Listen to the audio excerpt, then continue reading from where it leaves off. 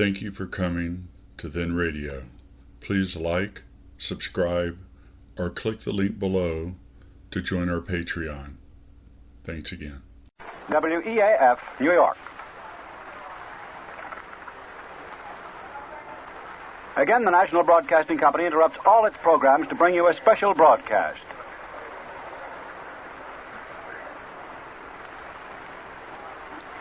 At this time on this important news of the day, we present the distinguished NBC commentators H.B. Kaltenborn and Caesar Searchinger. First, Mr. Kaltenborn. Good morning, everybody. We are here in the NBC newsroom with the bulletins coming in constantly on Japan's surrender offer. And with every minute that passes, it seems more certain that the offer is definite and that there is a 9 out of 10 chance that it will be accepted. At this moment, the British cabinet is meeting. The United States leaders of our war effort are meeting in Washington. And we now know definitely that last night the Japanese foreign minister gave to the Russian ambassador in Tokyo a definite statement that Japan desired to surrender. The one thing that Japan desired to make clear is that they reserved the position of the emperor. Now, the position of the emperor was not mentioned in the Potsdam Declaration because we were perfectly willing to accept a continuance of the emperor's rule. If we had not been willing to do that, we would have mentioned him specifically, since we know that he is an outstanding factor.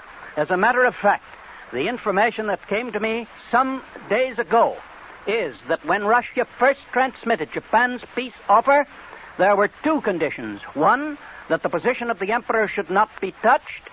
Two, that there should be no occupation of Japan. Japan was then advised that while we might consider retaining the emperor, we could not consider under any circumstances the failure to occupy her territory.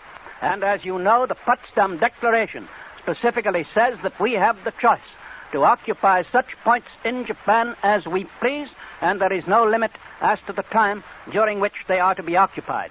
Now, obviously, anyone who reads the Potsdam Declaration, the Potsdam Ultimatum, must realize that we will be in complete control of the situation once we are in Japan, and that we can very easily manipulate matters so that the emperor will assume that particular position in the new setup which we desire him to assume. And we could also, obviously, in educating the Japanese people to democratic government, as we say we will do, we could educate them up to the point where they would reject the emperor. In other words, there is no importance to be attached to what we do with the emperor at this particular moment. And my own feeling is, on the basis of what I know about his position and of what I learned in Japan, is that, as Senator Thomas has said this morning, he can be tremendously useful to us. For example, there are troops scattered all over the Pacific, Japanese troops, which would be capable of carrying on the war perhaps for 6 months, perhaps for a year. Now, the one voice that could definitely recall those troops, that could persuade all of them, and probably all of the commanders, to accept the peace, is the voice of the emperor. And surely we would be more than foolish if we did not use his position, his power, and his prestige to accomplish the purposes of the Potsdam Ultimatum. And that ultimatum is accepted completely, with the single exception of the position of the emperor. Now, Britain right along has been perfectly willing to retain the emperor.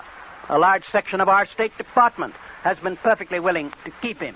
And knowing the Russians as realists, we can be sure that they will be perfectly willing to go along, knowing as they do that his whole position, his entire power, is dependent upon us once we are in the islands of Japan. Now, only time can tell as to whether or not the emperor is worth something to the democratic cause, or whether he represents too much the ancient tradition and must be removed. And we can depend upon securing the cooperation of the Japanese people for accomplishing the purpose which we believe will be soundest in carrying out the Potsdam Ultimatum. We can get their cooperation once we are there and in complete control. For all these reasons, my own conviction is that what we have here is an offer of surrender that will be accepted by the Allies. Now, there may be some further negotiation.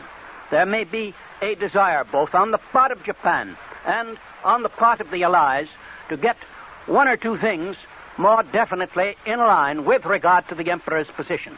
Also, remember that official communications are now coming, presumably through Sweden, because Moscow tells us this morning that the foreign minister's offer of surrender is being transmitted to Allied capitals through Sweden. So undoubtedly, these communications are coming in. They are developing very rapidly, and everything that we have had so far indicates that this is it. Japanese surrender is undoubtedly a matter of hours. And here's NBC's Caesar Searchinger with more comment. Good morning.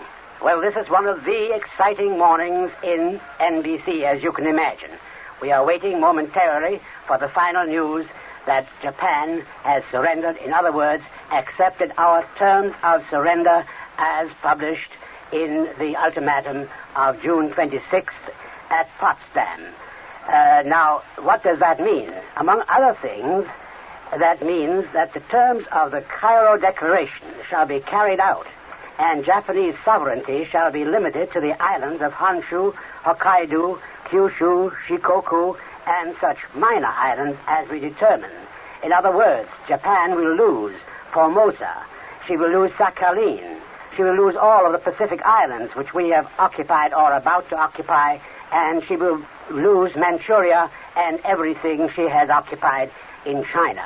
And that is a very interesting point, because at the very last hour, you might say at the 11th hour and 55th minute and 59th second, Russia entered the war. Russia declared war on Japan according to agreement, as President Truman said. But the time had not been set. But when that first bomb dropped on Hiroshima on Sunday night, something happened in Moscow.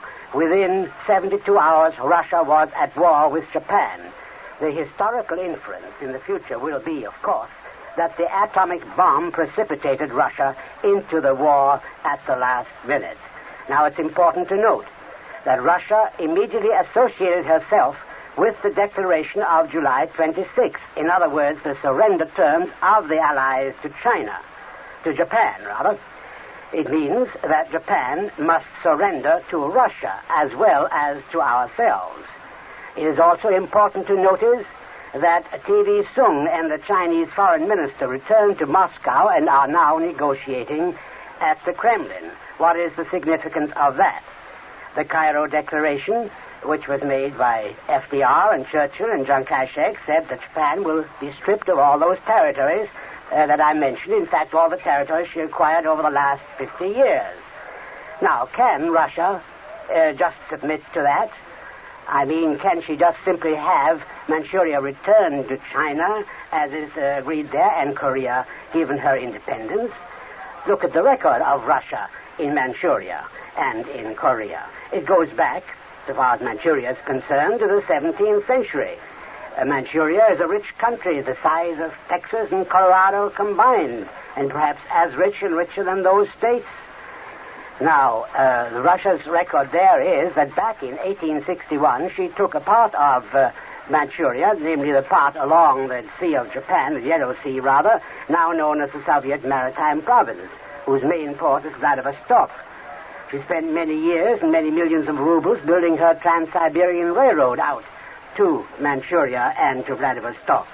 She intervened in Japan's war against China in 1895 and secured the Liaotung Peninsula, that appendage in the south of Manchuria, including the warm water ports of Port Arthur and Dairen. And after she got the southern ports, she proceeded to develop the rest of Manchuria, which was still nominally Chinese. She built railroads connecting the ports with a Trans-Siberian line and lines into China. Millions of Chinese settlers poured in. And Russia had reason and has reason to consider herself the great pioneer and builder-upper of Manchuria. Besides, she was also exploiting Korea in an uneasy partnership with Japan. And all that was swept away in her war with Japan in 1904-5, which was one of the most humiliating wars a great power has suffered. A great power has suffered in recent times.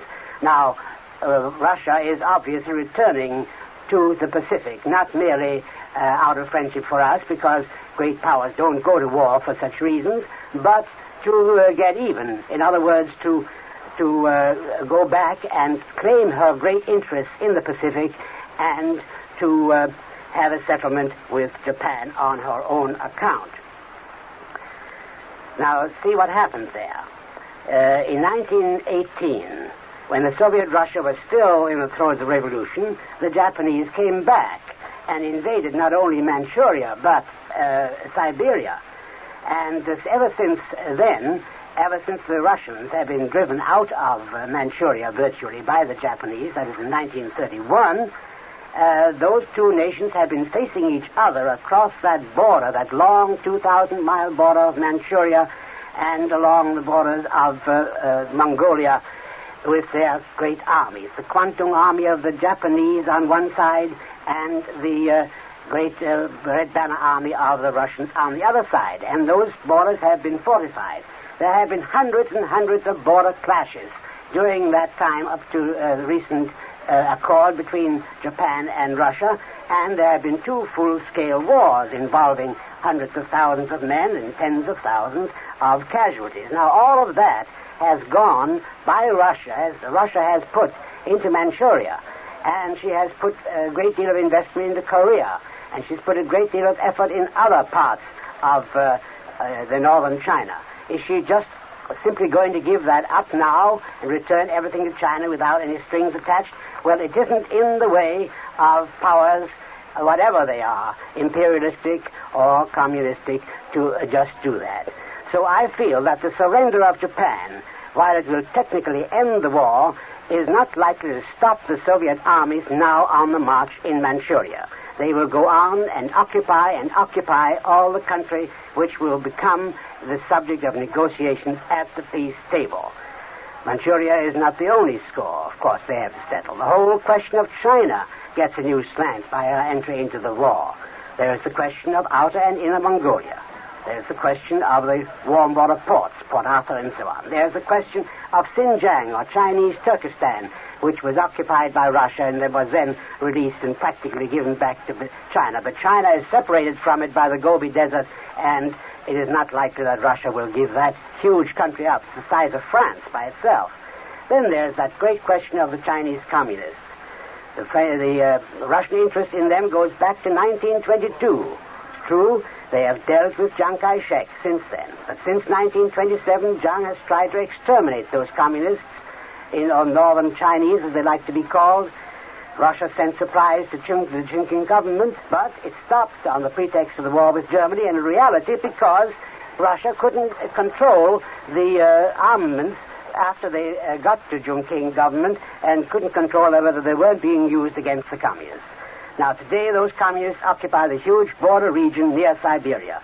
50 or more million people are there. Can Russia abandon them in a deal with Chiang? More likely, she will demand a friendly government there, as she has demanded friendly governments on her borders in Europe.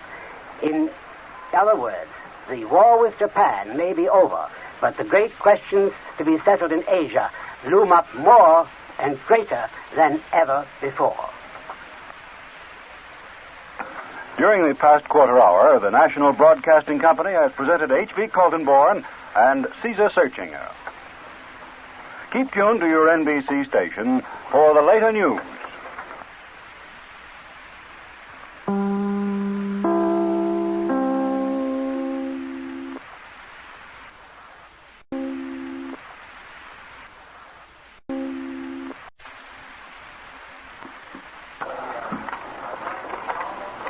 .45 a.m. Eastern Wartime. Your station, WEAF, NBC, in New York.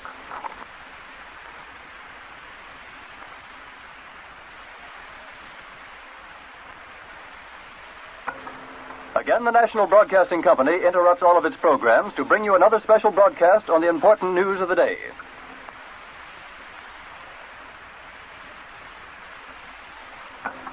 During During the next quarter hour, we present three NBC News commentators, Don Goddard, James Stevenson, and Henry Cassidy.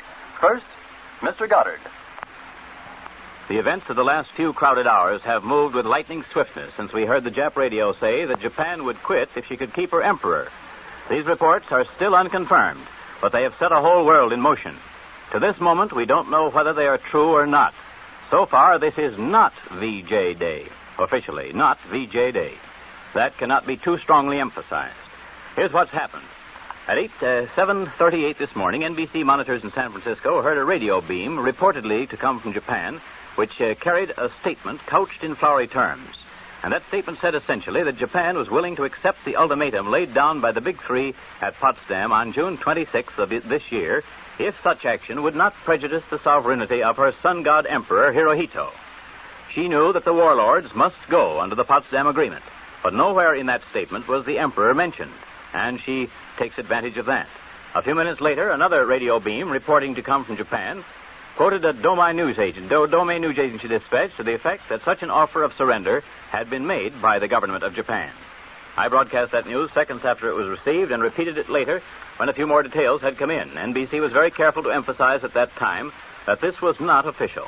The Japanese transmission was broken twice, and that gave rise to speculation. And it was not until 9:33 our time this morning that the concluding sentence was finally put over the Japanese air. That concluding sentence was this: the Japanese government hopes sincerely that this understanding is warranted and desires keenly that an explicit indication to that effect will be speedily forthcoming. She was referring to the Potsdam ultimatum, which omitted the name of the emperor.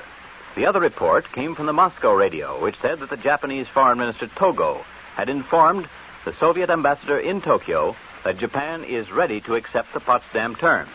And a few moments later, President Truman, who got his news from exactly the same sources we did, and not through diplomatic channels or officially, had summoned his advisors, both diplomatic and military.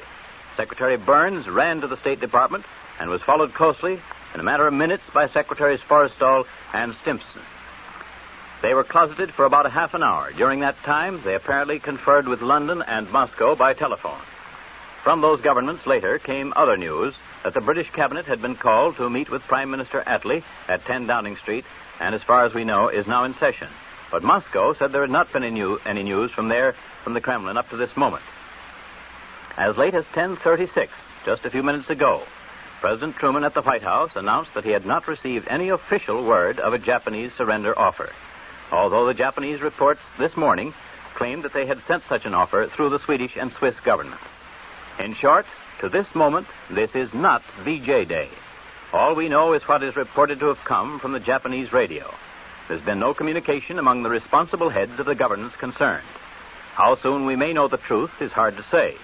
President Truman is keeping to a rather busy schedule in spite of the tense situation, which would indicate that it might be some time before any Allied consideration would be given to a Japanese surrender offer, if and when it is advanced officially through diplomatic channels.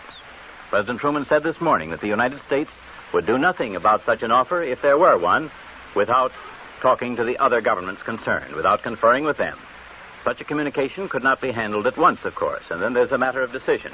Do the Allies see eye to eye on this matter of the emperor who is supposed to be descended from the sun god? In London and Washington, there's some comment today that it might be possible to accept at least that part of the Japanese offer. Meanwhile, American soldiers all over the world are going wild on the flood of rumors that's sweeping the globe. But they're not laying down their arms. The shooting war is still on as of this moment.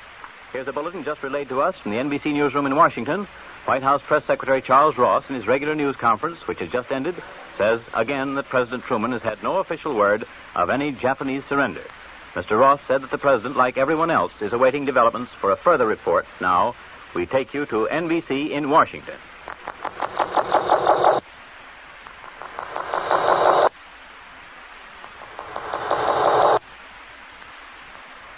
This is NBC in New York calling NBC in Washington.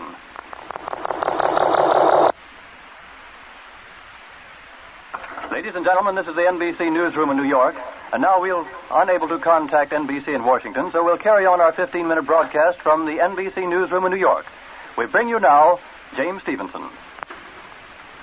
Radio Tokyo has announced that Japan is willing to accept the surrender ultimatum issued at Potsdam July 26th with the provision that Emperor Hirohito's prerogatives as a sovereign ruler are not prejudiced.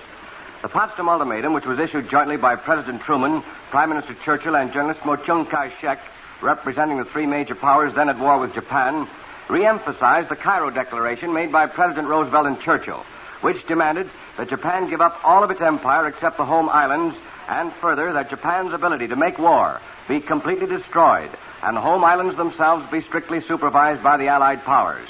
However, the Potsdam Ultimatum left open the question of Hirohito's retention as the Emperor of Japan.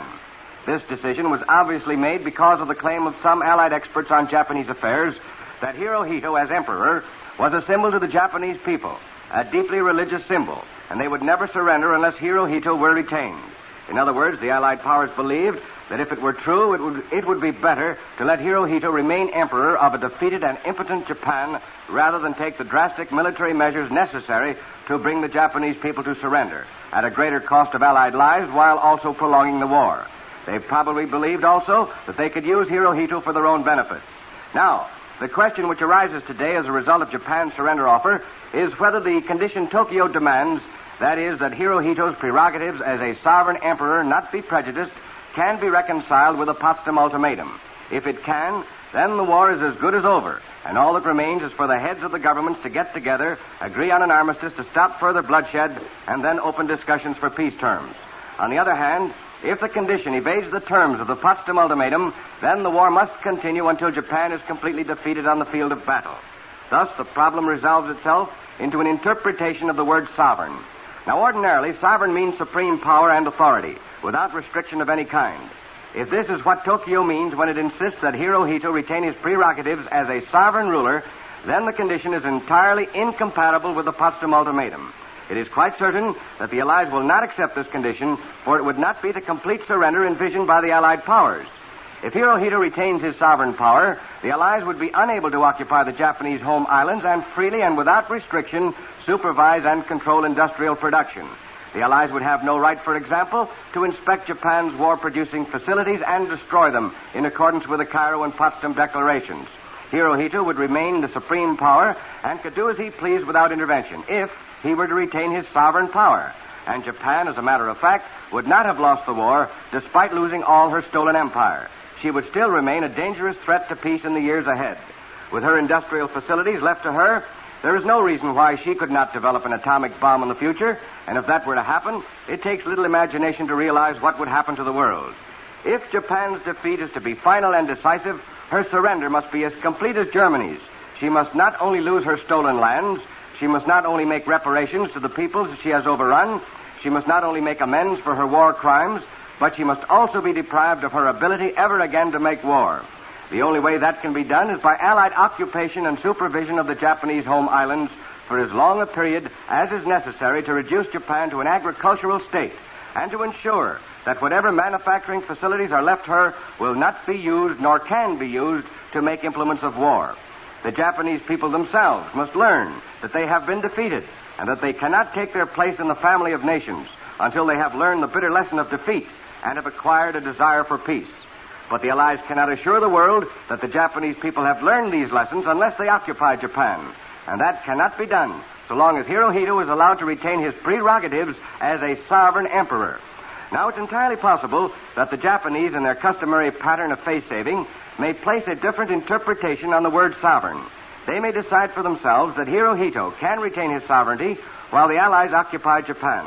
It is perfectly possible that they may say to themselves, our emperor remains on the throne, and therefore it makes little difference that Allied soldiers march down our streets and make rules and regulations governing our activity. The emperor remains head of our religious faith, and therefore he is still the supreme and sovereign ruler. This, of course, is all conjecture, although perfectly plausible. If this were to occur, then today's Tokyo offer would meet the terms of the Potsdam Ultimatum, and the war would be over, for actually it would be unconditional surrender in accordance with the Allied demands. The important thing is that Japan has taken a definite step toward ending the war. The way is now open for further discussions and considerations, and thus the way is open for a meeting of minds and an end to bloodshed. Reports from London indicate that the British government is looking with favor on the Japanese surrender proposal. There has been no comment from the White House except that President Truman, Secretary of State Burns, and other high government officials are conferring. Whatever happens, the immediate fate of the world rests on the one word sovereign. Within its definition and interpretation await life or death for thousands of people. And now for further comment on today's sensational development, here is Henry Cassidy. Russia, which only yesterday went to war with Japan, is today deeply, thoroughly involved with the Allies in the negotiations that may lead at last to world peace. It was only 2 days ago that we heard from Moscow the Soviet declaration of war on Japan, a declaration that gave as its purpose to bring peace nearer, free the people from further sacrifice and suffering, and give the Japanese people the possibility of avoiding the fate that befell Germany. It was only yesterday that the Far East and Red Armies started their march on Manchuria. And today it was the Soviet ambassador to Japan, Jacob Malik, still in Tokyo, who received the direct bid for peace from the Japs. We have from Moscow radio this announcement.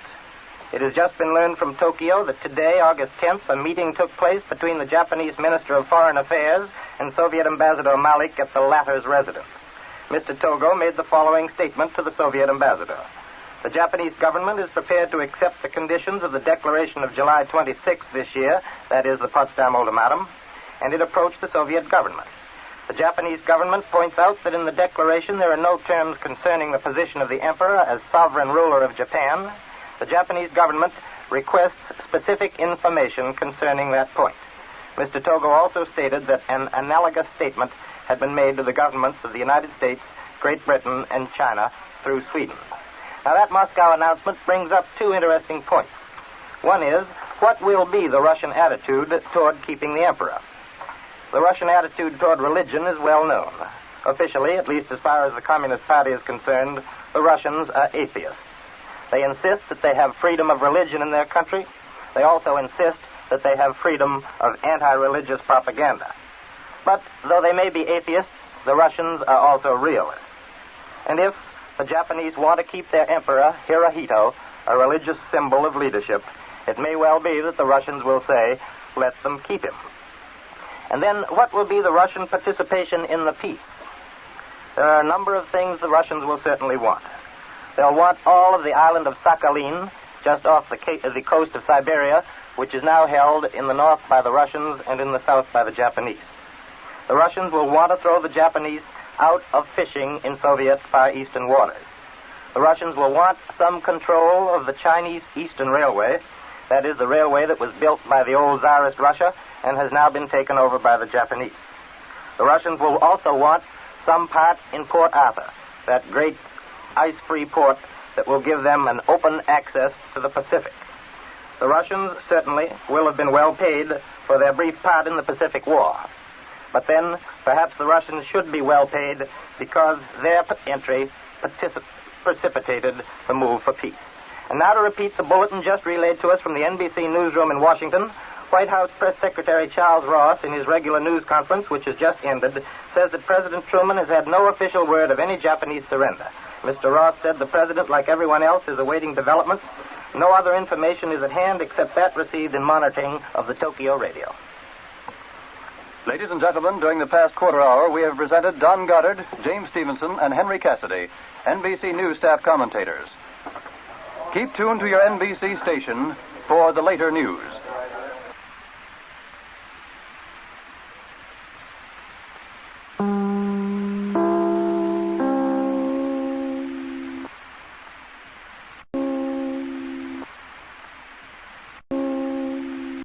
The National Broadcasting Company interrupts this program to bring you a special news summary. There is still no official word in Washington on the report of Japan's surrender offer. Radio Moscow says the Russian ambassador in Tokyo is discussing the question of what will happen to Emperor Hirohito in case of surrender. London reports the British cabinet in session, but nothing official there. All allied governments are standing by awaiting developments. Keep tuned to your NBC station for later news.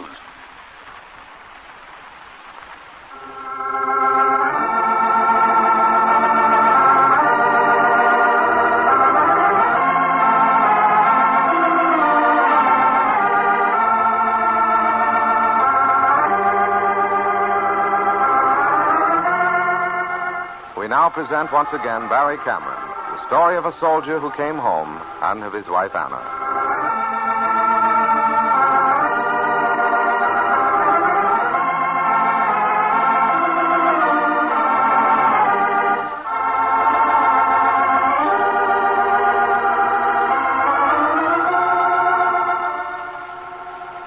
extra feature of daintiness that you can see for yourself. Change to famous Sweetheart soap. For Sweetheart is the only soap among the 8 leading beauty soaps that comes in a quick-drying oval cake. Hence, Sweetheart is always more pleasant to look at, more pleasant to pick up, and so much daintier for the next person to use. You see, unlike many soaps that lie flat, only one tiny part of Sweetheart's oval cake touches the soap dish. That means air gets under it to dry it fast. Helps avoid wasteful, melted soap. For gentle, thorough beauty care and fragrant shampoos, get Sweetheart in the oval cake. Remember, Sweetheart is the soap that agrees with your skin.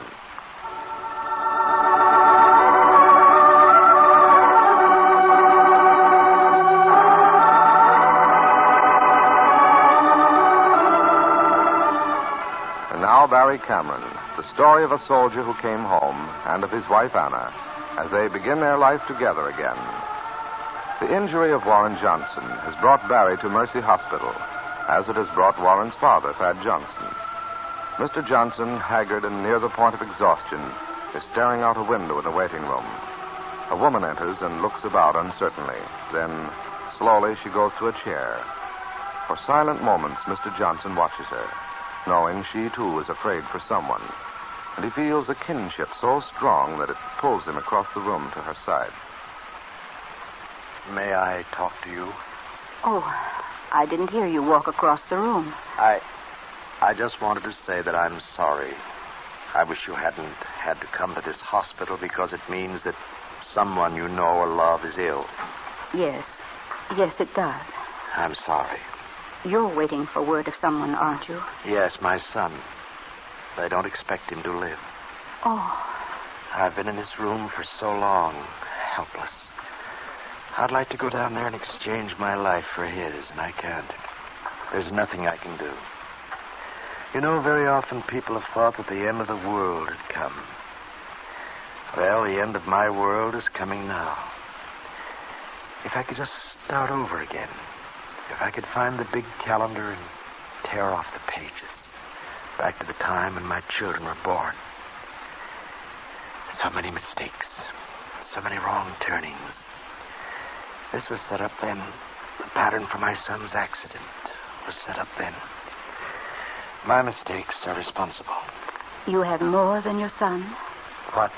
You said children. Nothing can make up for his loss. But at least you won't be alone. You'll have someone else. That's poor comfort now, but maybe in time it'll help you. I hope it will. With all my heart, I hope so. You're very kind. I mean it. I know you do. I have a daughter. So have I. Is she why you're here? If you'd rather not... It's all right. Really it is. Yes, she's why I'm here. What's the matter with her? She came to see the young man she loves. He was hurt, and I believe he's dying. I thought that I ought to be with Frances, or near her anyway, in case she needs me. Frances? Yes. What's your name? Mrs. Adams. Bertha Adams. And you're Frances Adams' mother?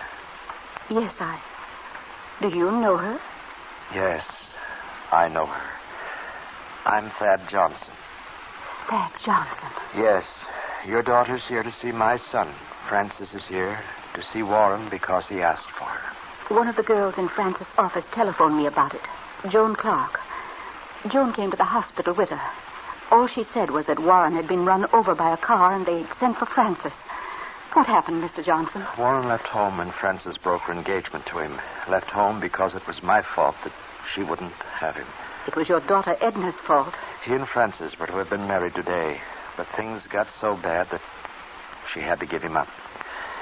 Well, Warren asked another girl to marry him, somebody he had met at a party just 2 or 3 nights ago.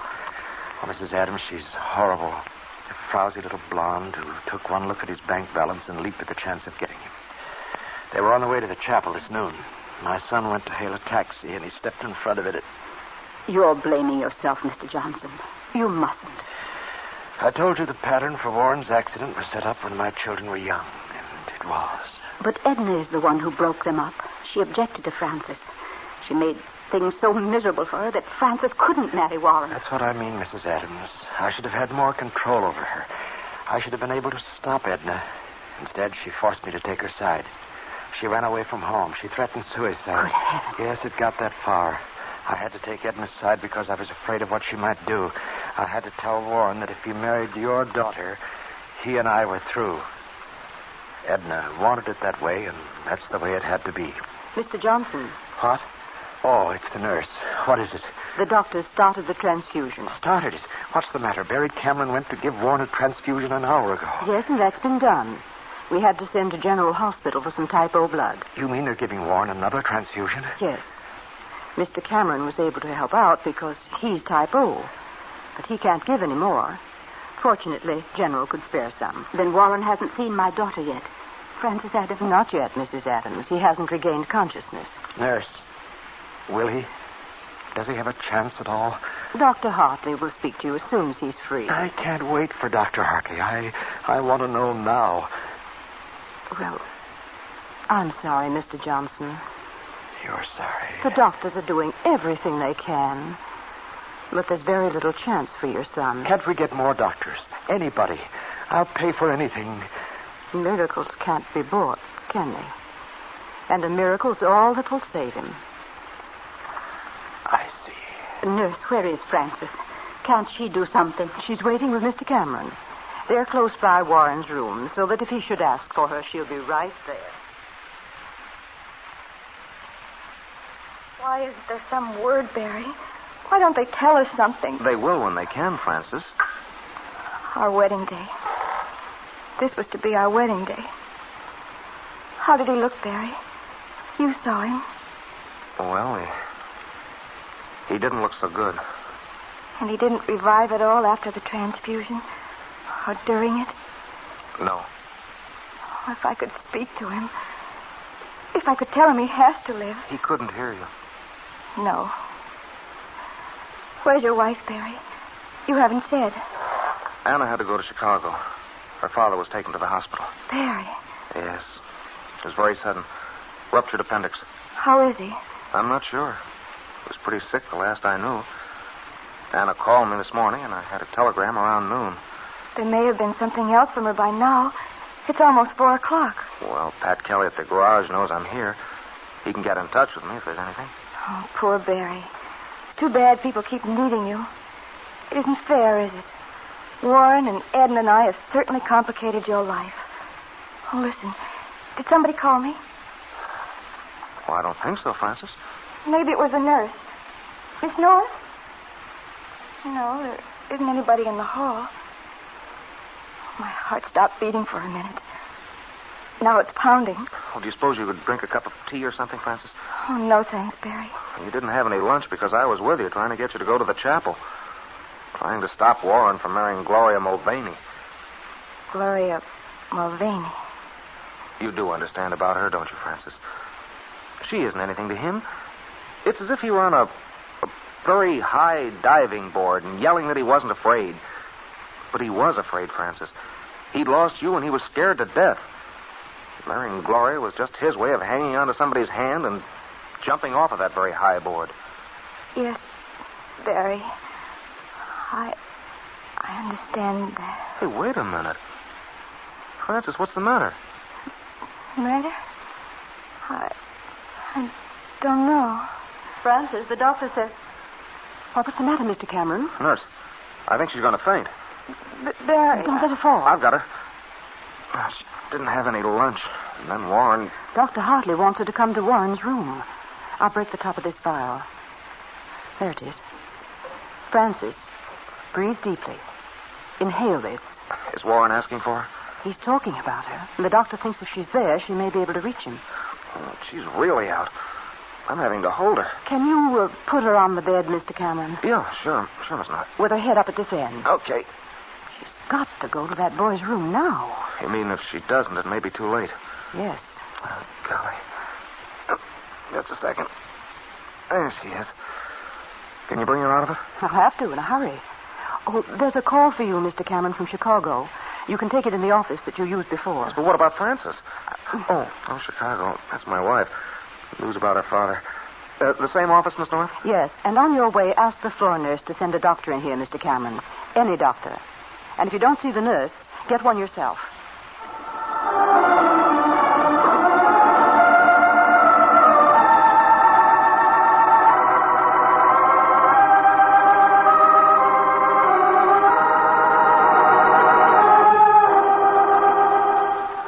Barry rushes out of the room in search of a doctor. Francis has to go to Warren's room now. Be sure to listen on Monday for the next chapter of the story of Barry Cameron and his wife Anna.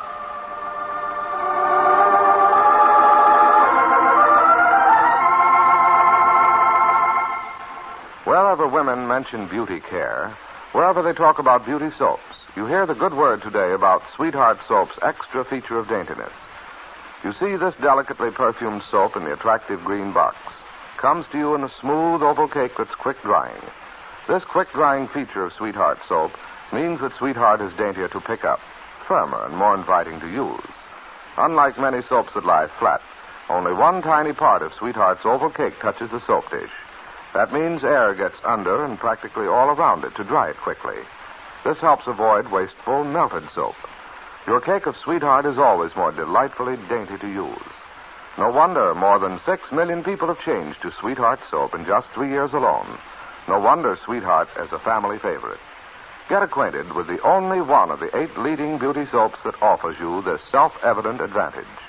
Use Sweetheart soap for daily beauty care, baby's bath, tubs and showers, and fragrant shampoos. Today, be sure to get Sweetheart soap in the long-lasting oval cake that stays drier. Remember, Sweetheart is the soap that agrees with your skin.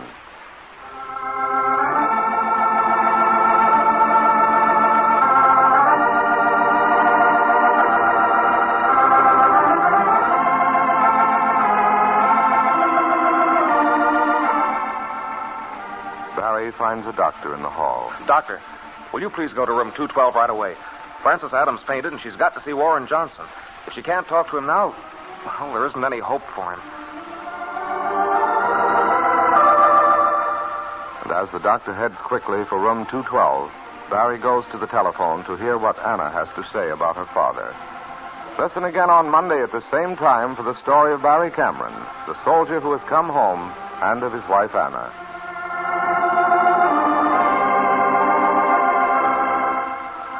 Until Monday, then, this is Larry Elliott saying goodbye for Sweetheart Soap, the soap that agrees with your skin.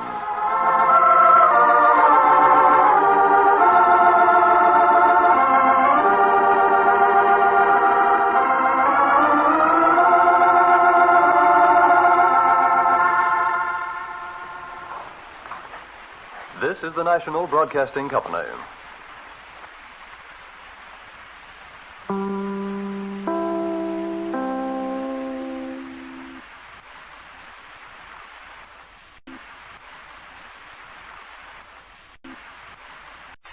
It's 11:45 a.m. Eastern Wartime. This is WEAF, NBC in New York.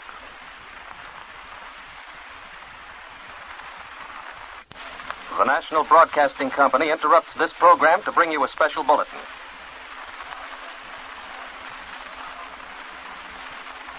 From the NBC newsroom in New York, government shortwave monitors in Washington report that no Japanese broadcast since 9:35 this morning Eastern Wartime has repeated the surrender offer made earlier. The Japs have also failed to inform their own people of the offer, although government officials are becoming less belligerent. Monitors report that the Tokyo transmitters are having trouble with frequent breaks in transmission. Keep tuned to your NBC station for later news. Once again, we present David Harum, one of the most beloved stories of American fiction. For David Harum is America. It's the story of every one of us, of our search for love, for happiness, and the good way of life.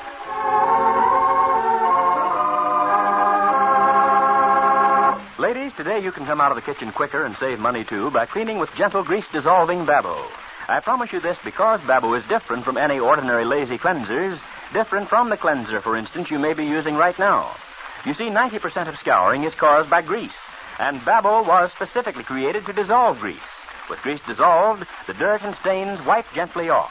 You clean so quickly that actual surveys made by over 1,000 housewives show Babbo can save up to 1/2 hour each day. And because Babbo is so fast, you can use less of it, only half as much. This means you save real money. You owe it to yourself to try this faster, economical way that has already revolutionized the cleaning habits of over 3 million women. Today, ask your grocer for Babo, spelled B-A-B-O.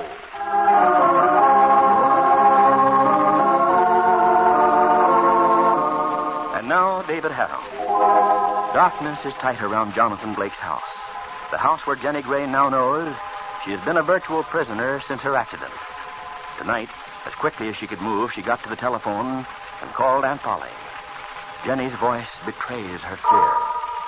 Aunt Polly, when I had my daughter call David and ask him to come out tonight to get us, I didn't know Jonathan Blake had men guarding the house. Oh, Aunt Polly, I'm afraid if David should get past the men outside, they'll never let him in. It's too late for you to stop David if he's left there. I'll have to do something to stop him. I'll turn on every light in the house here, and then I'll go to the front door. Well, maybe if I scream loud enough, David will hear me. Well, if it doesn't, he ought to attract the guards anyway. Aunt Polly, there's somebody in this room. I can't see a thing. It's dark, but so it is. Who is it? Answer me, who is it?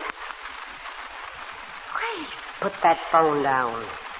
Grace, Put that phone down. You got out of bed, Miss Gray. You weren't supposed to. Well, I had to talk to somebody. You called for help, didn't you? You called somebody you want to take you out of this house. This beautiful house that you should live in. I've done everything for you. Mr. Blake loves you and he'll marry you. And I've done everything I could to show you ought to live here. But you lied to me. Oh, I didn't lie to you. You cheated me out of the most wonderful thing in my life. You married to Mr. Blake, and the three of us living in this beautiful house. You'd have been like my own daughter. And you cheated me. I shouldn't have trusted you. I shouldn't have trusted you, Grace. You know I love Ralph Prescott. I told you time after time that Mr. Blake was nothing to me, and that he never could be. Fate sent you to us. Do you think I'll let you leave here? You might as well, Grace. Aunt Polly told me that... Aunt Polly, you telephoned to Mrs. Benson, didn't you? Yes. I called Mrs. Benson. She told me that Ralph has tried to see me. He left our engagement ring here for me. I never knew of that either. You might as well let me leave, Grace. Ralph loves me, and that's all in the world that matters to me. Jonathan doesn't even exist for me. You'll marry Mr. Blake. I will not. Yes, you will. You can't take this away from me. My daughter's upstairs, Grace. Will you bring her down here, please? Why? Because we're going home. How do you think you'll get there, Miss Gray? You can't walk, and nobody's going to drive you. Somebody is going to drive me. Not Mrs. Benson. Not Ralph Prescott or David Hiram. Nobody can get to the house. You're as safe here as you would be in the highest tower in the loneliest spot on earth. Safe? Safe with Mr. Blake and me. We'll take care of you. We'll be happy. Don't you worry, Miss Gray. I told you there were men outside. Oh, my heavens. They'll protect us. They've got orders to stop anybody who tries to get near us. They think it's because Mr. Blake keeps a lot of money on hand. And he does. But that isn't it. We know that, don't we? Grace, those men outside. Call them in, please. I want to talk to them. You've got to go back to bed. No, Grace. Mr. Blake will be angry with me for not watching you better, for not taking better care of you. Come on. You go back to bed. Don't touch me. Why? Oh. Well, you pulled away as if you hated me. Oh, Grace, please. Do you hate me? Your own mother? Oh, don't do that, Grace. Don't talk like that. And all the time I thought you liked this beautiful house. Look at the drapes. That thread that runs through them. It's real gold. Gold, the same as the highlight in your hair. You're so right for this. So perfect. But you hate me. Oh, Grace, I don't hate you. I'm sick and I'm frightened and I want to go home. I want to see the people I love and I want to marry Ralph. No. You're safe from him here. Stay away, Grace. I'll help you back upstairs. There's no sense in waiting for Mr. Prescott. He'll never get in. I'm not waiting for Mr. Prescott. If he should try to get in here, these men will stop him. They've got guns. And he'd be trespassing. David? Grace, if I got back upstairs, will you do something? What? David Harum is on his way here. He may be here now. He and Mrs. Wells both. Did you call him? Penelope did. I asked her to. And they may be here now? Yes. Grace, they're my friends. I'm your friend. Yes, I know that. So you'll tell those men to leave them alone, won't you? No. You've got to. They'll get just what they deserve for trying to cheat me. Well, I'll do it myself. I'll tell them myself. Sit down, Miss Grace. Let go of me, Grace. Let go. I'm not very large, but I'm strong. Strong enough to keep you from moving an inch. Oh, I've got to warn David. You won't warn anybody. Let them get what they deserve.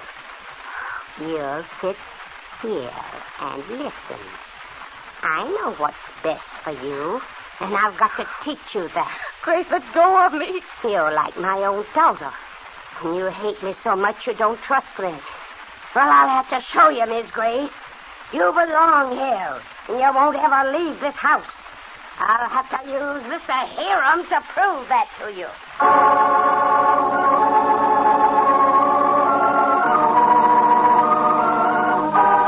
Meanwhile, David and Susan Wells have parked their car in the shadows and have started toward Jonathan's house. They're walking carefully, every nerve on edge. And now, as they reach an open strip of lawn, Susan grabs David's arm. David, look out. There's a man by that hedge. Where, Susan? Over there. Do you see him?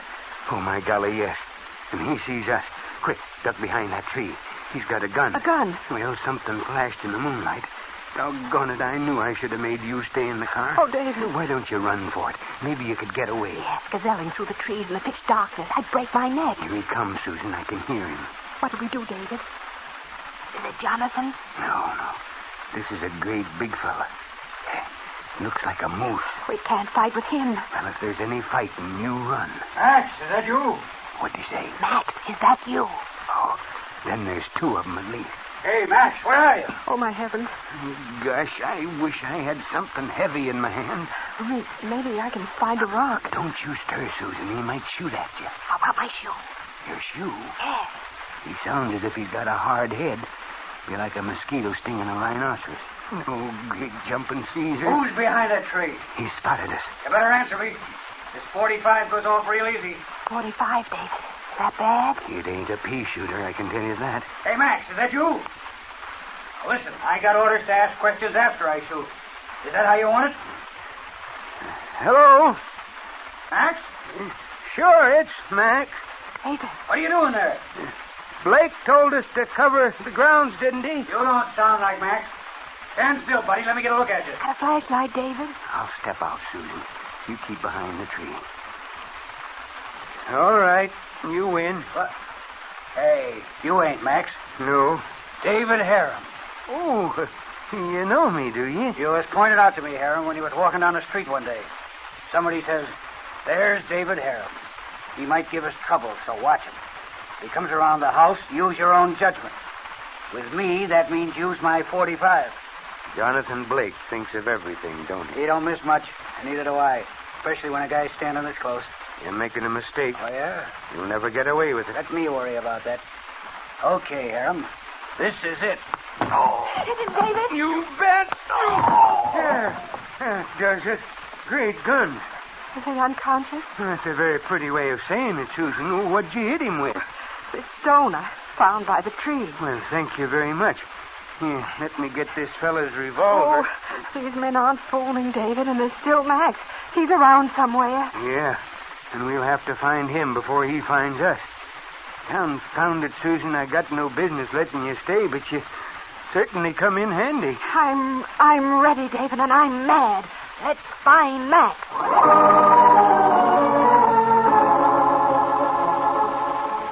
More cautiously than ever, David and Susan start moving. They're both angry, but under their anger is the knowledge that they're playing for very high stakes.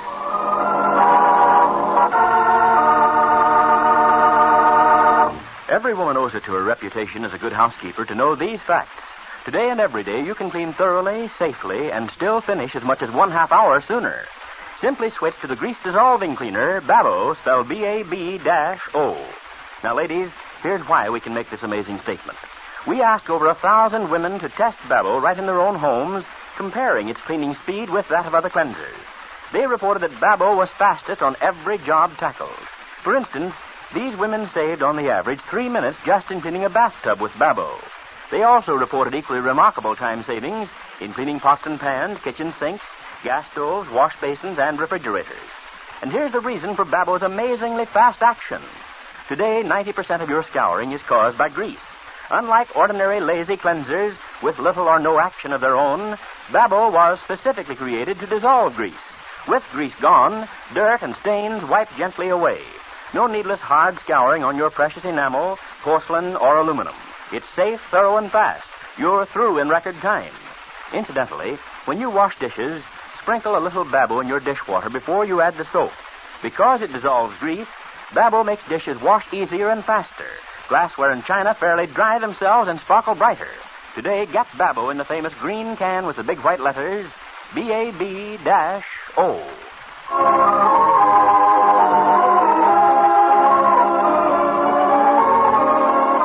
David Harrell will be on the air at the same time Monday, 11:45 a.m. Eastern Wartime. Ford Bond, speaking for B.T. Babbitt Incorporated, makers of the grease-dissolving cleaner, Babo.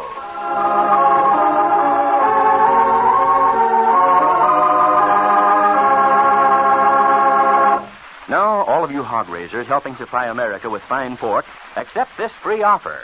Write today for a new 48-page book on farm sanitation. It gives practical, low-cost methods for sanitizing yards and pens. Includes methods that can help make your hogs grow sturdier, heavier, so you'll market more pounds of pork.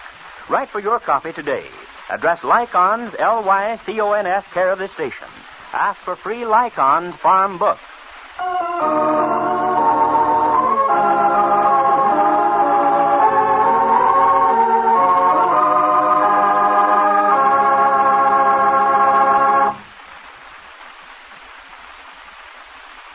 This is the National Broadcasting Company.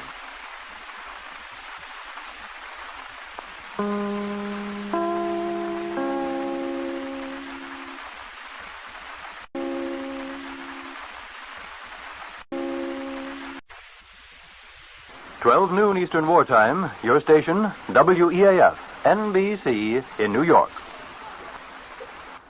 This is Don Goddard with your news at noon. The war is not over. No offer of surrender has been received by the responsible heads of any Allied government. Those two facts in all this morning's well-heard developments can be stated in so many words, and they're about the only two facts in the rumors this morning. The war is not over. We're still fighting Japan in spite of the unconfirmed reports this morning that the Japanese had transmitted an offer to surrender if they could keep their emperor. To this moment, President Truman, waiting at the White House, has not received any such offer, although the Japs say they transmitted it through the Swedish and Swiss governments. Neither has there been any word from Stockholm or Bern, and the Japs have not included that information in any of their domestic broadcasts. We've had exactly 3 reports of this offer from the Japanese, all beamed to Europe and the United States. The first one just before 7:40 this morning, the second a few minutes later, and the third, a task broadcast from Moscow, which said the Japanese Minister of Foreign Affairs had informed the Soviet ambassador in Tokyo that Japan was ready to accept the terms of the Potsdam Ultimatum of July 26th, if the prerogative of the Japanese emperor is to his sovereignty is not prejudiced. The first word of that Jap surrender offer was broadcast over this station this morning while I was in the midst of my report on the latest war news at 7:30. That word came direct from our NBC newsroom in San Francisco, which picked up the Tokyo broadcast and relayed it here to New York over our private communication system.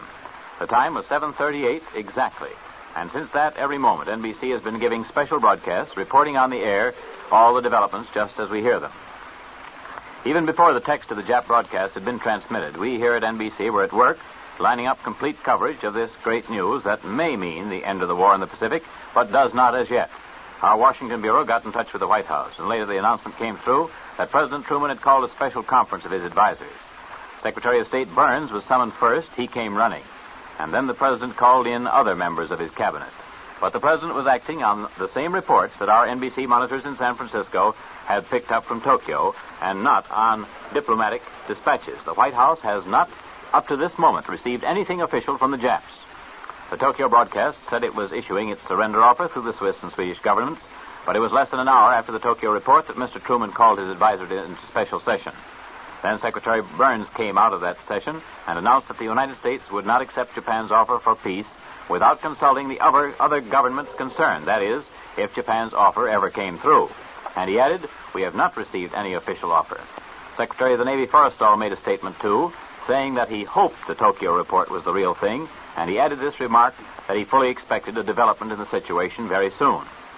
That White House conference lasted 25 minutes. Only Secretary Burns remained with the President.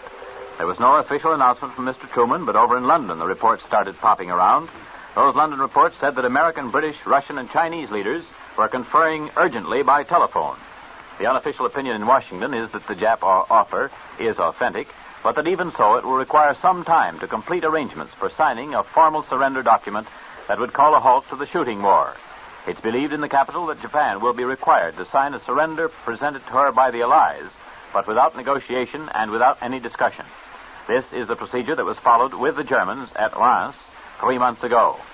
There's been some curiosity about the abrupt interruption of that Tokyo broadcast that reported the Jap surrender offer. The broadcast ended without completing the transmission of the text of the offer made through Sweden and Switzerland. But this may have been due purely to technical reasons, although there's a possibility that this may indicate some internal difficulties with Japan, within Japan, among the warlords themselves, perhaps. That is pure speculation, pure guesswork. The British cabinet went into emergency session over in London almost at the same time that President Truman called his advisors. And some observers in London are saying that the Jap offer would be acceptable to the British, but that, too, is not official, because there's no official reaction yet from London. They have not received the so-called surrender offer as yet either. And there's no official reaction from Moscow, although Moscow radio reported that the Jap foreign minister had let Russia know about his country's willingness to accept the Potsdam Declaration. And so at this moment we have all this news of the sudden but not unexpected developments in a war. Tokyo radio says Japan is willing to quit if the Allies don't harm or hurt the influence of Emperor Hirohito. And the Allies are getting together in Washington, London, Moscow, and presumably Chongqing to decide whether this offer might be acceptable if and when it is received. If and when. A late dispatch says that Prime Minister Attlee has not as yet received any official communication from the Japanese. The Prime Minister said, quote, "In the meantime, everyone should continue working," unquote. To which we add, amen, and we add the word, let's fight also. It must be remembered that the Jap offer to surrender on the basis of the Potsdam Ultimatum does not meet with the specific terms of that ultimatum. The Jap government says it is ready to accept the terms of the joint declaration issued at Potsdam, but with the understanding that the declaration does not change the dignity or the power of Emperor Hirohito. The Potsdam Ultimatum was a demand upon Japan to surrender unconditionally or be utterly destroyed. That word unconditionally may rule out what the Japs are saying about their emperor, if they ever say it officially. This possibility is present because Hirohito's name was not mentioned in the joint declaration issued last week at Potsdam.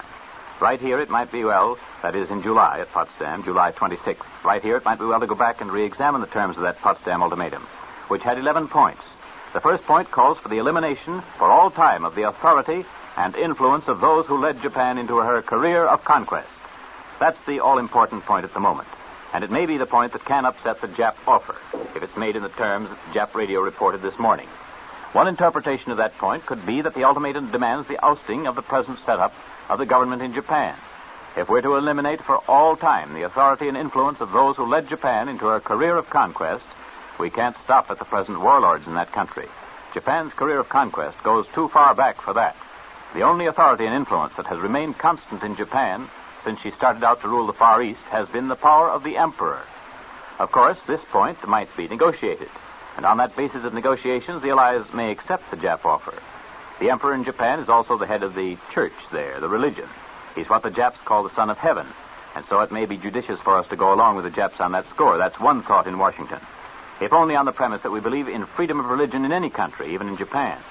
But our acceptance of the Jap offer may hinge upon another demand, and that demand could be that Hirohito's power be confined to religious affairs, that he keep his hands off the government otherwise. The crux of the whole situation right now is the position of Hirohito. To the leaders of Japan, the removal of the emperor apparently would be ultimate disaster. a disaster which they are not ready to accept, despite the apparent hopelessness of Japan today. The Jap surrender offer emphasizes the unique position that Hirohito holds among the world's rulers. The Jap people believe that he's a living god. Their propagandists have told them that so long they now believe it. The 124th ruler of a dynasty that goes back to their beginning of time. And he's a personification of the national religion in Japan, which we know is Shintoism.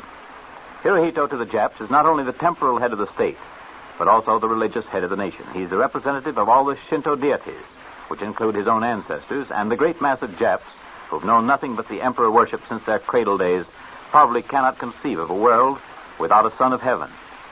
The shock of Hirohito's removal might come to the devout Jap as a more staggering blow than an atomic bomb. They don't seem to realize that actually Hirohito wields little power. He's been described as a more or less unwilling party to the diabolic schemes of the militarists, who gained control of the throne back in the 30s and have used its power to lead the Jap nation to disaster. In the absence of any official reaction, we can assume that the chief objector to this Jap surrender offer at the present time would be Soviet Russia. To the Russians, the Jap emperor is synonymous with Hitler. To them, he's a dictator with absolute power over people who have no means by which to overthrow him. And it seems not likely that Marshal Stalin would agree to accept the surrender offer on any condition that keeps Hirohito's dignity and power intact. The other points of the Potsdam Ultimatum include a demand that Jap sovereignty be limited to the main Jap islands of Honshu, Hokkaido, Kyushu, Shikoku, and a few minor islands in the neighborhood. Another point calls for the complete disarmament of Jap armed forces. Still another important point is the one that would strip Japan of all her conquests since as far back as 1895. This means Japan would have to give up Manchuria, Formosa, the Pescadores, and all other territories taken from China. Korea would be free and independent, and Japan would have to relinquish all Pacific islands seized during the First World War, including the Marianas, the Carolines, Hong Kong, Malaya, Wake Island, the still occupied sections of Burma, the Netherlands, East Indies, French Indochina, and Thailand. This point, stripping Japan of all her conquests, was contained in the Cairo Declaration, too. That declaration was issued in 1943 by President Roosevelt, Prime Minister Churchill, and Marshal Stalin. And the Potsdam Ultimatum on this point merely reiterated the Cairo demand on that score. But meanwhile, just as it was while the Germans were quitting over in Europe, so it is today in the Pacific. The shooting war is still going on. Our Third Fleet is sending its carrier planes over Japan for the second straight day. Our B-29s are pounding military targets wherever there's a Jap soldier. And Russia is sending her powerful Siberian armies deeper into Manchuria and into Korea. The meager reports we've had so far on that atomic bomb attack on Nagasaki indicate that the Jap city has followed Hiroshima into oblivion. Our pilots who saw that explosion of that super bomb from a great distance say it was too tremendous to believe or to describe, and that the smoke mushroomed nearly 5 miles into the stratosphere. The sight was even more awe-inspiring than the bombing of Hiroshima, and so it's safe to assume that the damage, too, was even worse there in Nagasaki. Yes, another Jap city has vanished. The shooting war continues, even as the end appears to be in sight, and many an American will die before the final shot is fired. Only a few moments ago, the Navy reported the U.S. submarine Lagarto is overdue and presumably lost out there in the Pacific. Of course, the next of kin and crew of the crew have been notified.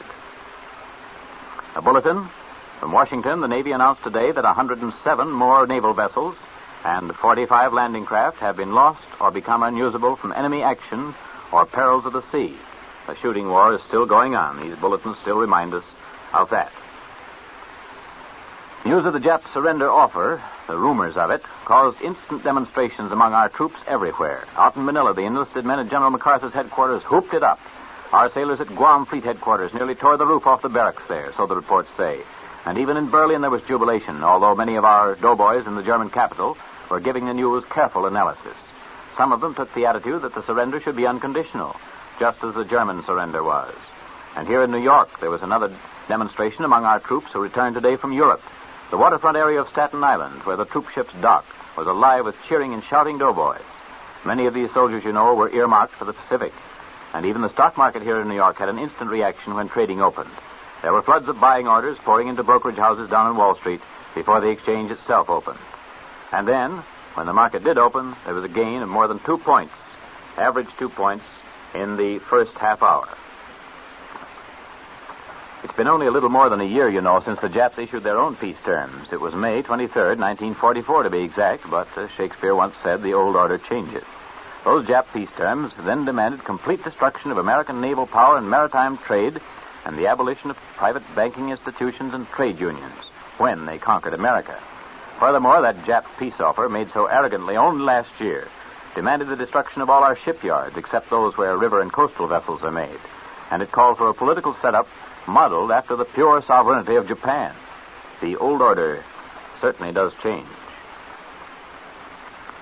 The only official communique between Japan and Switzerland has been the Japanese protest on the atomic bomb, which eventually will destroy Japan unless she does get out of this war.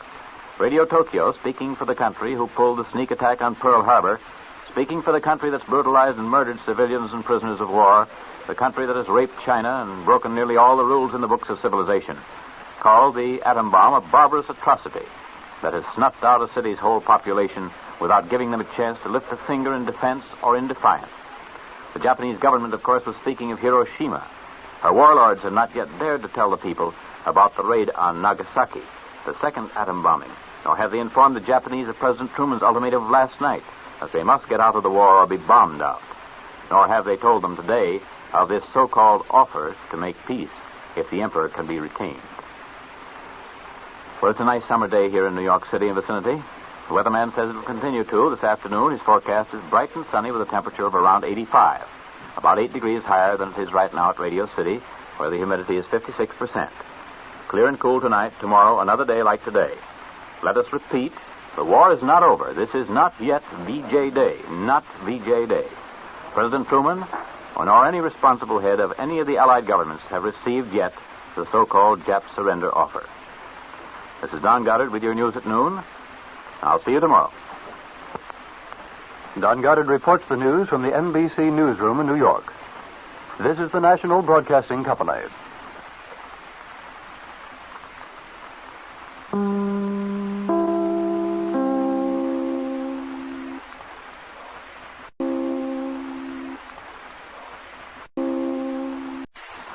"12:15 Eastern Wartime. This is station WEAF, NBC in New York.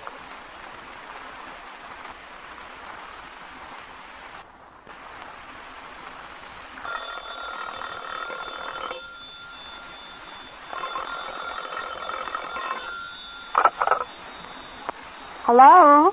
Why, yes, this is Maggie McNellis. And this is Maggie's Private Wire.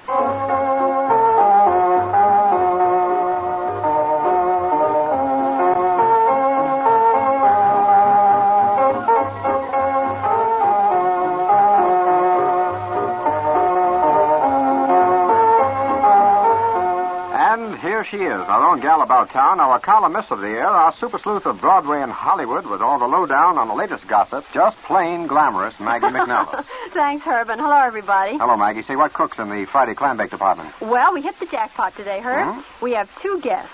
Blanche Yerka, who is appearing on Broadway, and The Wind is 90, and Enrico Caruso, Jr., who has just completed a successful singing engagement at New Orleans Roosevelt Hotel. Mm-hmm. Then, as usual, we have the transcriptions, and I have a dinner of the week. Oh, very good. And now I want to introduce one of the most talented actresses in the American theater, Blanche Yerka. Miss Yerka, I guess everybody knows that you're considered a great actress, but if there were any doubters, The Wind is 90 would certainly convince them. Well, thank you very much, Maggie.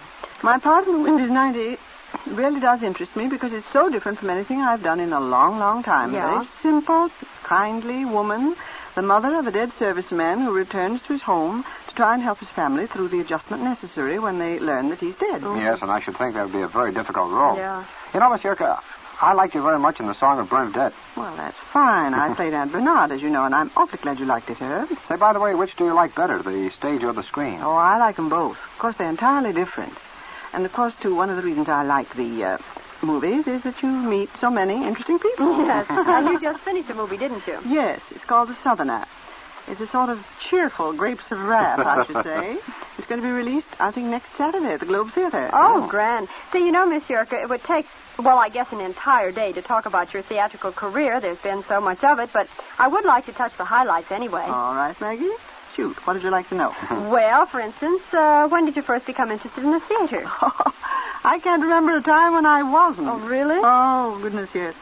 By the way, Did you know, and this is important considering that we have Enrico Caruso Jr. as our guest star, it reminds me that I was once connected with the Metropolitan Opera Company. Really? What operas? Parsifal. Oh, you're so talented, Miss Yurka. What role did you sing? Ah, well, that's the trick, you see. I didn't sing. Oh. I was just a young student in a school that they had established there, and to comfort me for not being able to, well, not being mature enough to sing any of the small parts, they let me carry the Grail. Oh. Yes, I had no singing, just pantomime. Oh, I see. It did, however, start me on my theatrical career.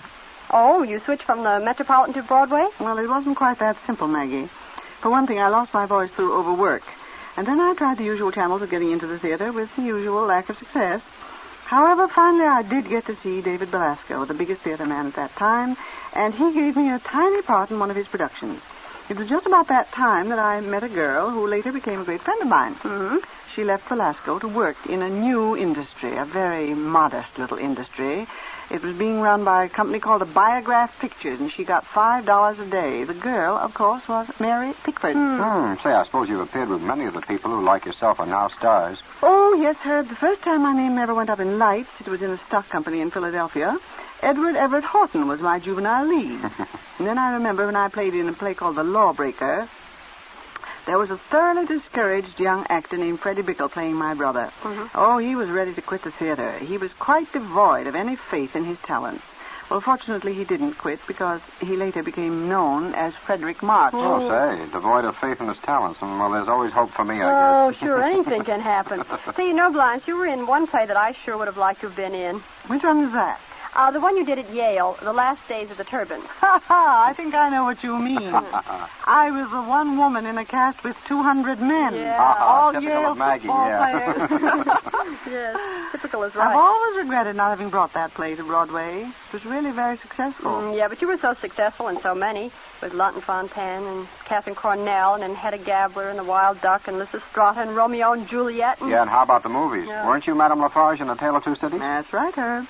Hardest part about that for me was learning to knit. Yeah. I think I'm the only woman in America that never knitted. Oh. Say, with Russia so prominently in the news these days, Miss Yurka, it occurs to me to ask about your experiences in Russia. Oh, yes. Well, Maggie, I went over there for the Moscow Theater Festival. I was only there for 10 days, but I gained a great respect for the Russian approach to the theater. You did? Yes, it's so vital, and it's not at all hidebound. And I had a wonderful 2-hour interview with Stanislavski at his villa.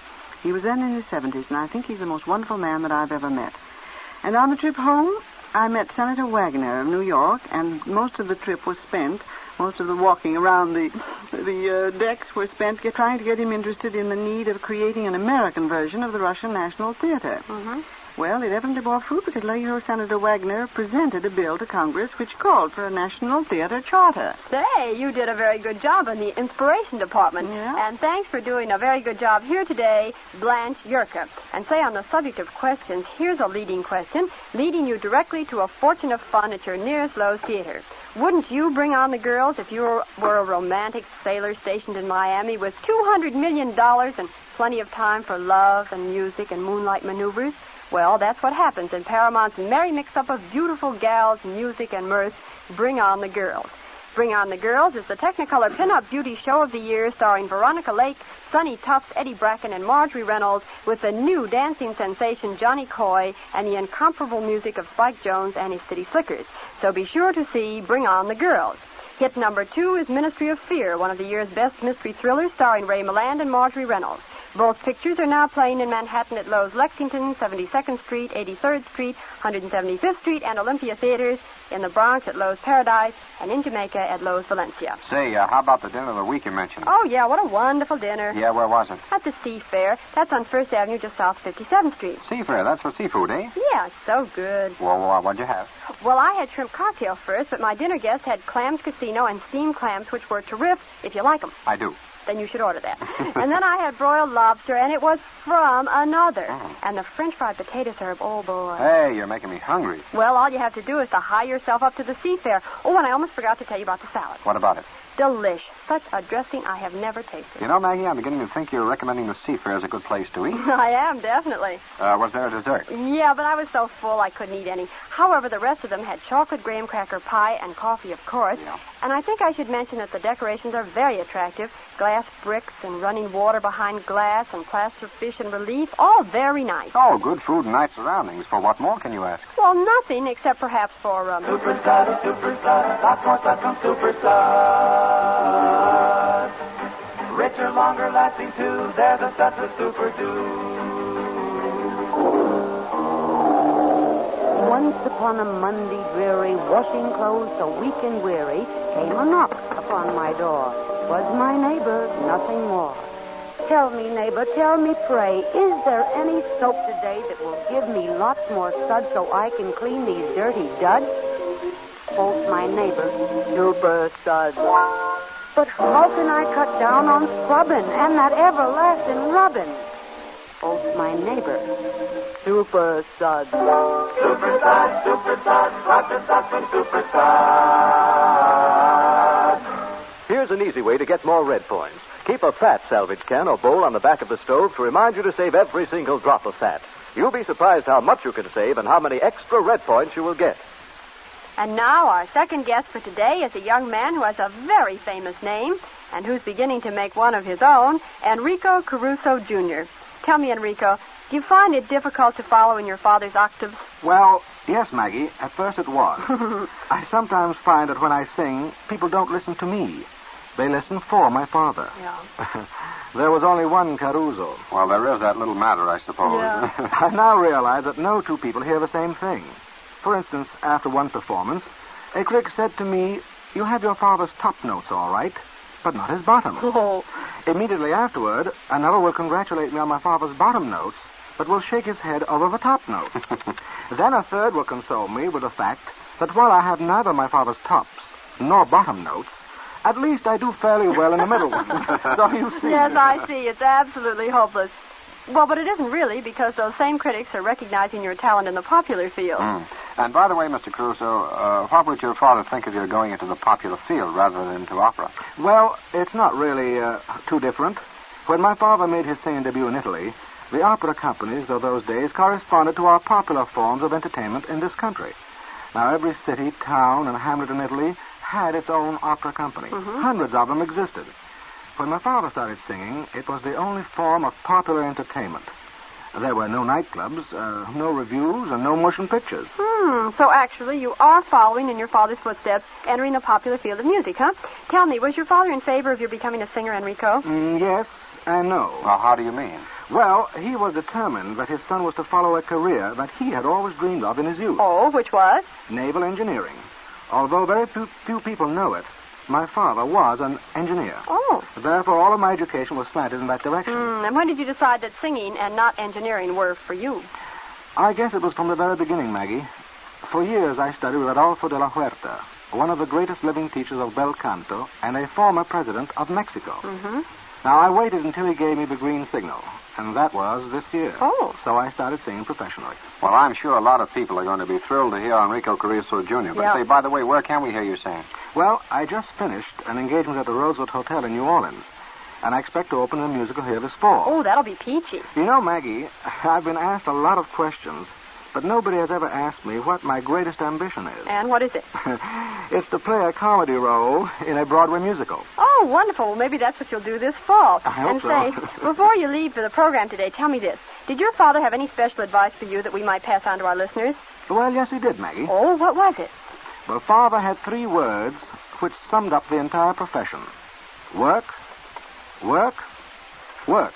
Oh, I was afraid of that. Well, those words of Enrico Caruso are very true, and the words of Enrico Caruso Jr. were very welcome on this program. Thanks very much, Enrico Caruso Jr., for being our guest star today. You were a hit, and, There's a happy hit on its way, starring that rollicking comedy sensation, Danny Kaye. It's Samuel Goldwyn's wonderful merry-go-round of laughter and song, girls and music, and frolic galore. Wonder Man. Danny's the funniest, wackiest guy on the screen because this time he plays twins.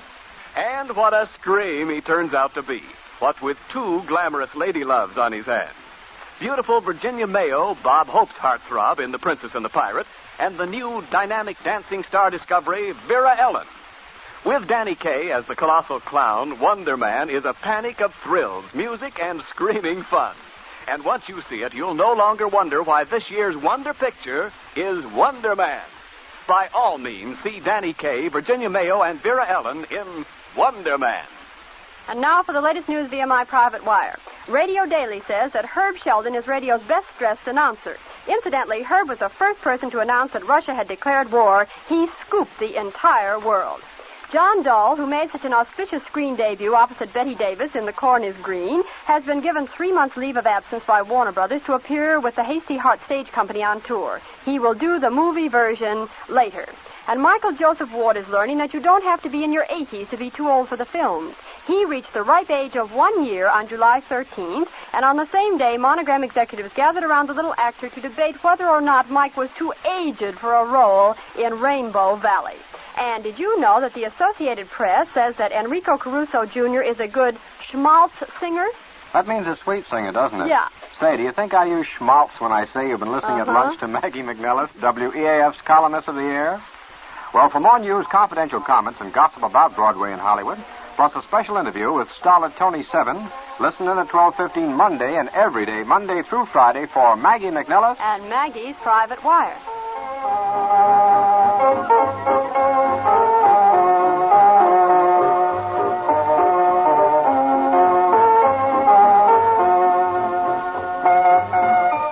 Maggie McNellis with portions of the program recorded and transcribed as a WEAF feature presentation.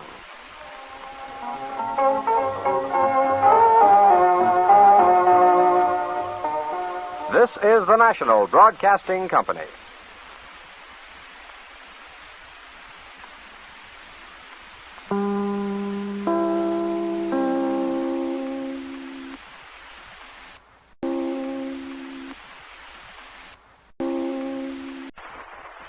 p.m. Eastern War Time. 660 on your dial. This is station WEAF, New York. The National Broadcasting Company and its affiliated stations present From the Pacific. On this program, Monday through Friday each week, you hear NBC correspondents overseas. You listen to American fighting men in far distant places telling their experiences. Conducting the program, NBC commentator Wilson Foster, who not long ago brought you eyewitness accounts direct from Pacific battlefronts. Mr. Foster. How do you do, everyone? Well, this is the period of worldwide high blood pressure as we await official word on Tokyo's declaration that she will accept the Potsdam Declaration. I'll sum up the situation briefly. At 5:37 this morning Pacific wartime, Tokyo announced that the Japanese government had decided to accept the Potsdam Declaration with one stipulation, that Hirohito be allowed to remain. President Truman immediately called a meeting with cabinet members Burns, Stimson, and Forrestal.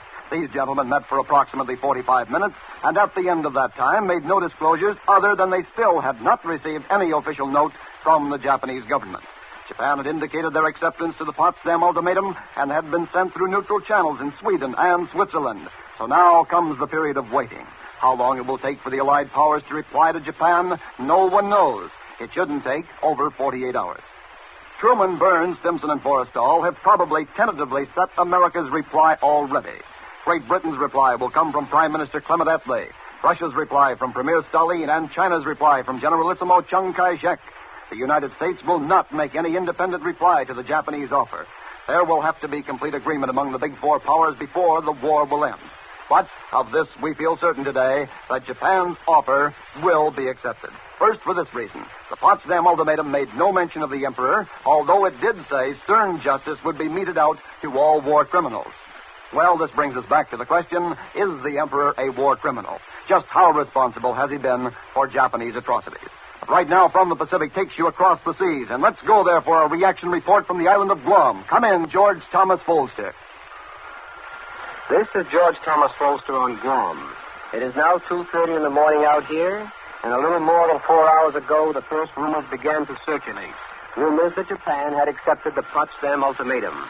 A night watch stander rushed up saying, "It's all over. I just heard it on the radio." I want you to know the enlisted man's reaction to this momentous news. So I am turning this microphone over to Harvey Twyman, combat correspondent for the Coast Guard, who has rounded up some of his shipmates. Irving has 4 D-Day landings under his belt, including Iwo Jima and Okinawa, and was making preparations for the next invasion. Harvey, take it from here. Here with me in the studios are 3 other Coast Guardsmen. John Papson, photographer's mate from Birmingham, Michigan, Martin Burke from New Orleans, and Coast Guard Chief Specialist Gerald McCann from Boston. Chief, when did you first hear of the action by Japan? Sometime after 10 o'clock. The lights were out in the barracks area. Radios were supposed to be off, too, but ours was on, as usual. Someone remarked the Guam station was working overtime. Then about 10:30, the dance music was interrupted by a short announcement. A couple of chiefs started yelling, "Hey, listen to this." I yelled, "Pipe down so we can hear what he's saying." As soon as we were sure that Japan had accepted the terms, everybody in the hut started yelling and cheering and pounding each other on the back. I ran across the street with my skivvy to wake up a friend of mine, but he was awake. Everybody was. Even the guys who had to go on watch in an hour or so. What was your personal reaction? Well, it wasn't a surprise. Ever since the atomic bomb and the Russian declaration, I've been expecting this. I took bets on it. One man said it was a matter of months. I said days. When he came up tonight to pay me, he said he was never so happy to pay a debt in all his life. How much was it, Jerry? $10. But you know, Harvey, I think it's a shame that President Roosevelt isn't allowed to hear this. Yes, it is, Jerry. What are your post-war plans?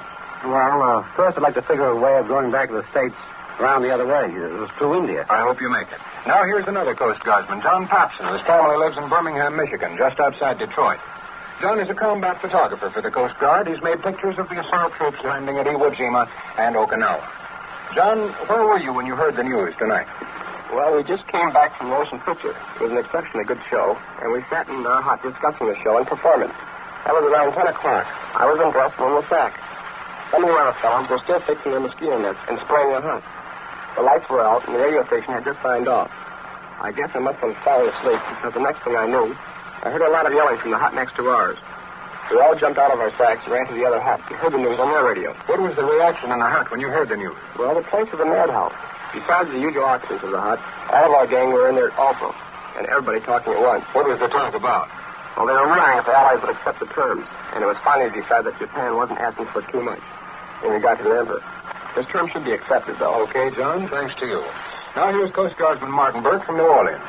He was out here in one of the first LSTs to come from the States when we were working on a shoestring. He was in the Elises before Tarawa and in the Solomons at the time of Bougainville. Then he came out again on another LST and made Iwo Jima. Martin, when did you first hear the news tonight? Well, we were all turned in for the night about 4 hours ago, around 10 o'clock. We heard somebody outside the hut talking about the Japanese peace terms. As soon as I heard it, I had a sinking feeling in my stomach. And I thought there wasn't any use getting worked up about it. Everybody in the hut felt the same way. They said, no, it's just a rumor. But the longer I lay there, the worse I got. And I finally decided to come up to headquarters to find out if it was true. When I started to drive up, got in the truck. Half the men in my hut climbed in with me. They couldn't take it either. How do you suppose your wife feels about this news, Martin? I imagine she's as happy as I am.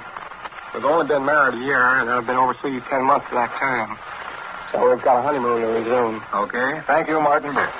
There you are, Coast Guardsmen at Guam, electrified tonight by the news from Japan and already planning their return to the States. This is Harvey Twyman of the Coast Guard. I return you to NBC's San Francisco. Thank you, Guam.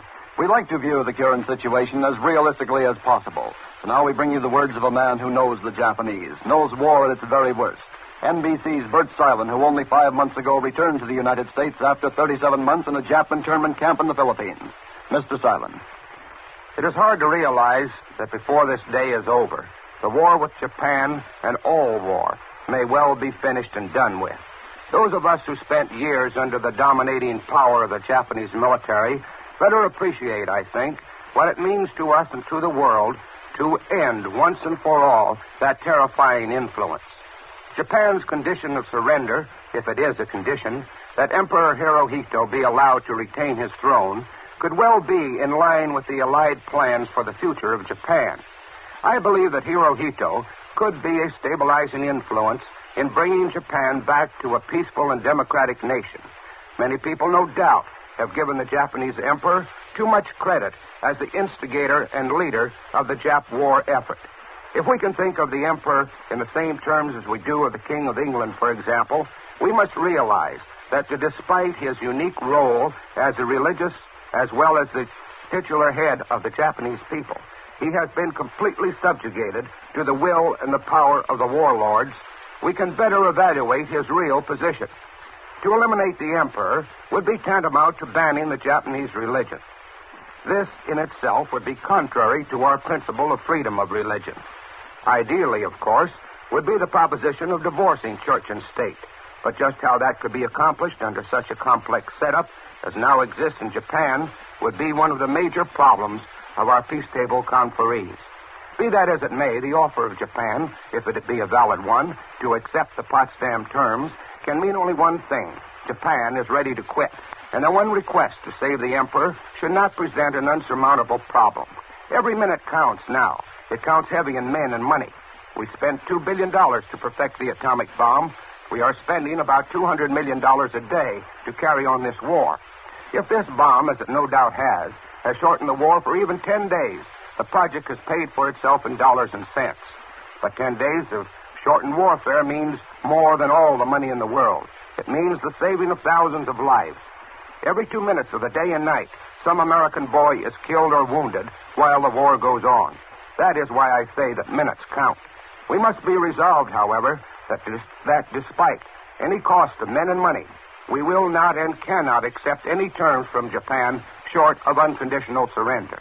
If, in any sense of the word, Japan's offer does not meet with our aims and ideas of unconditional surrender, then I am sure that every real American, yes, even our people who are right now in the hands of the Japs in military or civilian prison camps, would say, America, fight on. Thank you, Bert Silent. Once again, let's pick up reaction, this time in the Philippines. We switch you now to Merrill Miller in Manila. This is Merrill Miller reporting from Manila. Japan, on the threshold of decision, finds surrender is her only escape from annihilation. The Tokyo radio reports heard here today created intense excitement among those I have talked to. Coupled with the extraordinary meeting of the Suzuki cabinet, it appears Japan has reached the end of her road and is preparing herself internally for exposure to Western justice. The bomb at Pearl Harbor has ricocheted into harakiri for the Japan we have known in current affairs. One way or another, it is a new Japan that the United Nations are now facing. In all this hubbub of excitement, one man calmly studies the latest reports here and puts his notes and background together for the answers. He is General MacArthur's G2, or Chief of Intelligence, the department that knows all about the enemy. Major General Charles Willoughby is a tall, hard, regular Army officer of German descent. His father was a former field general of the German Army, but General Willoughby was taken from Germany when still a youth and settled in Pennsylvania under his American mother's name years ago.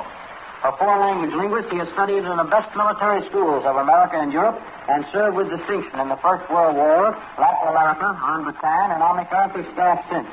Once an Army instructor at Fort Leavenworth, he wrote a number of professional journals. General Willoughby, decorated several times for bravery and ability against the Japanese, is wary of the enemy and very suspicious. The Jap is like a maddened, wounded beast, he says, and fights hardest when cornered in a hopeless situation. The Jap Army could afford, he adds, to lose 20 divisions per year and not weaken. They love such losses, General Willoughby says, as national military honor. The public, once used to it, and did eat it up. But those words, the public, is the catch line, the general adds with emphasis. The ability of Japan to wage war depended on the public to offer up sons for the fighting forces and weapons for those forces to use. Ordinary bombing reduced weapon production, but now there is the atomic bomb, and the whole situation has changed. The atomic bomb wipes out not only the factories, homes, and services of the public, but it kills in large numbers the very spinal column of any nation's war effort, all strata of population. The Japanese public may have been prepared to suffer large losses among the fighting personnel, but it isn't ready to accept deaths and casualties among its own ranks by the atomic bomb. Every declaration of Radio Tokyo since the bombing of Hiroshima bears that out. The Japs psychologically are at the quitting point.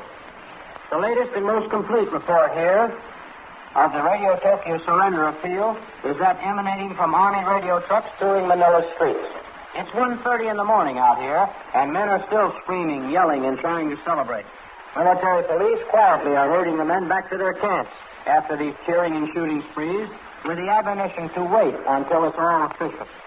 To help the MPs with this control plan, Army loudspeaker trucks, gab wagons as the GIs call them, are touring the streets and telling the soldiers all the developments as known here by the local Office of War Information. The radio truck, which just went by the office, reported to the men in the street, and I quote, Radio Tokyo has announced Japan will surrender in accordance with the Potsdam Ultimatum, provided the Japanese emperor remains as head of the Japanese people. There is absolutely no official confirmation of this peace offer. Washington is studying a proposal which reached Allied governments through diplomatic channels but this also is very unofficial, unquote. You can imagine what that means to these GIs out here as they see victory and a near-home possibility at last after the long and stinking trail through the jungle islands of MacArthur's comeback road across the Pacific. And now back to the NBC newsroom in San Francisco. Thank you, Merrill Muller. A big question. What's going to happen if we don't accept Japan's surrender ultimatum? Now, for an answer to that question, here's veteran NBC correspondent Robert McCormick. Well, Bud, if the Japs aren't serious about surrendering, and if they are, but we won't take them seriously, I'm afraid we're really in for it. I think we'll have one of the weariest, most drawn-out, most deadly wars of all history on our hands. The Japs obviously are already whipped, but we saw what they did on Saipan and Tinian and Guam and Iwo and Okinawa after they were whipped. And I think we'd have a large-scale repetition of these smaller battles. I suppose every last miserable Jap soldier would continue to fight with guns, rocks, sticks, and his bare hands until he was killed or until he starved to death.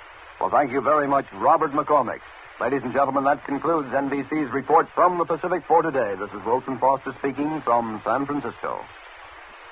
From the Pacific comes to you from San Francisco. This is the National Broadcasting Company.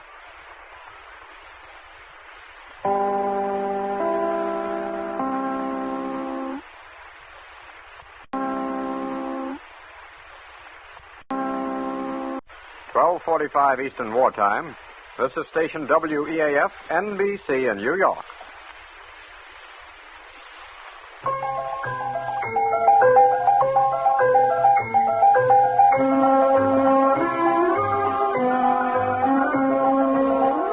The National Broadcasting Company opens the door of the music room. 15 minutes with Jerry Jerome, his men of music, and the Murphy sisters.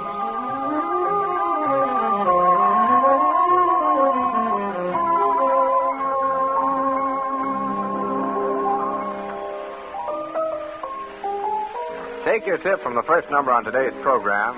Think of the post-war world of travel to colorful Latin America and romanticize a bit with those Connecticut gals, the Murphy sisters. The song, Negra Consentida, My Pet Brunette.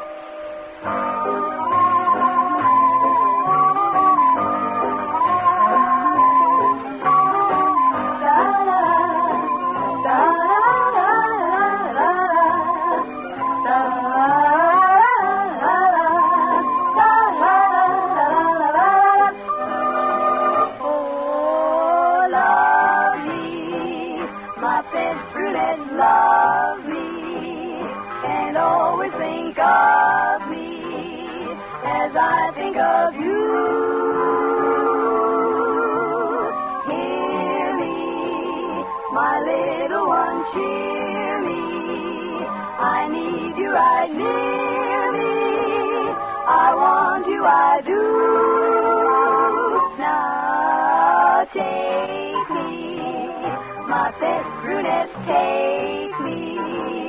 How can you forsake me? Why won't you be true?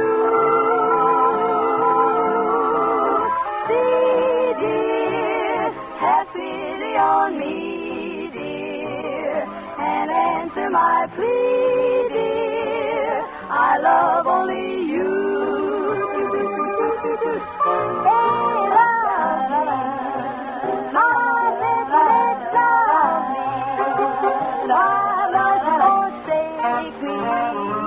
Why won't you be true? See, dear, have pity on me, and answer my plea, dear. I love only you, only you.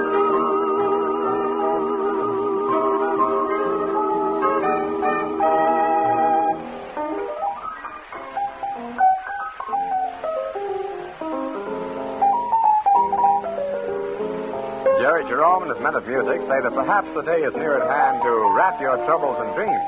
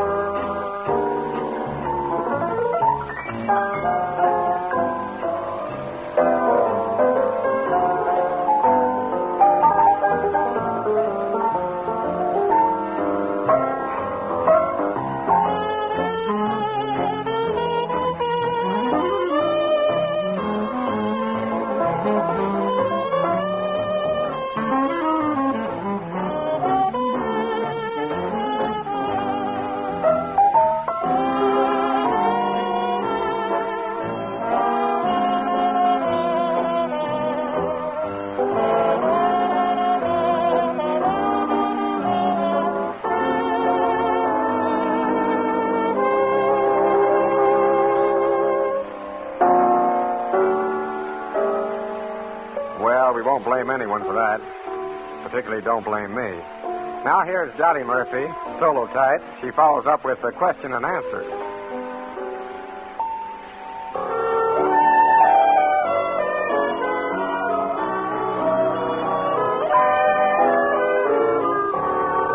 Question and answer by two lovers heard,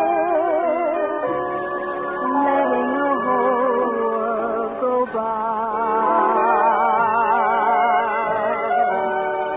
Scarcely a whisper and hardly a word, maybe no more than a sigh.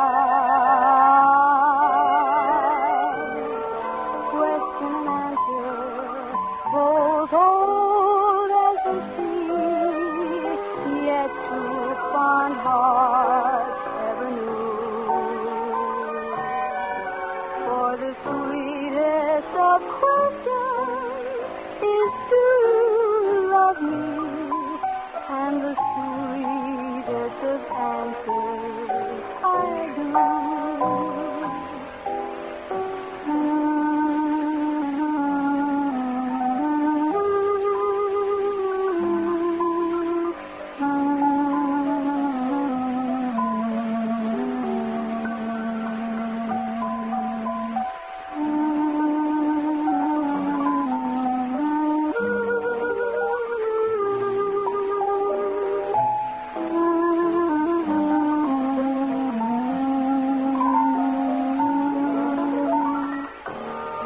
Question and answer in one kiss divine.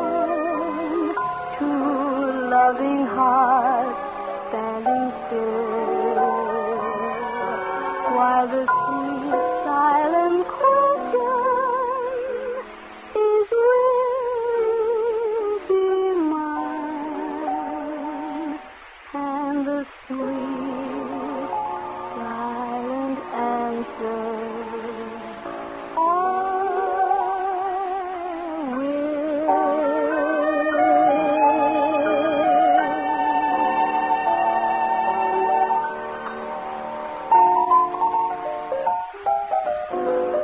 You have faith in radio, don't you? Sure you do. You knew we'd get around to it, didn't you? Now's the time to wrap your troubles in dreams.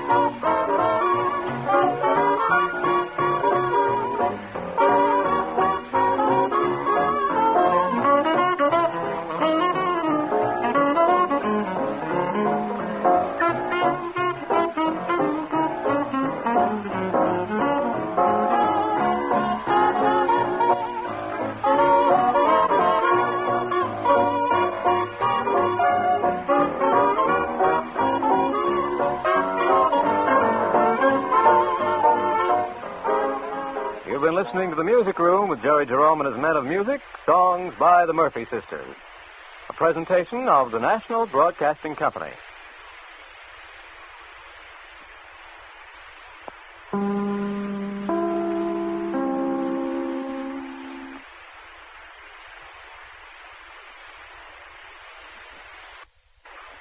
"12:55 p.m. Eastern War Time. This is WEAF, New York.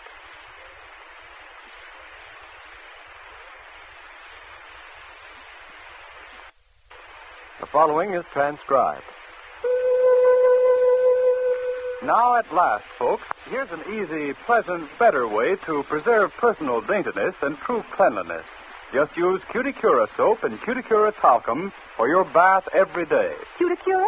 What's Cuticura? Cuticura soap and Cuticura talcum are fragrant, mildly medicated preparations specially made to give you the finest possible skin care. Luxurious Cuticura soap quickly banishes grime and surface impurities. And lady, Cuticura talcum is like no other talcum you've ever used. This borated talc is finer, smoother, better. It deodorizes, too, absorbs moisture amazingly, keeps you feeling fresh and secure long after your bath. So, friends, why take chances? Bathe with fragrant, mildly medicated Cuticura soap every day, then dust on wonderfully refreshing Cuticura talcum. Buy Cuticura at your druggist. Remember, Cuticura. buy Cuticura.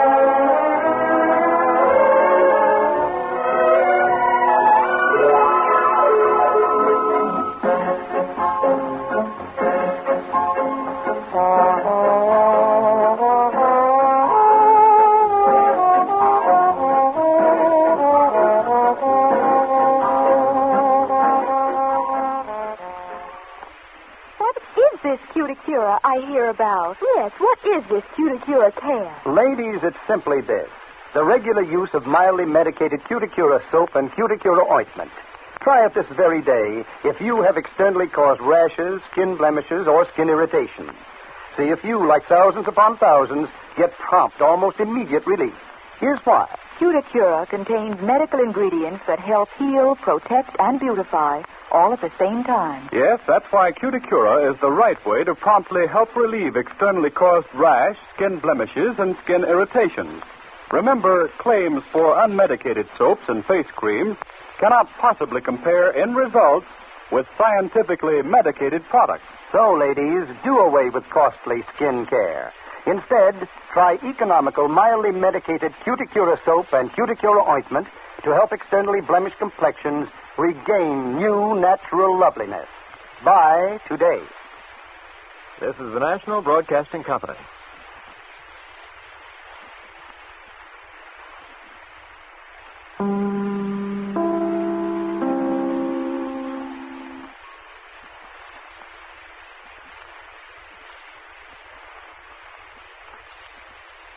Beginning Monday, August 13th, Don Lurch will be on hand as farm director of the Modern Farmer program. We know you'll enjoy his friendly visits each morning, Monday through Saturday, and also the regular visits of farmers and agricultural leaders who will be his guests. So be with us and meet Don Lurch on August 13th from 6 to 7 in the mornings over this station, WEAF, NBC in New York. NBC in New York. NBC in New York.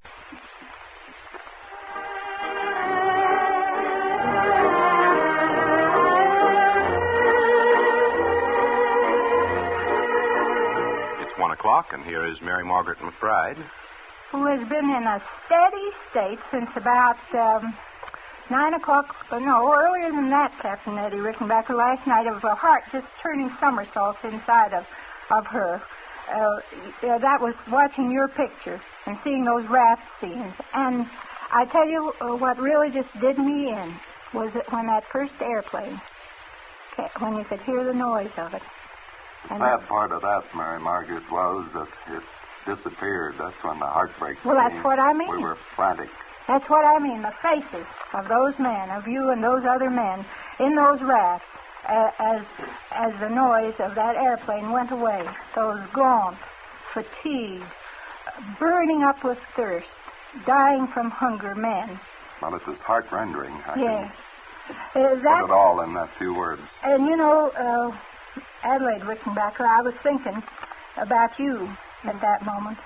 Where did you spend that time? Well, I was working for the Army at the time, and I worked every day. That's the biggest blessing I know of, is keeping busy. You went right straight ahead. Mm-hmm. With the proviso that nobody mentioned what had happened. Yes. So we went on as before. You mean nobody was to talk Nobody about mentioned that anything was different than it had been the day before or the week before.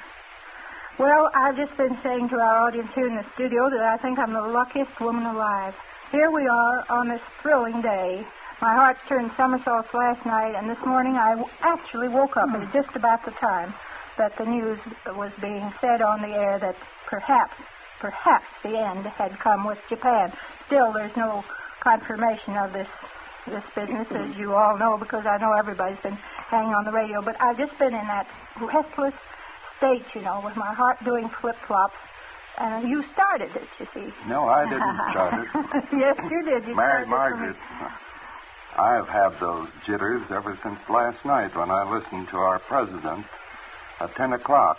Yes. And the thrill that came with that announcement and his positive statement was something that I can't explain. And then this morning as I was shaving at 7:42 and I heard the flash over the air, I collapsed practically because, to me, the war is over, and that was a definite sign. It's just a matter of detail from now on. That's right. It might take the whole weekend, but it's finished. Well, I think that the President of the United States could well afford at this moment to dedicate the weekend to the victory and adding Sunday as a day of prayer and gratefulness for the end of the war and the saving of hundreds of thousands of our young men's lives.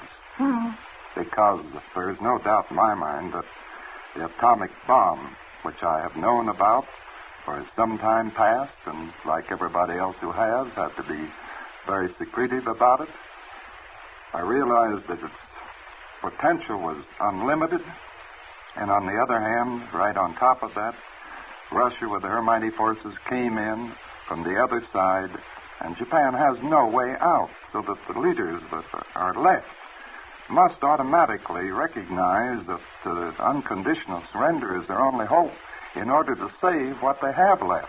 Otherwise, it is the obliteration of the nation and of the peoples of Japan, as our president stated last night. The possibilities of the atomic bomb are so great that no one, even in his wildest imagination, could conceive the destruction and havoc that they create.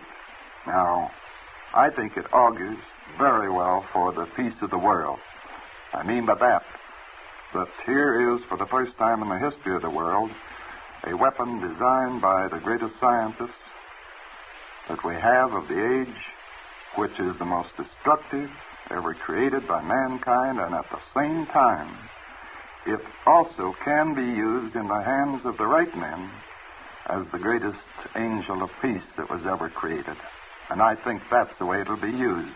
And for that reason, I say to you frankly today, the war is over. It's a matter of detail. The business of trying to keep the Emperor of Japan on the throne is a detail that can be worked out without any difficulty insofar as the future is concerned.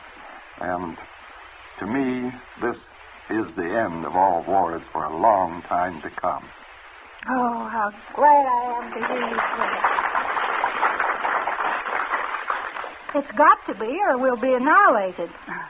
Correct, and we may be nothing more than Mars and a lot of other planets that are unknown to each other.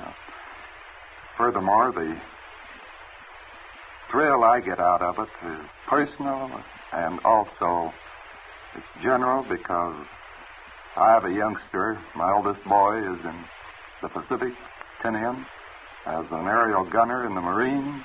I can see him coming back, and I can see millions of others coming back now to a happy home and a peace-loving nation. Tell about, what's his name, Tinian? David? No, David. Tell about David going into the Marines. Well, typical of me, the father, I had tried to promote him into going into the Army Air Forces. Naturally, having been in them all through 2 wars and in the interim. But he didn't seem to think so. In fact, he was smart enough to realize that he had a father who had been publicized, right or wrong, but to a great many millions, and that the record was there that he would have to fight and have to overcome in order to accomplish anything in his own name if he got into the Army Air Forces. And to make a long story short, he waited until I got as far away from home as I could. I was in Moscow, or I'd been out in the Urals in Russia, and when I got back to Moscow, I found a cablegram that came through diplomatic channels from Adelaide telling me that David had enlisted in the Marines as a buck private and had been accepted and would be inducted before I got back. So I immediately cabled him that I would come to wherever he was on my return, and I was sorry I wouldn't get to see him before. On arriving home, I found a letter from him saying, "For God's sake, Daddy, don't come down here to Paris Island." That's where the boot training was taking place for the Marines. Because, he says, "you set me apart. I've got enough to live down by having your name." But every time, and he said, "By the way, please get a hold of the public relations director who claims he knows you, and did, and tell him to quit pulling me off the job or out of ranks and photographing me, because then I have the opposition of the gang for days on end, and just about the time I get back in their good graces and become one of them, why, bing, something happens again." So I said to Adelaide, "He's positively right. I won't go down." And I wrote the public relations officer and told him frankly that I thought he was making a mistake for David's sake and for the rest of the boys. But in the interim, he moved over to Oh, wait, let me tell Memphis. you something, Miss Mary Margaret, before I always love to interrupt him. The last picture we got, he was stirring soup. Now, who is boss? He was stirring soup and doing KP duty and looking like $1 million. And he had a side of beef that I would have given $100 for beside him. But to show you the spirit of the Marines and how they indoctrinate them with that esprit de corps, he wanted to get into something on his own, and he finally moved over to Memphis. And on Father's Day, 2 years ago, he called up, and he said, "Hello, Daddy." I said, "Hello, pal. How are you?" I always called him Big Pal and Little Pal. He said, "You are talking to Corporal David Rickenbacker of the U.S. Marines." He had just been promoted that day from a first-class private to a corporal, which to him was worth more than any generalship in any Air Force. And I bet it was to you, too, right In that a minute. great measure. Indeed, Mary Margaret. Where's Little Pal? Little Pal is playing golf right now. He's only 17. Oh, He's so going to Harvard. He's going to escape this war. Well, we hope. He's going to Harvard. Oh, of course he's going to escape this war. This war Well, has ended. This war's ended, but I'm only thinking of the...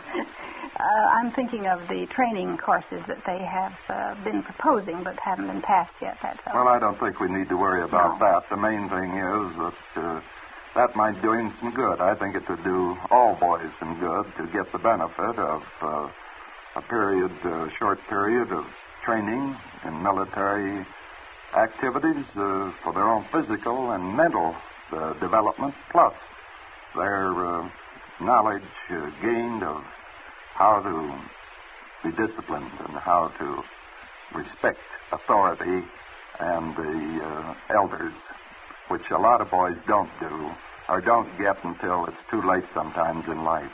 There you go, Eddie Rickenbacker, sticking your neck out the way you're always doing. Bringing up a controversial issue. Bringing up a controversial issue. Well, Mary Margaret, I unfortunately am built that way, but I've always liked to speak my piece and say what I think.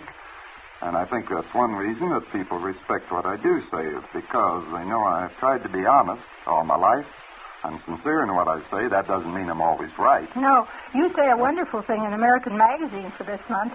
You say that nothing tickles you more than having your prejudices knocked into a cocked hat or being proved absolutely wrong because you're so excited about the new things that are coming up all the time in this marvelous world that you don't care a bit. That's why I say that I don't see any reason for people being dismayed or disheartened or discouraged. With all of the tremendous skills that are coming back in the hands of millions of our young men, with all the energy of life and imagination and know-how and the individuality, they're going to make things hum in spite of us older people. We have lived our life to a great degree. They're only starting. They know how. They've proven that all over the world. If it wasn't for that American know-how, you wouldn't have the war as far along as it is today in our favor, because it's that individual spirit and indomitable courage that goes with the free men that makes them fight intelligently, not as robots, such as those who have been dictated to by totalitarian powers above, so to speak, at the top of the government. In other words, fascists and Germany and Italy and Japan, where they've had nothing to do but carry the gun and told when they're to die and when they're not to die. Now, our boys aren't organized that way, mentally or physically, because they have the heritage of a free man, which has been the blessing of America and which has made America what America is today. I want to see that preserved. I'm sure it will be preserved. And here you have coming electronics, unbelievable possibilities. You have new industries such as the development of the gasoline turbine and the jet propulsion. You mean that turbine you talk about was just one little... Yes, it'll revolutionize the power of the world. That means development, progress. You can take television, radar, television. A lot of people think of it in terms of nothing but entertainment. I don't. I think in terms of it as being able to let me, my air transport company, come down and see the airport through the thickest of fogs, through the most violent of storms that may exist, and see it just as plain as if it was a bright sunlight day. Now, that we know is possible today. Plastic development, that means you're going to have plastic buildings, you're going to have frozen dinners that you get all wrapped up in one little package and stick in a little oven, and you can have the nicest dinner you ever had in your life. Well, think what that's going to do for the housewife. It's unlimited in its potential. And then you've got the farmer. I always think, and you do, the farmer getting up at 4 a.m. in the morning, work to 10 o'clock at night. Not with the new machinery that is being developed, being able to spray for the airplane acres, thousands of acres, or millions of miles. Even sow the seed with an airplane, or destroy the enemy of the crops. All of those things are going to take the burden off of the farmer. Now, these boys are coming back with that in their minds, because you can take, pardon my bumping the table, but I'm getting a little enthusiastic about my subject, Mary Margaret. You can take the boys that were pulled off the farm, who would still be just farm boys. You know what they're doing today? Flying B-17s, B-29s, flying fortresses over Japan, all over the world. Or they're handling a great big monster of a tank, or a great big half-track, or a tremendous self-propelled...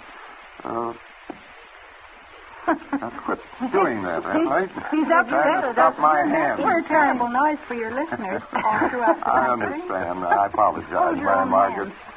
That's all right. It just sounds more bumpy when they hear it on the air. Well, I'm glad they know what's doing it or who's responsible. They can... So you can't blame me for being enthusiastic about the future. Does that plane exist that you described that can rise right up all by itself and go right off on a destination and land? Definitely. The heliocopter is in its experimental stage, of course. But it's simply a matter of perfection now, mechanical perfection, and you'll be landing on top of Rockefeller Center someday. You'll be landing in the front yard. You'll be able to go backwards, And then you'll fool your friends when they see you coming. See? Or you can go sidewise, right or left, up or down.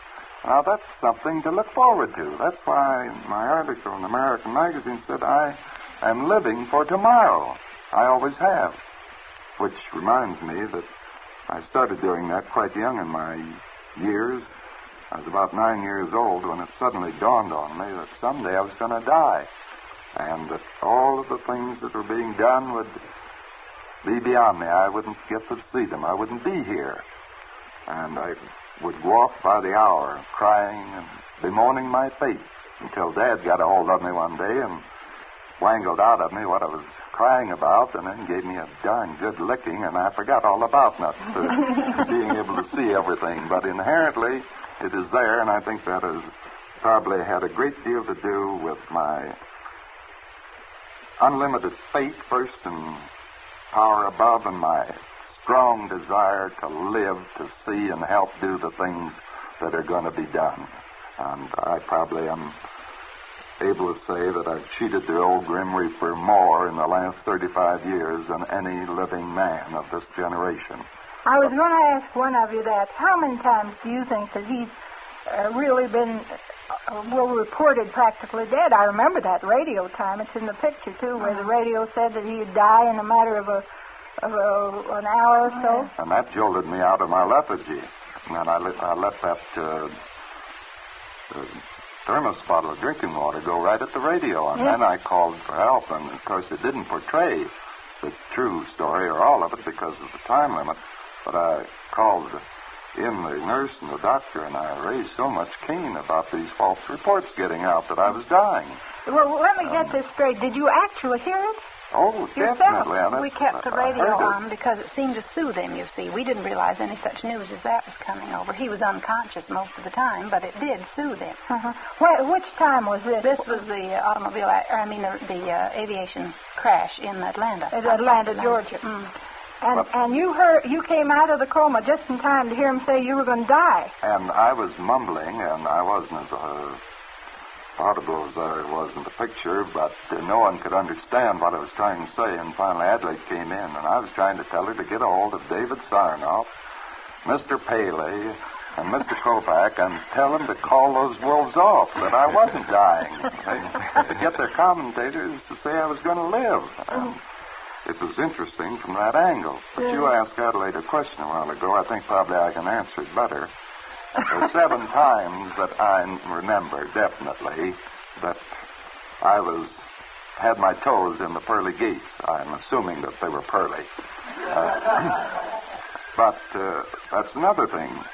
It's a mighty easy thing to die. It's the sweetest thing in the world and the simplest thing to die because everything is serene and sweet and it's music and you're just in seventh heaven.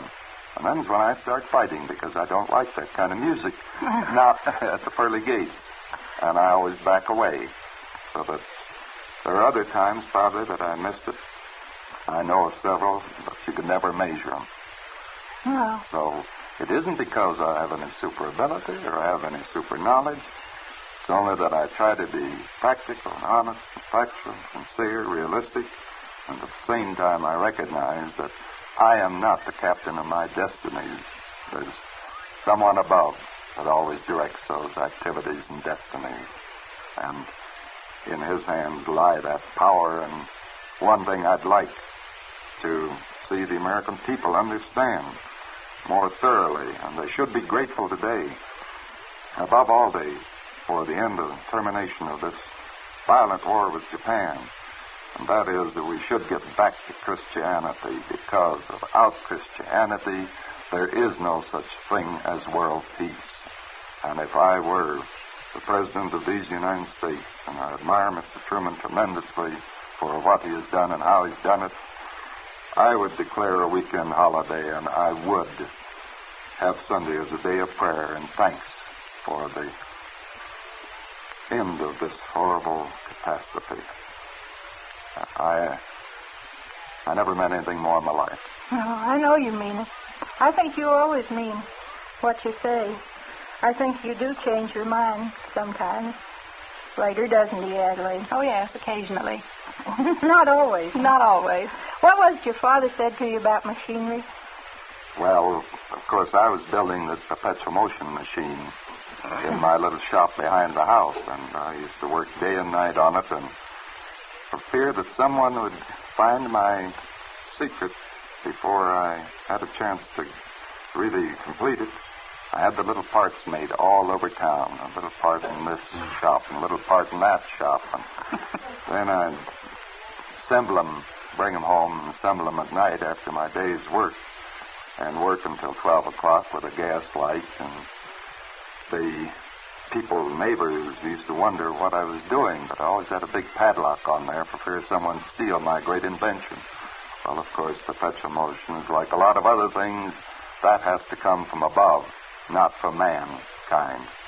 But Father was always interested in machinery. He was terrifically mechanical, and his thought was that I should pin my hopes and future on machinery.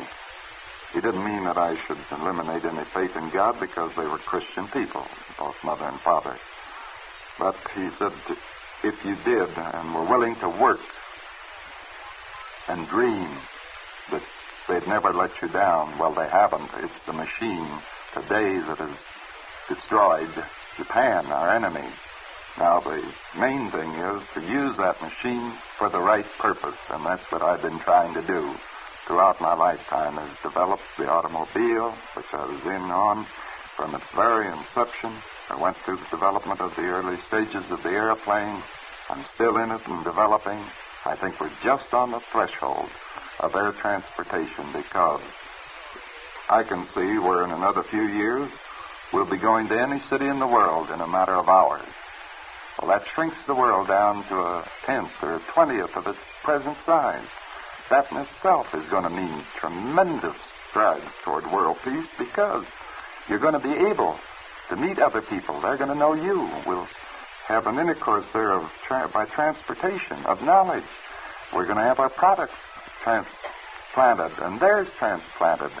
And I don't think any peoples will fight any other peoples if they know them well, any more than neighbors will if they know them well. And then if there is a dispute, it'll be adjudicated by this world organization for which we are grateful.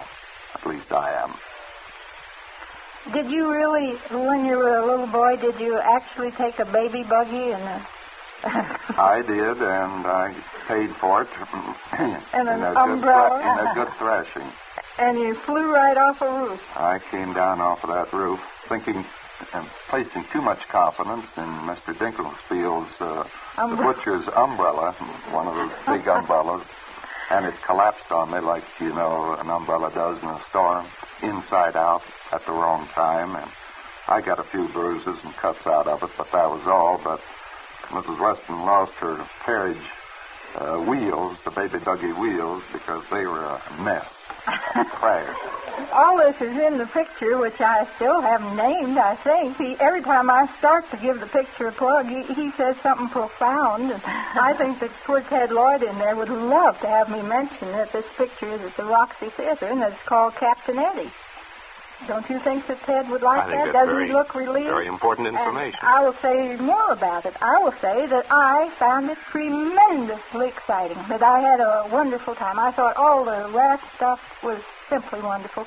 And while you've had such a life, you've crowded so much into your 50-odd years that nobody in the world could get it all into a motion picture. It seemed to me that they hit the high spots, including your romance and those early days, and all that seemed very authentic to me. All that, the automobiles and the horses and buggies and the way the women dressed and the way the men dressed, it all seemed authentic, and I imagine that they'd put a lot of study, hadn't they, into that? About 2 years of research, Mary Margaret, and every sequence is based on a fact. Mm-hmm. The only regrettable part is, as you say, to crowd 50 years of life into an hour and 3/4 is difficult. It should be a serial.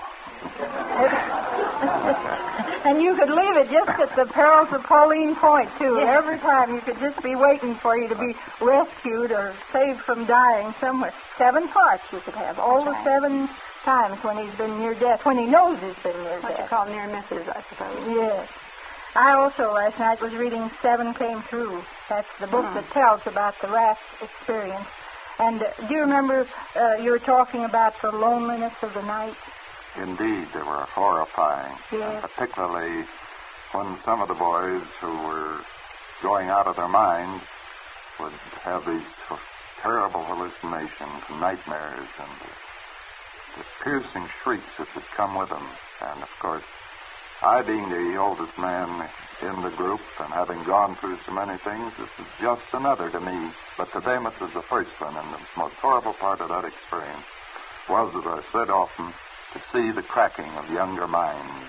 And, of course, I had only one weapon. That was to berate them and crucify them verbally in every way I could in order to get them to take their minds off of themselves and be against me. As many of them said when they got on land, the only thing we were waiting for was to bury you at sea. And they were so mad. Well, that's what I wanted. I wanted to keep them off themselves. And I had to make them mad at me in order to do so. Well, they all understood it after it was over, but in our physical state and mental state, it was difficult for them to at the time. That's another interesting thing. History records that flight or trip as being 21 days, that fishing trip, as I like to call it. Actually, the way that happened was the newspapers here at home got and remembered the announcement date of our loss and the day we were picked up. It was 21 days.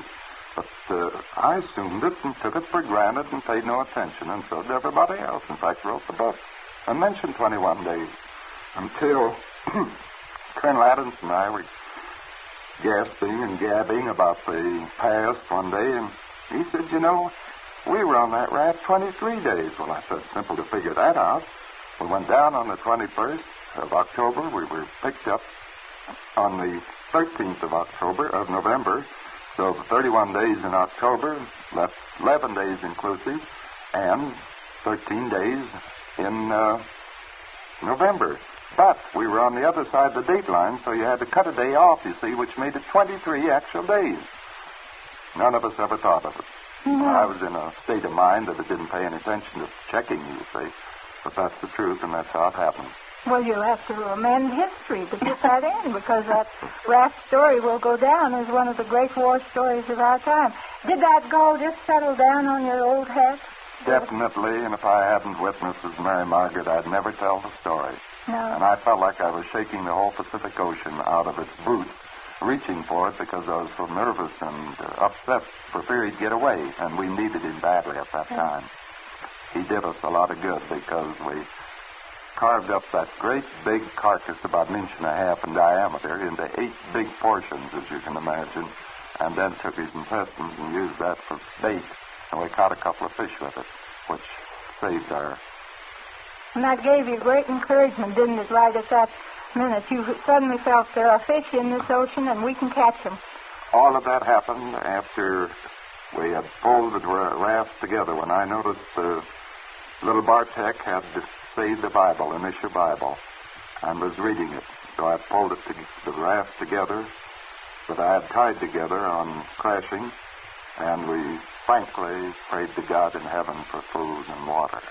And you read that from Matthew about take no thought for what you shall eat or what you shall repeated that often, and we also sang such songs as We Kindly Light and Onward Christian Soldiers, because not only was it helping me spiritually and mentally, but it was helping them tremendously, and did help them.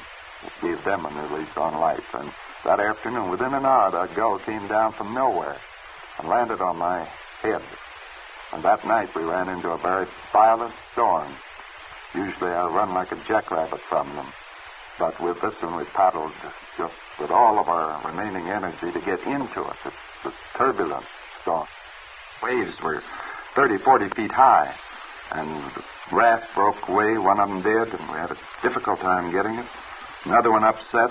It was midnight, black as ink. But out of it, by using our shirts and our socks and our handkerchiefs, we... To bring you a special bulletin. The National Broadcasting Company has interrupted this program to bring you a special bulletin from the NBC newsroom in New York. Stockholm. Official confirmation that a Japanese surrender offer was received by the Foreign Office of neutral Sweden was made in a communique issued in Stockholm today.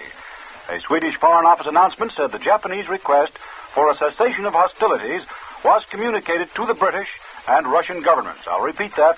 A Swedish Foreign Office announcement said the Japanese request for a cessation of hostilities was communicated to the British and Russian governments. We return you now to your regularly scheduled program. Keep tuned to your NBC station for the later news. Possibly, Whitaker and I might last another week or 10 days, but we wouldn't have been conscious. And a rather unique history goes with these raft cases because always, when one dies, no matter how many are in them, it's the living that buries the other at sea, so that there's always only one carcass, if they all die, left.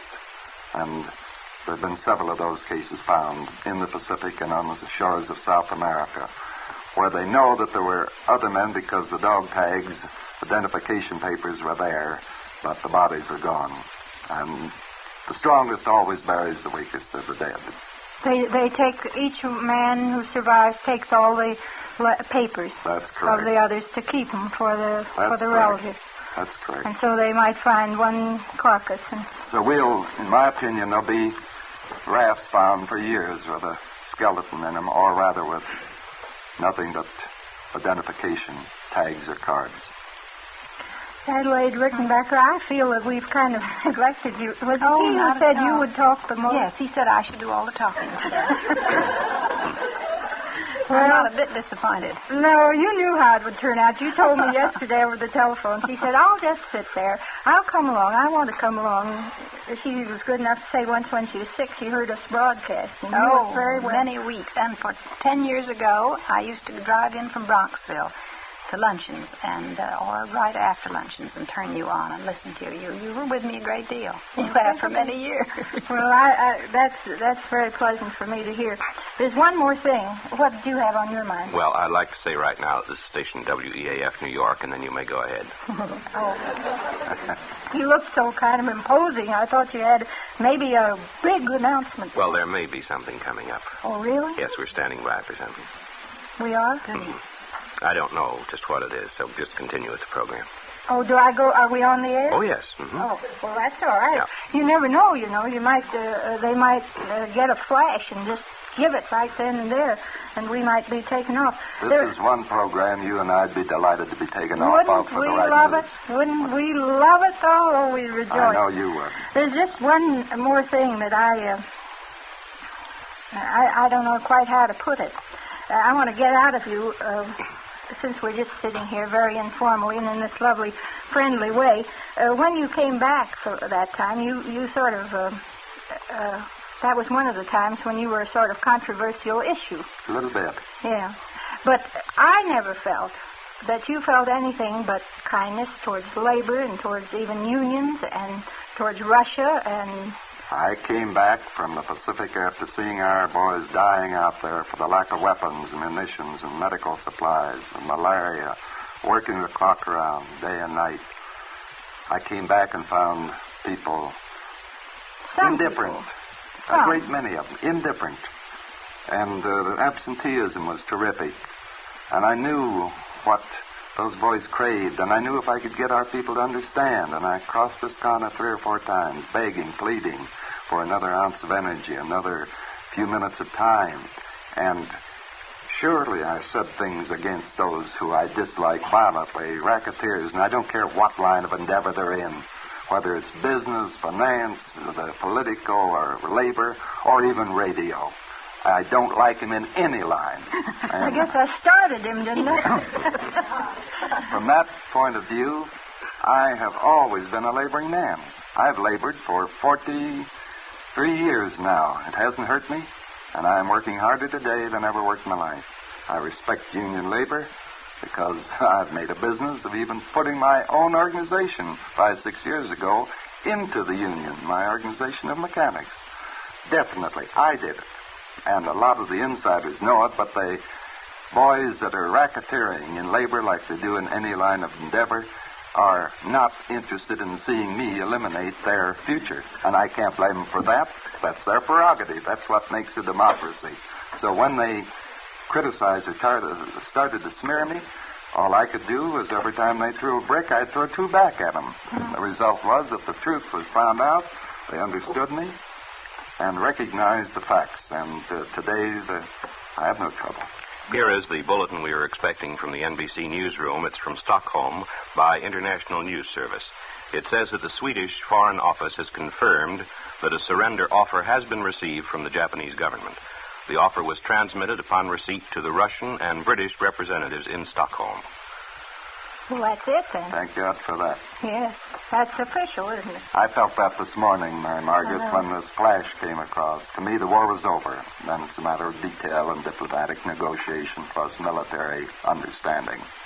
Well, I have some products that I want to mention today. I can't tell you what a great pleasure it's been to have you Rickenbackers here today. Captain Eddie and Mrs. Rickenbacker have been our guests on this very great day. And to have Eddie Rickenbacker, the great ace of the First World War, and the man who had perhaps the most striking adventure of one of the great adventures of this war, who has helped so much with aviation. It's just like a miracle that I should have been lucky enough to have you today. Frankly, Mary Margaret, I think we're the lucky ones. We're all lucky, and I remind you again about the picture because I want you to see it. I think you'll like it just as much as I did. It's at the Roxy Theater, and it's called Captain Eddie. And in thinking about my products, I was remembering what I'd read that Captain Eddie Rickenbacker had said about the businessman. Sometimes I hear from people who say to me, I can't tell, are you a liberal, and yet you go right along with business? Or others say to me, you're a Middle Westerner, and yet the Reds are going to get you yet. Proving, that I'm somewhere, I'm just myself. I have great respect for the men who founded companies like mine. I've got some wonderful stories, as a matter of fact, among my products. Wonderful stories of enterprise. The poor boy, H.C. Bohack, for instance, my H.C. Bohack stories. There was a boy who came over here to his family to escape persecution. Came right from Germany, and he slept under the counter, really, when in the first little store that he worked in. And he built this great H.C. Bohack company with stores in Brooklyn and Long Island. It's a wonderful business. That's America. It's a wonderful story, isn't it? It's America's opportunity. And that's why I say, and may I inject here, without cheating your sponsors out of too much time, that's all I'm interested in is protecting that opportunity. That's right. That was given to me. That's right. And that's why I think so much of our president, because no man could be born and reared in Missouri and associate with Missouri mules without getting a little American dirt on his feet. That's right. Well, then there's my S&W, Fine Foods, for instance. There again, you have the same story. People who pioneered in producing a real brand where you could trust the brand name, where you could buy everything under the same brand and know that you were going to get good things. I think I have some stores to mention where S&W Liquid Apple is being demonstrated this week. The World Food Markets and the King Cullen Grocery Company, 3 stores in Westchester and 23 throughout Long Island, and the World Food 6 fine stores throughout Queens, and Stop and Shop Market in Huntington on Main Street, and the World Food Markets in the Bronx, 5 of them. And the Bohack specials, by the way, for today are sweet, delicious honeydew melons, 10 cents a pound, and fresh, young, tender corn from nearby farms, 5 ears for a quarter. Well, the whole banana industry grew up from enterprise. That man Keith, who was helping build a railroad in Costa Rica. And it took 19 years to build, and the first 25 miles cost 4,000 lives. And he decided to try shipping bananas to pay some of the terrific freight costs for bringing in necessary materials. There's another great business story. Of course, you come from that to golden bananas that flecked with amber that you ripen at room temperature, and then they're delicious to eat. And then there's the Sardic tomato mix, which really, that's my baby product, and it's a post-war product. It's done by this Sardic company, which has been working in unusual methods for dehydrating vegetables and fruits. And the Peter Reeves markets, we were saying, have this Sardic tomato mix, which you use whenever you need tomatoes for seasoning, for sauces, for dressings of all kinds, for meatloaves. It's a wonderful product. It's just going to sweep everything before it. There's Henry Sell's liver patty. That's another product that's just going like wildfire because it's new and different. Henry Sell's thought it up, worked at it for years and years, developing it. He has a right to cash in on that. I feel that very much.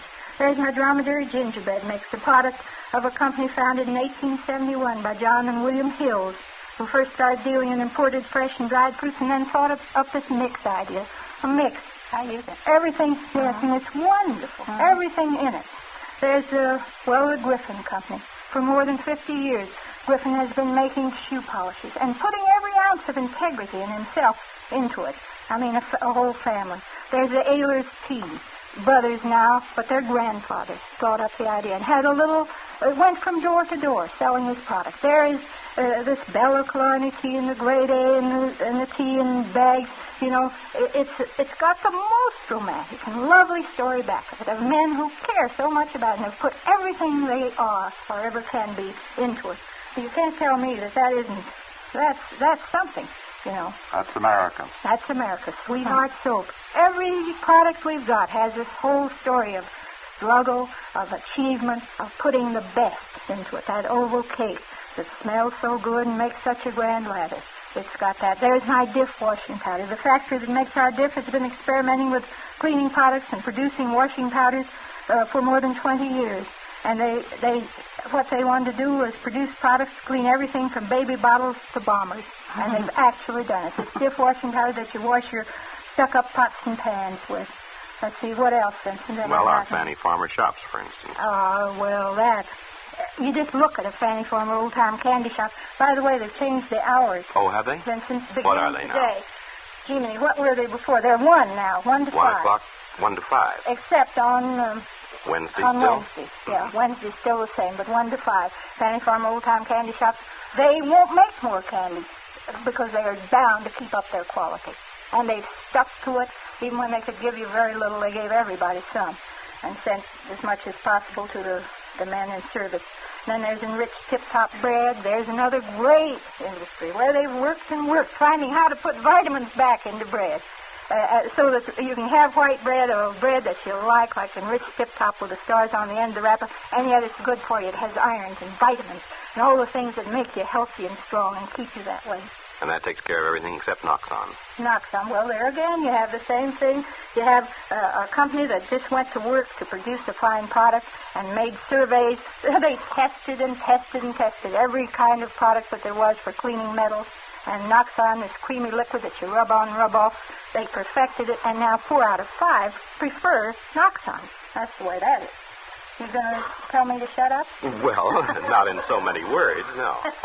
Oh, you're just going to do it politely. I'm going to do it politely because time is Gee, almost I hate up. to leave today because everything's happening, and if Eddie Rickenbacker, you ought really to be a serial on my program. How would you like that? Just tell your whole life from beginning to end. I'd love it, providing you'd let me keep a few sequences or episodes undercover. Oh, you mean there are a few things you won't tell? A few only. I think we ought to, if there is any time, we ought to use them to pay a little tribute to Adelaide, who has done a wonderful job in this war. She has worked with so many organizations, and her name, quite apart from your name, Captain Eddie, is well known as a fine woman who's done her duty. I love my work. Mary Margaret McBride returns Monday afternoon at 1 o'clock. This is Vincent Connolly speaking.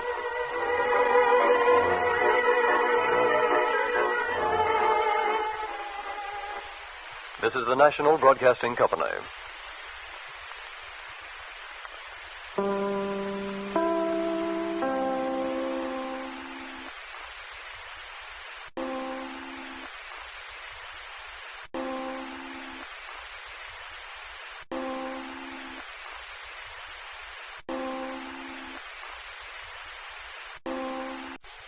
This is W.W. Chaplin. I'll be back in a moment with news of the world.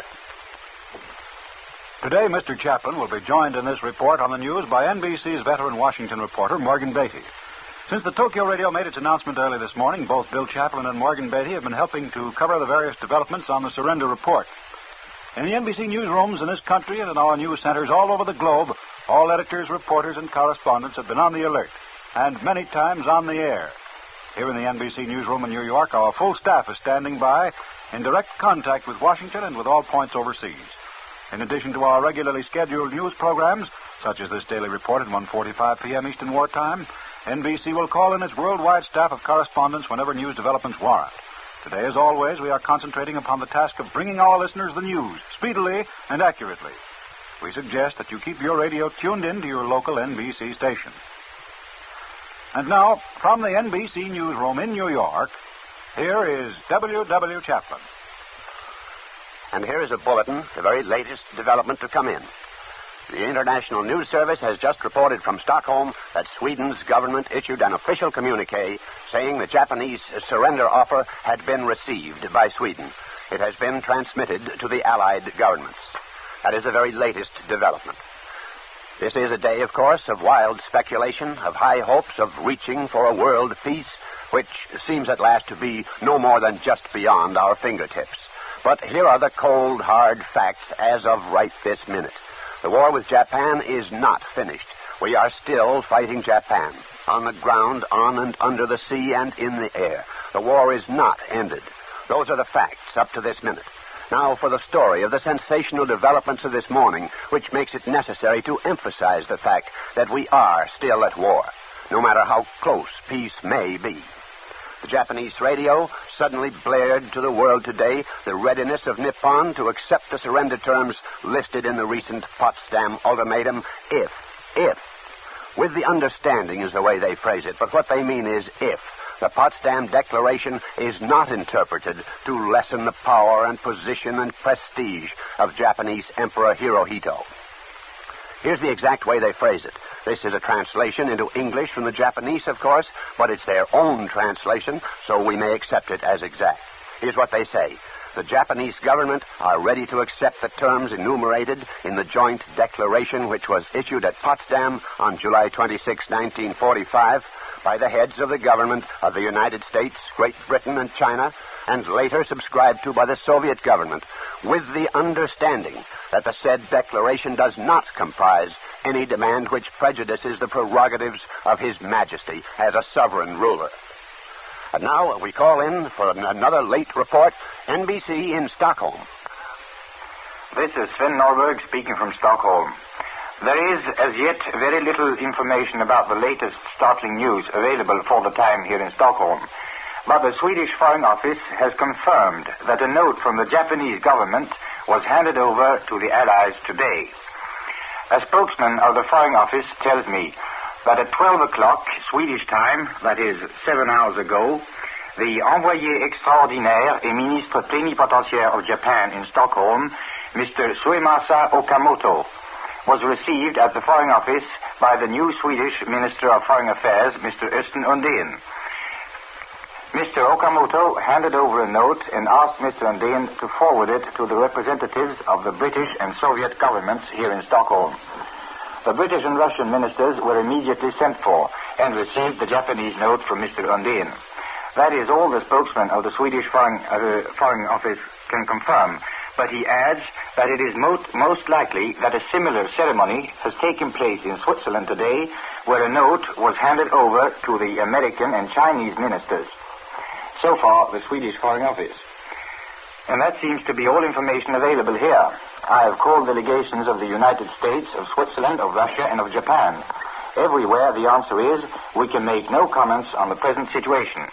The only reaction noticeable here in Stockholm is one of tense expectation. The posters of the evening papers here all say peace in letters 10 inches high. But if one looks closely, the careful reader discovers a little question mark after that word. So I return you now to the NBC newsrooms in New York. This is W. Chaplin in New York again. You just heard NBC in Stockholm telling us that the Japanese surrender offer has now been placed in the hands of our representative there. I told you, before we heard from Stockholm, what the Japanese conditions are to accepting our demand for unconditional surrender. Whether we will accept such an offer, such conditions, the next few hours should tell. President Truman's cabinet is right now gathering at the White House. But for the moment, we have not accepted we are still at war with Japan. Up to this moment, Russia is the only one of the big four which has actually received at its capital the Japanese Qualified Surrender offer officially. When Russia declared war against Japan day before yesterday, Japan must have already had this offer in mind because they did not clap the Soviet ambassador into custody, as is the custom. They kept him in circulation so they could use him today. And this morning, he was officially handed the Japanese conditional surrender note for direct transmission to Moscow. We and the British and China, of course, have no diplomatic representatives at Tokyo, and so it was announced that we would be informed through Sweden, which, as you have just heard from Stockholm, that note has now been passed. Those relayed offers, so far as we know, have not come through yet to Washington, and of course no official action will be taken until they do. But we know what the Jap offer is, both from the Tokyo radio report and from the text of the official note to Moscow, which unquestionably is a copy of what we are to get. So the international telephone lines were buzzing today between the White House and the Kremlin and 10 Downing Street.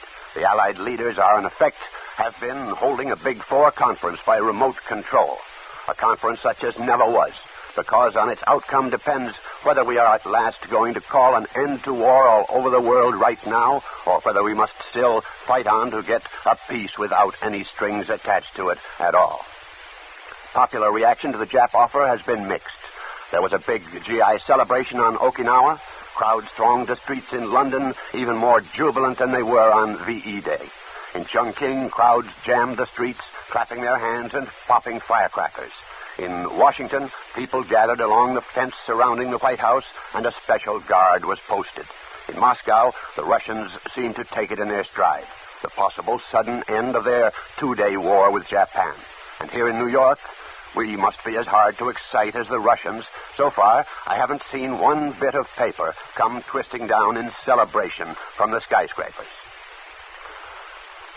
And now, I want to bring to this program a man who was with President Truman at Potsdam.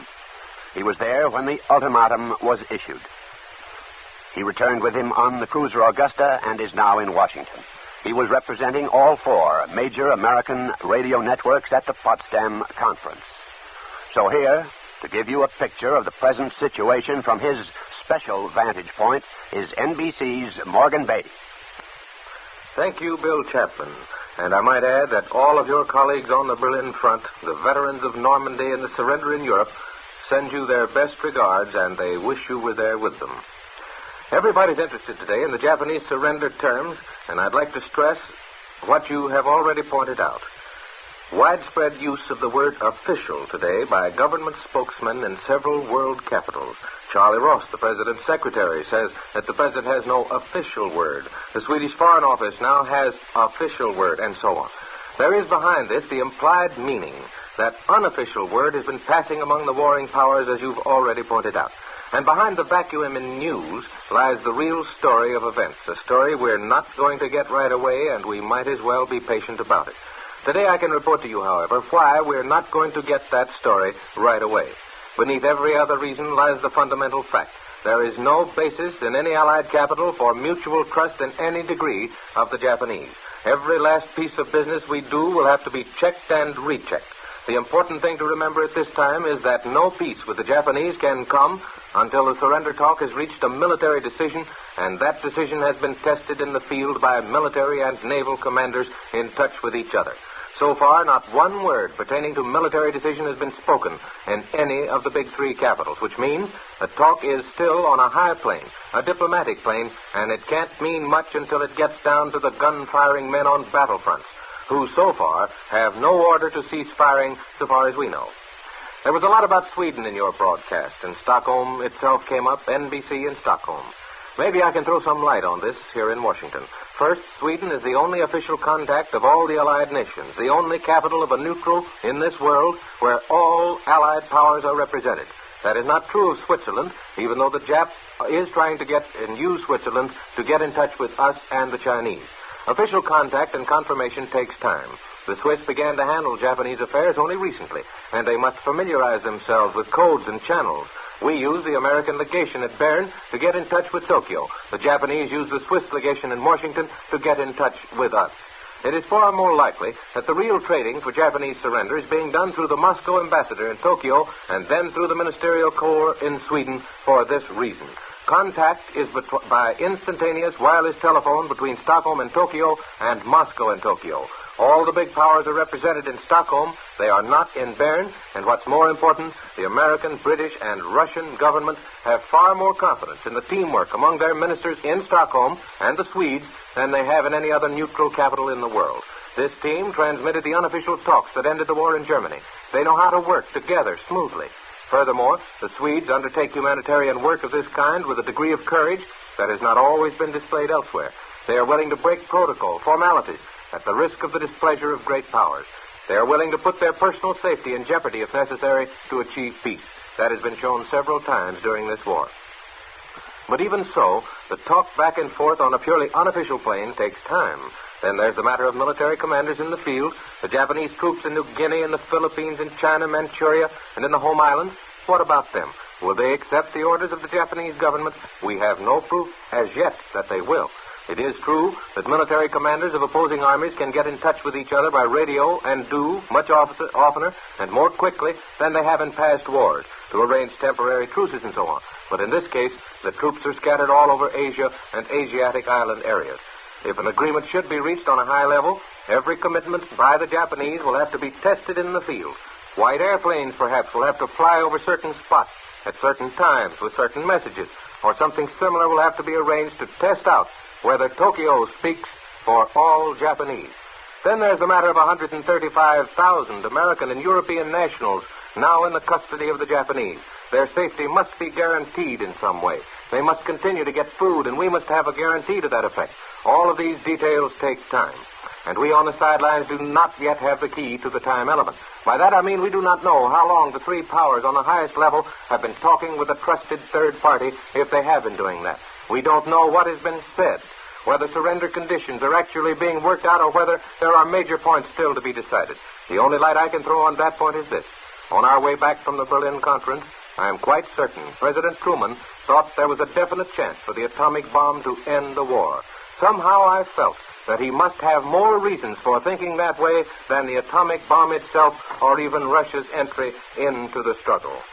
And now, Bill, one last-minute bulletin dated London by the Associated Press. The Stockholm radio confirms tonight that Japan has handed the Swedish Minister of Foreign Affairs a note to the British, American, and Russian governments offering to surrender. And now, Bill Chaplin will be back with you again Monday at this same time. During the past quarter hour, as part of NBC's extensive coverage of the news, we have presented W. Chaplin, Morgan Beatty, and Sven Norberg. During the preceding hour, as NBC listeners today have heard many special broadcasts on the report that the Japs were preparing to surrender. We've given our listeners such distinguished commentators as H.B. Kaltenborn, Robert St. John, Caesar Searchinger, Henry Cassidy, and many others. And today, too, NBC took its listeners to London, Paris, Manila, Guam, Honolulu, and many other points for historic sidelights and reactions to the news. Thus, NBC is ever alert to serve its listeners with complete news coverage. And not only that, but NBC provides its listeners with top-quality entertainment. And while entertainment is on the air, listeners have another advantage on NBC. They can be sure that when any big news breaks, NBC will give it to them promptly. W. Chaplin is heard each weekday at the same time, Monday through Friday, over the network stations of the National Broadcasting Company.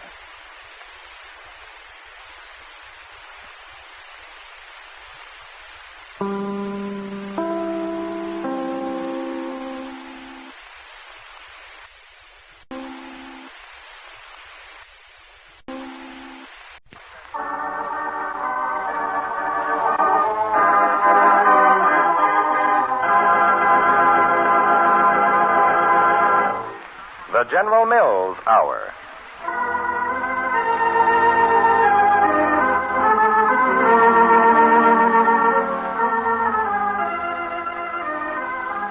This is Charles Lyon, your host, welcoming you to the General Mills Hour, an hour of good listening.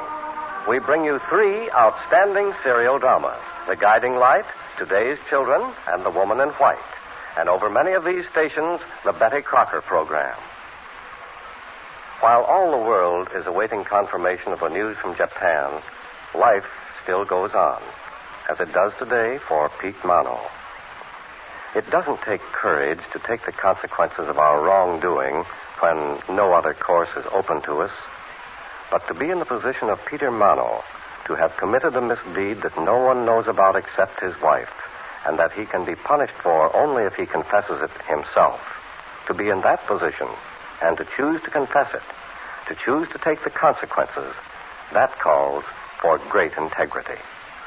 In taking that course, Pete justified the faith that others have in him, justified his faith in himself.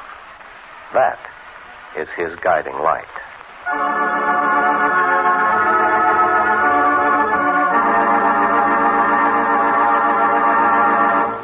The guiding light.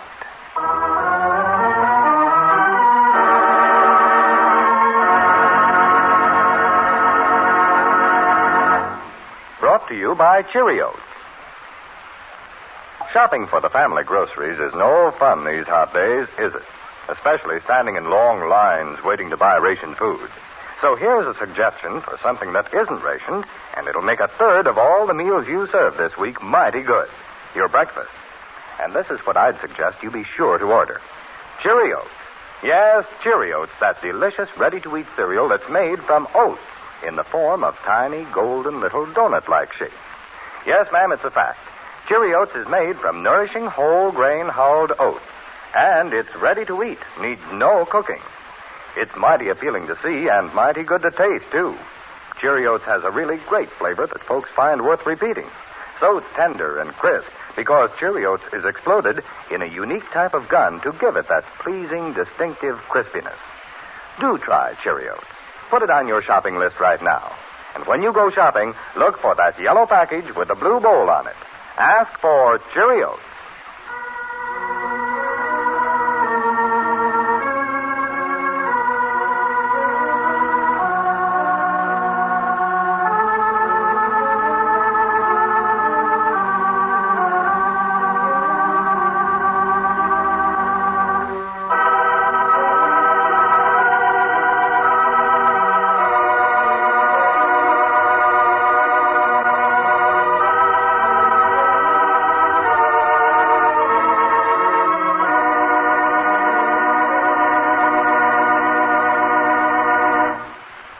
And now, the guiding light.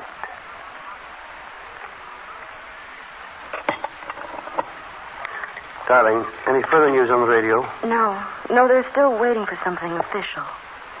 Well, it can't be long now. Yes, thank God. Angie, you aren't eating much breakfast. Oh, as much as I usually do. It was quite a storm we had last night. Mm-hmm. It seems to have cooled things off a little. Well, we haven't too much of this hot weather left. It'll be fall before we know it. He's going through with it. Going to the Bar Association. To Mr. Burroughs and admit what happened. The mistake he made 7 years ago. It took him all night to come to a decision. But his mind's made up now. He hasn't said a word, but he seems so relieved. More like himself than he's been in weeks. He's got courage. Taking such a course voluntarily. Going ahead with it even though he knows it may mean disbarment. The end of his career. Disgrace. Oh, I hope they'll be fair about it.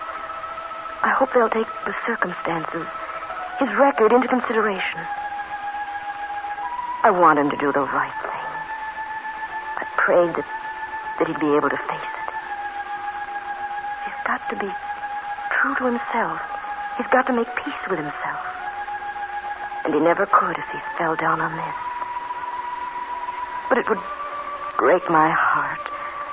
Just break my heart if they made him stop practicing law.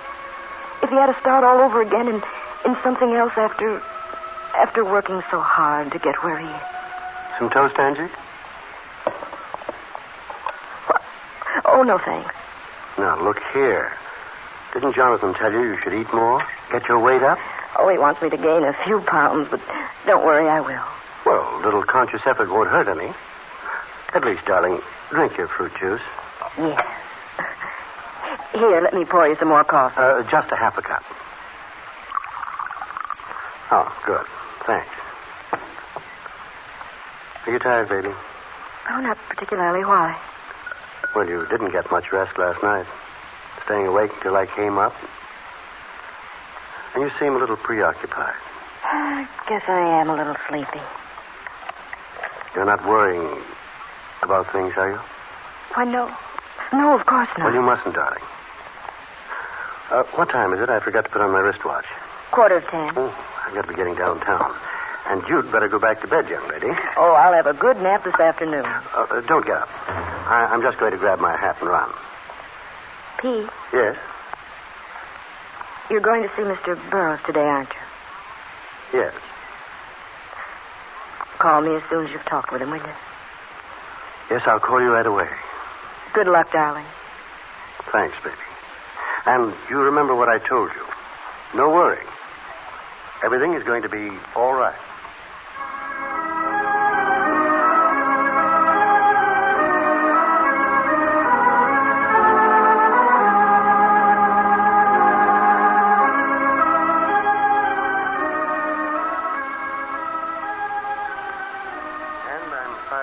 Blackmail charges against Drake today. I had one of the men assigned to my office pick him up. Well, that's the story, Mr. Burroughs. I came to you because you were state's attorney, my superior, when it happened, when Blackie was tried. I see. I hardly know what to say, Pete. I remember the Hall case, some of the circumstances. 1938, wasn't it? Yes, that's right. There's never been any question in my mind that Hall was guilty. He pulled a number of jobs before the jewel robbery, but he was pretty clever. We never could get much on him. That's why I assigned the case to you. I wanted a conviction. Had no idea, of course, that your brother was involved, or I'd have certainly had one of the other men in the office handle the case. Well, I've told you how his name came into it. It was a surprise move by the defense. Blackie tried to pin the whole thing on him, and Tony was strictly innocent. A case of a boy falling in with bad company and being made to go. I seem to remember you used to have a theory about giving people a second chance. First offenders, youngsters caught in a jam. Well, I applied the theory to my own brother, but I went after it in the wrong way. How has the theory worked? Has your brother justified your faith in him? Completely, Mr. Burroughs. He's gone straight as an arrow ever since. He lives in Detroit. He has a job as an accountant there. Married to a fine girl, 2 children, a nice little home. I'd hate to see him involved now. I don't see why he should be. Judging from what you've told me, there's no evidence against him. Certainly none that would justify reopening the case after all this time. No, there's not a shred of evidence against Tony. Well, I wouldn't worry about that part of it. If I know the state's attorney, he isn't going to prosecute an innocent man, particularly not the brother of his special assistant. Scott Matthews is pretty sold on you, Pete. I'm afraid he won't be after I tell him what I've just told you. You know, I don't quite understand why you've come forward with this. Now, that is, after keeping it to yourself for 7 years. Hall's dead, and you say he's the only one you had to fear. Mr. Burroughs, maybe it was myself I feared. The effect on me of keeping it secret any longer. Well, in any event, your action's purely voluntary. Yes. You realize that as president of the Bar Association, I have no choice but to refer your story to the grievance committee. I expect you to do that. And you understand what that may mean? Possibility of disbarment, the end of your legal career. Yes, I understand everything. It's a very difficult duty you impose on me. I remember telling you as a youngster, just starting in as an assistant prosecutor, that you'd someday succeed as a state's attorney.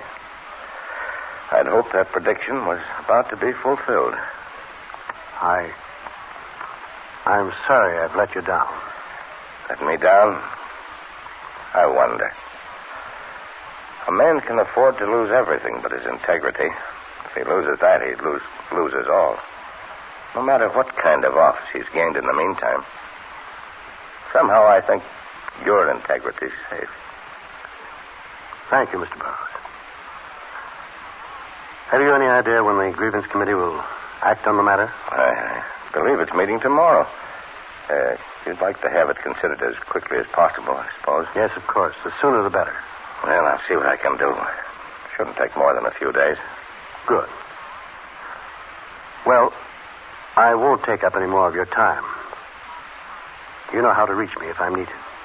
Yes. I don't know what they'll do about this, Pete. But as a friend, forgetting for a moment that I'm president of the Bar Association, good luck. And may I shake the hand of one of the most courageous men I've ever known.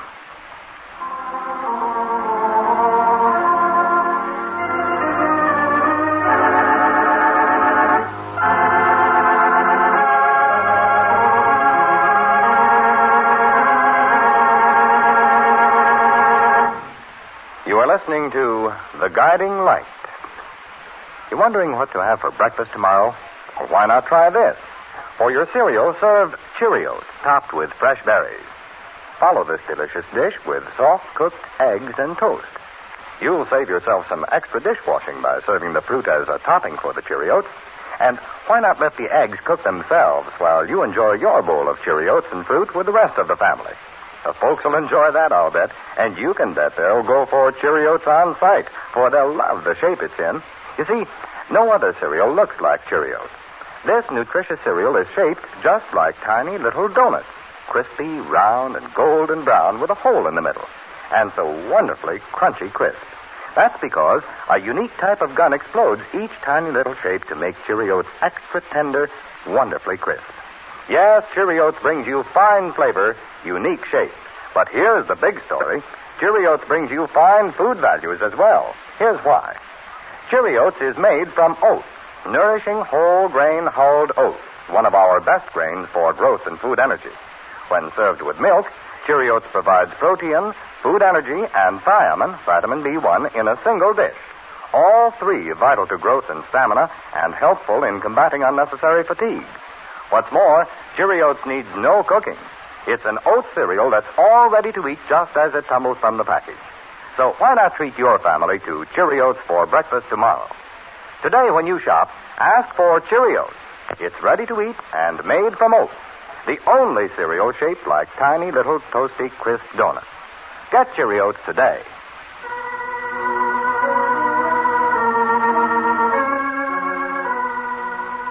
Well, it's done. There's no turning back. Perhaps it will be the end of Pete's career as a lawyer. Perhaps he will have to begin all over again. But at least Pete can say with the poet, "It matters not how strait the gate, how charged with punishments the scroll. I am the master of my fate. I am the captain of my soul."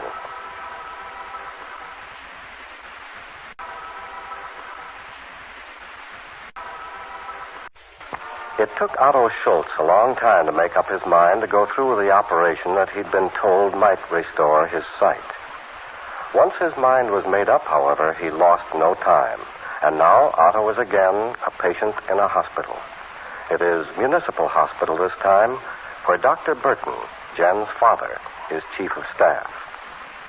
Lying perfectly still in his room, waiting for the day when his bandages will be taken off, when he will know surely whether it is to be his fate to see again or to spend the rest of his life in darkness. Time moves slowly for this one of today's children.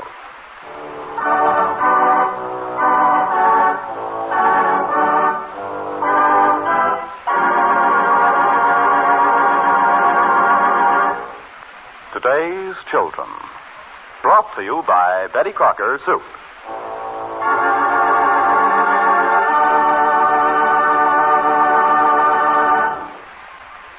You know, Charlie, it's kind of interesting reading someone else's mail this way. Yeah, I get quite a kick out of Reading it. someone else's mail? Why, Gordon. Oh, well, she said I could, Charlie. Betty Crocker, I mean. You are reading Betty Crocker's mail? Well, yeah, some of it.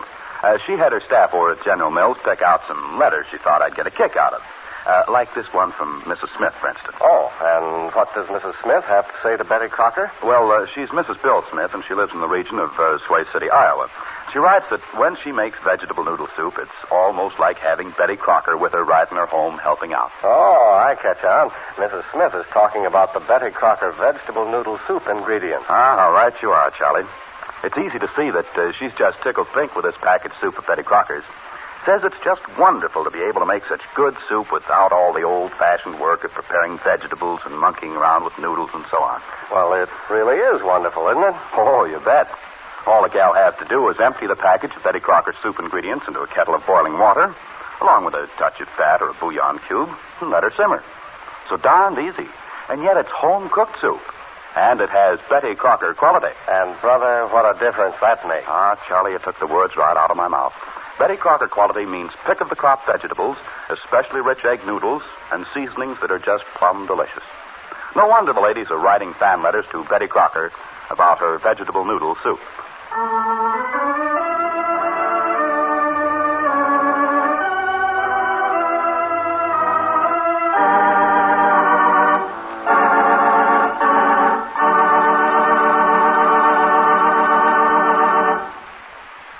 Now, our story continues. Miss Davis? Yes, Otto. How are you feeling now? As well as I can. It's almost as though my head were in a vice. Oh, I know it isn't too comfortable, but it's very important that there be no movement. Sure, I understand that. I'm not complaining. Oh, you've been a very good patient. Perhaps you'd like some water, Oh, swell. I am a bit thirsty.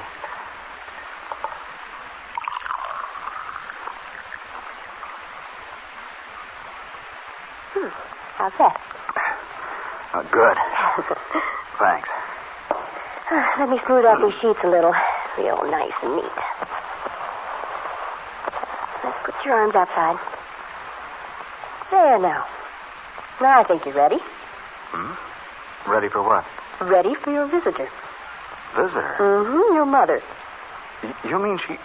Oh, wonderful. Oh, but remember, no moving. Don't worry. You may come in now, Mrs. Schultz. Oh, thank you. I'll be down the hall if you need anything. Yeah, thank you. Mama. Otto. Oh, it's good hearing your voice again. Sit down, Mama. Have you heard the news, Otto? Yeah, I have a radio. Isn't it exciting? It makes everything worthwhile somehow. I know, Otto, I know. How do you feel, Lily? Just as good as new. Oh, you sound fine, Otto. Fine. Funny. What is it that's funny? I was just thinking about us, what I said and what you said. What did you say? What did I say? Well, I said it's good to hear the sound of your voice, and you said you sound fine, Otto. So? You think maybe that's funny? Well, that isn't what I meant, Mom.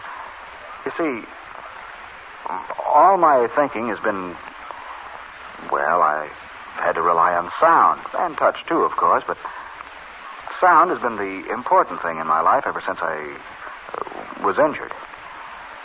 You know, it hasn't even occurred to me to think that, well, that if this operation is successful, I'll be able to see your face again. Jen's. I've never seen Jen.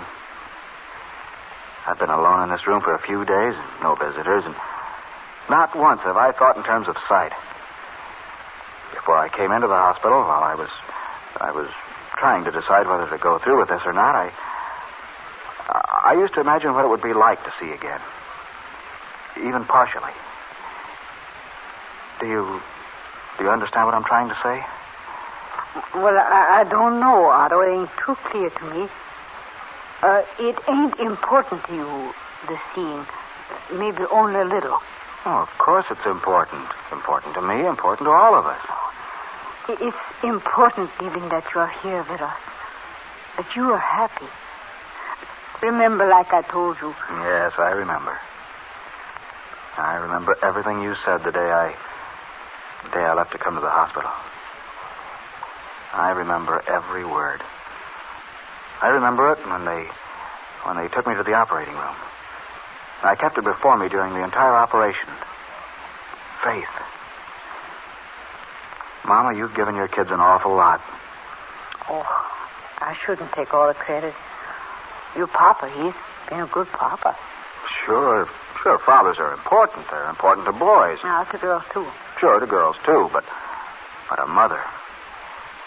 A mother, Mama, can do things for her kids that can carry them through all the problems that are bound to come up day in and day out. A mother and a wife, they're terribly important. A wife, he said, Otto. Jen, you're thinking of. Yes. I wish I had some idea when we could be married. Jen, she wants to get married soon.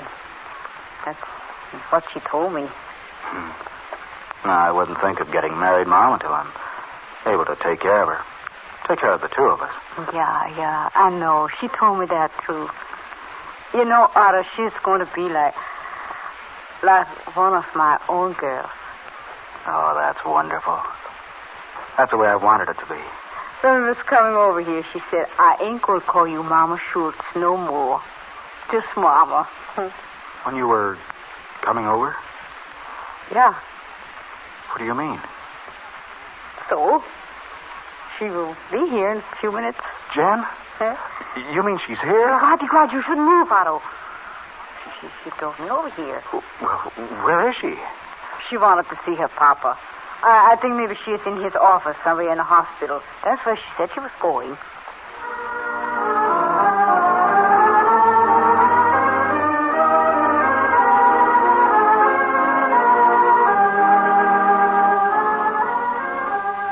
Well, Jen, about all I can tell you is that to date everything's gone as well as can be expected.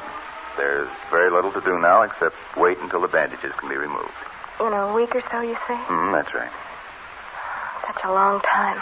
You just can't hurry nature, Jen. Not in cases like this. I know. Is it all right if I drop in to see Otto for a moment, just to say hello? Of course. I assumed when I heard that you were driving Mama Schultz out that, well, my permission went for both of you. I wasn't sure. But you'd better not stay too long, Jen. He mustn't have much excitement. All right, Dad. Leaving for your office now? No, I have a few things to do before I can get away. Well, in that case, I think I'll go down. Now, remember what I said, Jen. Not too long. Just a few minutes, Dad. Oh, Dad. I'm sorry about our argument last week. I don't know what made me say the things I did. Well, I hope you didn't mean them. Of course I didn't. I'm glad. It's all going to work out, Jen. And try not to worry too much. Okay, Dad. Bye. Bye, Jen.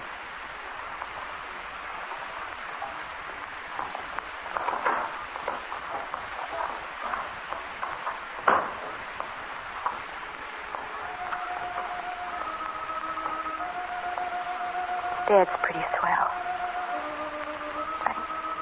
I just didn't have the right to hurt him the way I did. When I accused him of interfering, making Otto's decision for him, trying to run his life. And mine. I think Dad understands a lot of things about me that I haven't even understood myself. My negative attitude about the operation, my failure to encourage Otto's going through with it. I've been afraid. Not for Otto. Not really. There's so little danger, and no matter what the outcome is, I know he has courage enough to face it. But there's so much I haven't the courage to face. I love Otto so much just the way he is. I've loved being able to help him and do things for him. Yes, I've loved having him need me and depend on me. that isn't all. I've been afraid to think of what might happen. I built a world for him in the darkness, a world for the two of us.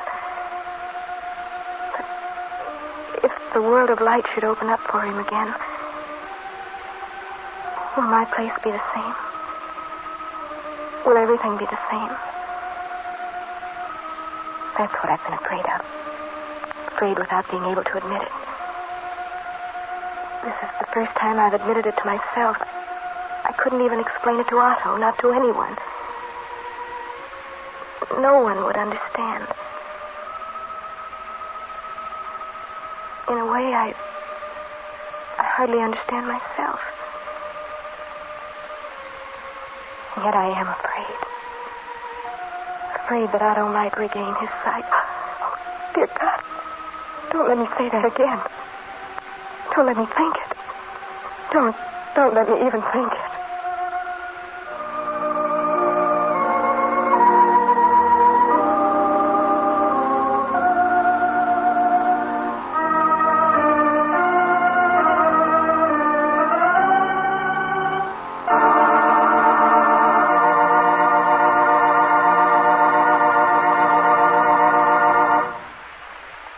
You are listening to Today's Children.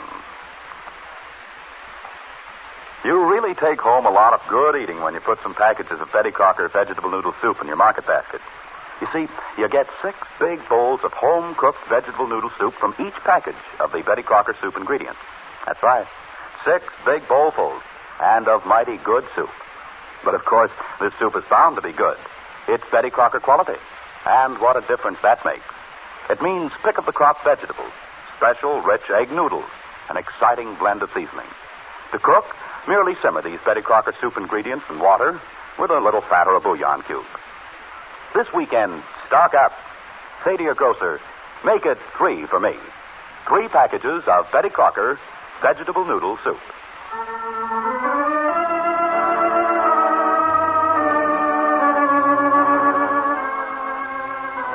The thing that has made Jen dread the operation for Otto is a fear of losing him.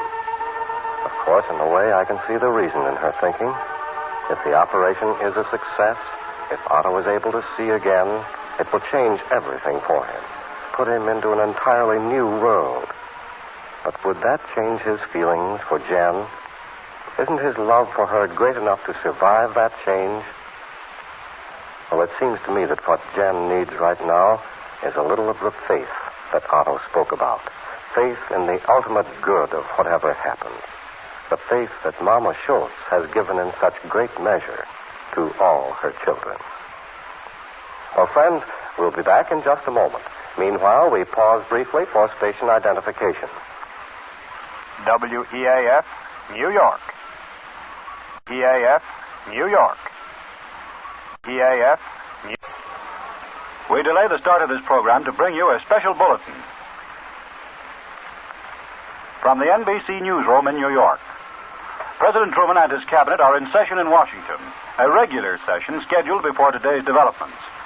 Stockholm, meanwhile, has confirmed the fact that a Japanese surrender offer was received by Sweden for transmission to the Allies. And a war bulletin from Moscow. The Soviet communique reports that Red Army forces have driven forward 100 miles in the Transbaikal region of Manchuria. The rail junction of Hylar is in Red Army hands. We return you now to your regularly scheduled program. NBC is standing by for developments. Keep tuned to your NBC station for the latest news. Very active competitor. And if Jack didn't want to be left behind, he'd better change his tactics. And so today, young Dr. Landis turns over a new leaf.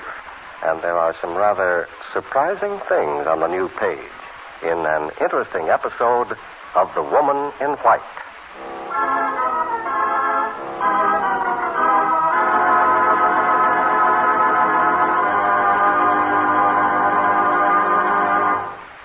The Woman in White.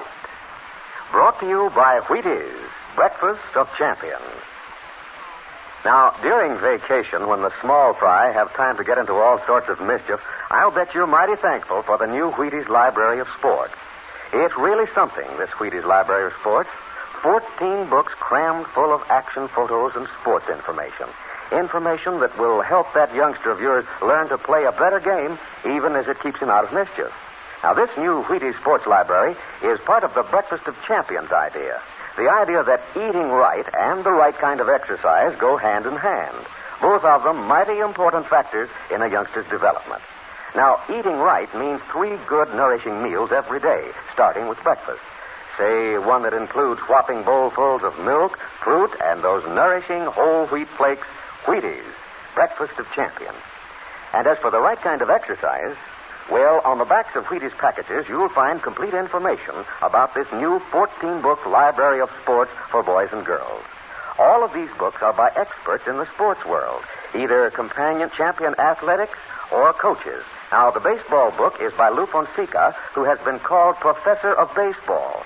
The tennis book for boys is by Don Budge, the golf book for girls by Patty Berg. See the back of the new Wheaties packages for complete information on Wheaties, the Library of Sports.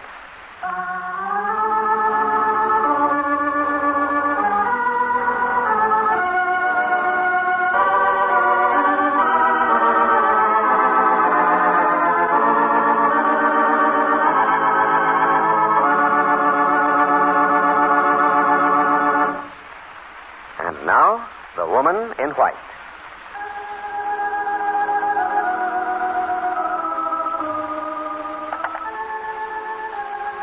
Operator, this is Eileen Holmes. Were you calling me?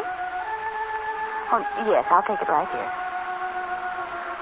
Oh, Dan, yes? What? Well, yes, I'm down in the lobby already.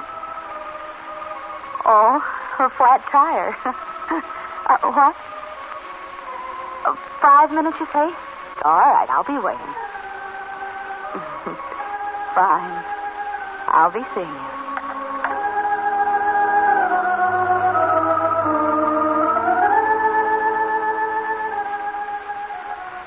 Hello. Oh, Jack, I didn't see you. No. That's a habitual complaint of mine. Why, Dr. Landis. How are you, Jack? Oh, fine. Say, you look very sharp this evening. Well, thank you, Jack. New dress? Well, no, just a few new doodads headed to an old one. New collar. Mm-hmm. Very nice. Why, thanks, Jack. I suppose you've heard the news. Oh, yes. I don't want to get too far away from a radio this evening. I don't blame you. We ought to have something definite soon. Eileen, I had dinner with Dr. Purdy the other night. Oh, yes, so he told me. Had quite an evening, didn't you? Doc said it was a typical stag party. Oh. Gambling and everything. Yeah. I lost 34 cents to him at cribbage. Oh, he didn't tell me the exact amount. I gathered it was some staggering sum. Well, 34 cents isn't to be sneezed at. He's a great guy. I think so, Jack. Yes, well, hope I have his sense of humor and his perspective when I've been in this game as long as he has. I'm sorry, incidentally, about blowing off steam a few nights ago. When was it? The night I sounded off about your interest in this Hill fellow? Oh? Well, now, don't think anything of that, Jack. We're all entitled to our own opinions. Yeah, but, well, I do get up on a soapbox at times. You know, anything for a good debate. Say, what are you doing tonight? Would you like to, maybe have a bite to eat at the Greasy Spoon down the street? You know. I'm sorry, Jack. I'd love to, but... Oh? You got another date, huh? Well, fact is, I'm just waiting. I should be picked up any minute now. Mm-hmm. Well, I just... Well, I'd love to some other time. Yeah. Well, we can arrange that, I guess. I'll be around. Oh, there's Dan, sooner than I expected. Dan, huh? Oh, well, I'd better be running along. Thanks for the invitation, Jack. Maybe we can make it some other time. Yeah. Yeah, some other time. Good night, Jack. Good night, Eileen. And Doc Purdy wants me to get aggressive in my lovemaking. Aggressive. How do you get aggressive when all you can offer is a hamburger and a movie? Hamburger and a movie. That's my speed. But why should it be my speed? Why should I stick around here and live on a hamburger and movie diet? Wait. Hello? This is Dr. Landis. Is Dr. McNeil in the house? Jonathan McNeil? I see. Do you have his home number? Look and see, will you? Oh, fine. Ring him, will you? I want to talk to him. Thanks. Hello, Jonathan? This is Jack Landis. How are you? Good. Oh, fine. I suppose you're following the news like everyone else. Sounds pretty good, doesn't it? Yeah. Listen, Jonathan, do you happen to be busy tonight? I'd like to come over and talk to you. All right. Let's say in an hour. Right. I'll be there in an hour.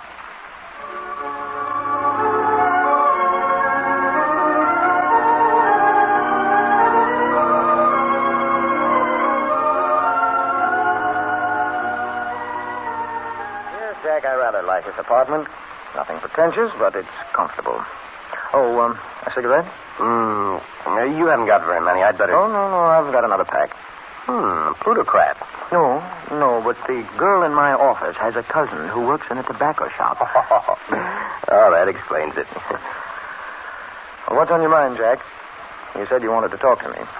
Jonathan, some months ago, you and I had a talk. You said if I ever felt so inclined, there'd be a place for me in your office, remember? Oh, yes. Yes, very well. Well, I now feel so inclined. Well, I'm glad to hear that, Jack. It just occurred to me. What, John? The occasion of our first discussion on the possibility of your coming in with me. Remember when that was? Oh, yes. Valentine's Day night. Yes. I just walked out on the party where my engagement was announced. My engagement to Ruth Hamilton. Mm-hmm. You didn't even wait for the announcement to be made. Oh, well, I remember. Have you heard from Ruth, Jack? Oh, yes. I got a letter from her not long ago, from England. England? Mm-hmm. She's a fine person, Jonathan. Yeah. Yes, I know she is. Well, that was all a very hectic episode in your life, wasn't it? You're not kidding. As I remember, you were opposed to the whole romance because it would have meant giving up your residency and going into private practice. Why the change of heart, Jack? Well, I know it's really none of my business, and I hope you'll forget my being blunt about it, but you must have come to your decision rather suddenly. Impulsively, perhaps? Well, Jonathan, I have spent 2 years as a resident. I just wonder whether it isn't time for me to start getting out on my own. After all, I'm not getting any younger. Well, that, unfortunately, is true of all of us, Jack. Sooner or later, I've just got to start building a place for myself. After all, I don't want to remain a resident all my life. Well, that's understandable. Of course, if you've changed your mind... No, Jack, I haven't changed my mind. How long do you have to go yet on your contract as a resident? Well, as a matter of fact, Jonathan, I'm on a yearly basis. I'm just completing my second year now. I've got another year coming up if I want it. You planned on taking it, hadn't you? The third year? Yeah. But, well, frankly, where's it getting me? I mean, I'd like to start living a normal life, have a few dollars to call my own. Mm-hmm. Oh, don't misunderstand. It isn't just a question of money. No, I'm sure it isn't. Well, Jack, I'll tell you what. I've been planning on taking a vacation. Oh? Yeah, just for a short rest. Somewhere up in the woods where I can hibernate. I've arranged for someone to take over my rounds at the hospital, Dr. Whalen. You may know him. Yeah, I know Whalen. I hadn't arranged for anybody to see patients in the office, though. I was just going to close up shop, so to speak. Mm-hmm. But if you'd like to pinch hit for me at the office, see the patients who drop in. There are always some dropping in every day. Well, if you'd like to try that while I'm away, you're quite welcome to, Jack. That sounds like a good idea, Jonathan. I can promise you it won't be very exciting. But I think it might be a fairly good initiation into the routine of private practice. Mm-hmm. When are you leaving? Well, let's see. I'd planned to go on the 20th. That's 10 days from now. Mm-hmm. I'll be gone until the 31st. That's approximately 2 weeks. A little less. Now, Jack, I wouldn't chuck everything at the hospital for this. No. was just thinking, I've got some time coming. I could talk to Dr. Burton, see whether I couldn't take a few weeks while you were away. Well, you're welcome to move in. My girl will be there. I'll talk to Dr. Burton first chance I get. If he says I can have time off, why, Jonathan, it's a deal. I'm going to see how it feels to be in business for myself.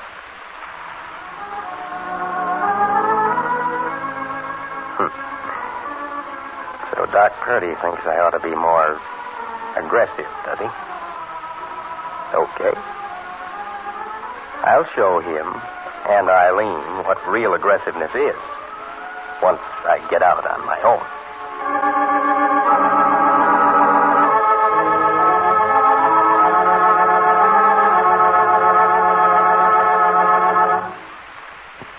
You are listening to The Woman in White.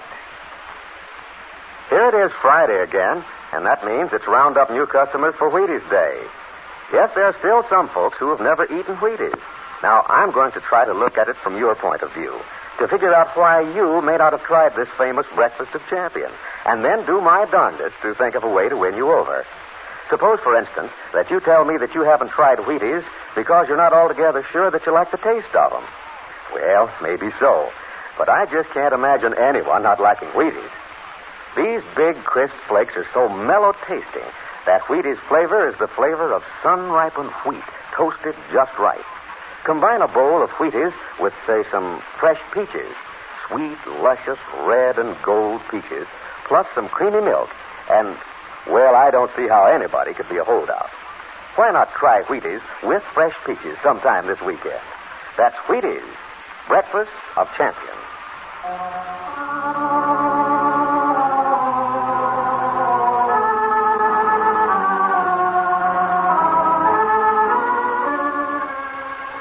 I'm willing to bet it's going to be a shock to Doc Purdy to find out how Jack went about taking his advice. The older man certainly didn't expect Dr. Landon, who is usually so aggravatingly cautious, who never takes action until he's thought things over carefully, to do anything as impulsive as that. It's no wonder Jonathan was somewhat taken aback. Well, it isn't the first time that love has made a man behave strangely.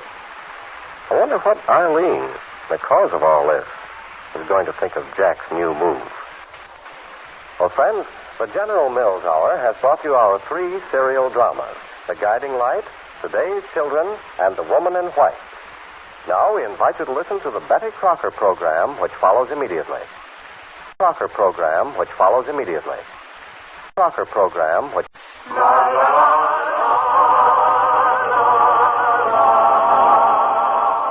The Betty Crocker Service Program, a regular feature of General Mills.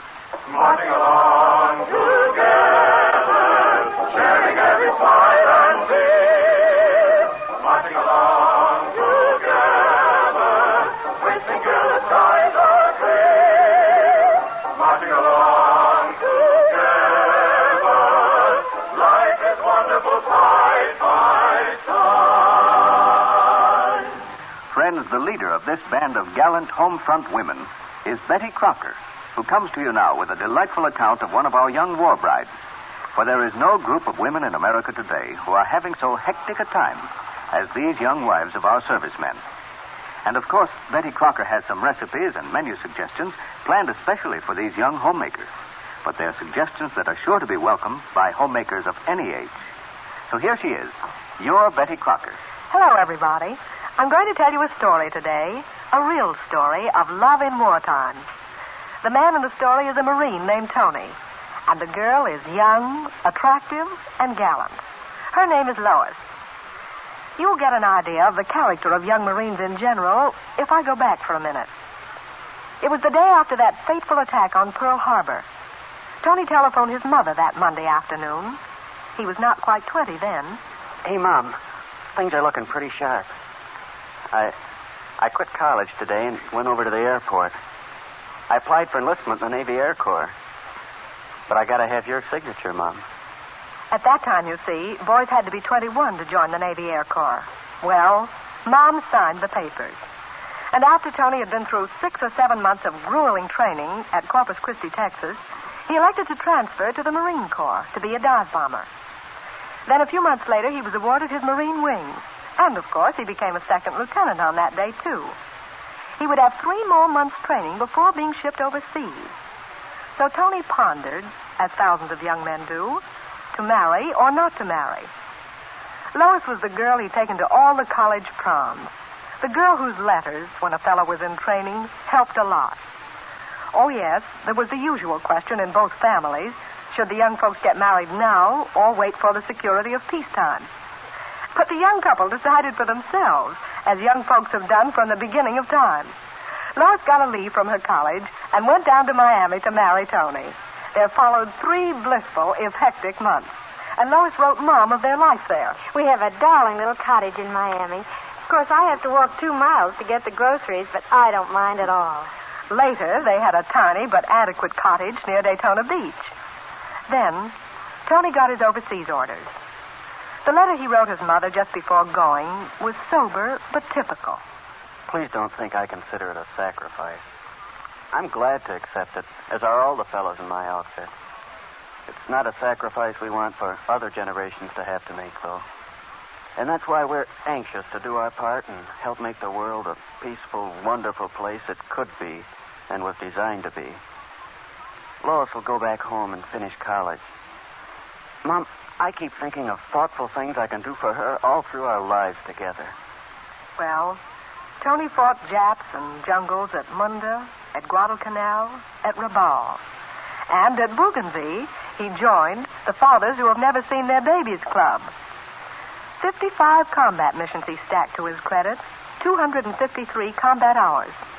And finally, at long last, the miracle. He was sent back to the States, back to Lois and his tiny baby daughter. Lois had finished college, had earned the highest scholarship honor, Phi Beta Kappa. And now she was ready and eager to set up housekeeping near the various bases to which Tony was sent as an instructor. In one city, the only place they could find was a fashionable hotel. And Lois said they grew very tired of eating out, and it was especially difficult with the baby. Then came a jubilant letter from a famous naval base. Lois wrote, Mom, here we are actually living in a Quonset hut. You've seen pictures of them, made of what looks like corrugated iron and shaped like an iron lung with a stovepipe in it. The windows don't open wide, just the doors. But after his time in the jungles and the hotel, Tony loves being in a home of his own. He craves home-cooked meals, which he gets cooked in anything I can find. I baked a cake in a refrigerator tray the other day. I guess it was a success. Anyway, Tony boasted about it to his fellow Marines, said I could cook anything. Well, they asked if I could make real lemon pie. He admitted I could, the wretch, though he'd never seen or tasted one I'd made. But there I was, scheduled to make a real, honest-to-goodness, like Mother used to bake lemon pie for 15. Some of the men were just back from the Pacific and hadn't tasted real lemon pie for months. Their cook had served them a deadly concoction made from powdered eggs with lemon flavoring and no meringue. It was so pale it was almost white. Well, now, making lemon pie for 15 guests is an undertaking for a bride under the best of conditions. But Lois faced her ordeal with a temperamental oven, no pie pans, no measuring cup or spoon, no flour sifter or grater or egg beater, not even a sharp knife to cut the lemons with. So I think she had courage even to try, don't you? But she said she didn't want to let Tony down. And here is her account of making the pie. I used a half-pint cream bottle for a measuring cup. That's what a regular measuring cup holds, half a pint. And then I just fluffed the flour up with my hands instead of sifting it the way the recipe says. Then I used a long olive bottle for a rolling pin, and my mixing board was the wooden drain board of the sink. I stretched a towel over it and thumbtacked it to the board. Then I had to use frying pans for my 3 pies. Fortunately, there were 3 frying pans. Only one was so big that I had to leave the oven door open so the handle could stick out. The pie crust really did bake beautifully in spite of all that. When it came to making 3 times the recipe for the filling, Lois had to cook it in a huge kettle. The eggs she beat with a fork. But grating the lemon rind presented her biggest problem. She wrote, I had to scrape and pick the rind off the lemons with a paring knife that may have been sharp once. It took hours. Tony whipped up the egg whites for the meringue with a fork, the way I'd beaten the yolks. And believe it or not, those pies were a success. None of the other wives had thought I could possibly do it. This bride didn't cross the country in a covered wagon, nor did she collect wild berries and vegetables for their food, nor cook over an open fire. But I claim the pioneer spirit of our great-grandmothers is just as apparent in young brides today like this one, even though the conditions under which they live are so very different. Lois was certainly just as ingenious as the pioneer women who made lemon pies from vinegar. And can't you just picture how proud Tony was that his wife could provide his friends with the real lemon pie they've been longing for all those months? Well, today I'm going to give you a menu for the sort of homey meal every bride ought to know how to prepare for her husband. Of course, when you think of preparing a meal that will go to a man's heart, you think of steak. For all men seem to love steak. So I'm going to give you a recipe for a kind of steak you can all manage to serve with food supplies as they are now. We call it emergency steak, and it's just as tasty and tender and appetizing as any tenderloin or porterhouse. Serve it sizzling hot from the broiler or pan, attractively garnished with green parsley or green carrot tops or celery tops, and a few bright red radishes as a bit of color in contrast to the juicy brown steak. No one could ask for a more delicious dinner meat. Really, everyone who's tried this emergency steak is crazy about it. Here is the recipe perfected by our staff for 6 servings. A bride could make half the recipe. Mix together 1 pound of ground beef or hamburger, 1/2 cup milk, 1 cup of Wheaties, 1 teaspoon salt, 1/4 teaspoon pepper, and 1 tablespoon of finely chopped onions if desired.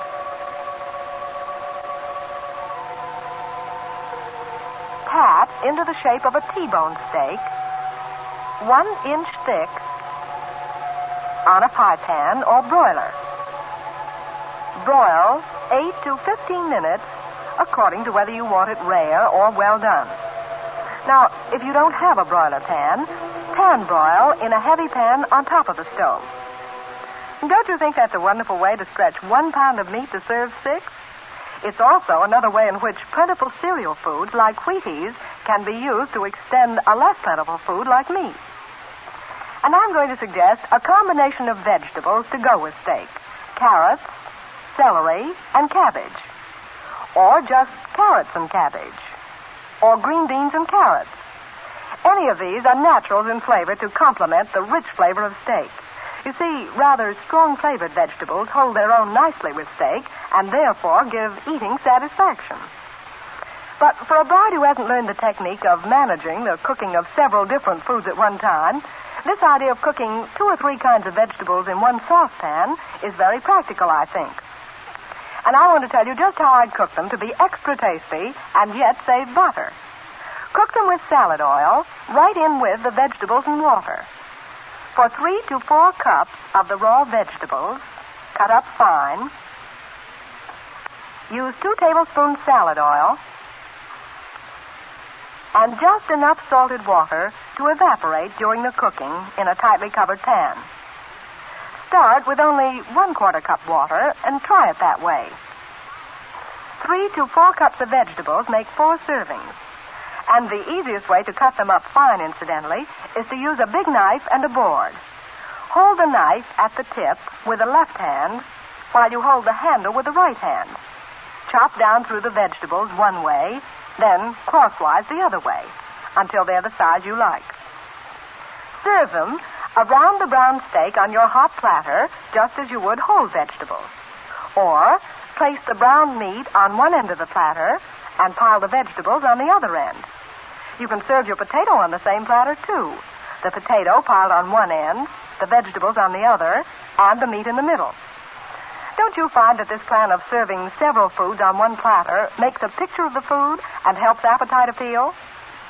And, of course, you'll want a tossed green salad with a zippy French dressing. Try putting a little extra dry mustard in the dressing when you serve this emergency steak. It gives just the right tang.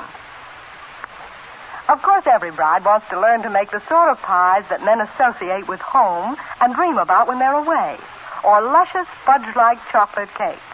For chocolate cake and lemon pie are top dessert favorites among husbands here in these United States. And the folders we pack in each sack of our gold medal, kitchen-tested, enriched flour will give the beginning cook easy-to-follow recipes for such desserts. Right now, many women are finding in their gold medal flour a recipe for 2-in-1 cake made by our new speed method. You'll recognize it as old-fashioned marble cake. It's a combination of smooth, satiny chocolate cake and tender, fluffy white. What's more, our staff have added a footnote to this recipe explaining how white corn syrup can be used for part of the sugar. One can even serve this cake fresh from the oven without icing. It will be delicious with fresh fruit for dessert. So I hope you'll all look for this cake recipe in your newest stack of gold medal flour or write to me for a copy of it. The recipe is economical and so easy to follow, and so sure to turn out just right when used with dependable gold medal flour. And I'll be very glad to send a copy of our new bulletin, Our Nation's Rations, to those of you who would like it. It contains many recipes for main dishes, as well as menus and other cooking hints our staff have planned especially to fit your wartime food supplies. I know you'll like it. Goodbye. Friends, just write to Betty Crocker, General Mills, Minneapolis 15, Minnesota, for this wartime bulletin, Our Nation's Rations. But be sure to specify the bulletin or any special recipe you may want. Betty Crocker comes to you with the good wishes of General Mills. Marching along together, sharing every smile and tear. Marching along together, racing till the skies are clear. Marching along together, life is wonderful, life's The last hour of entertainment has come to you with the best wishes of General Mills. We'll be back Monday with more of the same fine drama and hymns of all churches. This is Charles Lyon, your host on the General Mills Hour, saying see you then. This is the National Broadcasting Company.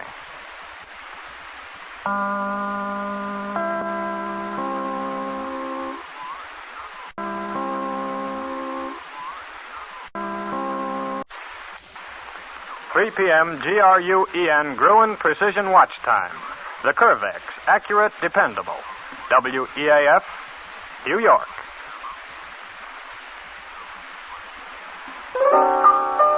Wonderful ivory snow.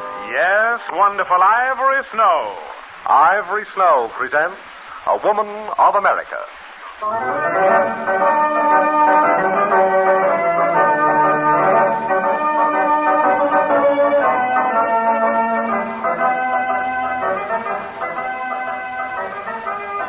Ivory Snow brings you the story of Prudence Dane, a woman of America whose courage and faith are the glorious heritage of all women of America today.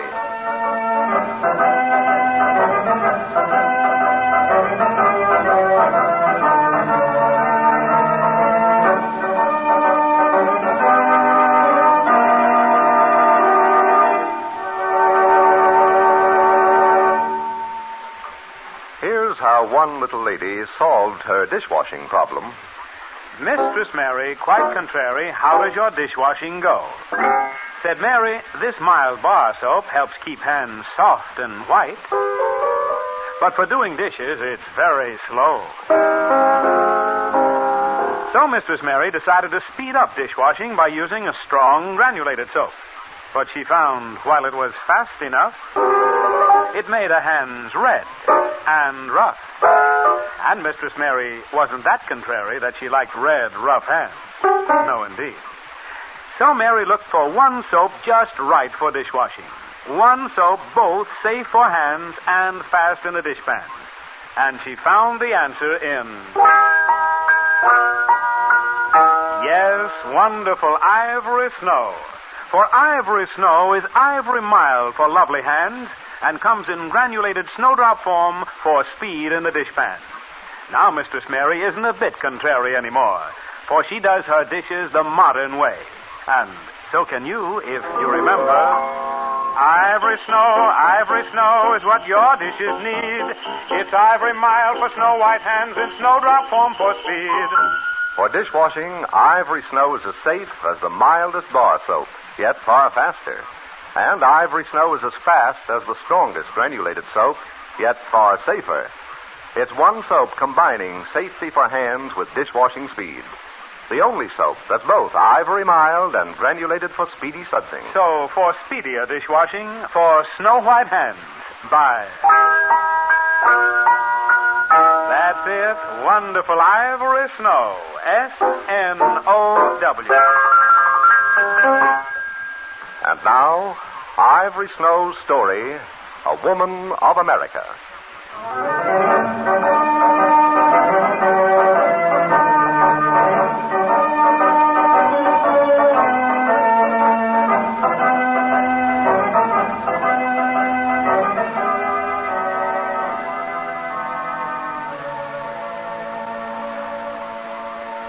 Danger has threatened Prudence Dane's wagon train, camped in the valley of the Sweetwater River. A vicious attack was made on the life of a friend of Prue's brother-in-law, Tom Dane, as the friend tried to deliver important mining deeds to Prue to hold in trust for her adopted daughter, Rachel. Stephen Browning insisted that not only Rachel's life was in danger, but Prue's life, too, so long as Prue had the mining deeds, and implored Prue to give him the deeds for safekeeping, which Prue has done. However, what part the mining syndicate, owned chiefly by Stephen Browning and his mother, had in the attack, Prue doesn't know. Nor does Stephen, if we can take his explanation to Prue at its face value.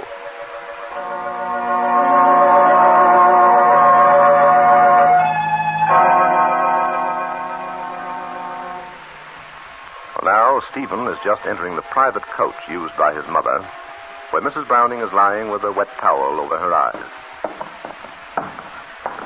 Oh, is that you, Stephen? Yes, Mother.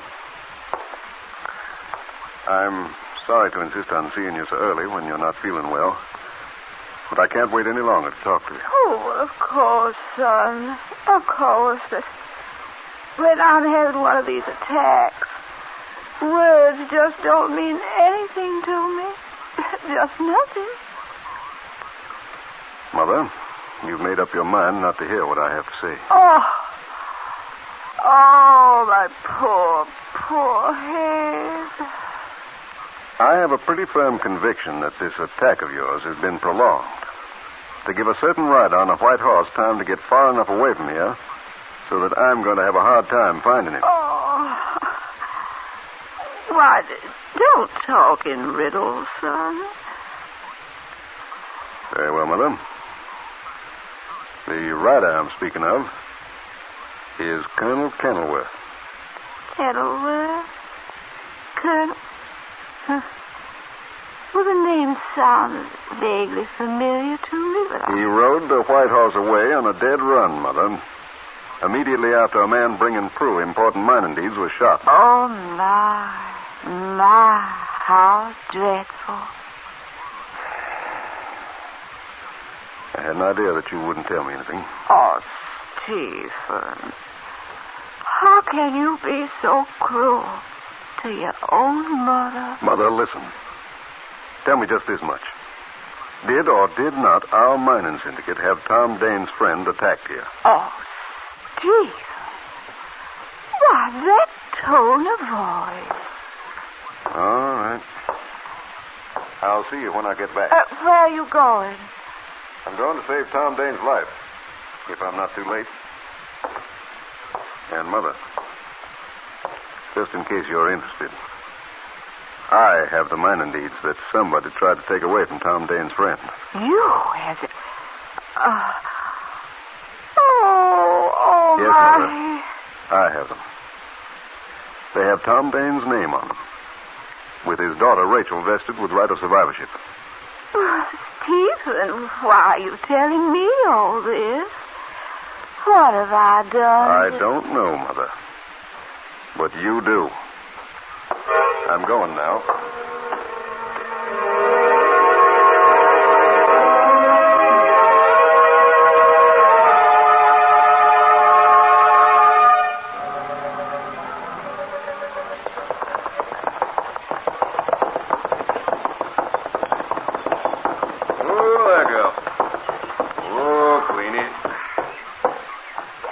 stopping here to see Prue a minute.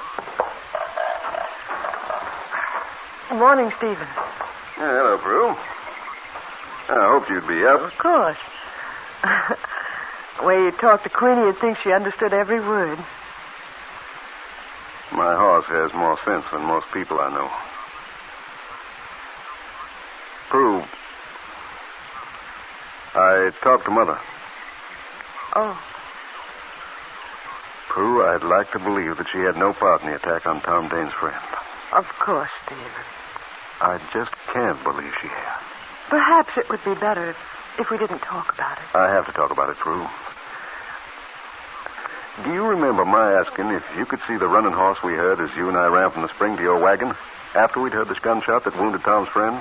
Yes, but I couldn't see the horse, Stephen. It was too dark. Well, I'm convinced now that there were two horses, one galloping and the other on a dead run. Two? Yes. The one that had just thrown Hank was a dark bay, so naturally you didn't see him. The other one was a white horse. There's only one white horse in these parts, Prue. He belongs to Colonel Kenilworth. Colonel Kenilworth? Stephen, don't you think I should keep the mining deeds? No, Prue. Not until I find out from Tom Dane exactly what he knows. All right, Steve. And don't be worried about Rachel and me. We'll be all right. I pray God you will. Goodbye, Stephen. Prue,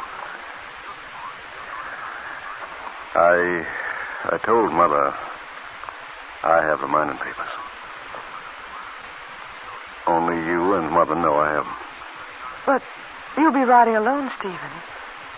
And one man was almost killed just because he had them. Don't worry about them, Prue. If I can't bring them back, I'll find some way of putting them in safekeeping and have word sent to you as to where they are.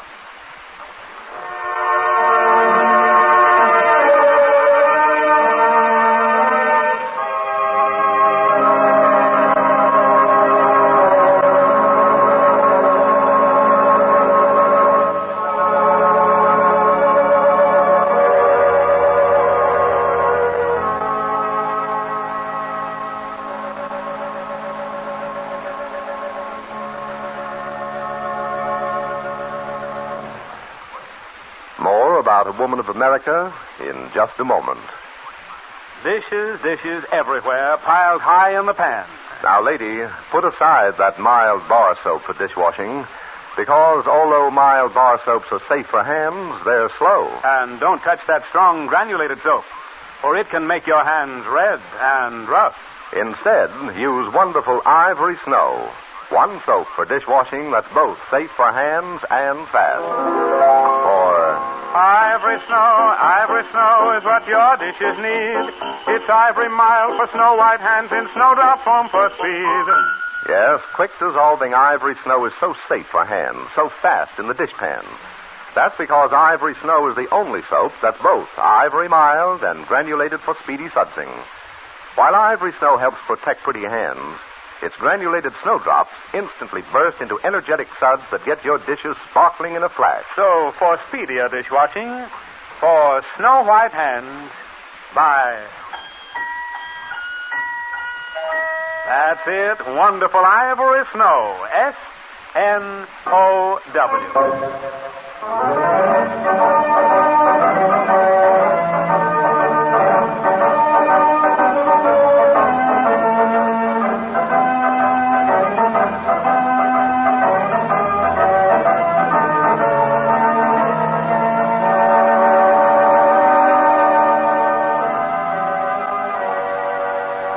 Further comment, Stephen takes Prue by her arms. His eyes lingering on her blue-black hair, the sweet, heart-shaped oval of her face, her troubled eyes. And then with her chin cupped in his hand, he kisses her a wordless goodbye.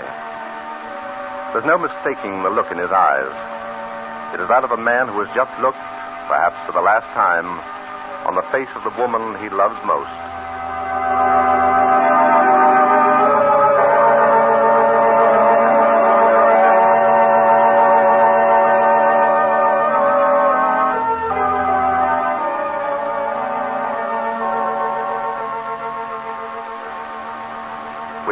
cordially invite you to be with us Monday at the same time when Ivory Snow will give us the opportunity to visit again with Prudence Dane and the members of her wagon train in A Woman of America, written by Della West Decker.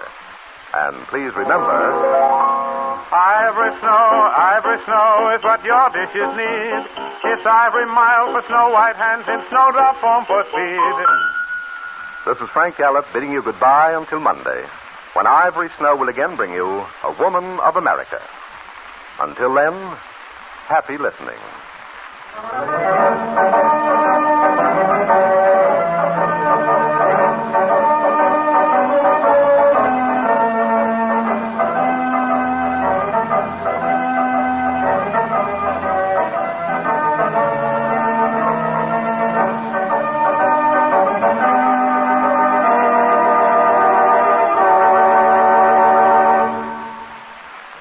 Looking for 3 red points, men? Your dealer will give you 2 for every pound of desperately needed used kitchen fat.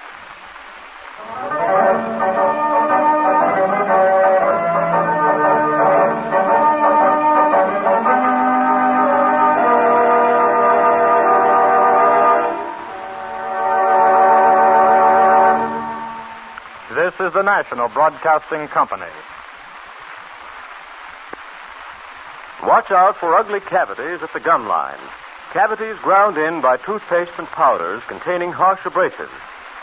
Teal contains no abrasives, cleans teeth safely. Get Teal, the modern liquid dentifrice, and avoid ground-in gum line cavities.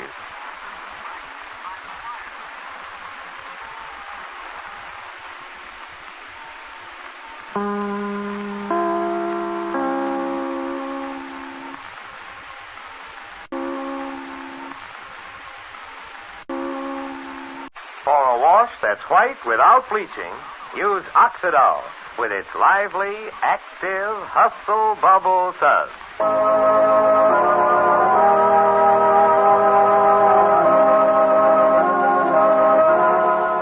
Oxidol's own Ma Perkins.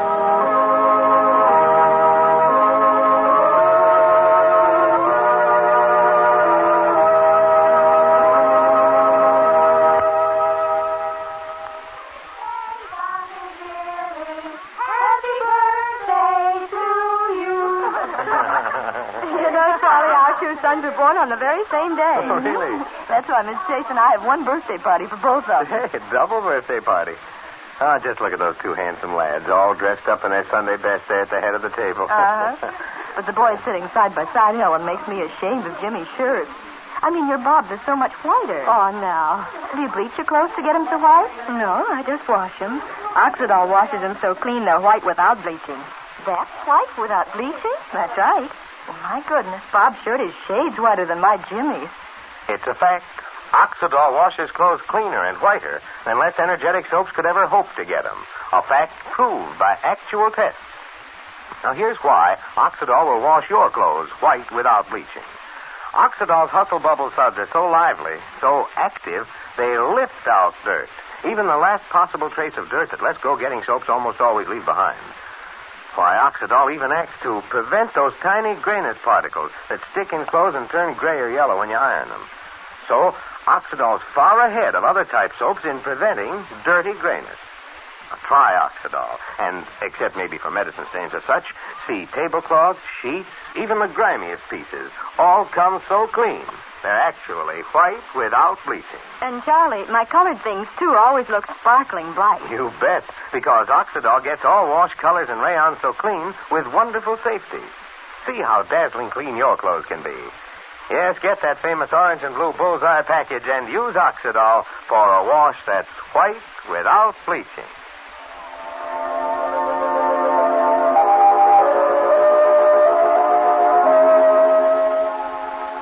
Tonight, after the supper dishes were washed, Ma walked up the street with Fay to Mrs. Collins' home, where little Paulette was left to play with the neighbor children. Then Fay went on to the hospital, where she's a nurse's aide, you know. And Ma returned home to sit on the porch and wait. Later, Jeffrey Powell, Gary's father, arrived. Now, in the starlight, we find Mr. Powell and Ma sitting in the porch swing in earnest conversation. Ma's just saying, And there's no doubt in your mind, Mr. Powell, none whatsoever, that Stella didn't marry Gary just for money. Well, I talked to her. All she could say, all she could think of was just that she wanted to think it over. And you believed, as Matilda does, that meant she wanted to set a price. That's all it could have meant, Ma. Oh, Ma, it's beautiful, and I've admired you for it. This belief of yours that there is good in everybody. I'm a dreamer. I'm not exactly what the world calls a practical man. And I'd like to believe just the way you do myself. But when you run into a thing like this, Ma, well, there's no mistaking it. I couldn't have been mistaken. The girl is interested only in what she can get out of me. That's her sole interest in her marriage.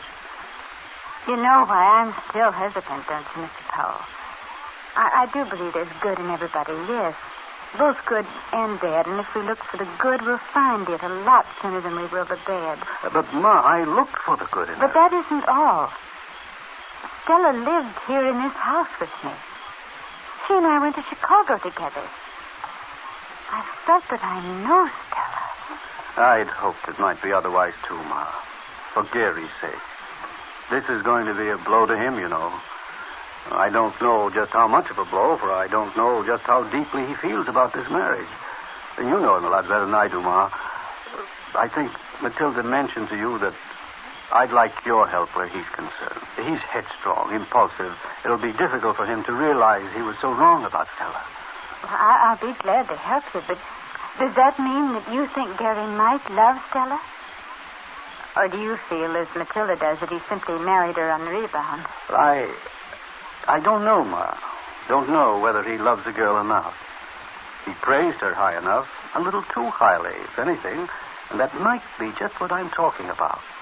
His refusing to admit he could have been wrong. Well, why don't we consider Gary later, Mr. Powell? Don't you think that there is a more immediate problem than Gary? Ma, are you going to cling to the idea there could be a mistake? I don't know what I think, Mr. Powell. You and Matilda seem so certain.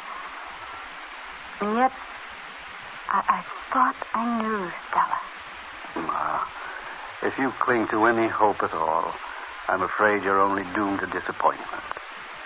But I felt that I knew Stella. Even so, Ma, I was there, and you weren't.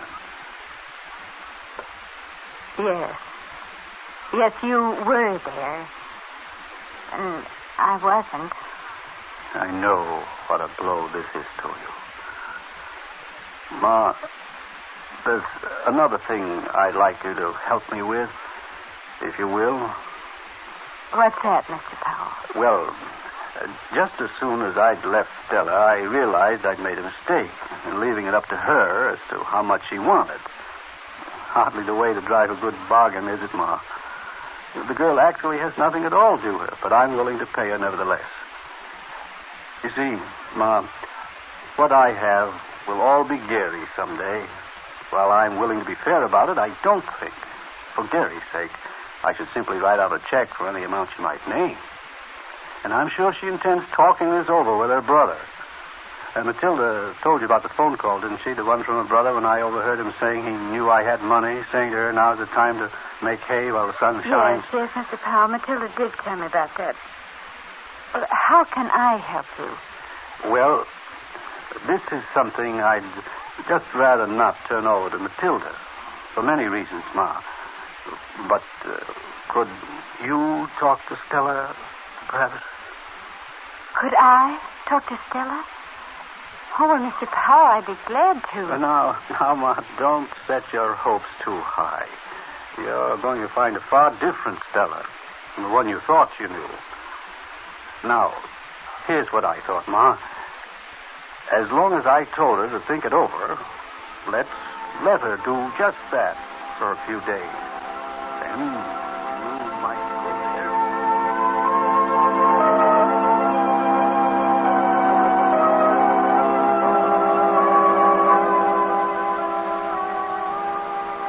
Our scene changes to Stella's home. Bert Carlin has arrived. Brother and sister are alone. We hear Bert just saying. Now, look, Stella, you and I are going to talk. I know you don't want me here, but I'm here just the same, and you and I are going to talk anyway. I tell you, Bert, there's nothing to talk about. You're sure of that, huh? Positive. What are you trying to do, cut me out of something? Bert, what is there to cut you out of? What do you think there is? Nothing, maybe. Not yet. But you know what I'm talking about. I want to know how you made out with Gary's old man the other night. How did you make out, Stella? Did Mr. Powell decide to write you out a nice fat check for a wedding present? No. He didn't? Now, don't tell me, as cute as you can be, you didn't get him twisted around your little finger. You at least got some kind of a promise, didn't you? Bert, let me ask you something. Why do you think you need money so bad? Why do I need money? Why does anybody need money? You think I intend staying here in this hick town the rest of my life? What I've got in mind takes money. You mean you're going to leave here in spite of your parole? That parole thing isn't going to last forever, is it? I hope. Would you go away, get out of Rushville Center for good, if you had money? If and when Ma does clear up your parole for you? If I had the money and that parole thing was cleared up, I wouldn't even stick around here long enough to say goodbye. What do you think I've been trying to tell you all this time? Does that mean you'll forget about Faye? Oh, I get it. Then he did offer you a little present. But I've got to promise to forget about Faye and no deal. Yeah.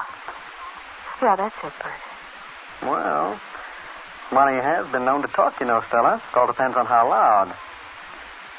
How much are you thinking about, for instance? I don't know. But you will make that deal with me to forget Faye. Like I said, that all depends. What if I give you all of it? Whatever it gives me, the whole check. Oh, now, after all, Stella, I'm not that kind of a guy. I'm talking about a reasonable cut, that's all. What if I want to give you the whole check? Just to prove that's all there is. Would it be a deal? I don't get it. I don't see why you'd want to hand me the whole thing. But, well, I imagine it'd be a deal. Of course, you can always get more where that came from for yourself. No, I wouldn't get any more. Never mind. What do you mean? I said never mind. I didn't mean anything. All right, Bert.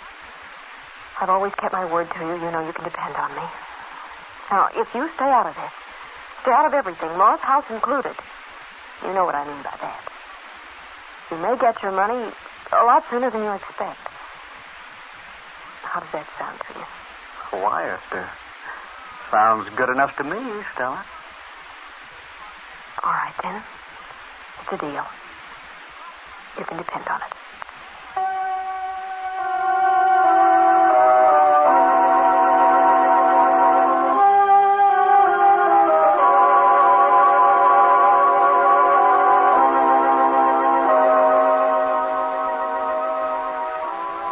Things are just as Jeffrey Powell so firmly believes they are.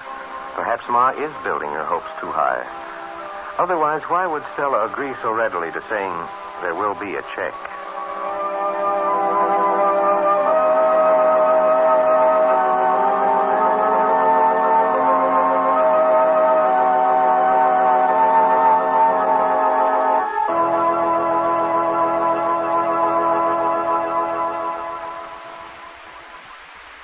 Charlie, when I iron my clothes, sometimes they turn yellow looking. What causes that? Well, frequently those yellow and gray spots that show up in ironing are caused by dirty grayness particles that form in wash water and stick in clothes. And turn yellow when you iron them? That's right. Now, if you, too, have noticed the same thing Mrs. Simpson did, try Oxidol. Remember, Oxidol is far ahead of other type soaps in preventing this dirty grayness. Yes, Oxidol washes clothes white without bleaching. You see, Oxidol's hustle bubble suds are so lively, they lift dirt out. Even that last possible trace of dirt lets go getting soaps almost invariably leave behind. That's why Oxidol washes clothes so clean that, well, except maybe for unusually stubborn stains, even the grimiest pieces come white without bleaching. And when colors are Oxidol clean, they sparkle with all their own clear, clean brightness. Oxidol's wonderfully safe for wash colors and rayons. See how clean Oxidol washes your clothes. Try Oxidol and see your wash come white without bleaching.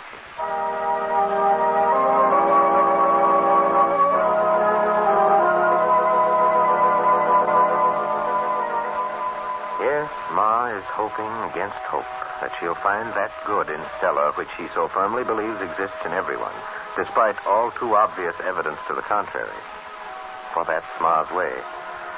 But what kind of Stella do you imagine Ma will find? Monday, a recent important discovery is discussed, one we haven't heard about as yet. By all means, be listening to Oxidol's own Ma Perkins Monday, same time, same station. Until Monday, then, this is Charlie Warren saying so long. And for a wash that's white without bleaching, remember Oxidol, won't you?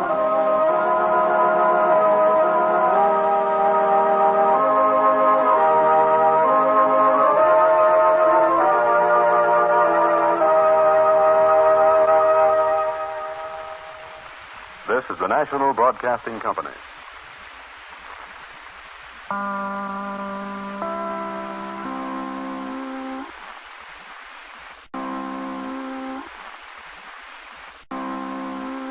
It's 3:30 p.m. Eastern Wartime.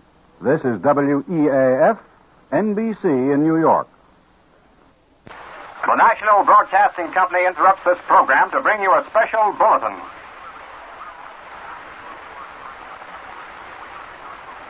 One moment, please.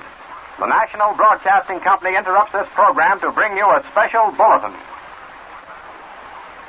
We are waiting in the NBC newsroom for a special bulletin to be brought to us before this microphone. And here's the bulletin. Charles Roos, Presidential Secretary, has just made the following statement. Our government, through regular diplomatic channels, is in communication with Great Britain, Russia, and China regarding the Japanese surrender offer. That is all that can be said at this time. I repeat that statement once again.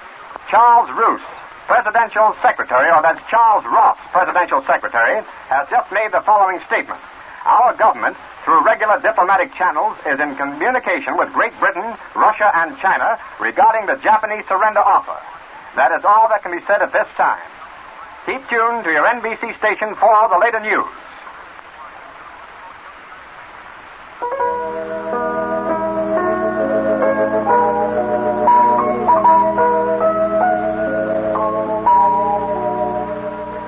The Camay Beauty Soap Program.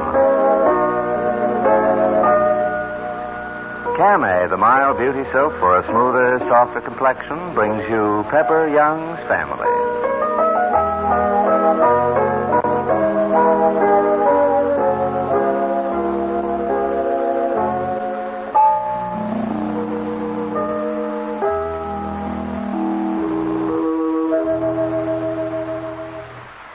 Say, do you know what I'm absolutely positive of? I know a lot of women are going to have younger, lovelier-looking complexions just because they heard this song. Listen. Did you know that just one cake of Camay can mean a smoother, softer skin? Say, did you know that just one cake of Camay is the way you should begin? You ought to try it now. You'd better start today. The Camay Mild Soap Diet is the lovely woman's way for a softer and more glamorous complexion. Camay, Camay, Camay. Yes, you'll see a real improvement in your complexion if you'll change from incorrect skin care to regular, mild Camay care. Doctors, skin specialists tested Camay care. They had a whole group of women follow regular care with Camay. And those doctors reported definitely smoother, lovelier complexions for most of those women. So follow the Camay Mild Soap Diet. Directions are on the wrapper. And I promise, with your very first cake of Camay, you'll have a lovelier looking skin. Yes, a softer, a smoother complexion. Just one cake the Camay way, your very first cake, and you will say, Camay, Camay, Camay.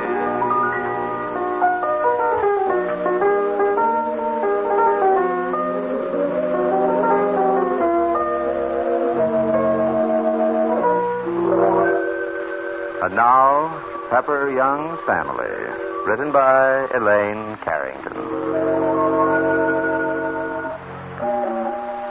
It's early afternoon of a hot summer day, and Mrs. Young has decided to snatch a few minutes' rest until the glare of the afternoon sun lessens.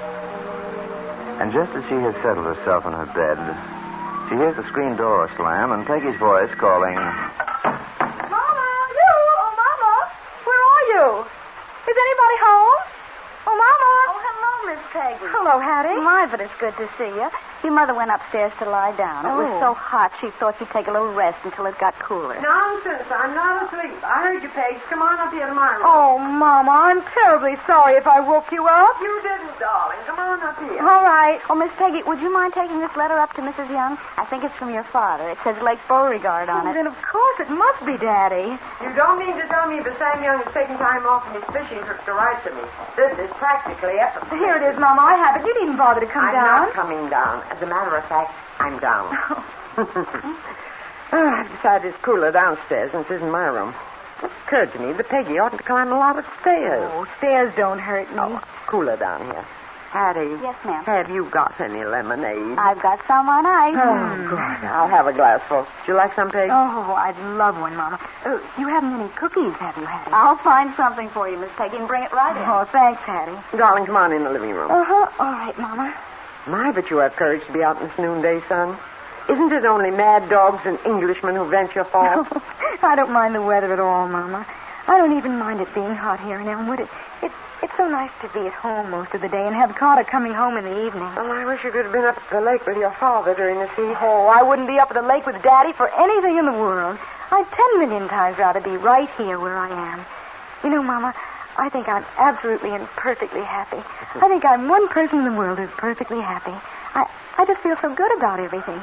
I wonder if everybody feels so happy when they're having a baby. I don't know, darling, but you look radiant. Here, let's sit here. See what your father's letter has to say. All right. Mama, you know, I feel sort of excited all the time, as if I can't wait for the baby to get here. As if I can't wait for me to be able to say that I'm a mother. And I just... Oh, Mom, you better go ahead and read Daddy's letter. Never mind about me. Of course I mind about you, dear, but I would like to see what your father has to say. I bet you anything he's left something behind him and he wants me to send it to him. Wait till I see.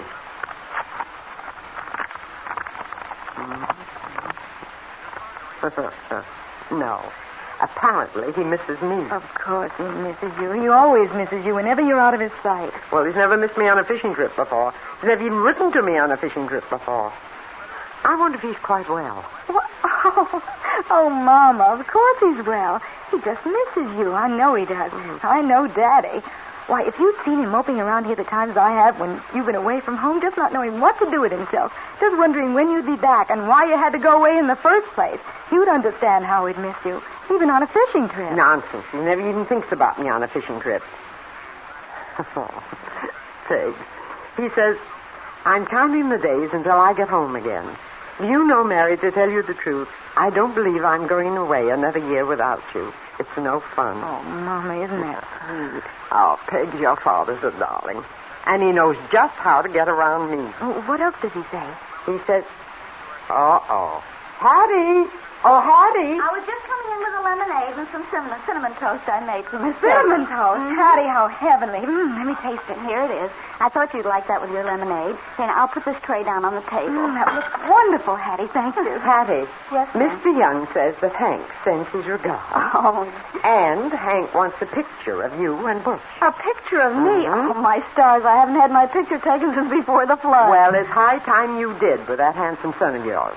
And I think Hank deserves the picture. And I can think of nothing nicer than to have your photograph if I were Hank, or myself, or Hal Winters. Oh, Mrs. Young, please don't go wishing that on me, to have to go and sit for a picture. I just about died. Well, you think about it, Hattie, dear. Well, all right. Now, let's see what else Mr. Young has to say.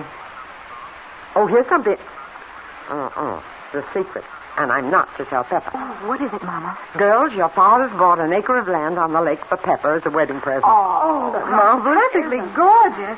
I think that's the nicest wedding present I ever heard of. And just as soon as he can, Hank's going to put up a shack there, and Kirk Bradley wants to furnish it as a wedding present to Pepper and Diana. Oh, it's the cutest thing I ever listened to. And when Pepper isn't using it, perhaps he'll let us all use the shack. Oh, that'd be heavenly. We can take our vacations there. Oh, and Pegs, I forgot to tell you, Pepper was simply beside himself this morning. He and Diana are going to be married on Labor Day. On Labor Day? Yep. You mean as soon as that, Mama? You mean Diana has actually made up her mind? Yes, isn't that good news? And they're going to be married from this house, too. Oh, Mama, that's wonderful. I love weddings, and I know you do, too. Mm-hmm. This is one I won't miss.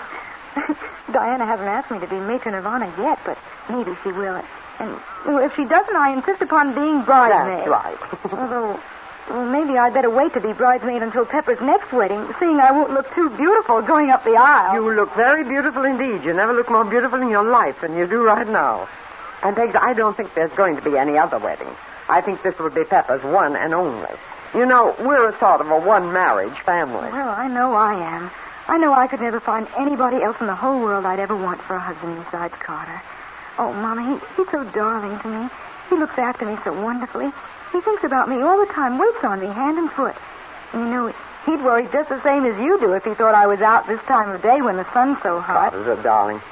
Oh, here's a note in your father's letter I didn't see. Let's see. Oh, he says Hank can't get over his disappointment that Pepper's wife isn't to be Linda, but someone else. He says that Pepper and Linda belong together from way back, that they used to go sailing and fishing and camping together, and that, as Hank puts it, some folks is meant for each other. You can spot 'em a mile away. And Pepper and Linda are those kind of folks.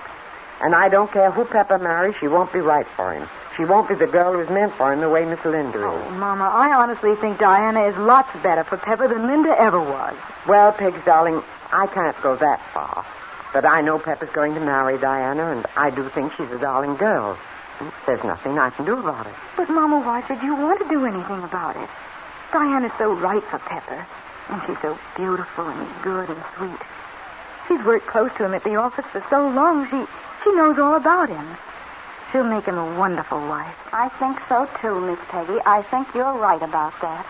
Yes, Hattie, I'm sure she will, but I'm not sure there isn't something in what Hank says.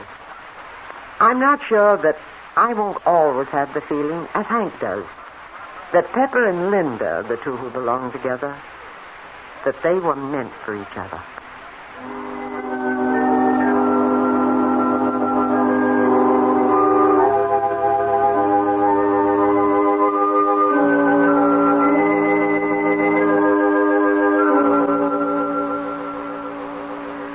Whatever anyone thinks, whatever anyone feels, the time's drawing close now when Pepper will slip a ring on Diana's finger. When she and not Linda will be his wife. When Pepper will take up his life with Diana. At least, so Mrs. Young believes. But she does not know Diana's sudden distrust of her brother Mac. Her fear that he's done something that will make it impossible for her to marry Pepper.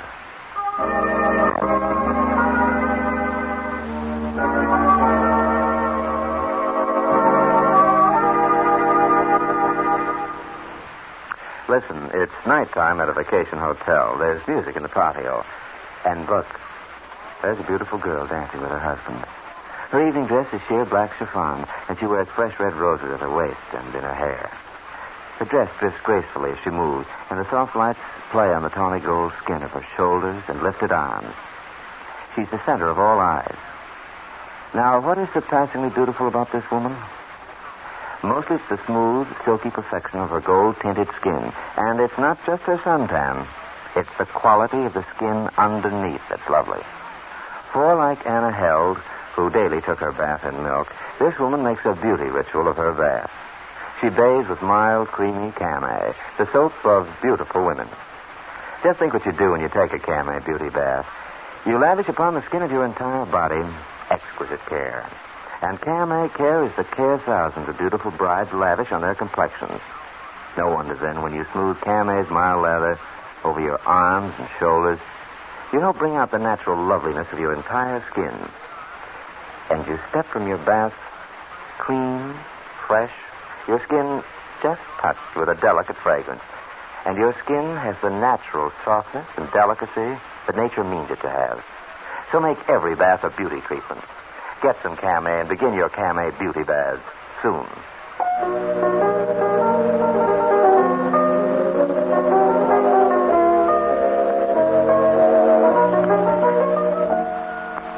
Remember, it's Camay, a Procter & Gamble soap that brings you Pepper Young's family. Now, this is Alan Kent inviting you to listen again on Monday.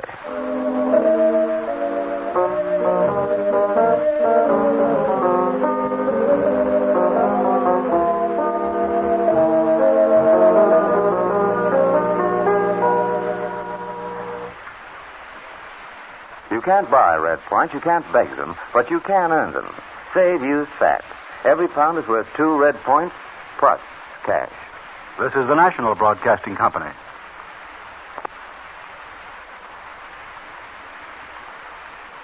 Cut yourself a slice of Crisco cake. Now with Crisco, cakes are lighter, better textured, moister, richer. Follow the recipe on the Crisco label. You'll make a better cake on every count. A Crisco cake.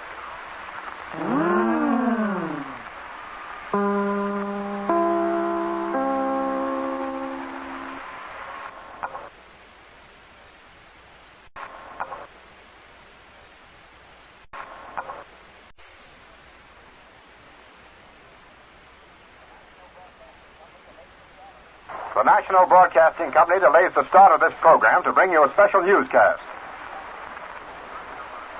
From the NBC newsroom in New York, we present Don Goddard with a roundup of latest developments. Mr. Goddard. The Japanese offer to surrender now apparently has girdled the world from Tokyo to Moscow, London, and Washington. Nearly 9 hours after the Tokyo radio broadcast that the Japanese government would accept the Potsdam ultimatum of the Big Three, which Japanese warlords had once turned down, they would accept it if they could keep their emperor. Charles Ross, the White House secretary, issued the following statement. Our government, through regular diplomatic channels, is now in communication with Great Britain, Russia, and China regarding the Japanese surrender offer. That is all that is possible to say right now. The Jap offer finally had been received sometime before 3:30 Eastern Wartime by the great Allied powers. They have made no decision as yet. The shooting war is still on. The ultimatum was sent to the Allies through Sweden and Switzerland. From the NBC newsroom in New York, we have presented Don Goddard in a roundup of the latest developments on the Jap peace offer. Keep tuned to your NBC station for the latest news. Your favorite soap since baby days.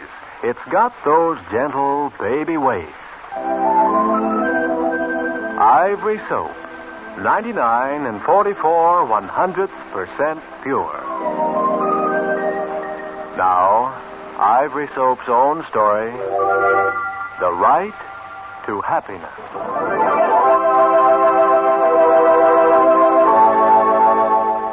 Considering only oneself is not the way to true contentment. We should think carefully in seeking our own right to happiness, lest we endanger the happiness of others.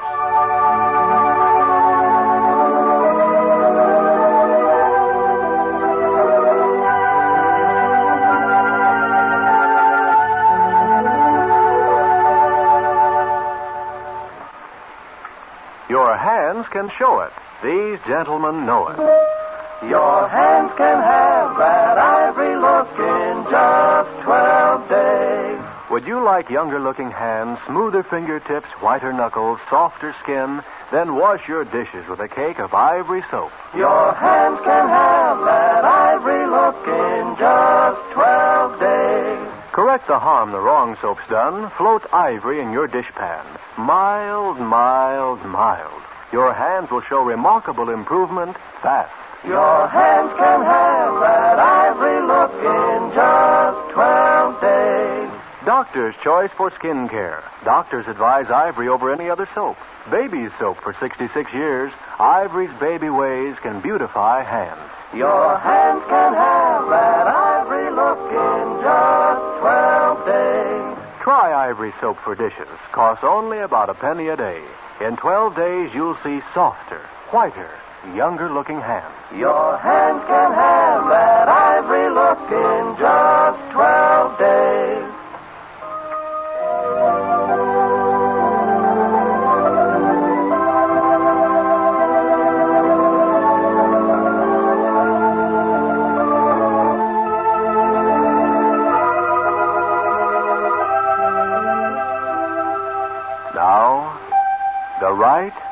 to happiness.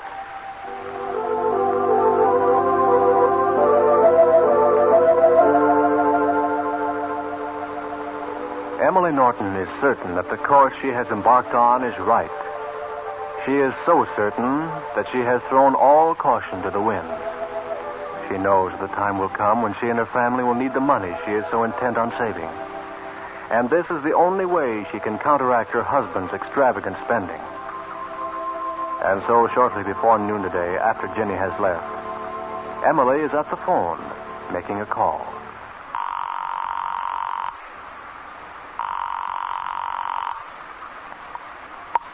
Hello? Hello, is that you, Miss Post? Yes? Well, this is Mrs. Norton. Oh, yes, Mrs. Norton. I'm sorry we were interrupted while you were here earlier. Oh, that's all right. But I've been thinking over the suggestion you made about selling you some of the other things on the list I mentioned. Yes, Mrs. Norton? Well, naturally, I can't let you have everything on the list, much as I want to. I'd rather my husband didn't know I was selling these things. That's up to you, of course. But there are quite a few things here I know wouldn't be missed. So if you can come and get them, well, that's what I'd like you to do. You can come anytime, Mrs. Norton. The sooner the better. Well, how about right after lunch, if that's okay? Yes, I guess that's as good a time as any. You'll expect us there about 1 o'clock. I'll be waiting for you. Bye. Oh, one thing more, Mrs. Norton. Yes? I don't know if you've thought of this or not. I took a good look at that piano of yours while I was there. The piano? There's quite a market for good pianos right now. We could give you a good price for it. The piano. No, I'm afraid I can't risk that. I can give you as much for that as for all the rest of the stuff put together. Well, I'm afraid that wouldn't do, Miss Post. Not right now, anyway. I don't even want to think about selling that. Okay, then. Sorry. Well, we'll be up about 1, Mrs. Norton. Goodbye. Thank you. Goodbye.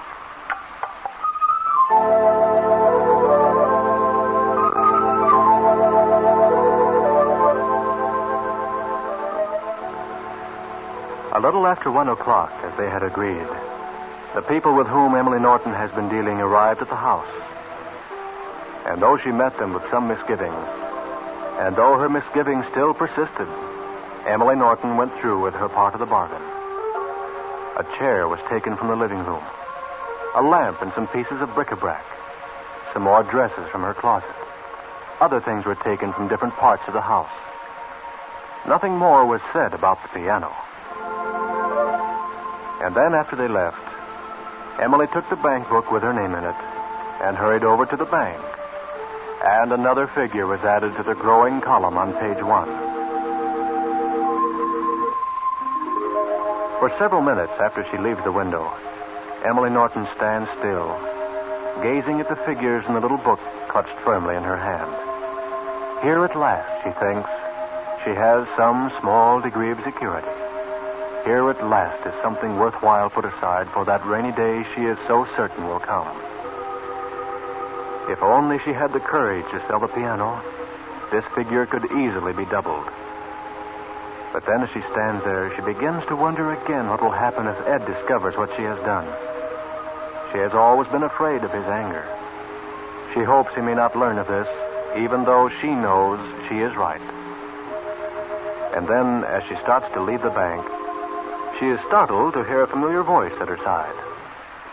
Mother? Oh, Jane. Did I startle you? Jane, good heavens. What are you doing here? Well, I've been here for several minutes, but don't look so frightened, Mother. Don't try to hide the book either. I know what it is. I saw you go up to the window. I guess I saw most everything. Well, Jane, I was home when they came with the truck. I was upstairs in my room. I didn't mean to spy on you, but I couldn't help it. You were home? I guess I heard everything, Mother. All the time they were going through the house and taking things out. The dresses and the things downstairs. And I followed you here. I don't know why. It was none of my business, but it was all so strange, Mother. Yes, I suppose it does seem strange. A little horrible in a way. A little frightening.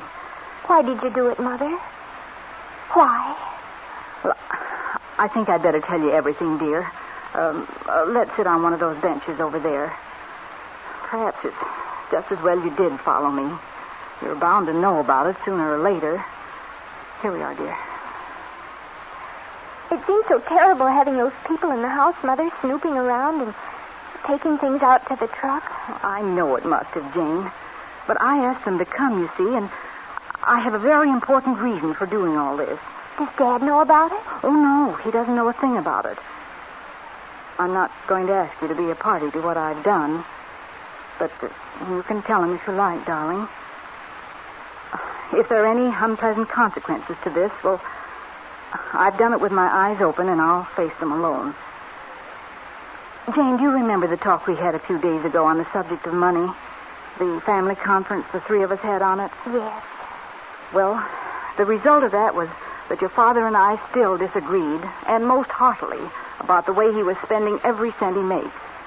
He's such a wonderful optimist, so full of confidence, he just won't admit things might ever be different. I know. And on top of everything, he still intends buying the house we're living in.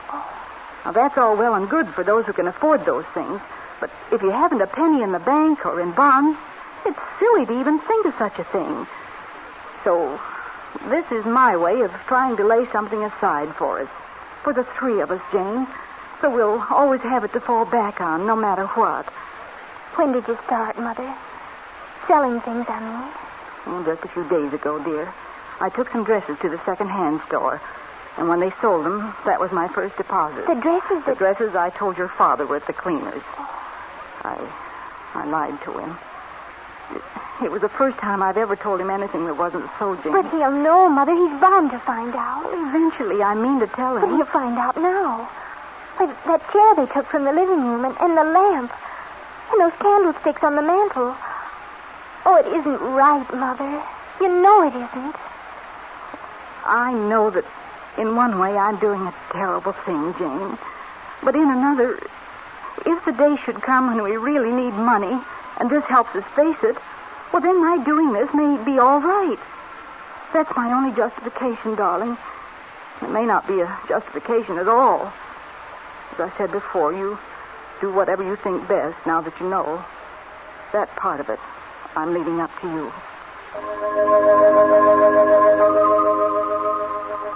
Emily Norton appears to be calm, fully prepared to face whatever consequences are in store for her.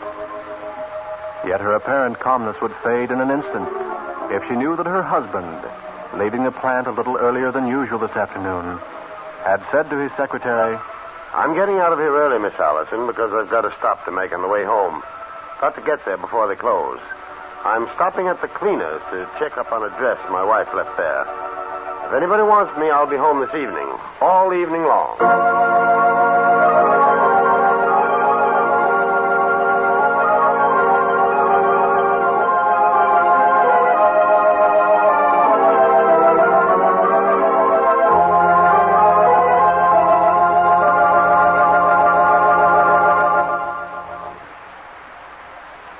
Here's Denver Darling. Howdy. And he's got another Ivory Bath time ballad. An ivory bath's a cracker jack. Just hop right in and settle back. Ivory's floating where you can reach. That floating takes a perfect peach. When your day's been taxing, you just try relaxing. In the tub with Ivory, you're gonna feel like new. Sure as my name's Denver Darling, you'll get a real lift from an Ivory bath. Ease yourself into the tub. First, just set and soak. Ivory soap. There's a pal comes floating by. No deep sea diving for Ivory.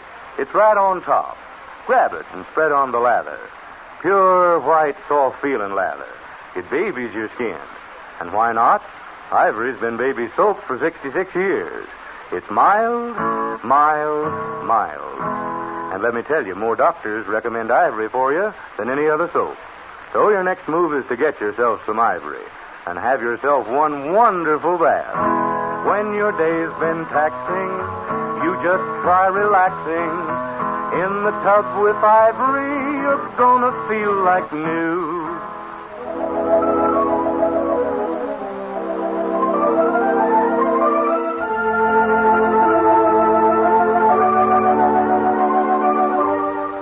This is Ron Rawson thanking you for listening. The Right to Happiness is presented with the compliments of Ivory. Your favorite soap since baby days. It's got those gentle baby ways. Ivory Soap. 99 and 44 100% pure. It floats.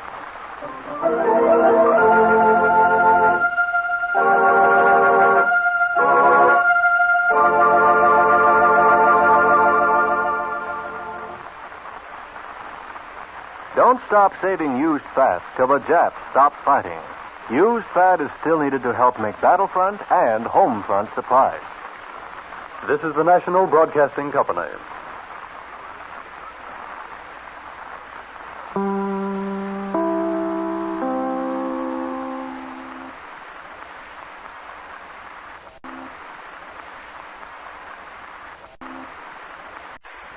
P.M. Gruen, Gruen Precision Watch Time. Visit your Gruen jeweler. WEAF, New York.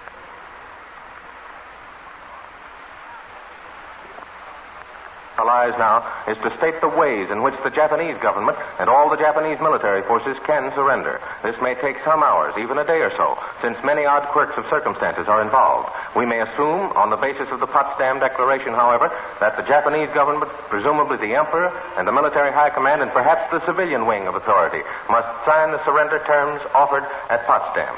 These were the destruction of all military forces, the surrender of all of their arms, and in addition, adequate proof that this is being done.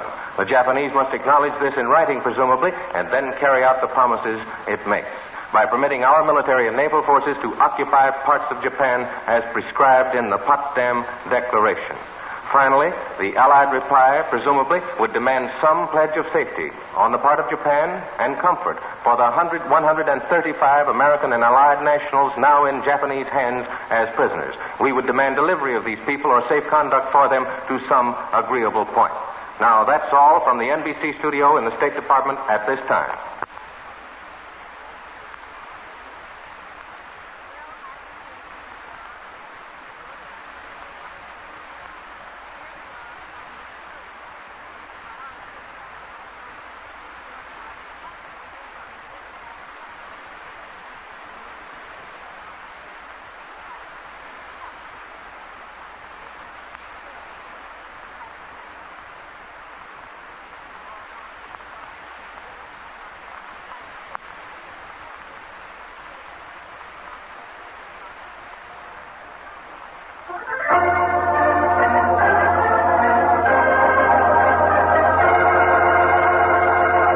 When you take mineral oil, you often also need relief from excess stomach acidity. And when that's the case, mineral oil alone means only halfway relief. So try Haley's MO. It combines mineral oil with acid alkalizing milk of magnesia. Means complete relief. Caution, use only as directed. Get Haley's MO.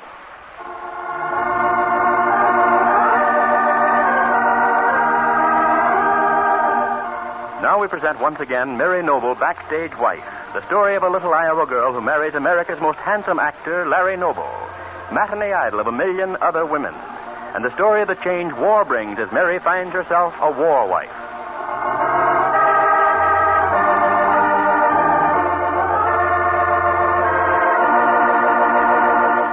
Keep it clean with Energine.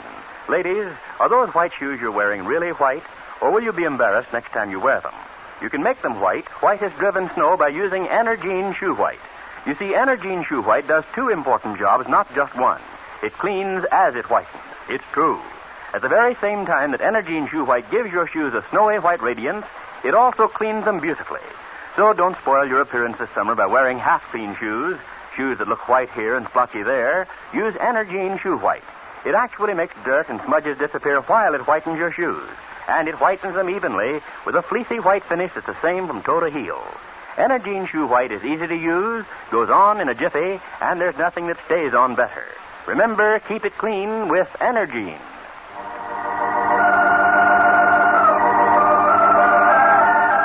And now, Backstage Wife, the beloved story of Mary Noble. Now Mary Noble war wife, since her husband Larry, former Broadway star, is now Lieutenant Noble, of the United States Coast Guard, who is back in this country on a 30-day leave and is living with his family out at their home in Rosehaven, Long Island. Well, you'll recall that Frederick Dunbar, Mary and Larry's new acquaintance, lives at Greystone, a palatial home on Long Island Sound. And this morning he telephoned and invited them to dinner. And so we find Mary and Larry and their host, Mr. Dunbar, in the luxurious living room of the Dunbar mansion. And Mr. Dunbar is saying, "And while we're waiting dinner, Mr. and Mrs. Noble, perhaps you'd like to see some of the other rooms in the house." Yes, we would. This house is comparatively new, isn't it, Mr. Dunbar? Yes, it is, Lieutenant Noble. I designed the place myself. Had it built here on this hill overlooking Long Island Sound just after the last war. You can see the beach from this window here. Oh, Larry, look at this beautiful view. It's positively thrilling, isn't it? Yes, it is. You certainly picked an attractive spot for your home, Mr. Dunbar. Yes, I picked an attractive spot to build a home. When it was finished, Lieutenant Noble, I discovered I had built merely a house, not a home. I live in this east wing overlooking the water. The west wing I built for someone else. Someone else? Yes, a woman, a dear friend. I haven't seen her for years. She was a nurse in the First World War. It was she who nursed me back to health after I was wounded in France. In my study, the next room, I have a painting of her I'd like to show you. Would you care to look at it? Oh, I'd love to see it. Then come this way, please. I had the painting done soon after we returned to this country from abroad.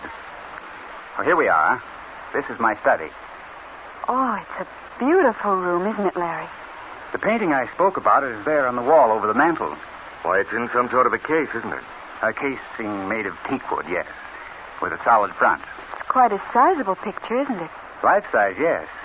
I'll open it. I keep the key here on the mantel. You mean you keep the case locked? Always. Why, I don't really know. I suppose it's the primitive or the suspicious in us that makes us want to keep our valuables under lock and key. The caveman blocked his cave with a stone. The medieval knight surrounded his castle with a moat. I placed the one valuable thing in my life in a teakwood case and then foolishly locked the door, when actually the painting interests no one in the world but me. But how do you get up there on the wall to unlock it, Mr. Dunbar? The lock, you'll notice, is on the bottom. Here. So it is. There. It's unlocked now, and the glass door swings open. Well, the picture lights up when the door's open. Yes, the picture lights. Larry, that portrait. It's a portrait of me. Me in my nurse's uniform as Wendy in Tom's play Blackout. So it is. I can't believe it. But this is fantastic. It can't be. I thought you'd be surprised, Mrs. Noble. But I don't understand. When was this portrait painted, Mr. Dunbar? Nearly 20 years ago, Lieutenant Noble. 20 years ago, but... And is this a portrait of the girl, the nurse you spoke about just now? Yes, it is. The resemblance to Mrs. Noble is astounding, isn't it? Frankly, it quite takes my breath away. Larry, please, may I sit down? I don't feel so well. Sit here, Mary. Oh, I'm sorry, Mrs. Noble. I didn't realize it would affect you like this. That's all right, Mr. Dunbar. It was just the shock of... Perhaps you can understand now why I went to see your performance in the play Blackout so many times. Yes, I'm afraid I do. The subject of the portrait meant a great deal to me, Mrs. Noble. She still does. She always will. The resemblance between the two of you is striking, isn't it? I can't get over it. Why, it's me. The eyes, the mouth, the shadows, and the expression of the face. Why, it's like a portrait of me, isn't it, Larry? It's enough like you to be your double or twin sister. You're sure, Mr. Dunbar, this picture was painted years ago? Why, yes, Mrs. Noble, I am. I hope you don't doubt me. I watched the artist day after day as the work progressed. Well, you can see by the canvas and even by the sheen of the paint itself that the portrait is aging. No, it isn't a new painting, Mary. Oh, I don't doubt your word, Mr. Dunbar, but... Well, it's almost unbelievable that two people should look so much alike. You can understand my astonishment, then, when on the opening night of your play, I saw you walk out onto the stage. Oh, yes, I can. It must have been a terrible shock to you. You must have thought you were seeing things. Yes, Lieutenant Noble, I did think I was seeing things. As I sat there in the theater, it seemed as if a vision of 20 years ago was passing before my eyes. For a full minute, I closed my eyes, expecting that when I opened them again, I'd find it had been only an illusion. But no, the picture was real. Even the voice, Mrs. Noble. Even your voice. I can close my eyes now, and when you speak, it's as though she were speaking out of the past. I have another picture of her. It's only a photograph taken before this painting was made. I'd like you to see it. If you'll excuse me, I'll get it. It's in the other room. Excuse me. Of course. Larry, that portrait, it almost frightens me. It's got me puzzled, Mary. I still can't believe my eyes. And yet there it is, hanging on the wall. And it certainly was painted before you ever even heard of Blackout. But, Larry, you heard what Mr. Dunbar said. He was in love with this girl.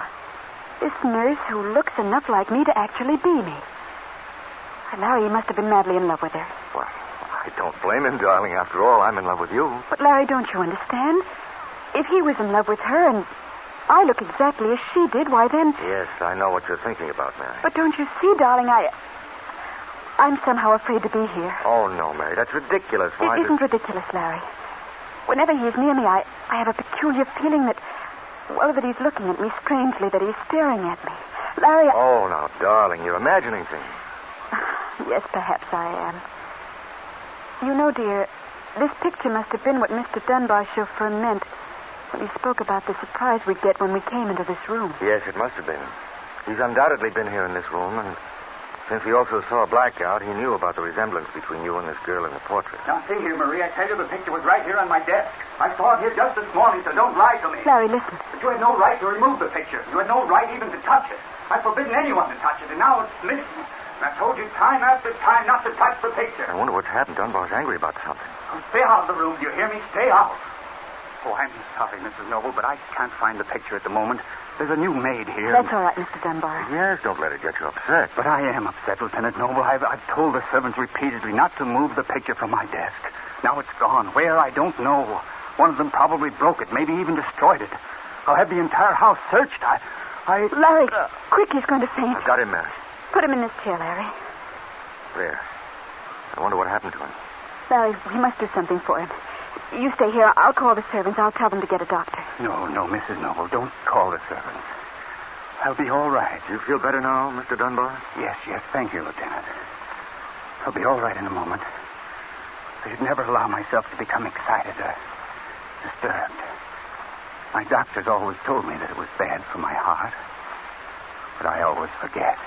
Are you sure there's nothing I can get for you, Mr. Dunbar? No, nothing. Mrs. Noble. Yes? Come closer to me, please. Yes, Mr. Dunbar. Turn your head toward the light just a little. Yes. There's no doubt about it. You're the image of her. I knew I was right the first time I saw you walk out onto the stage. Don't leave me, Mrs. Noble. Don't leave me.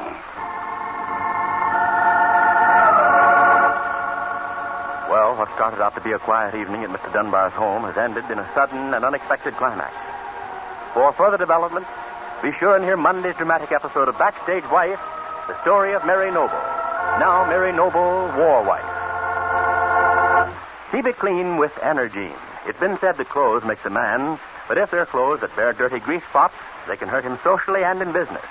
So get a bottle of Energine cleaning fluid and use it whenever your husband sings or your own need attention. Amazing Energine makes grease spots go right before your eyes in a jiffy. You can clean with confidence when you use Energine. It makes no difference whether it's a suit or dress, tie or blouse, rug or upholstered chair. Energine is especially designed to make grease spots vanish from almost anything you can think of, including such delicate fabrics as velvet and lace. Simply follow directions, and Energine cleans without harm, leaving no telltale rings to mark the places where spots have been. Energine is so good that we say you can get nothing, no matter how much you pay, that'll remove even the most stubborn grease spots more quickly or more efficiently than it will. And it's easy to use, too. Get the big economy bottle today. Remember, Energine gets it clean, so keep it clean with Energine. Mary Noble, Backstage Wife, will be on the air again Monday at this same time. Ward Bond speaking for the makers of Energine Shoe White and Cleaning Fluid.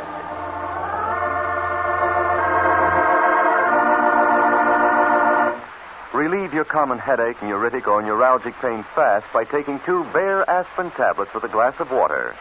Thousands of people use quick-acting Bayer aspirin this way and get reliable, fast-acting relief. Don't wait.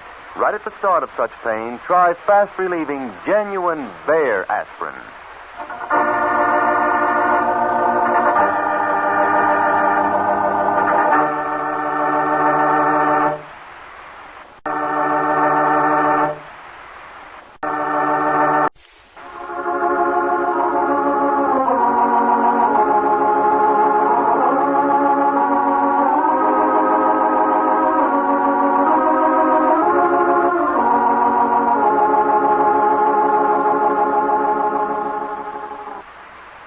We give you now Stella Dallas, a continuation on the air of the true-to-life story of mother love and sacrifice.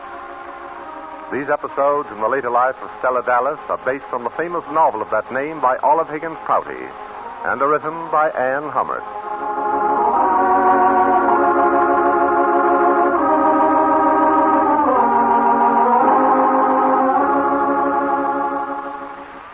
If you want to keep your hair looking well-groomed without spending a lot of time and money, get a bottle of double danderine at your druggist. Use it according to directions, and then notice how quickly your hair takes on a well-cared-for look.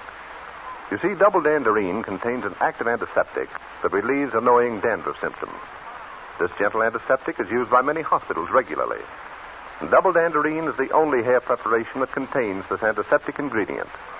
In addition, double danderine brings out the natural luster of your hair. Being a liquid, it's easy to apply. It's not greasy, and its clean fragrance is pleasing to both men and women.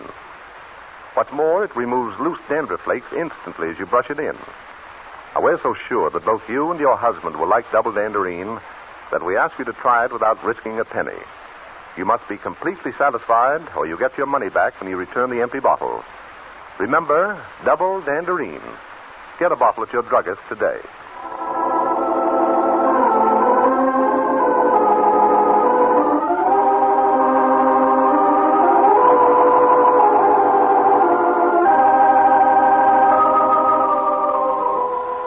And now, Stella Dallas.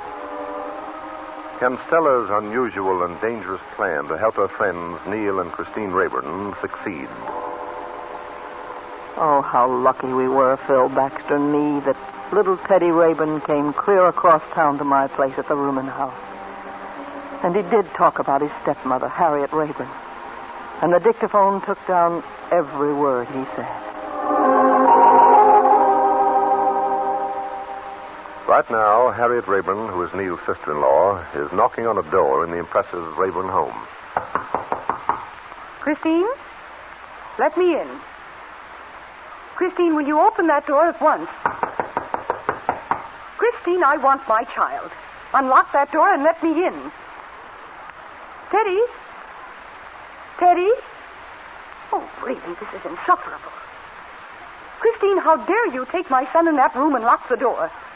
You just wait until your husband hears about this. He'll leave you forever. Oh, Christine, will you open that door? Well, Harriet, what's the trouble? Door? Well, what are you doing here? Trying to interfere again? Phil Baxter and me just came over. I know what happened. You put Teddy up to slipping out of this house and crossing town alone to that rooming house where you live. Take it easy, please. First of all, that ain't true. Teddy came across town of his own accord. He came because he heard you quarreling with Christine. He heard you say you'd kill her. Well, of all the fantastic Harriet talk... Rayburn, you didn't even know that child was away from home until Christine brought him back. That's not true. Oh, yes, it is. Stella, I'm perfectly well aware of every deceitful thing you've done. I even know that Neil went to see you at the rooming house. And I suppose he came in with you and Mr. Baxter. You're supposing wrong. And I'm mighty glad to find out that Neil hasn't been home since he talked to me. I don't know what you mean by that. I kind of think you do, Harriet. Neil and Christine haven't been getting along very well? It's only natural for Neil to stay away from home. Why, that's about the meanest thing I've ever heard anybody say. There ain't a doubt in my mind that you've done everything you can to ruin their happiness and their trust in each other and even their marriage itself. Stella, you'd better watch what you say. I'll be forced to repeat every word of this to Neil. Oh, I'm sure you will repeat it. But you may have a big surprise in store for you. Oh, don't think you can turn Neil against me. Harriet, I got a hunch you yourself will turn him against you. Well, don't you think you're being rather absurd? Neil has made it very plain that he likes and respects me. Oh, Stella, dear. Yes, Phil? Could you come downstairs? Well, I'll be right down, Phil. And, Harriet, if I were you, I'd stop pounding on Christine's door. She has no right to keep Teddy from me. Stella, come on into the study. Have you got things all fixed, Phil? I certainly have. Look around the room. Well, I don't see a thing. Well, I've hidden the dictaphone. I'm not even going to tell you where. Oh, that's wonderful. It'll be better for me not to know. But, Phil, are you sure everything is ready? When we were at my place, we managed to take down on the dictaphone all those things Teddy said. But are you positive now that when you work it, we'll get the kind of effect we want? I think so, Stella. I hope so, but a great deal depends on chance. Yes, I know. We're not even certain that Neil will come home tonight. If he doesn't come home, everything may go wrong. Oh, but something tells me that he will. Well, we're not sure we can arrange for Neil and Harriet to talk. That's another thing that's important. Look, don't worry about that. When Neil walks in this house, Harriet is going to rush downstairs to see him. We can be sure of that. I believe you're talking from faith, Stella. Well, maybe I am. Because I feel so strong, Phil, that good is always stronger than evil. Sometimes folks think it's not. Sometimes it seems like there's nothing but trouble in our lives. But underneath everything, there is a plan. A plan that can only be God's plan, Phil. I believe that too, Stella. And here's Christine Rayburn, who's married to a fine, generous man. And here's Harriet, who's trying to ruin her happiness. Well, Harriet can't get away with it. We'll stop her. Yes, and she can't get away with what she's tried to do with little Teddy's life. Making him afraid and teaching him to feel guilty. No, she sure can't. But, Stella, things don't always work out in this life as we hope they will. You must take that into consideration. Of course, Phil. We human beings aren't always good judges of what's best. But there is a perfect judge, and we're all in his hands. You certainly follow the teachings of the church, Stella. Always. Oh, I try my best to. Anyway, I most certainly do have faith that God is helping us show Neil that Harriet is disrupting his home. And Phil, there's this. Neil hasn't come home since talking to us at the rooming house. Does that mean anything especially to you? Yes, it does. It means he could be thinking over some of the things I've said about Harriet and Teddy. It means that he might be seeing things already that I was hoping he would see. Maybe about his wife, too. Well, Neil has been so incredible to Christine, I'm afraid Wait, Phil, now, hold on. Let's wait and see how things work out, and in the meantime, don't judge Neil. I'll try not to, Stella, dear. Oh, did you hear that? Yes, front door. Yes. Oh, Neil, I'm so glad you're home. Hello, Harriet. Listen, Phil, I hope you heard that. Neil just came in and Harriet has met him at the door. What did I tell you? She's been waiting for him to come home. Is Christine upstairs, Harriet? Yes, Neil, she is, but may I see you for a few minutes before you go up? Well, they're walking down the hall, Phil. Yes, I wonder if this will give us our chance, Stella. I'm going to pray that it will. Neil, did you hear what I said? May I please talk to you for a moment? Well, Harriet, what... Why, yes, certainly. Neil, I don't know how to tell you this. Really, I hate it so much. What do you hate? Neil, I never should have come to your home. You and Christine would have been much better off if you'd left Teddy and me to look after ourselves. Now, please don't start talking like that, Harriet, dear. You know you're welcome here. But Neil, I'm not. Perhaps Teddy is, but I'm not. I never have been. Oh, Harriet, please don't cry. Neil, Christine is upstairs in her room with the door locked, and Teddy is with her. He is? Yes, he is. Oh, forgive me for saying this, Neil, but Christine has never understood how much I love Teddy. When I love him as I would a son of my own. Of course you do, Harriet. And tonight, Teddy left this house and went across town to Stella Dallas's. Yes, he did, Harriet, but why did he do that? Yes, why did my baby do that? Why did my little son leave his mother so secretly and go to Stella's? Well, Neil, I'm afraid if you want the answer to that, you'll have to ask Christine. Or Stella herself. But neither of them was responsible. Well, I never like to say anything against anyone. And maybe Stella didn't even confide in Christine. Yes, Harriet? What? Oh, it's better to ignore personal malice and personal dislike. But surely it's no secret to you that Stella dislikes me, that she's made that perfectly plain. Now, I'm sure. Harriet, Stella is a very dear friend of mine. I owe a great deal to her. And, well, if we don't always agree on every point, we have a lot of respect for each other. And I know of no one in this world whom I trust as I do Stella. But, Neil, does she have the right to steal the affections of my little boy? No, she doesn't, Harriet. Well, I don't want to be hard on Stella. I don't want to be unfair to her. But she's turned Christine into my enemy, too. Won't you admit that, Neil?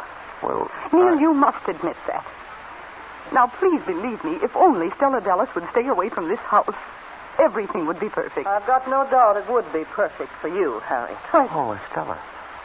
I thought you were in the living room. Yes, I guess you did, or you wouldn't have been talking to Neil like that. Well, now, Stella, let's not have an argument. I don't want any argument, Neil, but Phil and me would like you to come in the study. Yes, Neil, you and Mrs. Rayburn, come on in, please. I'm sorry, Mr. Baxter, but I haven't time. I've got to go upstairs and see why my wife won't let Harriet see Teddy. Phil and me can tell you why she won't. Now, be careful, Stella. Don't tell Neil any falsehoods about me, because he won't believe them. I'm not going to tell him a thing that's not true, Harriet.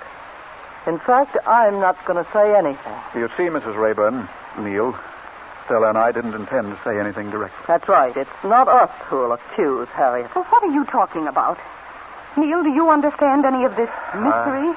I certainly don't. Well, come in the study, please, and you will. Yes, Neil. And Harriet, I advise you to come with us, too. Well, why? Will you please explain this riddle? This riddle will explain itself. Harriet and Neil, I'll tell you this much. Teddy has something to say to you. Teddy? Teddy has? Yes, Neil. It's going to be a big surprise to you. So you and Harriet come on in the study and sit down. We want you to hear what Teddy's got to say.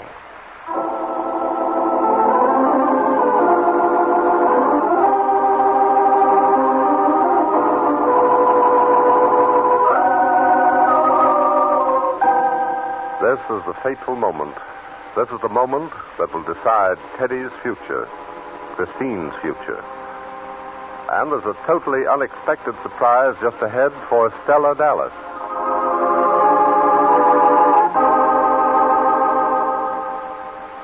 If your husband is troubled with annoying dandruff, has tried numerous preparations without success, tell him about the amazing new scientific preparation called Double Danderine. It has brought welcome relief to so many thousands of men and women that it can be sold with this money-back guarantee. Unless Double Danderine does all we say it will, you get your money back. Double Danderine removes loosened dandruff in one application as you brush it in, relieves that itching sensation and other dandruff symptoms. What's more, it instantly attacks the germs that often accompany dandruff and kills them on contact. That's because Double Danderine contains an active antiseptic used by many hospitals. Double Danderine is the only preparation for the hair containing this fast-working active antiseptic. Being a liquid, Double Danderine is easy to apply. It is not greasy, and its clean fragrance is pleasing to both men and women. Remember, if Double Danderine doesn't do exactly what we say it will, you need only return the empty bottle, and your money will be returned without question. Get a bottle of Double Danderine at your druggist today.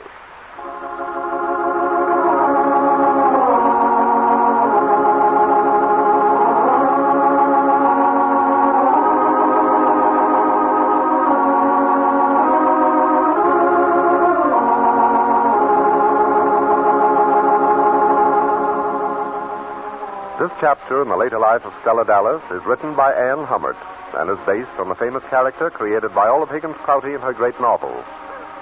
Stella Dallas will be on the air at the same time tomorrow, that is Monday, at 4:15 p.m. Eastern Wartime. This is Frank Gallup speaking.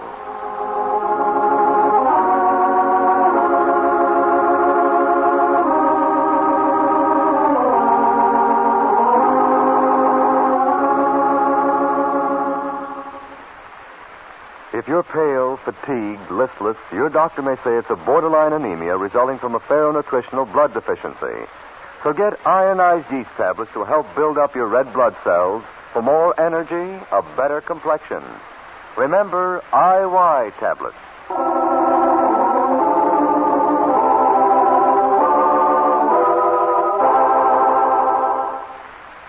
This is the National Broadcasting Company.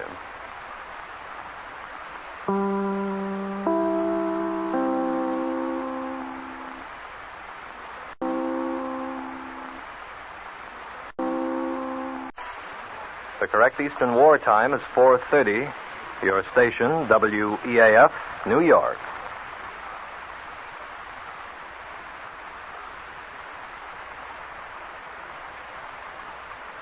And now, smile a while with Lorenzo Jones and his wife, Belle.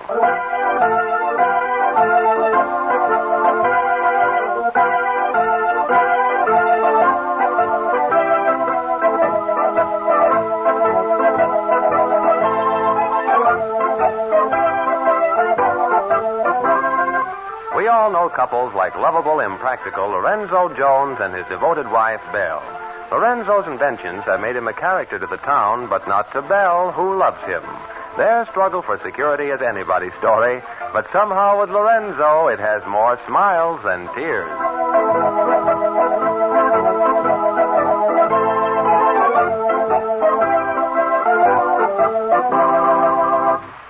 Whenever you first feel an ordinary headache, neuritic, or neuralgic pain coming on, that's the time to take quick-acting Bayer aspirin to relieve the pain before it gets a good start. And since Bayer aspirin is rated among the quickest methods for the relief of such pain yet discovered, you know in advance you'll get the very fast relief you are counting on. 24 tablets for 25 cents, virtually 1 cent a tablet, so there's no point in anyone accepting an unknown preparation in place of real Bayer aspirin.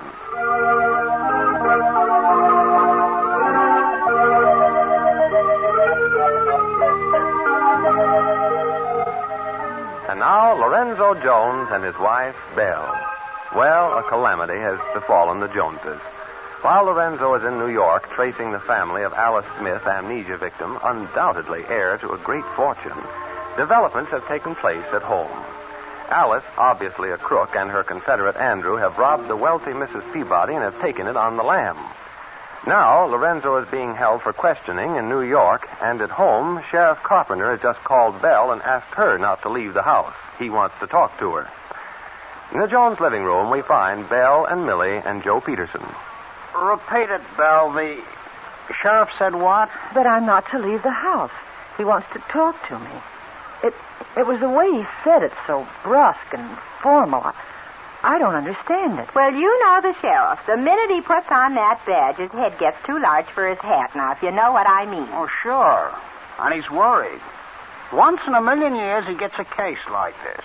A couple of real crooks come to town and pull a real job. And it's up to him to make an arrest and get the money back, etc. Well, it's Lorenzo I'm really worried about. He's being held for questioning in New York and... Oh, maybe that's it. He may have news of Lorenzo. Well, I'm still thunderstruck by the whole business. I admit it. How so? How so? Did you expect Alice and Andrew to turn out to be crooks and rob Mrs. Peabody and skip out of town with $3,000? Well, no. Well, none of us did. We were all taken in by Alice and her amnesia story. And as for Lorenzo, he said that she was an heiress and the victim of crooks. That's why he went to New York to investigate. Yeah, the maestro was off the beam this time. Well, I'm not concerned with that. I just want to be sure that the police in New York don't think that Lorenzo's implicated. Well, in a way, it's your fault that he got in their clutches, if you don't mind my saying so, Belle. Well, what do you mean, Joe? Well, you kept advising him to take Alice's picture to the police if he wanted to find a family. And when he did, kaplunk, in the caboose. They took one gander at that photo and practically yelled hallelujah. They've been after Alice for years, they said. Well, we should have suspected when she first came here and said she was suffering from amnesia. Imagine, Alice a crook and Andrew her confederate. Yeah. I'm sorry for Mrs. Peabody. What did the sheriff say they did? Bound her and gagged her and robbed the safe right before her eyes? That's right. Oh, my. You know, I feel responsible. But why? I introduced her to Alice. I took Alice there to visit her. I was sorry for the girl and wanted to have some diversion, and I made a special point of it. Oh, nonsense. You were just taken in like the rest of us, Belle. Well, as I said, my main worry is Lorenzo. I can't bear the idea that he's being held by the police, and goodness knows what they're doing to him. Oh, that's the sheriff. At least I hope so. Don't go away. He may want to talk to you, too. Oh, hello, Sheriff Carpenter. Come on in. Hello, Mrs. Jones. Come on in. You know my neighbor, Mrs. McLean? Yes, indeed. How are you? All right. And this is Joe Peterson. Oh, we've met. Not professionally, of course. I wouldn't say that. Joe's done many a job for me on my car at the garage. Oh, that's right. Now, Mrs. Jones, if you don't mind, I'll sit down. I have quite a lot to say to you. Of course. Yeah, amazing. That's the only word for it. Why? This robbery. In the 26 years I've been sheriff in this town, I've never seen anything like it. I said so myself a minute ago. Didn't I, Millie? If I may continue without being interrupted. Oh, sure. However, all's well that ends in an arrest, I always say. You have arrested them? Not yet, but we will, or I'll eat this badge of mine. I'll swap it for one called Chicken Inspector. Oh, have you any idea where they are, Sheriff? No, but we're watching the roads and the trains. It's too bad the maestro isn't here to give you a hand. Who? Lorenzo. When it comes to sleuthing, he's got a sixth sense. Lorenzo. We'll talk about him later. But I don't follow you. Well, to begin at the beginning. Alice and Andrew, Sam and Irene, their right names are, have been at this game for about 10 years. The police all over the country are looking for them. No. They've pulled about 100 jobs like this, and they've always gotten away with the money or jewels or whatever they took. Now they've disappeared again. Did they always try the amnesia gag? Usually, yes. Alice, or whatever she chose to call herself, would arrive in some town, pick out the likeliest people to fall for her story, then tell them that she was alone in the world and penniless and had lost her memory. I see. Evidently, she took one look at Lorenzo, and he and you were elected, Mrs. Jones. I'm afraid you're right. Yes, as we put the story together, she was here in town for several days before she heard of Lorenzo. Then, of course, he made things easier for her. In what way? He not only believed she had amnesia, she'd counted on that, but he defended her right and left. He wouldn't let anybody else be suspicious. Well, that's true, too. He even added to and amplified her story. Insisted that she was an heiress or a movie star, or so I'm told, till everybody was dying to meet her. She must have been tickled to death with Lorenzo. Oh, I'll die in a minute. Anyhow, he got her established, made a regular heroine out of her. After that, it was smooth sailing. Andrew arrived. She claimed to meet him for the first time and to fall in love with him. And Lorenzo stepped in again. He did what? Alice was about to inherit $1 million, but she was also faced with a broken heart. How could she marry Andrew if she didn't know who she was, whether she already had a husband? Yes, he was certainly all wrought up about that. Had all of us weeping for her. Yes. Well, while you were weeping, she was laughing her head off, and I don't blame her. She and Andrew have been married for years, ever since they began to work together. Oh, it's incredible. But that wasn't enough for Lorenzo. He had to play into their hands again. I don't understand it. They were planning their job to rob Mrs. Peabody. And what could be better than to have Lorenzo out of the way? You mean his trip to New York was another bonanza? Exactly. Oh, they weren't afraid of him. But a man like that, who could behave that fantastically, could also turn up at the wrong time, from their point of view. Yes. I wouldn't like to count on him. And he'd already done what they wanted. They were accepted in town. They could take their time, not have to worry. The day Lorenzo boarded that train, they must have had another good laugh. Oh, if only I hadn't listened to him. But didn't they know that he was investigating and might show Alice's picture to the police? Did they? I thought he said he was going fishing. Yeah, that's right. In case he didn't find Alice's family, he wanted to save her the disappointment. It's just as well. If they'd found out what he was up to, they might have been rough with him. Well, why did they choose this little town? They'd heard about Mrs. Peabody and that she was wealthy. You know, she used to keep about $15,000 in her safe. What? Well, I suppose the rumor got to them. $15,000? Until 2 years ago. Then she put most of it in war bonds. Yeah, they got a shock, I bet, when they only found $3,000. Well, it just goes to show. Hoarding doesn't pay. I've always said so. Oh, she's learned her lesson, all right. But what about Lorenzo? I'm so worried, Sheriff. You know, I suppose, that he's being held in New York? I do. But can't you do something about it? As you say, he's been gullible, but obviously he's innocent. Well, you can't put a man behind bars for being a fool, can you? Oh, excuse me, Bill. You can and you can't. You and I know what Lorenzo's like. We've seen him wound up before. But the New York cops haven't had the pleasure. And will they believe him? But... Put yourself in their shoes, Mrs. Jones. He claims that he fell for Alice's story. But he isn't that dumb. Or so they'll say. As for his trip to New York, sleuthing and calling himself L. Sherlock Jones and insisting that Alice is a narrator. Yes, I see what you mean. Yeah, well, if that doesn't sound phony, well, what would? But can't you talk to them, Sheriff? Can't you get in touch with them and tell them that you know Lorenzo and he often, he behaves this way? I could, but I'd rather wait. I have my own job and reputation to think of. Come again?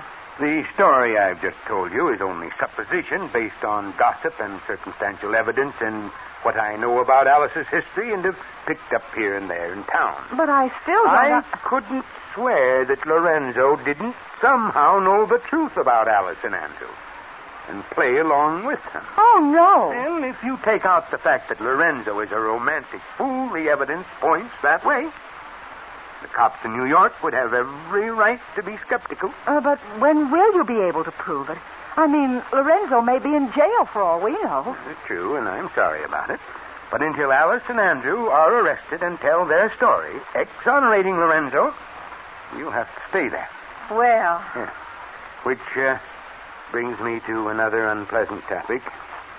Your part in this, Mrs. Jones. My part? If Lorenzo has acted like an accomplice, so have you. I? Not Belle. Yes, Mrs. Jones. You also befriended Alice and had her living here.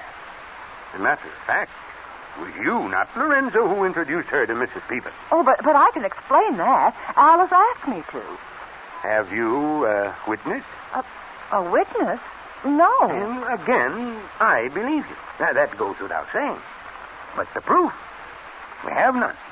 Until we get Alice and Andrew. Holy smoke. Well, I've wasted enough time talking. I promised the chief I'd be back in half an hour and bring you with me.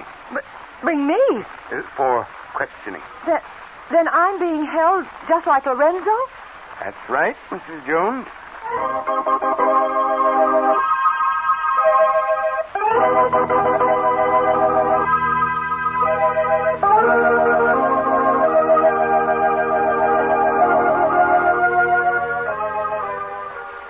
So what's sauce for the goose is sauce for the gander.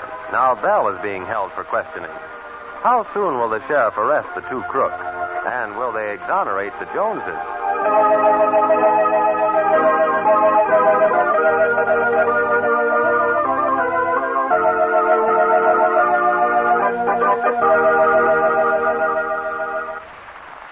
See your doctor if you're subject to frequent headaches. He may find the cause and correct it. But next time you have an ordinary headache and seek really quick relief, try taking 2 quick-acting Bayer aspirin tablets with a full glass of water. Do this, and we believe you'll agree that it works effectively and, above all, quickly. For real Bayer aspirin tablets disintegrate in the stomach so quickly, they're ready to start working almost instantly. See for yourself why Bayer aspirin tablets work so fast by dropping one in a glass of water. Watch it start to disintegrate almost instantly, and that's exactly what it does in your stomach. So when you're especially anxious to find fast relief from headache, neuritic, or neuralgic pain, try Bayer aspirin. When buying, always ask your druggist for Bayer aspirin by its full name, not by the name aspirin alone. Only 25 cents for 24 tablets, or virtually 1 cent a tablet. Listen in Monday at this time for the next episode of the story of Lorenzo Jones. We wish to thank Miss Bess Johnson for playing the role of Belle in the absence of Lucille Wall, who is unable to appear and will return shortly. Your announcer, George Putnam.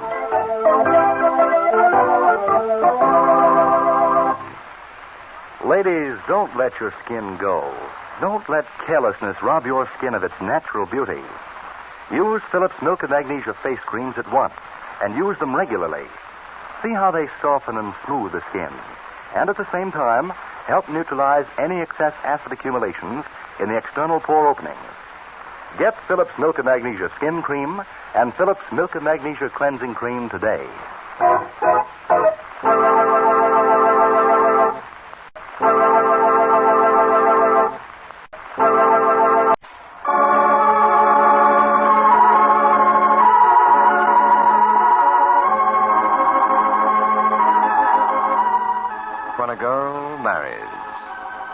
Sure Gel, the famous powdered pectin product for making jams and jellies, presents another absorbing chapter in the true-to-life radio drama, When a Girl Marries. A story of young married life dedicated to everyone who has ever been in love.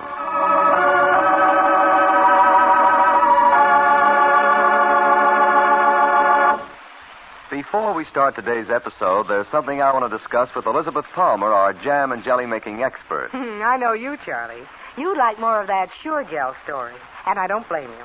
Jams and jellies made with Sure Gel certainly taste delicious. And think how Sure Gel saves time, Elizabeth. Yes, sir. When you follow Sure Gel recipes, you're paraffining glasses 15 minutes after preparing fruit.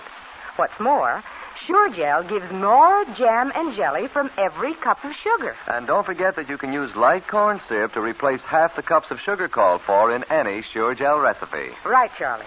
And remember, if you can't find the fruit you want, you can make delicious jams and jellies from any available fruit with Sure Gel. Just follow the recipes that come with every box. There's a separate tested recipe for each fruit with Sure Gel. Right. And Sure Gel not only saves time and sugar, but it also gives you half again more glasses than you get with the same amount of fruit in long boil recipes. You're sure with the 65 home-tested recipes in every Sure Gel box, because you get separate recipes for each fruit. Yes, for more and more delicious jam and jelly, follow the recipes in every box of time-saving, sugar-saving Sure Gel.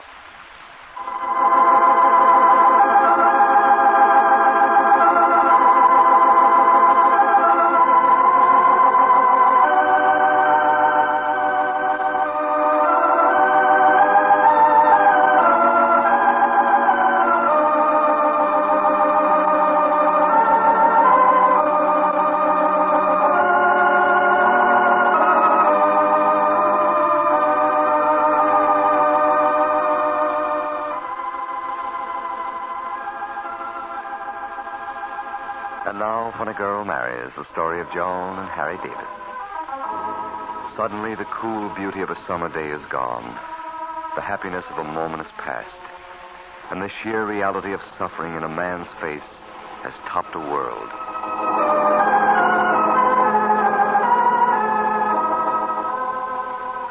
That happened to Irma Cameron just a moment ago.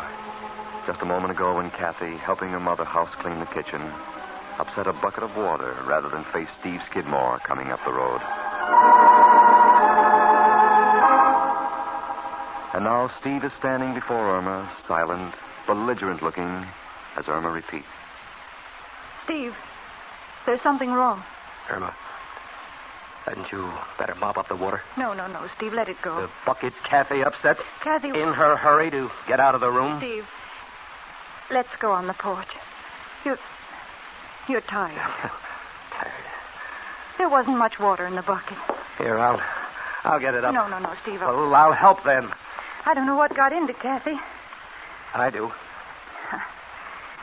It was such a beautiful day, I wanted to clean the kitchen thoroughly. I've been canning the last few days. And... Your house is always clean, Irma. Oh, Steve, I was so happy this morning when John gave us an estimate of our potato crop. Well, we're going to have a surplus, Steve. It'll mean a nice little nest egg. Let me have the mop. Oh, it's all right now, Steve. Here, I'll just put the bucket outside, and then we can sit down. I want to talk to you, Irma. Yes, Steve. There. What is it, Steve? I'm not going to be able to come over here anymore. Steve. Oh, no. It wouldn't be safe. Not coming here anymore? No. Well, I thought you always considered this a second home. That has nothing to do with it. Now that you're alone, I'm not coming over here again. Not while there's a likelihood of Harry Davis being around. What has Harry to do with us? It wouldn't be safe for me to meet him. But, Steve, this is my home. Regardless of the fact that Joan is my best friend, I don't see why that should affect your coming here. Irma, I've made up my mind. Well, suppose you don't see eye to eye with Harry. I don't want to talk about it. Suppose you should meet him here. I'd be liable to kill him. Steve. That's why I'm not coming. Steve, this isn't you talking. This isn't the Steve I've always known. The Steve you've always known doesn't exist anymore. Oh, yes, he does. The man you see standing before you has nothing to live for. Nothing at all.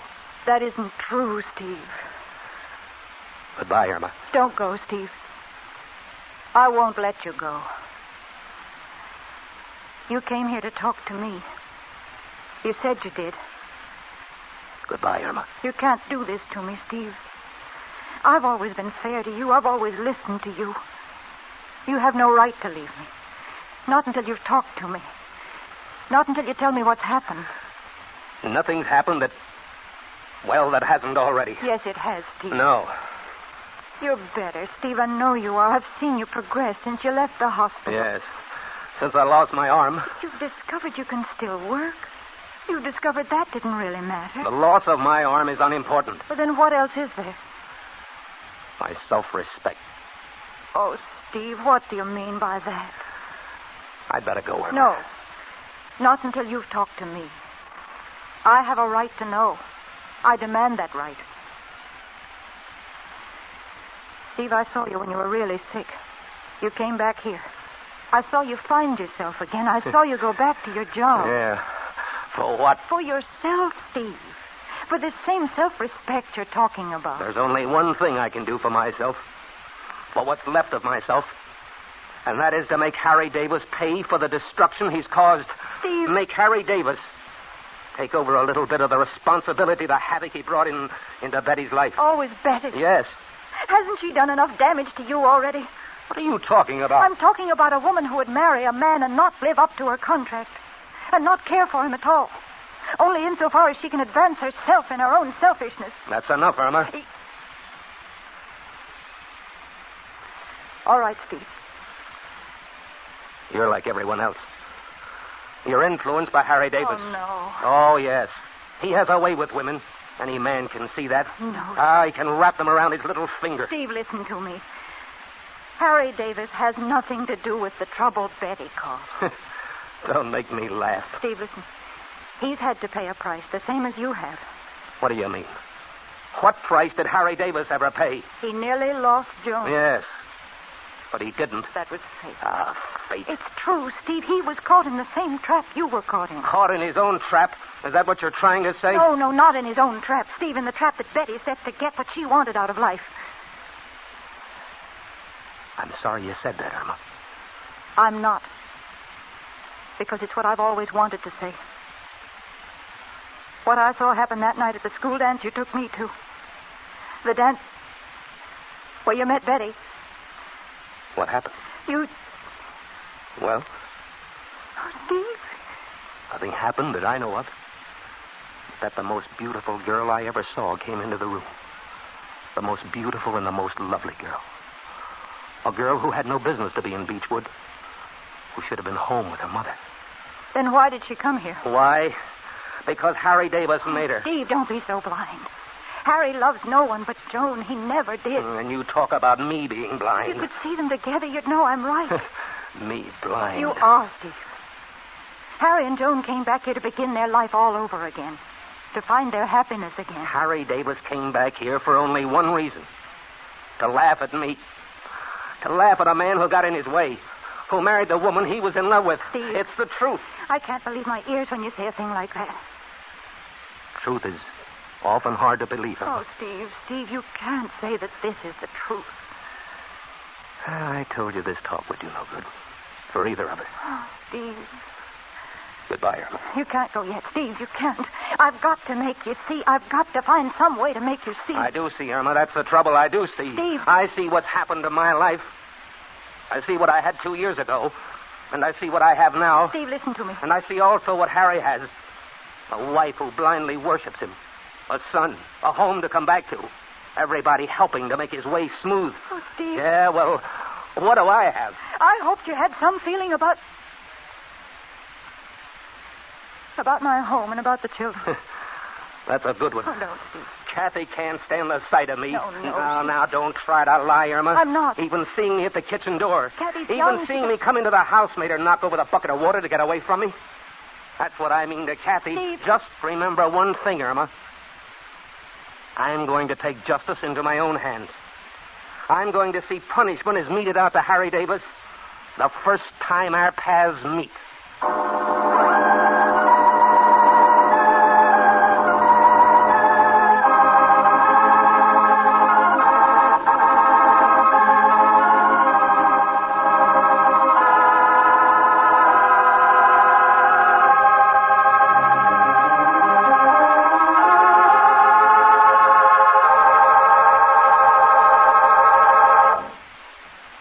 Back with you in a moment.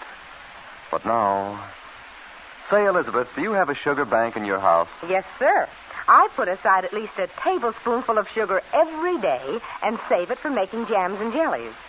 Really, anybody can afford to make spreads with Sure-Gel, you know, because it's such a sugar saver. Right. You get more finished glasses from every cup of sugar with Sure-Gel. And light corn syrup may be substituted for half the cups of sugar called for in any Sure-Gel recipe. So hurry. Start putting up the delicious fruit you'll find in the local stores right now. As for sugar, inquire at your local ration board regarding extra sugar for the purpose of canning and jelly making. And while we're talking sugar, remember to make jam and jelly making sugar go farther by using sugar-saving Sure-Gel. Yes. The recipes inside every box of Sure-Gel help all fruit set quickly and just right, with a half-minute boil for jelly, a minute boil for jam. You save fruit, save sugar, time, and flavor with Sure-Gel.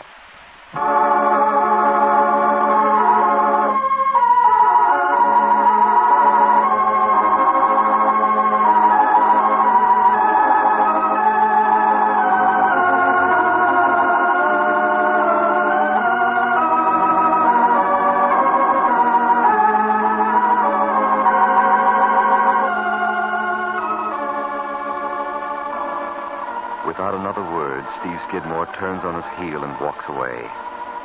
Walks away without listening to Irma calling to him. With only one thought in his mind, a hatred of Harry Davis.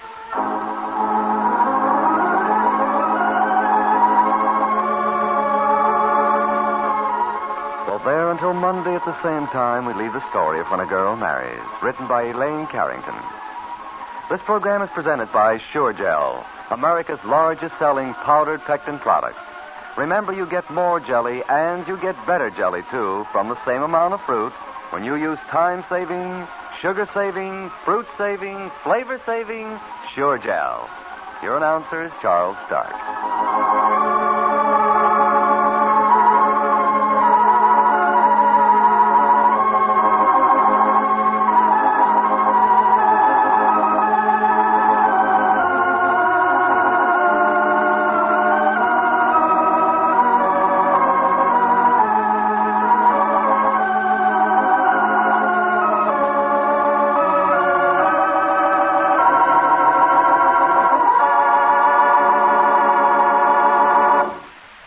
Coffee drinking pleasure depends greatly upon flavor in the cup. That's why today's Maxwell House coffee is so deeply satisfying. Choice Latin American coffees, Manizales for mellowness, Medellins for richness, Bucaramangas for full body, and still other superb Latin American coffees for vigor are blended together to bring you one far more flavorful coffee, Maxwell House. Then, for uniform strength and goodness, the blend is Radiant Roasted. Thus, every cup of today's Maxwell House is extra flavorful, extra good to the last drop.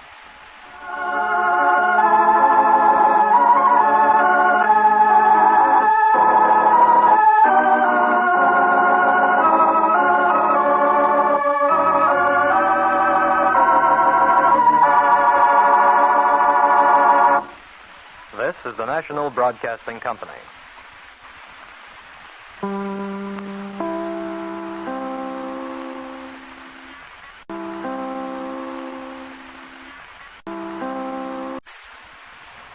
Porsche Faces Life.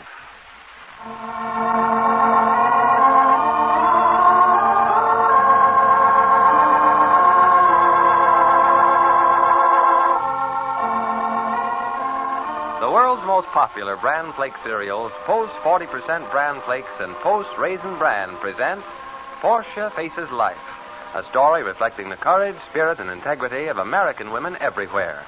When you ask for bran flakes, when you ask for Raisin Bran, be sure to say P-O-S-T-S, Posts. Oh, Dad and Mother, Sis and Brother love Post Raisin Bran. Each day for breakfast they'll have no other than Post Raisin Bran. This double delicious combination of crispy flakes and chewy raisins is just the cereal you've been looking for. Try it and see. Post Raisin Bran tastes like more. And if you're a wee bit shy on sugar these days, you'll certainly want to try Post Raisin Bran, because the raisins in this delicious breakfast cereal supply natural sweetness. You see, Post Raisin Bran is a taste-tempting cereal combination of your two favorite flavors: crisp, golden Post 40% bran flakes, America's most popular bran flakes, and sweet, chewy California seedless raisins. The flakes add flavor to the raisins add sweetness to the flakes. And the combination, say, just listen to that family of yours ask for more. Let them have more, too, for plentiful, unrationed Post Raisin Bran with milk provides important bodybuilding proteins and valuable whole grain nourishment. Now, how can you get this deliciously different cereal treat? Well, you just step up to your grocer and say, I want America's fastest-selling Raisin Bran, Post Raisin Bran.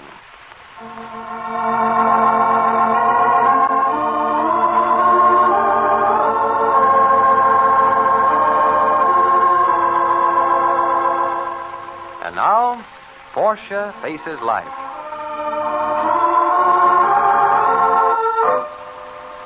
It was just an ordinary plane, Portia told herself. They flew over the apartment often on their way to LaGuardia Airport. Why then had she suddenly felt cold and slammed the window on the sound of it? And why should she remember an April afternoon, apple blossoms, and her husband, Walter Manning? It made no sense. Walter was dead.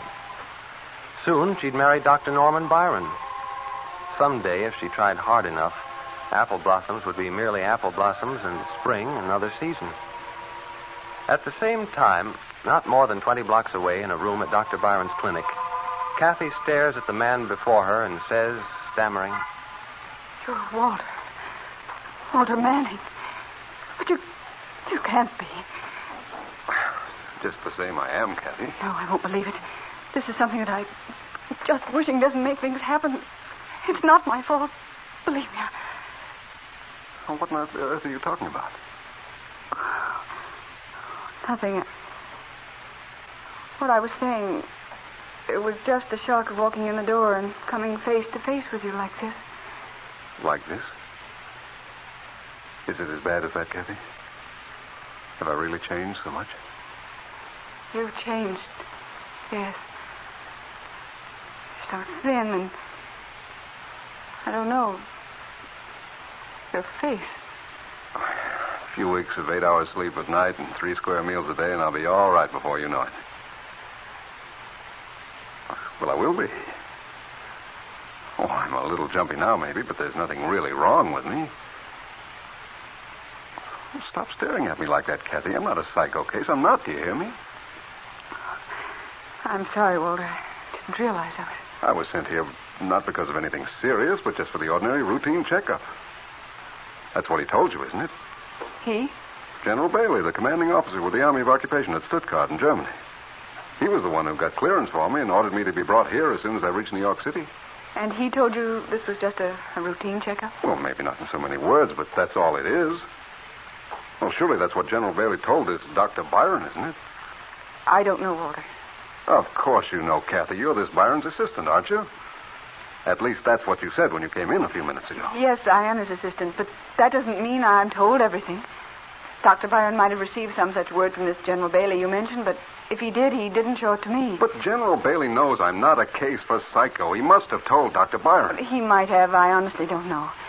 All I know is that Dr. Byron hasn't the faintest idea you're Walter Manning. He believes you're a sergeant with the name of McDermott. There's a very good reason, for the time being anyway, why I have to use the name McDermott, but... Right now, all this can wait, Walter.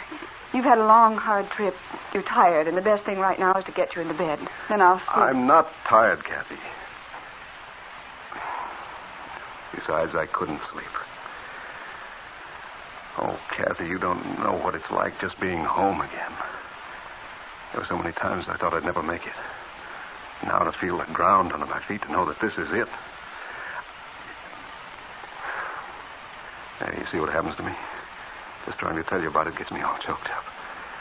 I can imagine how you feel. Oh, no, you can't, Kathy. Nobody can until they've been through it. Come here. Come here and look, Kathy. What is it? Just look at her. New York City? Yep. Oh, but she's beautiful. I never thought so before. But now I love every dirty, crowded, noisy inch of her. And out there, Kathy, out there to the west, beyond those lights somewhere is home. And Portia. Home? You mean Parkerstown? What other place is home? Where else would Portia be? Kathy, this is the end of this sort of thing. Portia's never going to have to wait for me again. I've changed. You remember the way I used to be? I don't exactly. I never was completely sold on the idea of settling down. That old routine of 9 to 5 seemed awfully dull to me. Where there was excitement or adventure, that's where I had to be. Well, that's all over now. I'm going back to stay this time, Kathy. And I'm going to buy a part interest in the Herald if I can swing it. And Portia and I are going to have a home and raise a family. Yep, I've changed. This time I really mean it. Well, maybe you don't believe me. Maybe you think the way I feel just now is temporary. That once the thrill of being home again is worn off, I'll be on my way again. Not this time. Never again. If that's true, then you have changed. That's what she's always wanted, Kathy. And I've made her wait so long. Now she's going to have it. Oh, Kathy, I can hardly wait to get back home. You hear from her, don't you? I mean, she writes to you. Portia? Yes, how is she? Oh. She's all right. There's nothing wrong. No, there's nothing wrong exactly. Well, then tell me, how is she? And Dickie? She's... Walter? What's the matter? Walter? That sound. It's just a fire siren. It's just a fire siren. That's all. It's a fire siren. Keep telling me that, Kathy. My arm, Walter. You're hurting me. Keep saying it. Make me believe it. Don't let me. Don't. I can't stand it.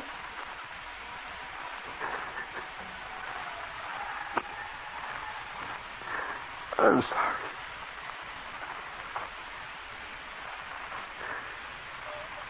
No, I'm not crazy. You got to believe that, Kathy. It's just a certain kind of sound when I hear them. This happens. I know better.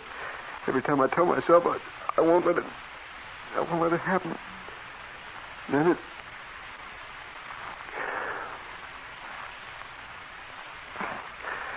it's just nerves, Kathy. I'm all right otherwise. Please believe me. Of course it's nerves. And it's worse now than it would be ordinarily because you're tired and hungry.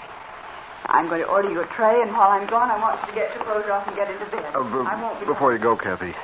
What is it? This Dr. Byron. What about it? Well, when will I be able to see him? He was planning to see you as soon as you came in, but... Well, something came up suddenly, and he had to leave the clinic. You mean I won't be able to see him before tomorrow morning? Well, he said he'd stop in before going home.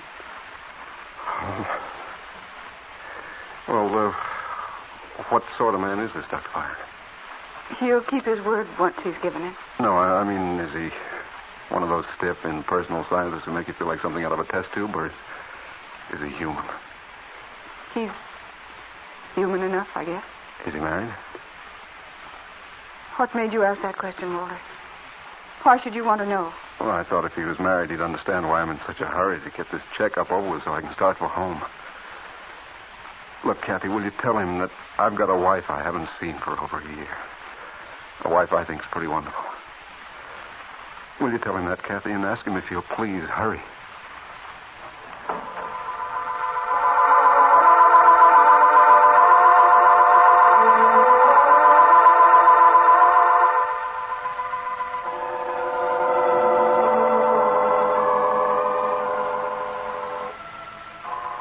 Kathy smiles and nods her head, but all the time the muscles of her face feel stiff and wooden. How can she tell him the woman he is so eager to go home to is the same woman who has promised only yesterday to marry Dr. Byron? In a moment, we'll look into next week's chapters, but now, are your mornings all hurry, scurry, and rush? Well, that's all the more reason for getting acquainted with Post 40% Bran Flakes. In just a very few minutes, you can fix and eat a generous serving of this delicious Keep Fit cereal with milk and fruit.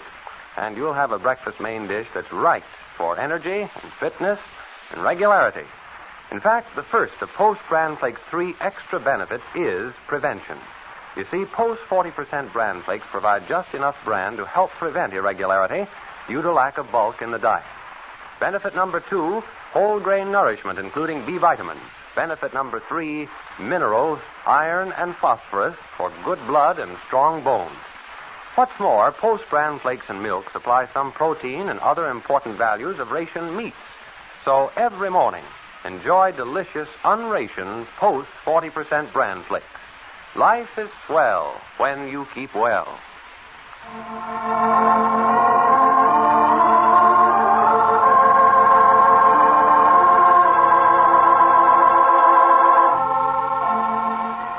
Next week, Dr. Byron sees no resemblance between the pictures of Walter Manning and the gaunt, tired patient who's entered on the clinic's register as Sergeant McDermott.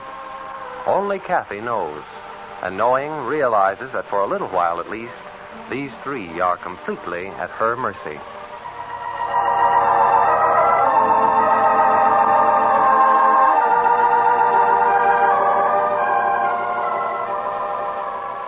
This program is brought to you by the world's most popular Bran Flake cereals, Post Bran Flakes and Post Raisin Bran, the only raisin bran made with Post 40% Bran Flakes. This is George Putnam speaking for Post 40% Bran Flakes and Post Raisin Bran, and inviting you to listen again Monday at this same time to Portia Faces Life, written by Mona Kent.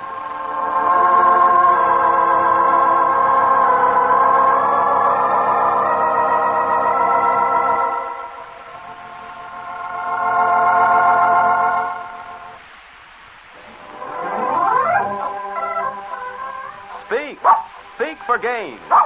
No wonder Fido speaks for Gaines. Gaines. Gaines Complete Meal nourishes every inch of your dog because it contains everything dogs are known to need. Meat meal, vegetables, cereals, minerals, vitamins. Prized dog breeders and veterinarians have recommended Gaines for over 16 years.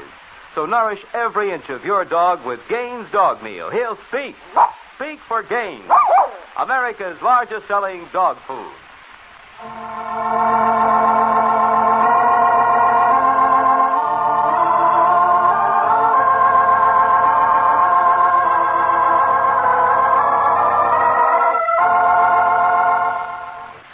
This is the National Broadcasting Company.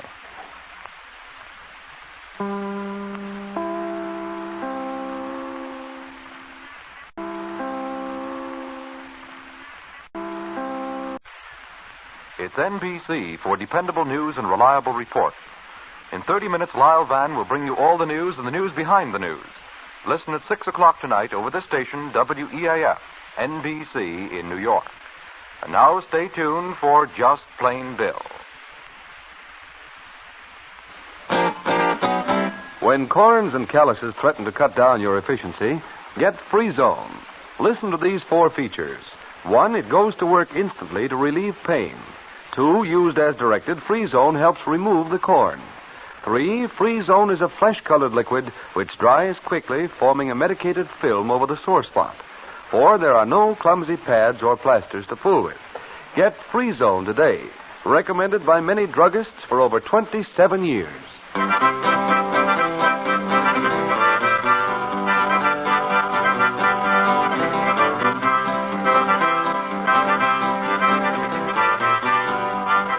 Now, Just Plain Bill. Here is the music that brings you one of radio's best love stories. Just plain Bill Davidson, Barber of Hartville. A tender, real-life story of people who might be your own next-door neighbors.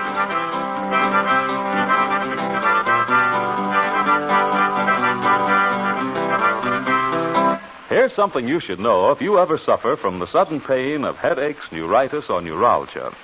It's a way to ease the pain, often within a few minutes. A way that's incredibly fast and effective. It's Anacin. Anacin is made like a doctor's prescription. That is, it contains not just one, but a combination of medically proven active ingredients in easy-to-take tablet form. Thousands of people were first introduced to Anacin through their own physicians or dentists. But today it's in such widespread use that all drugstores have it, and anyone may enjoy its benefits. Next time you suffer from the pains of a headache, neuritis, or neuralgia, by all means try Anacin. You'll like the convenience of Anacin tablets, and you'll be delighted with Anacin's incredibly fast action. Take only as directed. If pain persists or is unusually severe, see your doctor. Anacin, Anacin. Ask for it today at your druggist.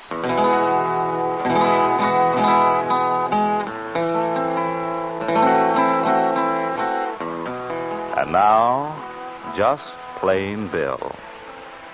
As the sun goes down behind the hills west of Hartville, and the tree shadows lengthen along Main Street, Bill's daughter Nancy and her husband Carrie Donovan are sitting silent and thoughtful on the front porch of their home. Nancy, Yes, Carrie. a penny for your thoughts. They aren't worth that much, I'm afraid. I was just worrying. About what? About everything, I guess. Carrie, wasn't that our telephone ringing? No, Nancy, that's the crickets. Oh. That's what I'm worried about, Carrie. What, the crickets? Oh, no. Oh, Carrie, I'm not in the mood for joking. I'm sorry, I was just trying to... Yes, I know, darling. You were just trying to cheer me up. But I don't want to be cheered up, Carrie. I just want to hear from Daddy about how Gwen Arthur is. You're worried about the way Gwen's taking the death of her mother, aren't you? Yes. She was terribly upset this afternoon. Well, that's only natural. Well, it isn't natural for a girl to be as bitter as Gwen is. She's had a pretty bad shock, Nancy. Even that shouldn't make her turn against all her friends who tried to help her. She'll get over it. I don't know. She said some pretty bitter things. Once this shock is worn off, she'll be sorry she ever said them. It may be too late then. Too late? Gwen was cruel, Carrie. She accused Dr. Hunter of murdering her mother. And she told Dr. Hunter's son, Jeff, the boy who loves her, that she never wanted to see him again. I tell you, she'll get over that, Nancy, once she calms down. Yes, Gwen may get over it, Carrie, but I wonder if Dr. Hunter and Jeff ever will.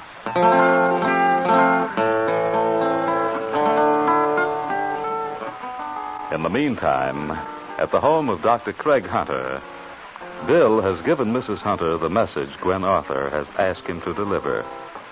And Sybil Hunter, a smile of triumph on her face, has rushed over to Gwen's house to stay with her, while Bill is left facing the troubled gaze of Dr. Hunter's son, Jeff. I don't get it, Bill. Oh, what do you mean, Jeff? Oh, this business of Gwen sending for Sybil to stay with her. You'd think at a time like this she'd want one of her older friends, like you or Mrs. Donovan. Or you, Jeff. Well, Gwen knows how much I care about her, that I'd do anything to help. I'm afraid right now Gwen is confused and upset, son. Well, that's all the more reason why she should have friends around her. Sybil isn't her friend. Just the other day, she was telling me she didn't want me to have anything more to do with Gwen. Yes, I know, but Gwen wants your stepmother to stay with her now, and that seems to be that. Well, there's something I can do about it. Well, what's that? I'm going over to Gwen's house right now. I don't care if Sybil is there to listen. I'm going to make Gwen understand. But your father, Jeff, don't you think you should stay here with him? What for? Dad's shut himself up in his study ever since he came home. He won't talk to anyone, not even me. Oh. Well, I'd hoped I could see him for a few minutes. Well, you can try if you want to, Bill, but I'm on my way over to Gwen's right now. You'll find Dad in his study. Just knock on his door.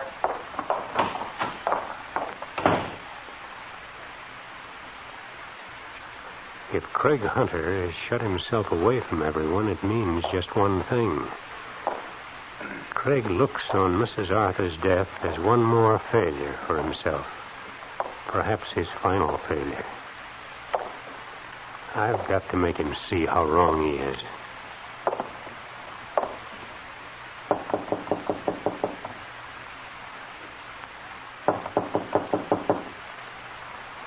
Oh, Craig.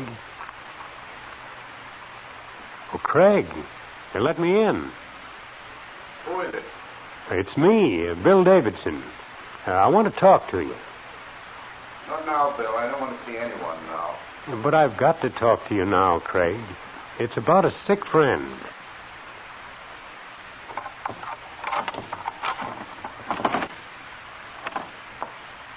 What sick friend, Bill? You. Oh. Come on in, Bill. So you think I'm sick, do you? Yes, I do. Why? The symptoms, Doctor, they're all there. Symptoms?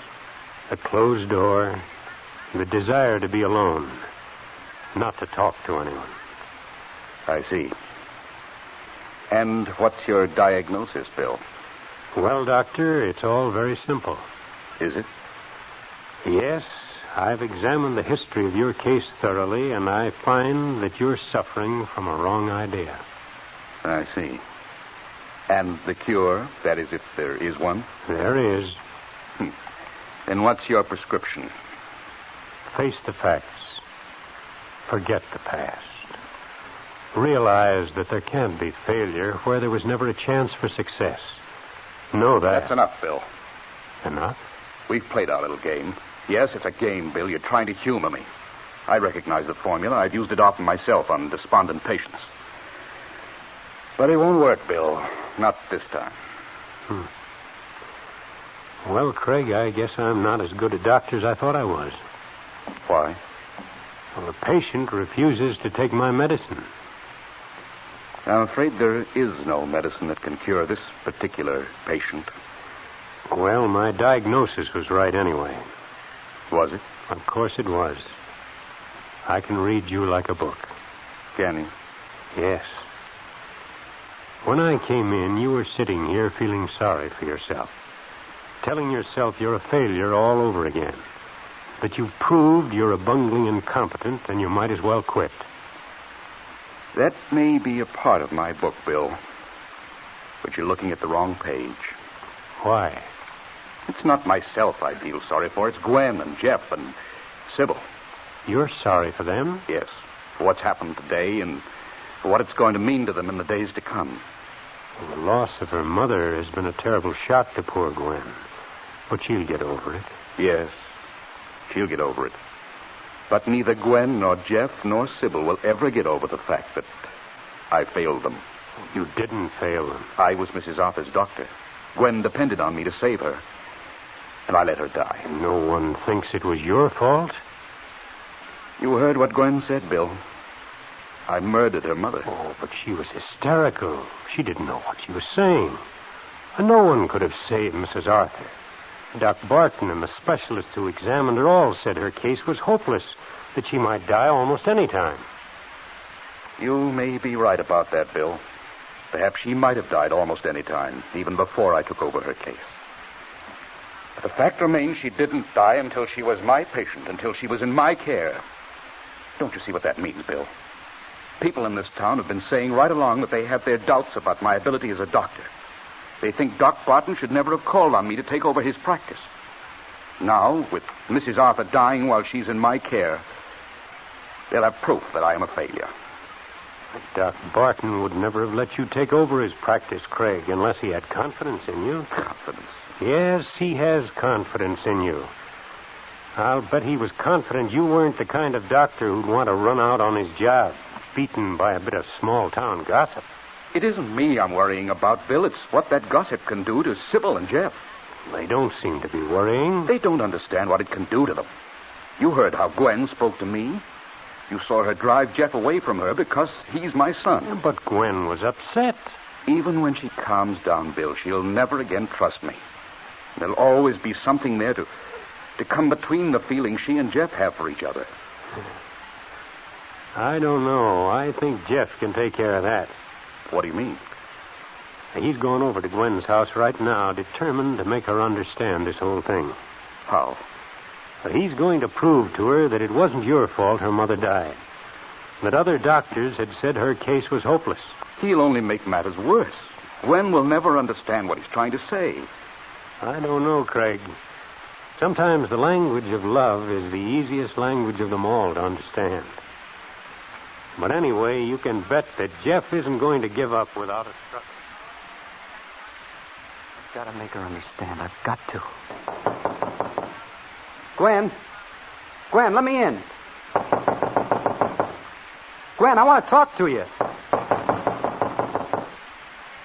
She won't answer. There's no sound at all inside the house. I know she's there. Sybil's there with her. Maybe they didn't hear me. Gwen! Please, Gwen, let me talk to you.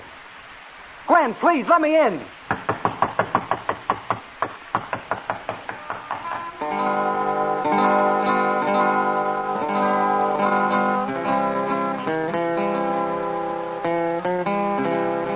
Although Jeff continues to knock on her door and beg her to listen, Gwen refuses to answer. Does this mean Sybil Hunter has been successful at last in breaking up the friendship between Gwen and Jeff? A friendship on which, as Bill has said, so much depends.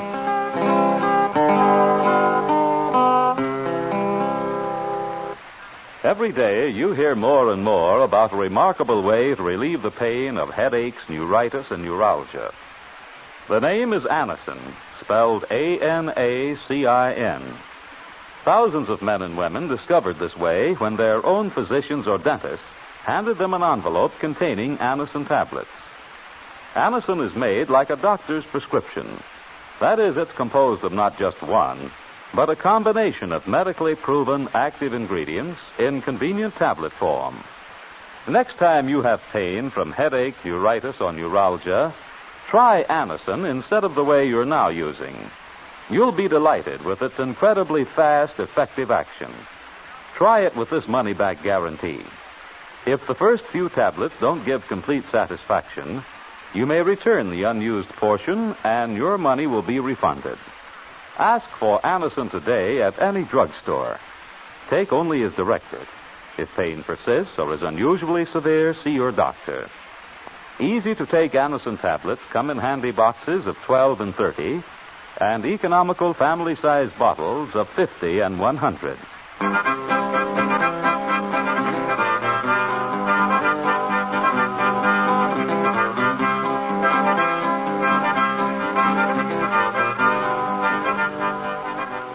Listen for Just Plain Bill on this station at the same time Monday. This is John Cornell saying goodbye for Just Plain Bill and for the Whitehall Pharmaceutical Company, makers of Anacin.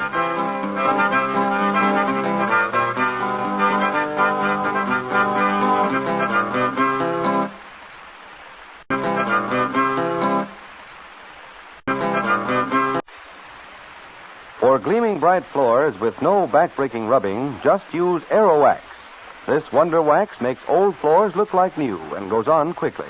Yes, it dries in minutes, but lasts for weeks. Aerowax self-polishes floors to a sparkling luster that brightens rooms and saves you many disagreeable scrubbings. Yet it costs only 25 cents a full pint at leading stores everywhere. Get Aerowax, A-E-R-O-W-A-X, today.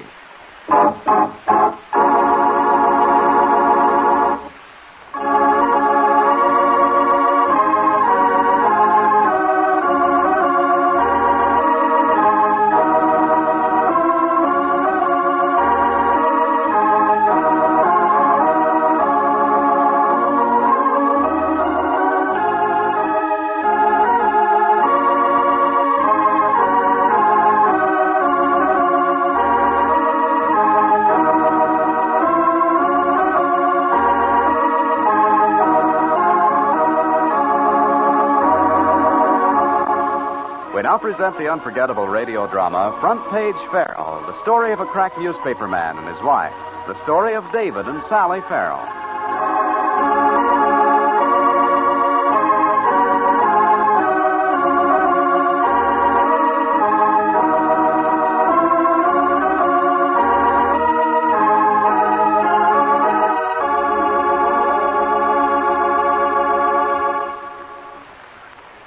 Today's fast, nerve-wracking pace is making millions suffer from the discomforts of gastric hyperacidity.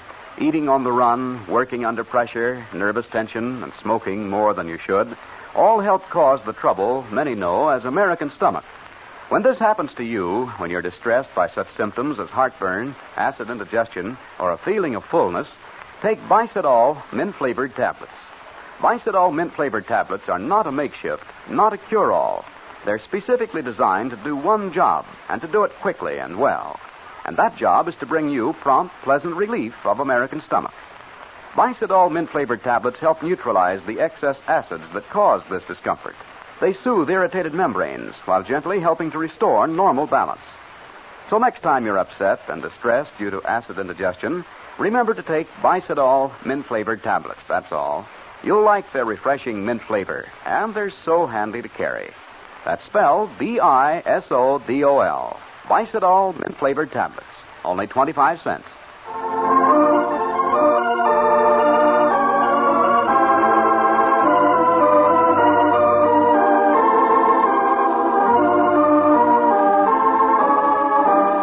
And now, Front Page Farrell, the story of a New York newspaper reporter and his wife, Sally.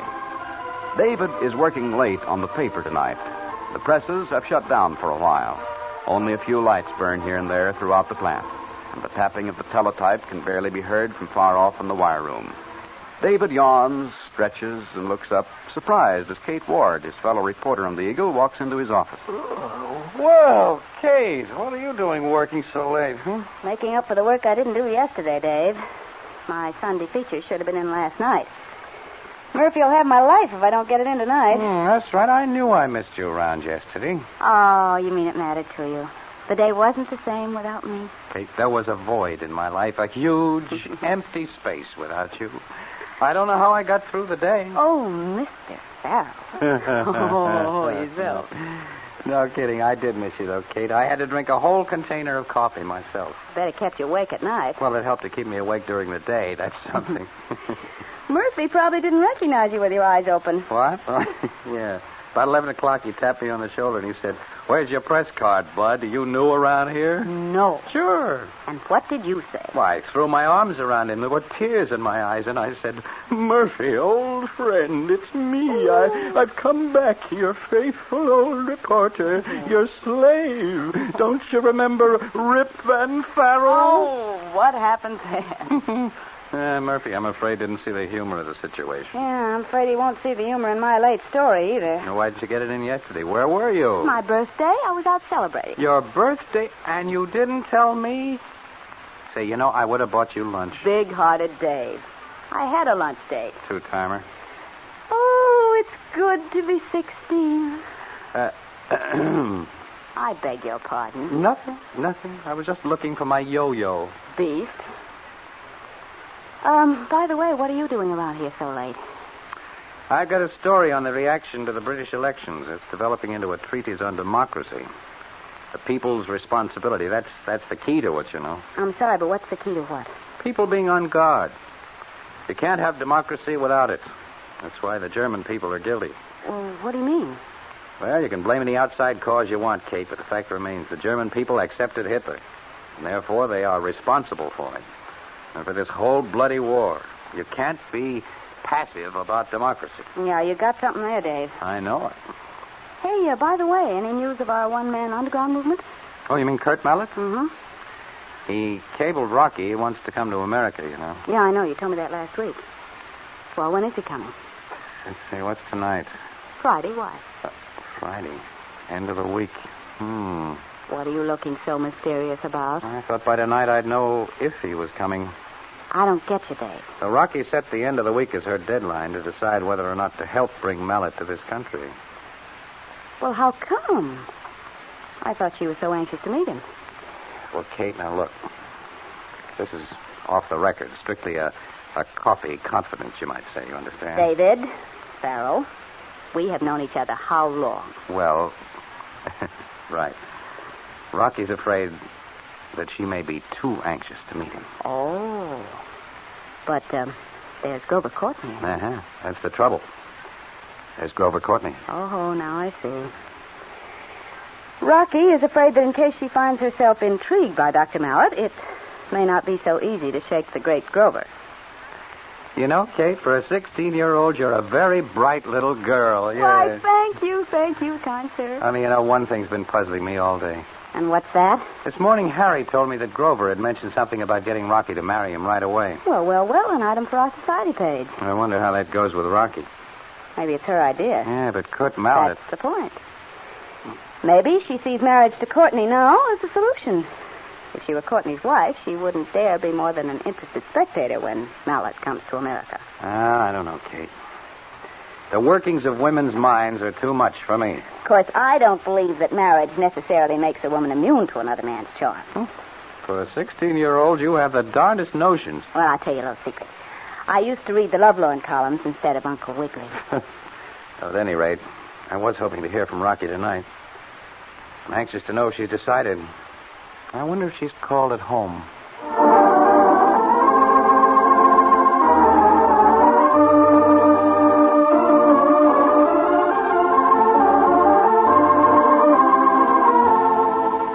But Veronica Redfield so far has not called the Farrells home. Earlier this evening, she entertained Grover Courtney at dinner, and then, when he left finally, she went for a walk alone. Meanwhile, at the Farrells, Sally has gone to the movies and left young Jimmy in the care of Mother Howard and her friend Lucy Beggs. Well, the evening was fine until... Did you hear a noise, Lucy? A noise? What kind of noise, Alice? It sounded like a groan. My goodness, a groan? Yes, that's what it sounded like, I'm sure. Could it have been Jimmy? Oh, no, it was too deep. It was a low-down groan. Low down? Like a man groaning? Like a big man. Oh. There it is again. Yes, this time I heard it, too. I heard it. Very low down. Alice. What is it, Lucy? What do you think we ought to do? Ought to do about what? About the groan. Oh, I don't suppose there's anything we can do. Well, we can't just sit here. Why not? You're not afraid, are you? Oh, no, but... There it is again. Here. Alice. Maybe it's a dead man. How could it groan if it was dead? It might. You know what they say. Fiddlesticks. Do you think we ought to look and see? Oh, no. Alice. What? You remember that old haunted house back in Pewaukee? Oh, what makes you bring that up now? Oh, I don't know. I just happened to think of it. Oh, there it is again. Alice, maybe we ought to call the police. Oh, no. David, maybe. Oh, it's really silly, but if you want to... Well, phone's near you, Alice. Yes, I'm a little too nervous. Anyway, you're calm. All right. Oh, I guess it slipped out of my fingers. The noise must have awakened Peter. Where was he? In the bathroom, I think, lying on the tiles to keep cool. Oh, here he comes. Why, look, Alice. He's all covered with white stuff. What have you got all over you, doggy? Why, he's trailing some white powder behind him. Well, you want to go and see what it is, Alice? Well, I'll go with you. All right.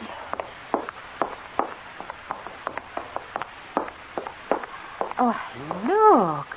The medicine chest is open. Well, I declare. He must have climbed up on the washstand and opened it with his nose. And look, all over the floor. There's a white stuff. There's a box there. He must have knocked it down. What is it? The groan. It's in here. It came from him. Who? The dog. What does the box say? Peter. Bicarbonate of soda. Peter. Oh, my. Oh, my. Who can that be? Maybe it's the dead man. Now, my dear Alice, that's not funny.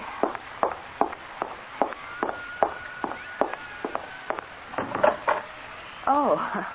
Is Mr. Farrell in? No, he's not. Who shall I say called? Oh. Was Mrs. Farrell home? No, she's not here either. Well, then you must be Mrs. Howard. I'm Veronica Redfield. Oh. Veronica Redfield. Veronica Redfield. Do you expect them soon? I don't know. Lucy, stop shining that lamp at Miss Redfield's face. Well, would you do me a favor? When they come in, would you tell them to call me at home? I'll be up. Tell them I've decided. Tell them that I've reached a decision about Kurt Mallet.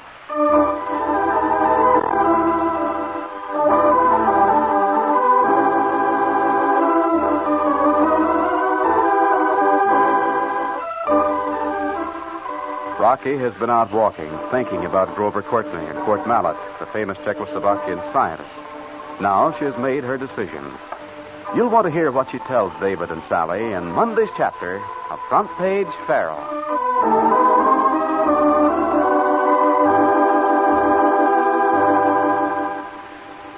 We Americans are probably the most energetic people in the world. We live too fast, eat too fast, smoke more than we should. This is especially true during the speeded-up tempo of wartime living. And that's why many more of us suffer from excess stomach acidity these days. So widespread is this upset condition that many people call it American stomach. When you have the distressing symptoms, heartburn, acid indigestion, or a feeling of fullness, here's what to do. Take Bicidol. Bicidol helps bring you prompt, pleasant relief from American stomach. Because, well, that's just what it's made to do. Not a makeshift, not a cure-all. Bicidol promptly aids in neutralizing stomach acids. It soothes irritated membranes while gently helping to restore normal balance. And it has a fresh, minty flavor you'll like. When you have these symptoms of American stomach, just take Bicidol, that's all. Bicidol. That's Bisodol. Bicidol. Only 25 cents at any drugstore.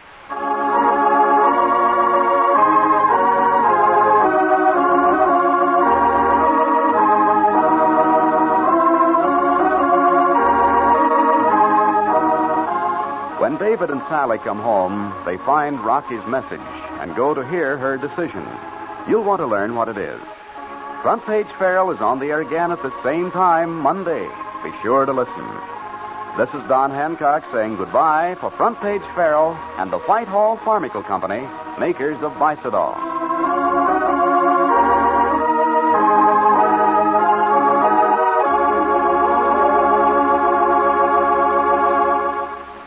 When muscles are stiff and sore from unusual exercise or strain, many people now use heat, the liniment that's strong yet does not burn the skin.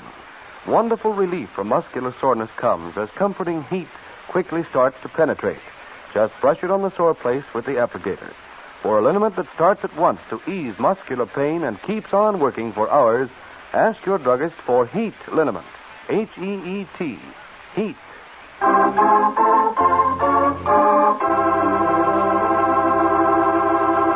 This is the National Broadcasting Company.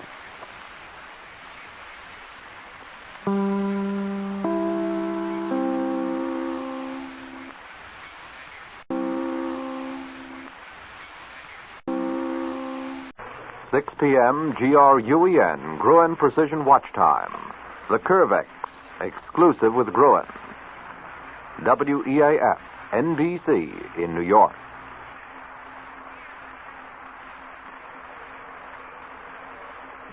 Good evening, everybody. This is Lyle Van with a 6 o'clock report from the NBC newsroom presented by Planters Mixed Nuts.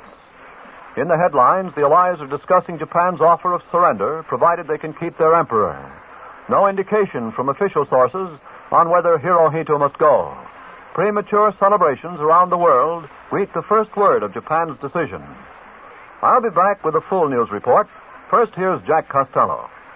Your daughter will be the envy of her friends when she wears the lovely charm bracelet Planters Mixed Nuts are offering her. At almost no cost, Planters offer a handsome charm bracelet complete with 6 charms. The charms are made of lightweight plastic in a variety of bright summer colors, and these gay charms hang from a sturdy chain of gold-finished metal links. This charm bracelet's yours from Planters for just 10 cents. Simply buy a jar of Planters Mixed Nuts. Your family and your serviceman will enjoy these delicious combinations of crisp salted almonds, cashews, peanuts, and pecans or filberts. And for the bracelet, mail the label with 10 cents to Planters Mixed Nuts, care of this station. Now the day's news by Lyle Van. The Allied powers are considering Japan's offer to surrender 3 years and 8 months after Pearl Harbor, 6 days after the first use of our atom bomb, 48 hours after Russia's declaration of war. The White House tells us in an official statement the latest word on the surrender proceedings. Our government, through regular diplomatic channels, is in communication with Great Britain, Soviet Russia, and China regarding the Japanese surrender offer. The statement read by President Truman's press secretary, Charles G. Ross. That's all. There is no indication of the official attitude toward the Japanese request that Emperor Hirohito be allowed to keep his throne, the only request made by Tokyo short of unconditional surrender. The White House statement issued at 3:30 p.m. climaxes a day of feverish activity. Cabinet ministers, Secretary Burns, Secretary Stimson, Secretary Forrestal meeting 3 times with President Truman. Streets leading to the White House blocked off. Governments meeting in London. Former Prime Minister Churchill going to sit with Prime Minister Attlee's cabinet. In Chongqing and in Moscow. The Japanese offer making its slow progress around the world after its first broadcast by the Tokyo radio. Confirmed by NBC at Stockholm, where it was transmitted by the Swedish envoy. Other confirmation from Bern as the surrender offer moved through Swiss official circles. And finally, the official acknowledgement in Washington that the surrender is being studied. The widest speculation, of course, is on the possibility that the Japanese may be allowed to keep their emperor. The Italian surrender and retention of the House of Savoy was cited to show that the Allies have no ideological scruples about retaining the royal family. One report says the U.S. is ready to leave the little ruler on the throne, and some London sources are quoted as saying Britain favors keeping hands off the emperor. But tonight, other London sources are quoted as saying Hirohito has been outlawed as a war criminal by the Chinese government, making his continuance impossible. But all speculation as to the official attitude of the Allied governments is just that, speculation. No hint direct from the chiefs of state whether the offer will be accepted. Meanwhile, the shooting war goes on full steam. Surrender or no surrender, the Russians are rolling ahead with amazing speed in northwestern Manchuria, advancing 110 miles in less than 48 hours of fighting, driving from Manchuli and capturing the rail center of Hailar, deep within the Pabit province, moving down the rail line that leads to the heart of Manchuria. Moscow's second communique tells of 2 new penetrations across the border. The campaign in the east is reported going smoothly, overrunning fortified Jap cities in the area northwest of Vladivostok, and the communique clearly indicates the Japanese are offering only slight resistance so far. The Tokyo radio, meanwhile, says the Red Banner Army has begun attacking on 2 other fronts, in Korea and on Sakhalin Island, directly north of Honshu. A report partly borne out by Russian correspondents who say the Red Fleet has gone into action. And the super fortresses, 160 strong, each with its Mustang fighter escort, keep to the air, going through the 5th straight day, returning to the Tokyo area to blast the Tokyo arsenal and the Amasagi oil refinery, which once produced most of Japan's aviation gasoline. No opposition, all the B-29s returning safely. And the 3rd Fleet's planes are still blasting away at northern Honshu for the 2nd day of renewed attack, while Nagasaki is still burning and smoke-shrouded from the 2nd atomic bomb attack, like an erupting volcano to flyers who approached within 10 miles of the shattered city. The Japs have lodged a formal protest against the bombing of Hiroshima, charge it's a violation of international law. In an article in the New York Times today, General David Sarnoff, president of the Radio Corporation of America, reveals how the atomic bomb has changed the whole conception of offensive and defensive war. General Sarnoff's article, written early in July and just now released by the War Department, describes the swift pace of science that made possible the first robot bombs, the guidance of long-range missiles, and the release of atomic energy. Illustrates, with an estimate, that the energy in a glass of water would drive an ocean liner across the Atlantic and back. Reveals that VE Day saved London from destruction by only a 6-month margin. That the Germans planned to bomb the United States with V-2 rockets, having a range of more than 3,000 miles. General Sarnoff declares no nation, regardless of size, will be invulnerable in the future. A small aggressor nation, armed with the right secret weapon, would be able to destroy the greatest power. There'll be no time for the time-honored rule that there's a defense for any weapon. And General Sarnoff concludes, our great hope for peace lies in the achievement of freedom from fear through man's ingenuity in atomic energy, electronics, chemistry, and the other sciences. Says a 3rd World War would pose a threat to civilization itself. And it's up to man himself to choose between life and death. There's a division in Congress on allowing the Japanese to keep Hirohito. Senator Stewart sums up for one view, says the Emperor is a war criminal, and I'd like to see him hung up by his toes. We've got them licked, and I wouldn't give them an inch. Senator Thomas of Utah and Senator Johnson of Colorado urge that the Emperor be allowed to keep the throne, say we need him. But most of the lawmakers appear to stand by the original demand of surrender with no conditions, and that includes the Emperor. They have the support of General Carlos P. Romulo, the Philippine resident commissioner, who urges no weakening now, calls for elimination of the Emperor and every vestige of his regime. First word of the Japanese surrender broadcast brought rejoicing around the world, in all the Allied centers and here at home. London streets jammed with singing crowds, Yanks, Canadians, Aussies dancing with British girls, American WACs leading a parade through the ancient streets, waving noisemakers and banners. Soldiers of all nations yelling gleefully, it's all over, the Japs are through. Traffic in Piccadilly Circus tied up in the biggest jam in years. The Chinese in the Soho district were quietest, but in Chongqing, the heart of bleeding China, they set off their traditional firecrackers, the jubilant people refusing to wait for a formal pronouncement. Laughing and crying, they cheered every passing jeep of American soldiers. In Manila, General MacArthur went to bed, making no statement, pending clarification. But GIs, headed for Japan, swarmed through the town shouting, "When are we going home?" And on Okinawa, our troops went wild. The air raid sirens screamed an all-clear signal. At the B-29 bases in the Marianas, the broadcast announcement drew cheers from the officers and men who had been delivering the great air blows. Admiral Nimitz made no comment. Over in Berlin, our men were jubilant, though it means no homecoming for most of the occupation forces. The impassive Russians showed no more excitement than they did yesterday when they learned their country had declared war. Here in New York City, while buying orders stirred the stock market, more than 1,400 soldiers, many of them bound for the Pacific, came singing down the gangplanks as the ship's loudspeakers blared out the news. And at Skaneateles, New York, one of the women for whom the war has been the longest, Mrs. Jonathan Wainwright, wife of General Wainwright, who was taken prisoner by the Japs at Corregidor, Mrs. Wainwright said she hoped, as she had been hoping for 4 years, that the report was true. A grim reminder of the cost of war in lives and ships. The Navy discloses the loss of 108 more vessels, some lost to enemy action, others, as the Navy says, to the perils of the sea. 3 destroyers in the list, the Parrot, the Tucker, and the Wharton.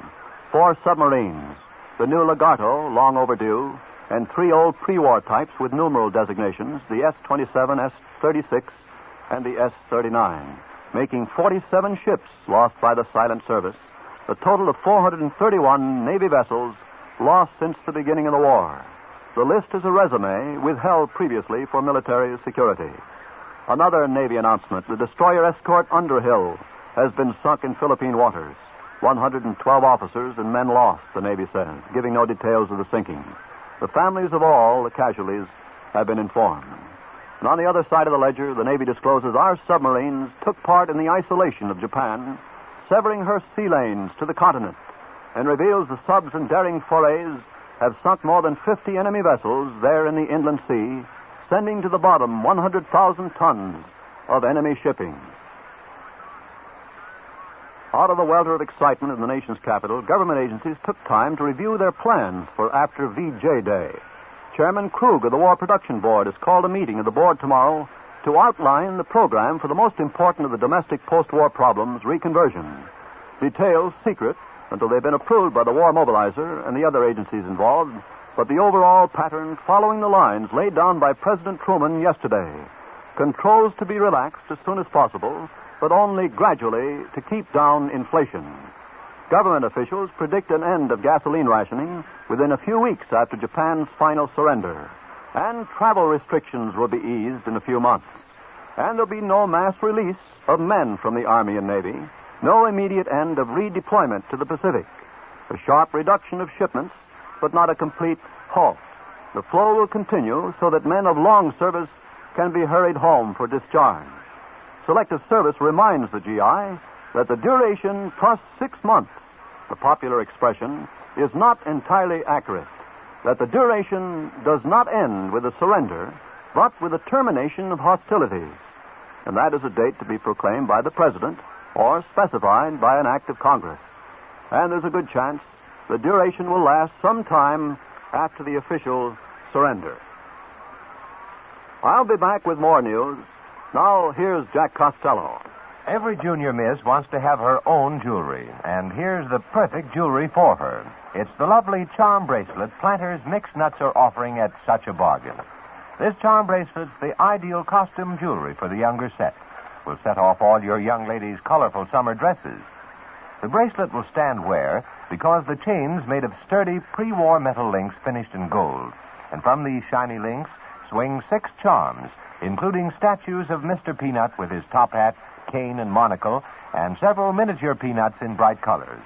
And there's enough room for your daughter to add her own charms if she wants to. You can get this charm bracelet for just 10 cents. Now, here's all you do. Just buy a jar of Planters Mixed Nuts, a grand assortment of crunchy salted cashews, almonds, peanuts, and pecans or filberts. Your serviceman will enjoy a jar, too. And for the bracelet, mail the label from a jar with 10 cents to Planters Mixed Nuts, care of station WEAF, New York. Allow 10 days for delivery. Ladies, wait till you taste salad dressing made from Planters High Hat Peanut Oil. You'll wish you'd tried it before. High Hat Peanut Oil is grand for frying and baking, too. Is refined by the makers of Planters Peanuts. Now back to Lyle Van for the rest of the news. The latest car in that railroad collision at Michigan, North Dakota, puts the toll at 34 known dead, 50 other persons injured, 10 seriously. 18 of the dead have been identified as members of the armed services. No names have been released. At his home in Bonham, Texas, House Speaker Sam Rayburn said simply that the war situation now had reached the stage of watchful and hopeful waiting. And now for the baseball scores. The Yankees romped over Cleveland 10-4 and gained ground as Boston shut out the Tigers 9-0. Chicago beat Washington 6-3. Philadelphia and St. Louis play tonight. In the National League, the Dodgers walloped Cincinnati again 9-4. The Cardinals downed the Giants 5-2, and Boston nosed out the Cubs 2-1. Pittsburgh and Philadelphia are down for a night twin bill. And the weather forecast for New York City and vicinity: clear tonight, lowest temperature about 65 in town and 55 in the suburbs. Mostly sunny tomorrow, high around 85. Temperature at present is 83 degrees. And if you tuned in late, here's the big headline. The Allies are discussing Japan's offer of surrender, provided they can keep their emperor. But no indication from official sources on whether Hirohito must go. And that's the 6 o'clock report. This is Lyle Van saying good night until tomorrow night. Lyle Van brings you the day's news every weekday night at this same time. Presented Mondays, Wednesdays, and Fridays by Planters Mixed Nuts. This is the National Broadcasting Company.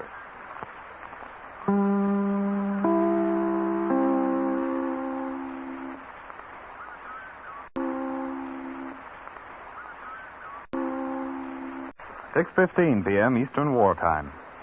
This is WEAF, New York.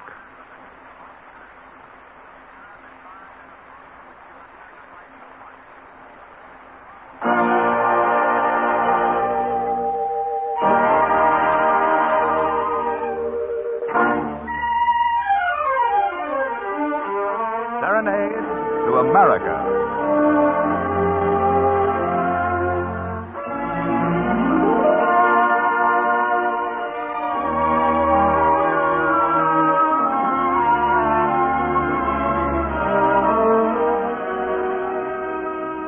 Across the air, America, we send you a serenade.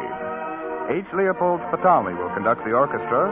Nan Merriman and Thomas Hayward will be the soloists. Milton Kay is featured at the piano.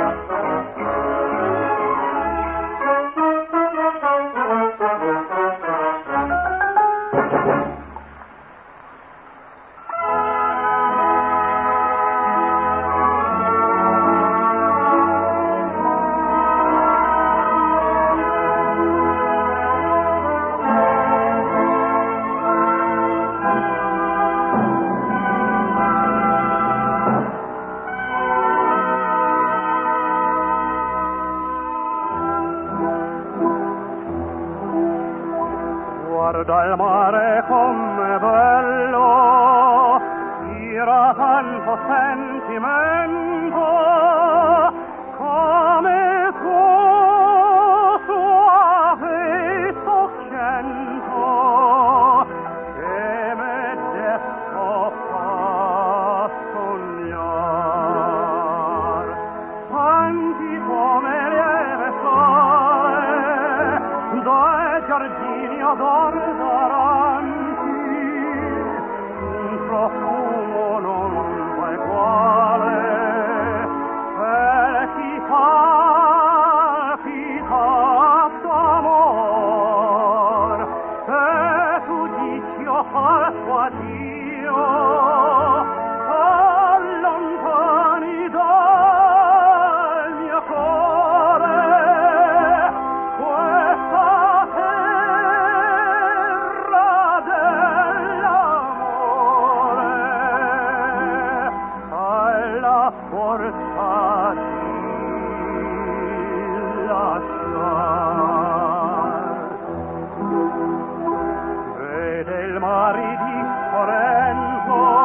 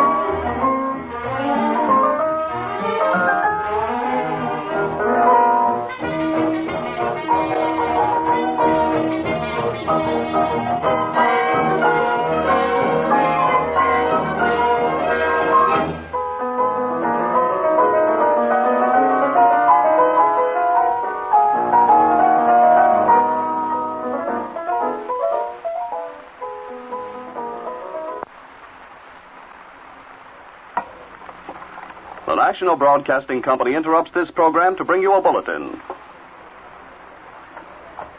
We take you now to NBC in London. Here's a bulletin from London. Number 10 Downing Street has just announced that the British government is in communication with the United States, Russia, and China. But it's added that no official statement on Japan's surrender terms can be made now. I return you to NBC in the United States. This bulletin came to you from NBC in London. Keep tuned to your NBC station for later news.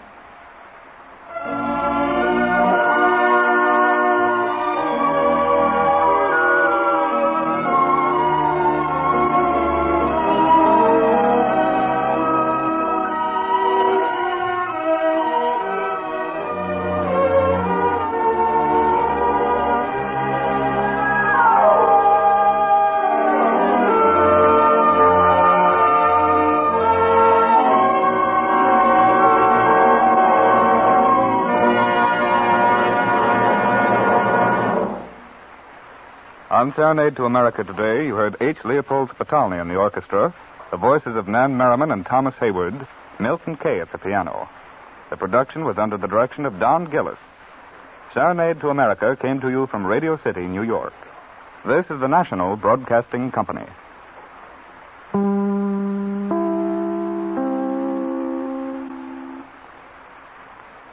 WEAF, New York.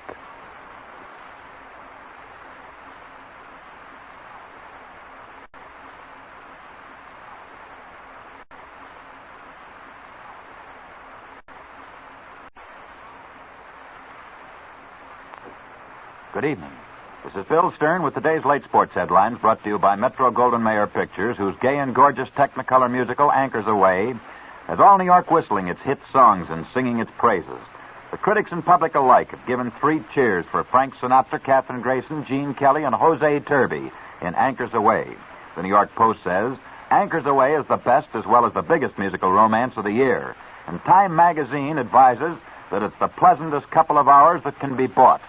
You'll agree that Anchors Aweigh tops the pick of the pictures after you've seen it, and you can see it right now, along with Paul Whiteman and his orchestra and Johnny Johnston in person at the cool Capitol Theater, Broadway and 51st Street. And now for the sports spotlight. Tonight's baseball headline. The Yankees and the Dodgers win, the Giants lose. The New York Yankees made it 2 straight for the recently returned manager Joe McCarthy as they downed the Cleveland Indians 10-4. Alan Gettle was the winning pitcher, while Allie Reynolds was the loser. The Boston Red Sox shut out the Detroit Tigers 9-0, as Randy Heflin finally won a Major League ball game, turning in a neat 4-hitter. He had previously lost 5 straight. Chicago White Sox thwarted the bid of the Washington Senators for the tie of the league lead, and they beat the Senators 6-3. Tonight, the Philadelphia Athletics will play a twin bill at St. Louis. Over in the National League, the Brooklyn Dodgers defeated the Cincinnati Reds 9-4 to make it a clean sweep of the series. The Boston Braves nosed out the Chicago Cubs 2-1 behind the 3-hit pitching of Al Javery. A home run by Tommy Holmes in the 7th inning was the winning margin. St. Louis Cardinals picked up a full game on the league-leading Cubs by downing the New York Giants 5-2 as Charlie Barrett won his 16th game of the season. Tonight, the Pittsburgh Pirates play a doubleheader at Philadelphia. Turning to racing, the largest daily double of the New York season was hung up at Belmont Park this afternoon. If you'd been lucky enough to have the right $2 bet on that daily double, your $2 would have gotten you back $1,490. And speaking of racing, the $25,000 Travers Stakes will be run at Belmont tomorrow afternoon. That'll be for the leading 3-year-olds of the season. This will bring together Pavo, Wildlife. Each colt, incidentally, has defeated the other one once in the 2 previous meetings. Other entries include Burning Dream, Plebiscite, Adonis, and Jeep. A complete description of the race will be brought to you over this station beginning at 4:15 p.m. tomorrow afternoon. And speaking of things that will be brought to you tomorrow afternoon, in the world of tennis, champion Pauline Betts entered the semifinals of the Women's Eastern Grass Court Championships today by beating Mrs. Patricia Canning Todd 6-love, 6-2. Margaret Osborne also made her way into the semifinals by beating Mary Arnold 6-4, 6-3. In the men's division, Sidney Wood provided the first upset of the tournament. It was quite an upset by outlasting the second-seeded Gardner Malloy 3-6, 7-5, and 6-4. I said that would be coming your way tomorrow afternoon. It will. We'll be out at the Westchester Country Club where these matches are taking place. And we'll bring you a description over this same station tomorrow afternoon at either 2:30 or 4:30. Take your choice, or perhaps you'll be with us both times. Well, the big news story today is what possibility there is of a Jap surrender, how close, when it might come. And, of course, that will have a very definite effect on sports when and if it does come. Baseball, football, tennis, golf, every sport will immediately start to get back many of the stars that have been lost to the armed services. It'll be the shot in the arm that sports has been waiting for since the war began. But even more important than what it will do for sports is what it's going to do for this country in general. It's going to mean that the boys are coming back, that those that are back stay here, and to everyone in the sports fold, it means a reunion of great sports stars with their buddies they left behind, and it looks like pleasanter days are ahead for all of us in the sports field. And that's the sports story for tonight. Take a tip from every critic in town. Be sure to see MGM's latest Technicolor hit, Anchors Aweigh. The Times calls it another humdinger from MGM, and the Mirror says it's both delightful and swoonful. The Sun says it's a movie musical comedy at its gayest and its best. You'll make with a 21-gun salute after you've seen Frankie Sinatra, Katherine Grayson, Gene Kelly, and Jose Turby in Anchors Aweigh. It's now playing at the cool Capitol Theater, and on the stage is Paul Whiteman and his orchestra and the popular singing Johnny Johnston, all at the Capitol Theater. Bill Stern reminding you, hoping you have a pleasant weekend. Reminding you to tune in, same station tomorrow night for another session of MGM Sports Time. Until then, good night. This is the National Broadcasting Company.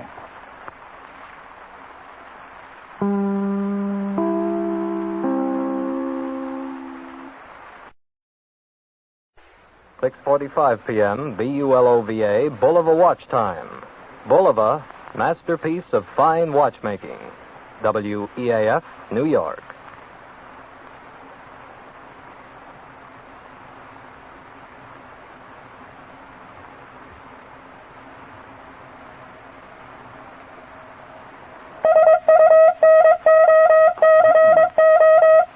Ladies and gentlemen, because of the importance of today's news, we present without delay the Sunoco news voice of the air, Lowell Thomas.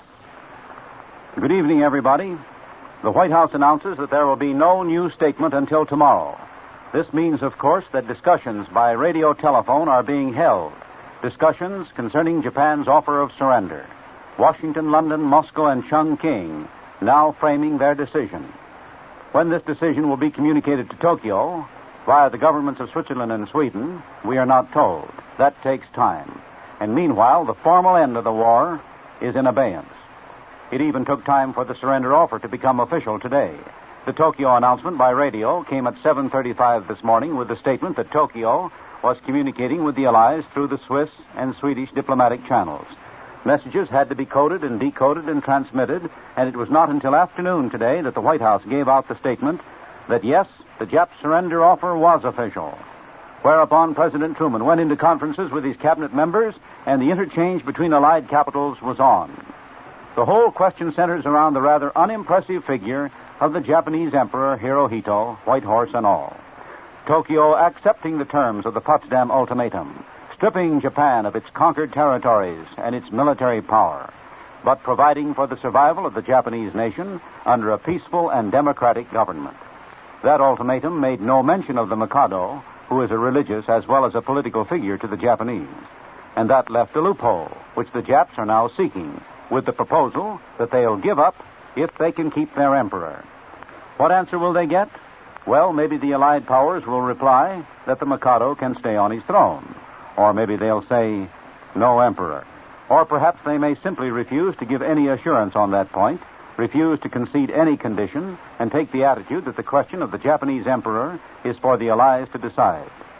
The word from London is that Great Britain is willing to let the Japs have their Mikado if the United States is willing to do so. And the view is that the Washington government may be inclined to keep Hirohito on the throne in Tokyo as a means of carrying out the surrender and of avoiding chaos. It is pointed out that American propaganda leaflets telling the Japs to quit urged them to ask their emperor to surrender. Today, one line of London comment was this: nobody would have urged the German people to ask Hitler to surrender. And what about China, which suffered so much at the hands of Japan? There have been Chinese demands that Hirohito would be treated as a war criminal, should be. This, however, has not been put forward as the official view of the Chiang Kai-shek government. And what about Moscow? Soviet Russia, as usual, is the enigma. There has been no intimation of what Stalin thinks about the fate of the emperor of defeated Japan. We can only note that the Potsdam capitulation demand was drawn up at the conference of the Big Three, and the surmise would be that its terms were framed with the advice and consent of Stalin, the terms that pointedly left out the question of the Japanese emperor, all of which is reasoning along the rather paradoxical lines of the conditions that were set forth for unconditional surrender. One story tonight is that the Japanese capitulation came at the instance of the Emperor Hirohito himself, the Mikado acting to bring an end to the war and the atomic bombing. This report is from Chongqing. It goes on to say that Emperor Hirohito formed a peace committee consisting of members of the royal family and high government officials. The members of the royal family included the emperor's two brothers, Prince Chichibu and Prince Tokumatsu. The committee is said to have met Friday morning, Tokyo time, last night our time, and the decision was made then to offer surrender at once. By happy coincidence, I had an appointment this morning with one of our foremost American authorities on the Far East. J.B. Powell, remember, who for 25 years edited the China Weekly Review? Most of you will recall those pictures of J.B. Powell that appeared in Life 2.5 years ago. when the Japs finally released him from prison and he came home on the Grips home, emaciated, feet gone, weighing just 79 pounds. He had been down to 70, but he gained 9 pounds on that homeward journey, and up to 140 now. First, I wanted to know what J.B. Powell thought about this whole matter of the Emperor, whether he should be allowed to retain his position as the head of the Japanese government. And Powell said that in his opinion, the Emperor was not really very important, but that he might be exceedingly useful in actually bringing the war to an end and getting the Japanese armies in Manchuria to put down their arms, and all their forces in China, too, and Indochina and elsewhere. Who else could do this better than the Emperor? And then he spoke of something that is not often mentioned, of how the Emperor in Japan has only been an important figure for a comparatively short time. How before the days of our Commodore Perry, the Emperor was a mere figurehead. In fact, the importance of the Emperor even reached such a low ebb that one Emperor of Japan was a beggar on the streets of Kobe. He pointed out how the militarists recently had given the Emperor a tremendous build-up for the purpose of completely subjugating the people of Japan, and of how easy it should be now to reduce him to his former status. In speaking about this, J.B. Powell referred to the way the militarists have been using the Emperor for propaganda purposes for years now.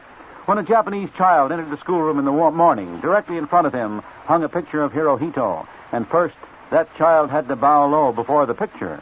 Then afterward he could say good morning to the teacher. And of how, when streetcars would pass the Imperial Palace, all the people in the streetcar would bow their heads. Well, the Jap surrender was one of the fastest breaking of news stories, flashing through this morning with split-second transmission. In a radio station, a listening post in California, a United Press telegrapher was on the job, taking down radio stuff from Tokyo as usual. The Japs were putting out the usual kind of broadcast in English and in Morse code.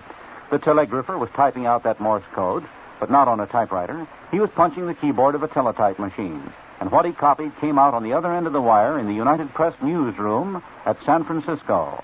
There, news editor Hennon Hackett stood watching a message as it was ticked off on the machine. It was coming in slowly. The Japs were sending their Morse code at a dragging pace, about 25 words a minute. For an hour or so, Tokyo had been broadcasting humdrum news, something about the Jap Red Cross, for example. Then, here came another dispatch, as the news editor happened to be standing there looking. This one, like the others, began flat and dull, so it seemed. The slow-worded bulletin started in this tedious fashion. The Japanese government today addressed the following communication to the Swiss and Swedish governments. That made news editor Hennon Hackett feel like yawning. It sounded like another Jap protest about the atomic bomb. Tokyo had been shooting out a routine of propaganda, complaining about the elemental devastation that had hit Hiroshima. And this sounded like an announcement of an official remonstrance through the Swiss and Swedish governments. The bulletin continued in that same slow gait, 25 words a minute. The Japanese government, it said in that dragging way, are ready to accept the terms of the joint declaration which was issued at Potsdam. And that brought a wild howl from one electrified news editor. There it was. Flash, he shouted to the teletype operators in the newsroom, the men who sit at machines connected with newspaper offices across this continent. They immediately started teletyping what he called out to them, the Flash. The Japs offer to surrender, he said. And so on for the rest of the bulletin. The first news flash to the American people of the Japanese acceptance of the Potsdam Ultimatum. And that's how this greatest of stories broke. Well, from China, we have a story bearing on one curious fact that was noted in the Tokyo surrender broadcast this morning. The Jap radio message in Morse code gave the surrender offer in a fashion complete enough to be definite, and then interruption. The radio telegrapher was going into another sentence. He was abruptly cut off, and that led to surmises that something untoward might have happened at the other end. Maybe some Japs opposing capitulation had broken in, interrupted the broadcast, accepting the Potsdam terms. The word from China states that a Tokyo broadcast heard in Chongqing admitted that there had been disturbances when that first surrender offer was put on the air, and they were suppressed. So the Chongqing reports that the Tokyo radio has been saying. As the Japs decided to give up, the Russians were driving on into Manchuria, and the latest states that Red Army columns have thrust 125 miles into that province that was grabbed by the Japs. Also, the Russians have pushed into Korea, a sweeping offensive underway. Soviet Russia just able to get going against the Japs as the end comes. It's easy to imagine the celebration all over the world, the shouting, cheering, laughing, jubilation. Or perhaps it isn't so easy to imagine the scenes at some places. Okinawa, for example, where the troops who fought the Japs in such bitter battles, they went wild today, so reads the dispatch.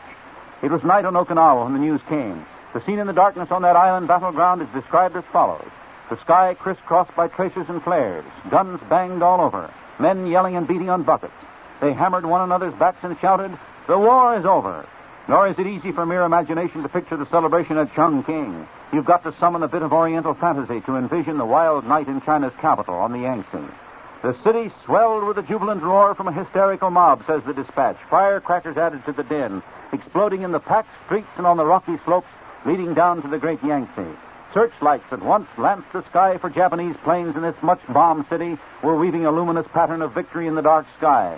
Merchants opened their shops along the streets, handing out the fiery liquor of Sichuan. In other words, China, which has suffered the ordeal of this war for more than 10 years, longer than any nation, appropriately put on the wildest, most picturesque celebration. Today's jubilation is tempered by serious reflections of the astounding way in which the war in the Pacific has ended. In the case of VE Day, the rejoicing was simple, unmixed, as in times past. The war has ended. Peace has come. But now, we think of that atomic bombing. The mere stark drama of it would make us pause. 2 blows launched from the sky, and Japan surrenders. The cataclysmic force of the atom hurled once, then again, and the war is over. We've been saying this week that the power of the elemental weapon is hardly to be believed, and tonight we can add that nobody ever dreamed of a secret weapon ending a war so suddenly, so quickly. On top of the starting drama of the atomic bomb and the surrender of Japan, we can add that those thoughts that have been in mind ever since the first annihilating blow hit Hiroshima, we can add the reflection that we have a weapon that can exert an almost incredible effect on the politics of the world, the society of man. Also, that the atomic bomb has potentiality so terrifying that it does suggest thoughts of world destruction, as all have been saying. This foreboding was emphatic in President Truman's address last night, in which he dwelt on the need of the highest wisdom in dealing with so frightful an engine of destruction. And the President made it clear that, at least for the present, this wisdom of statecraft was the duty of the English-speaking peoples. He stated outright that the atomic bomb is the exclusive possession of the United States, Great Britain, and Canada. So the thing stands at the moment. But you can never tell when other nations may develop the atomic weapon on their own. Serious thought is deepened when we hear that some British physicists refused to work on the development of the atomic bomb because they thought the weapon too terrible to be brought into existence. And the word is that other scientists hoped that the atomic research would fail. They were afraid that the atomic explosions, when set in motion, might get out of control and spread, leading to the phantasmal thought of the destruction of the world. All of which makes it pertinent to look at today's descriptions of the effect of the second atomic bombing, the destruction hurled on Nagasaki. For example, there was Bob Chaplin, correspondent of Newsweek, who broadcast over the NBC. He was in a Liberator 10 miles from Nagasaki, and what he saw was a considerable period of time after the atomic bomb burst. Here's the description he gives. It was like looking over the rim of a volcano in the process of erupting, even though 12 hours after the bomb had been dropped. Nagasaki is a mass of angry flames and smoke now, a blazing area extending at least 10 square miles. We saw 4 huge tongues of flame shooting upward, indicating that explosions were still going on 12 hours later. As for the bombing of Japan, it continues today. Air power striking only a few hours before the Tokyo radio made its announcement of surrender. The bombs that fell upon Japan at that late hour were the ordinary sort, regulation high explosives, tons of TNT being almost an anticlimax now. Ever since the news came in this morning of the Japanese surrender, I've been thinking about our fighting men scattered all over the globe. Having recently flown around the world, the picture is a vivid one to me. Our great air bases in North Africa, the Middle East, and Southern Asia, to say nothing of Europe, with hundreds of thousands of our boys tonight in Morocco, Tunis, Tripoli, Egypt, Arabia, Iraq, India, China, to mention only a few places. In all the history of man, there has never been anything like it. The way our Army and Navy people are deployed over most of this planet, over all of the continents and all of the seas, even in the Arctic, all working with just one objective in view. And today, that job finished. Chennault's airmen in Kunming, our jungle specialists in Burma, the boys I found marooned at remote airstrips in tropical South America, our Arctic weather detachments in Baffinland, Ellesmere Land, Greenland, the chaps I met at the Tibetan frontier who were buying up Central Asian horses for the Chinese armies, that cook who made us the delicious chocolate pie on a carrier off Okinawa, a carrier that a few days before had been hit by a suicide plane. They can all come home now. This that is the National Broadcasting Company.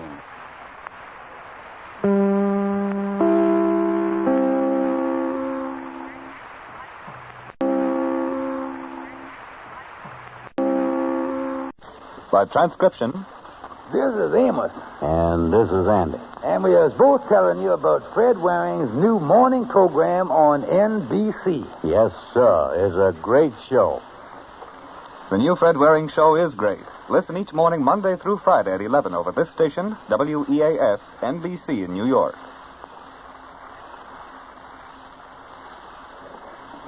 City Service, Highways in Melody. On the highways, in the homes, on the farms, in the factories, City Service petroleum products lead the way.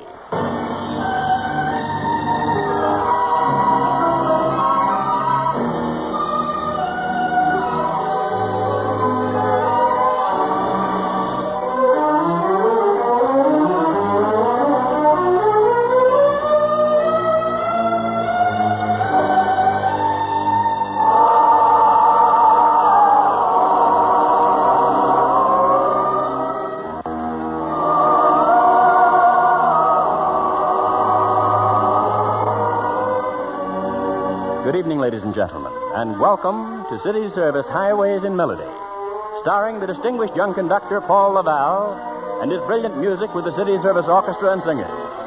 And tonight as our guest soloist, one of America's great sopranos, Miss Dorothy Kirsten, newest star of the Metropolitan Opera Company. So it's Highways in Melody with Paul Laval and the City Service Orchestra. Magic is the moonlight.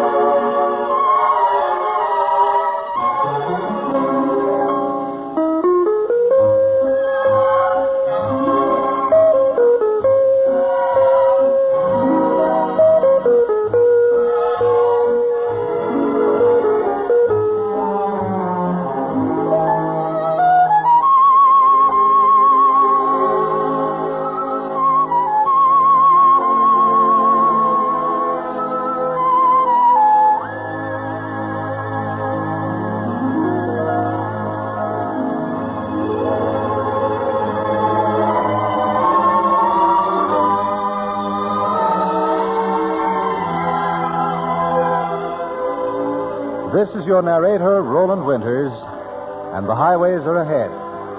Where? First, a Paris boulevard in the days of the dandies and a song as gay as a French hatbox. And who better to give you the continental flavor than City Service star tonight? Dorothy Kirsten singing the hit from Noel Coward's conversation piece, I'll Follow My Secret Heart.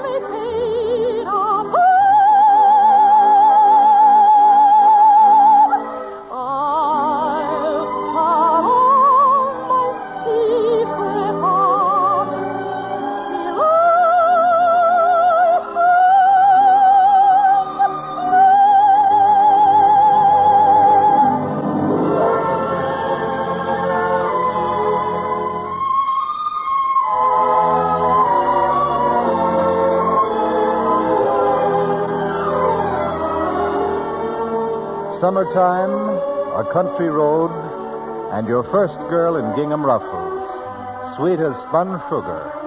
You call her by the only name that fits, Candy.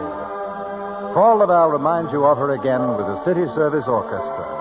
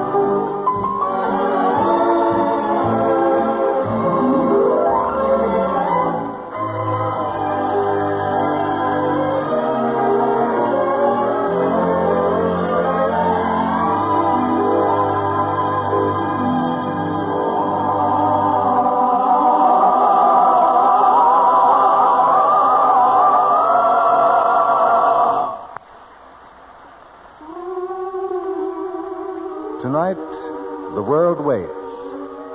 And as it waits, millions of men are thinking of home. And for the first time in 4 long years, they begin to see the road back, straight and clear. For them, wherever they are, the City Service singers sing the green hills of home. In the stillness of the night I'm dreaming, always dreaming. When it's twilight in fancy I roll through the green, green hills of home. How I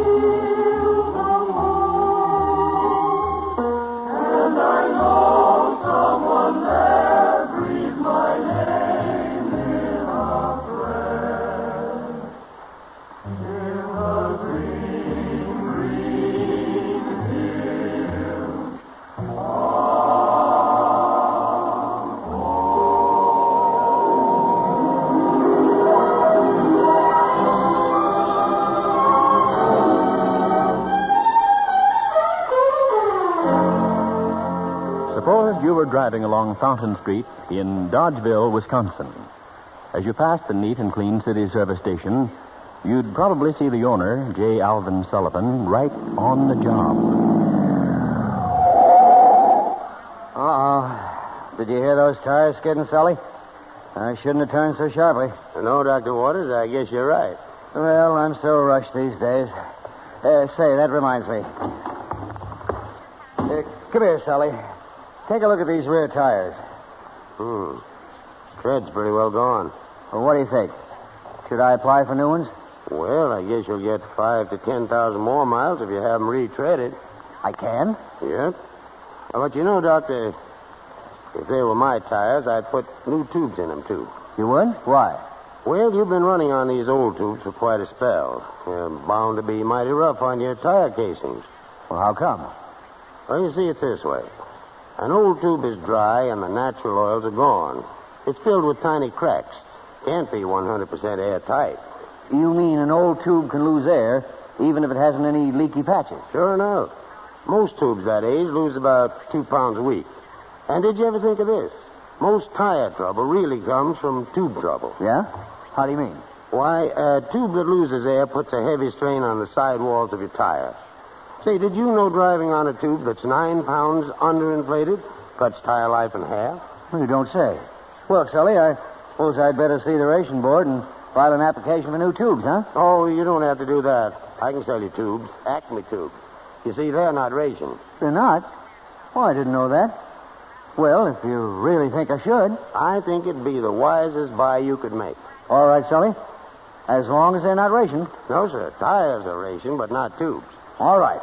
I'll stop back in an hour. As soon as I make this last one call. Okay, Doctor. I'll have your new Acme tubes waiting for you. And believe me, they're as fine a tube as money can buy. Bar none.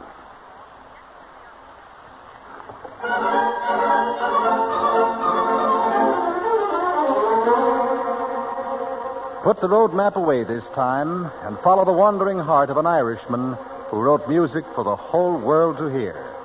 When he put a Spanish dance into an Indian opera, they still loved him. So here is Victor Herbert as Paul Laval so brilliantly presents him with all the lights and beauty of the city service strings. The Habanera from Natoma.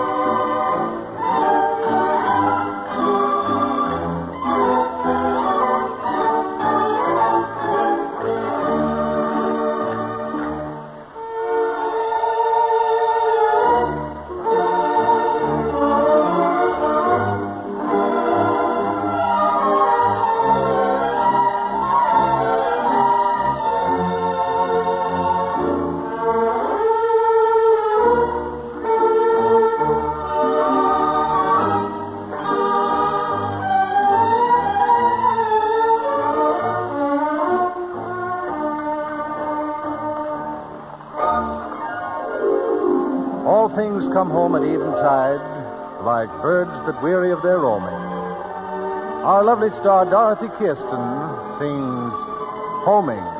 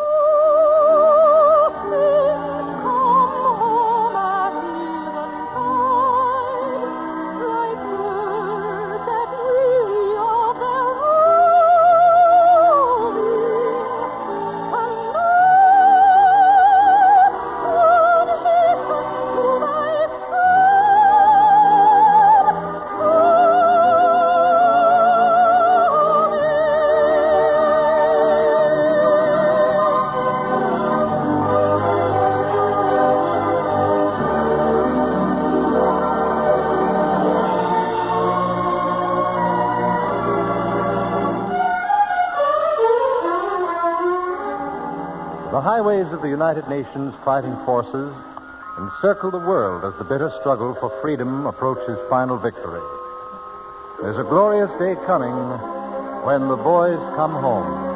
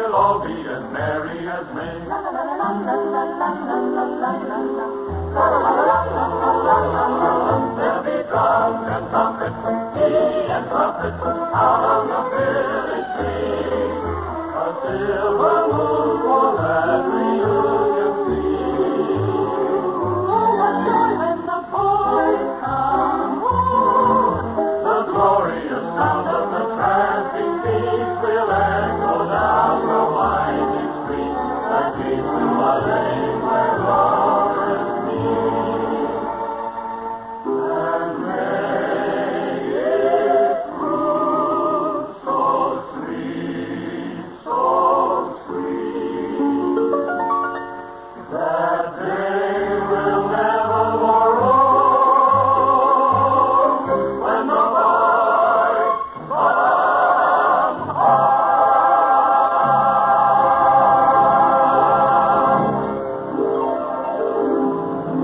Got your breath?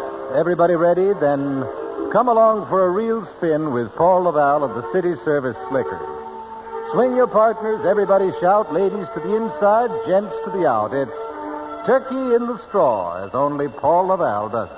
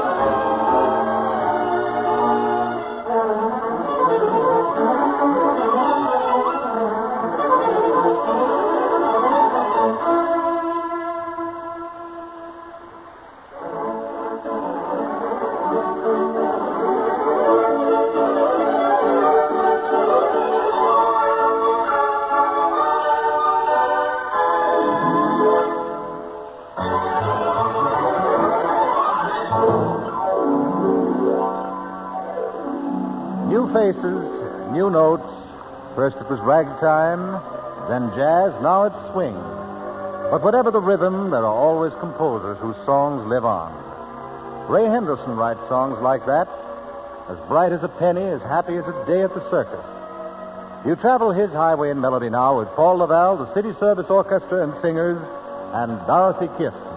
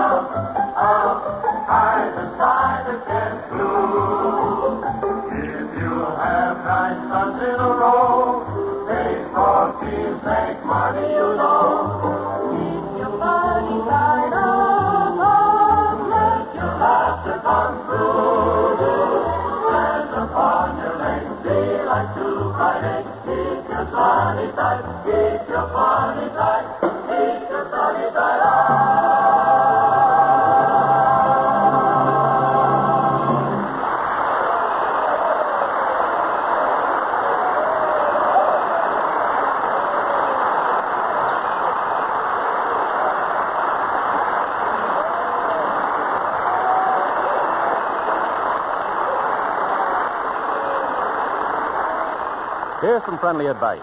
It's taking oil to finish the Jap. So America's fuel oil will continue being rationed. Better fill your fuel oil tank when you receive new coupons. If you and thousands of other Americans order deliveries now, then more fuel oil can be stored in terminals and bulk plants for winter use. Just phone your local city service office and say, I want to order fuel oil.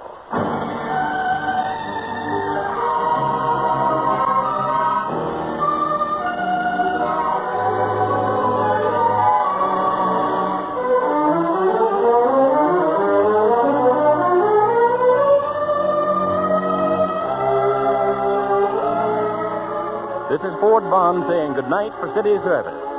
Join us next Friday at this same time for the music of Paul Laval and our brilliant young soloist, Earl Wrightson.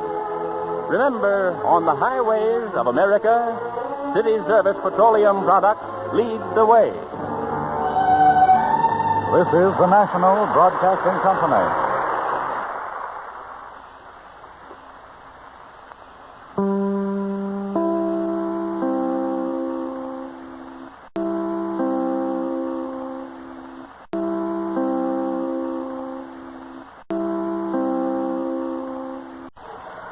.30 p.m. BULOVA, Bulova Watch Time. Bulova, masterpiece of fine watchmaking. This is WEAF NBC in New York. Bristol Myers, makers of Ipana for the smile of beauty and Vitalis for well-groomed hair, present Correction Please with Jerry Sears Orchestra and starring J.C. Flippin.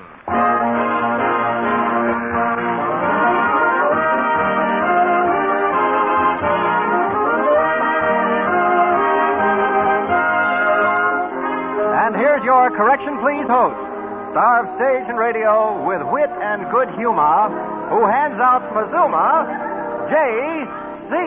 Flippin.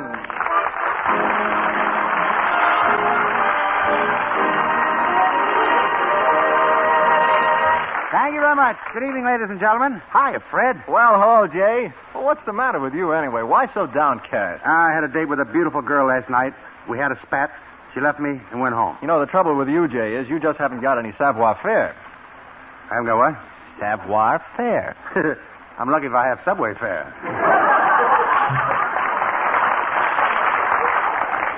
I'm inclined to think that you're a little bit cheap. Oh, now don't be silly. Well, it's just a disgrace the way you make me save all those cereal tops. But, Fred, don't you know that for only 12,000 crunchy, wunchy box tops, I can get myself a new pencil with my name on it? Yeah, but, Jay, you could get a pencil like that for exactly 5 cents.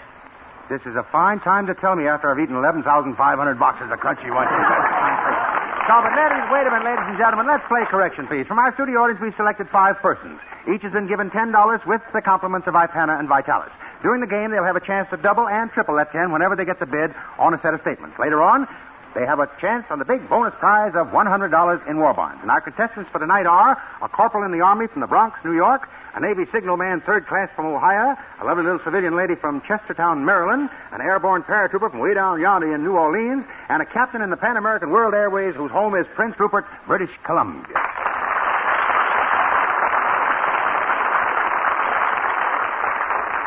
Well, here we go. Our first set of statements is on the subject baby animals. Now, for example, a baby deer is a fawn, a baby cow is a calf, and so on. Get the idea? Now, I'll make 3 statements. One of them is wrong. Tell me which one it is, and you double your bid. Now, if you miss, you forfeit the amount of your bid, but if you guess right, you have a chance to double and then maybe triple that money. Now, who will start the bidding on that? Baby animals. $1. $1 from the Bronx. $2. $2 from the little lady from... I'll bid 5. $5 from Ohio. $6 from New Orleans. 10. $10. Yes, sir. This is... Come right over, sir. This is Captain Albert Maher, M-A-H, of Prince Rupert, British Columbia, and the Pan American World Airways affiliate, China National Airways. There you go.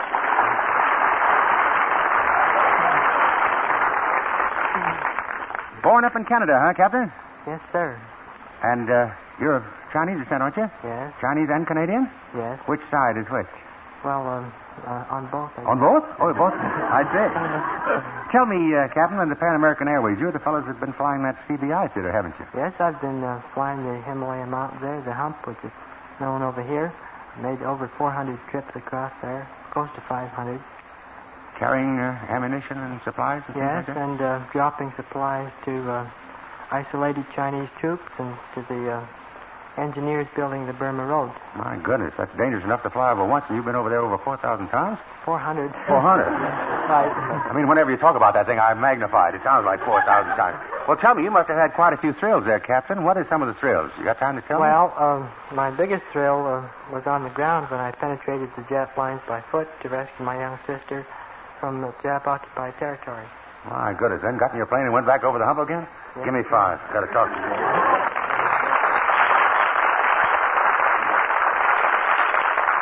You're fond of animals? Is that how you happen to pick this category, Captain?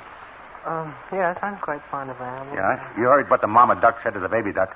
You're a very naughty child. If your father was alive, he'd turn over in his gravy. Good.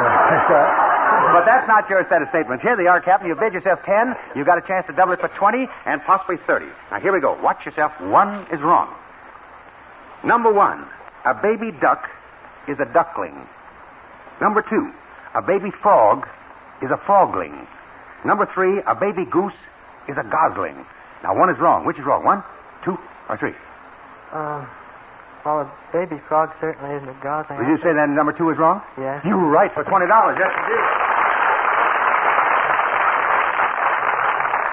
Mr. Webster doesn't seem to have the word frogling in his dictionary at all, but if you can tell me either one of the 2 names by which a baby frog is known, you'll win a total of $30 or 3 times your bid. What would you say a baby frog is?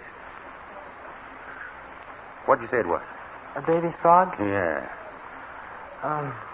Pollywaddle. Pollywaddle for $30. Yes, sir.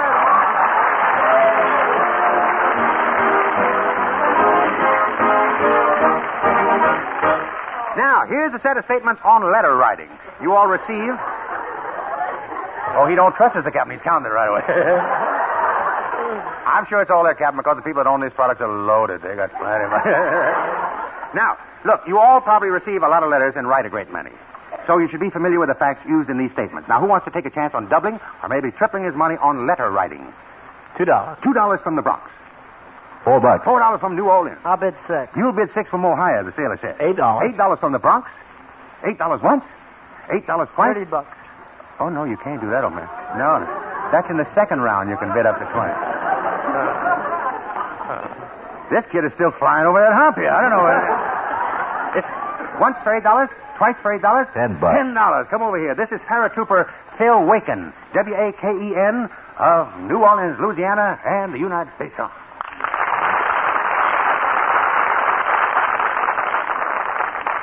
Tell me about New Orleans. Phil, I haven't been down there in a long time. Well, it used to be a gay town when they had the Mardi Gras. It's ration now. Have you been back home since you come back? No, I went to Baton Rouge when I came back. I see the Purple Heart and a couple of bronze battle stars there. Where did you do your jumping? At any one particular sector, Phil? Well, we went into Normandy. Uh-huh. About so you've 5 just o'clock been back in the morning. Very recently, haven't you? Oh, I hit New York on V Day. Oh, you got back on V-Day. Well, that was quite a celebration for you, wasn't it? No, we stayed on the boat all night. Well, you couldn't have gotten up and down Broadway that day anyhow, so you probably were more comfortable. Tell me, what did you do in New Orleans before you went in service? I was in the refrigerator business. Air conditioning. Oh. You think you'll go back in that when it's all over? Well, it's possible. They need it down there. We may get this good news tonight, maybe you'll get back there sooner than you think. I hope so. I hope so, too, pal. Now, look, let's say you're writing a letter to your girlfriend. Now, since every letter must have a salutation, a signature, and a superscription, here's where you'd put these things. But remember, 1 is wrong. Number 1, you'd put the salutation at the beginning of the letter. Number 2, you'd put the signature at the end of the letter. Number 3, you'd put the superscription in the postscript. Now, which statement would you say is wrong? 1, 2, or 3? You said you'd put the salutation at the beginning of the letter? Number 2, you'd put the signature at the end. Number 3, you'd put the superscription in the postscript. Which is wrong? 1, 2, Number 3. Number 3 is wrong. You're right for $20. That doubles the amount of your bid. Here's how you can trip it for 30. Tell me, what is the superscription in a letter? It's an essential part of any letter, but it does not go in the postscript. What is it? I think that's that precedes the salutation in the letter, isn't it? It precedes? What is the superscription? Superscription is... It does not go in the postscript, I'll give you that. No, that's true. Take your time now. You've got the $20. I can't take that back. You've got that hot or cold, but I want you to get 30 by telling me what is the... What is the superscription? What is the superscription in a letter? What's something extra? I mean, it isn't appended. It's just appended to the letter. It isn't No, you got to give me a little better thing on that, Phil. What is the superscription in a letter? Superscription. Uh-huh. Isn't that the date? I mean, the date and the city you're writing from, your address? The address is what I've been trying to get you to say for $30. You got it. Yes, it's the address. Right you are.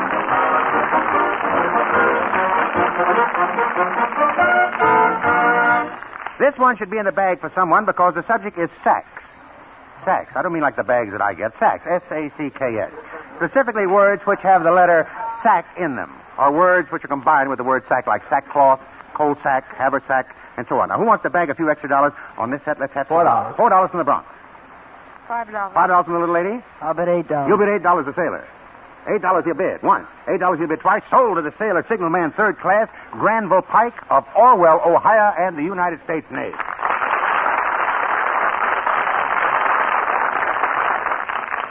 Look at that smile on that kid. Look at that. Show that audience that smile. Isn't that a pretty smile, huh?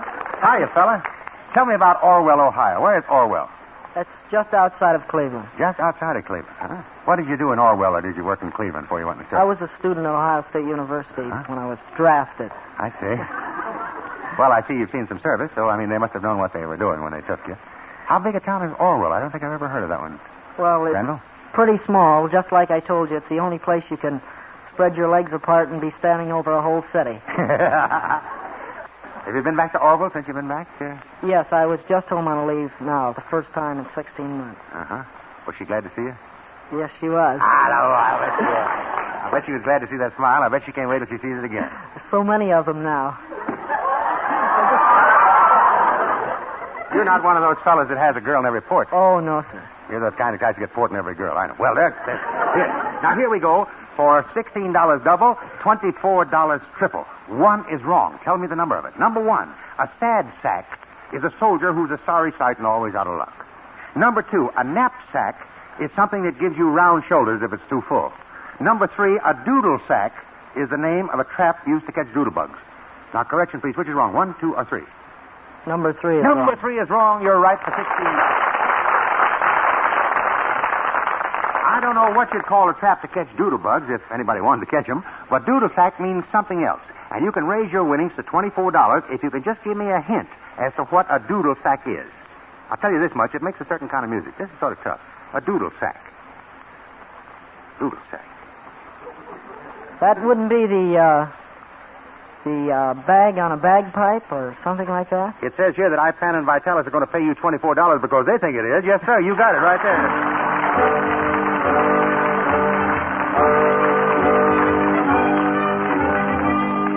Say, Jay, did you know that I used to play the bagpipes? Oh, you did, Fred? How come? Well, I'm a Scot, you know, and every Scot knows how to play them. Well, then you're just the person to tell me something, Fred. Is it true what they say about the Scotch? You mean that we're tight? Well, yeah. No, it isn't true, Flip. Well, we can throw money away just like the next person.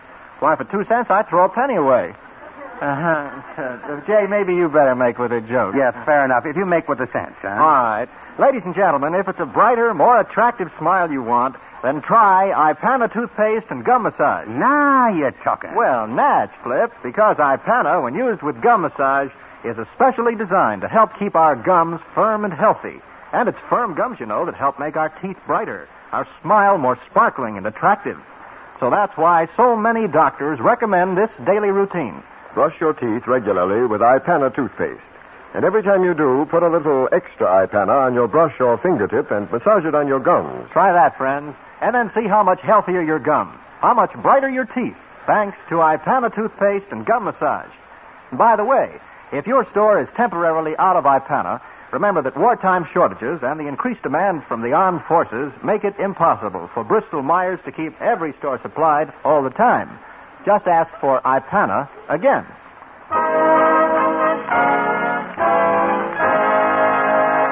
Now, back to correction, please, and a chance for you boys and girls to win some more money. Now, Jerry Sears and the boys in the orchestra are going to lend a hand on some musical statements. Now, if you're quick at identifying well-known songs, you're a cinch to double and maybe even triple your money on this. Who wants it? Musical statements. $10. Well, how do you do? This is Miss Dorothy Carroll of Chestertown, Maryland. And how are you, Miss Carroll? I'm fine, Mr. Flavor. How does it feel to be surrounded by four handsome gentlemen? Feels very nice, I can say. Tell me about Chestertown. Where is Chestertown? Is that about equivalent to Orwell, Ohio, you suppose? Oh, it has a couple of more people, I suppose. What did you do in Chestertown, Maryland? Oh, I lived there just for a little while. Then I came to New York. What are you doing in New York? Well, I'm a hat checker on the Longshanks. Oh, yeah. How's business? Wonderful. All right, now here, are you musically inclined? Is that how you happen to pick out this that's category? right. Well, these three song titles should remind you of certain holidays or special days in the year. Now listen closely, I'll give you the wrong clue on one. Number one, this song title should remind you of the holiday when all the gals wear brand new hats.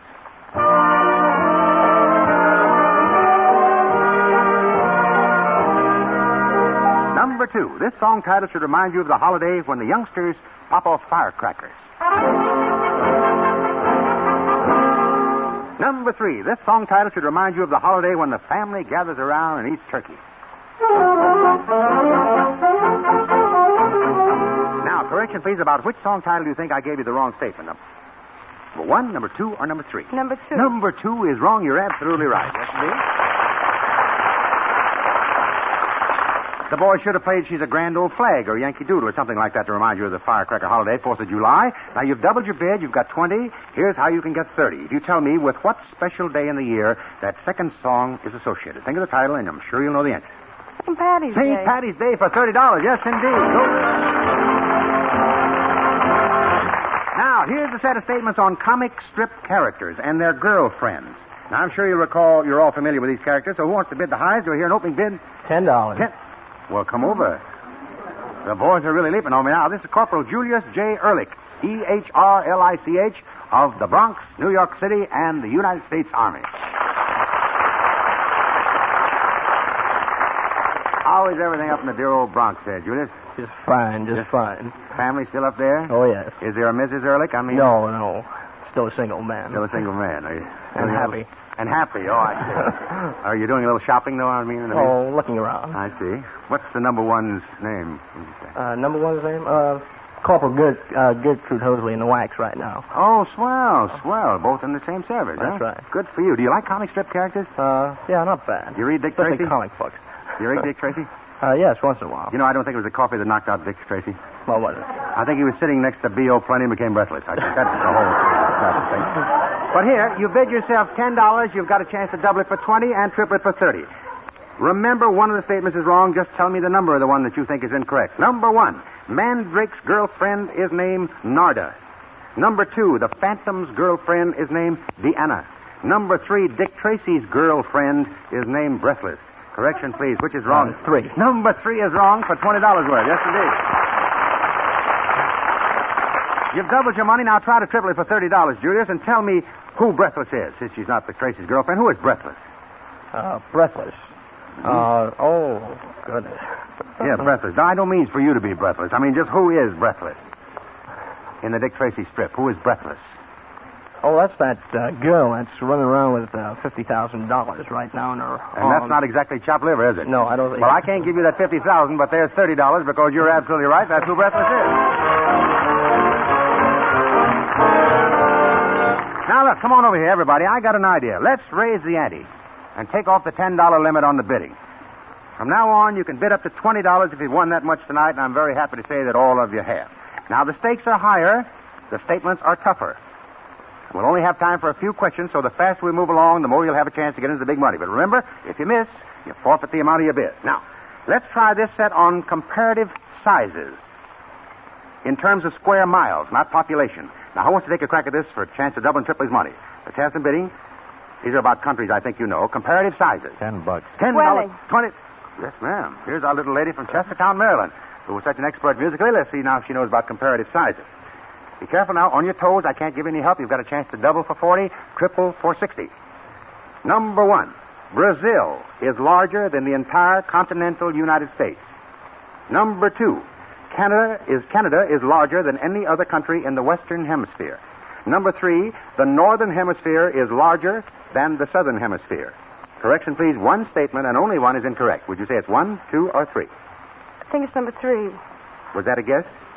No. It's not a guess? No. You're positive it's number 3? Yeah. You got yourself $40 because number 3 is wrong. You're right. Yes, indeed. I said the northern hemisphere is larger than the southern hemisphere. Now, that statement is incorrect. Now, it's worth $60 to you, or 3 times the amount of your original bid, if you can correct that statement. Think carefully now. There's a little catch to this. Well, to make up a sphere, don't you need 2 hemispheres, so they must be the same or something like that? The north must be the same as the south. This kid has really been to school. Give her $60. I don't want to argue with her at all. You're right.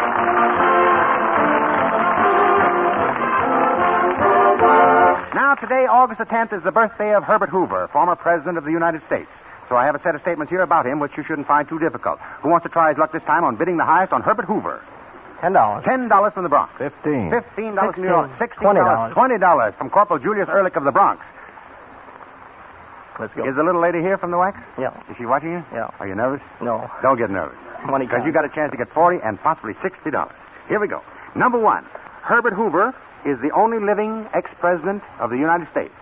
Number 2, Herbert Hoover was never a vice president of the United States. Number 3, Herbert Hoover is the only president who was born west of the Mississippi. Now, corrections, please. One statement is incorrect. Would you say it's number 1, number 2, or number 3? Number 2. I'm terribly sorry, old man. I'm terribly sorry. It was number 3.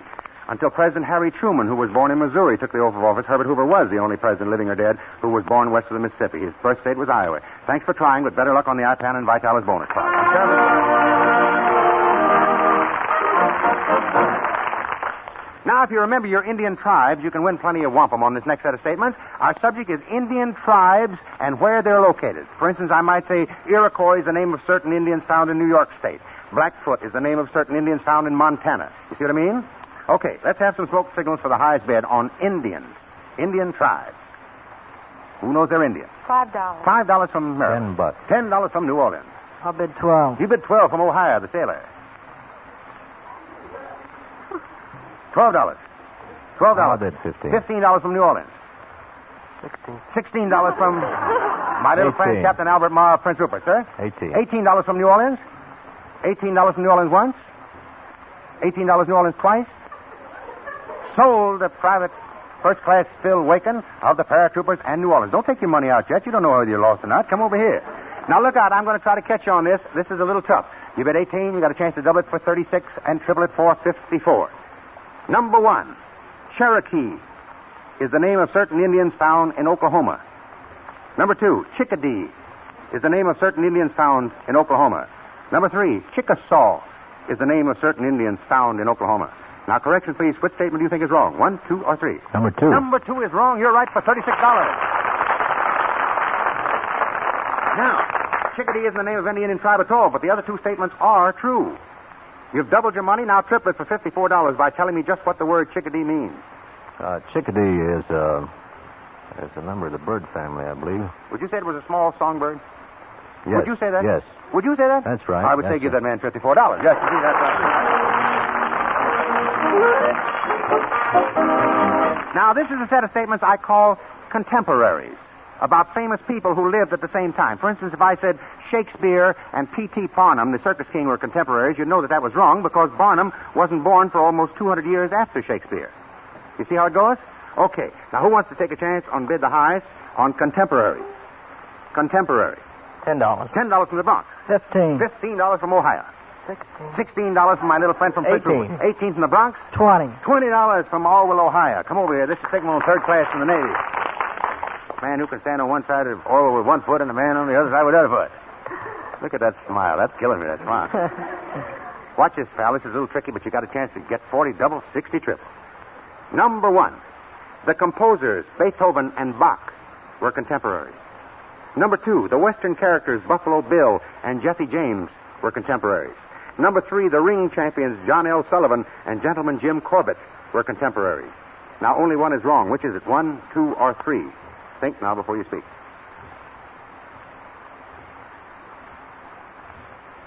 Give it to you again. Number 1, the composers Beethoven and Bach were contemporaries. Number 2, the Western characters Buffalo Bill and Jesse James were contemporaries. Number 3, the ring champions John L. Sullivan and Gentleman Jim Corbett were contemporaries. Which one is wrong, 1, 2, or 3? 1. 1 is wrong. You're right for $40. Wait a minute. Don't go away. Yes, sir. You just won yourself $40.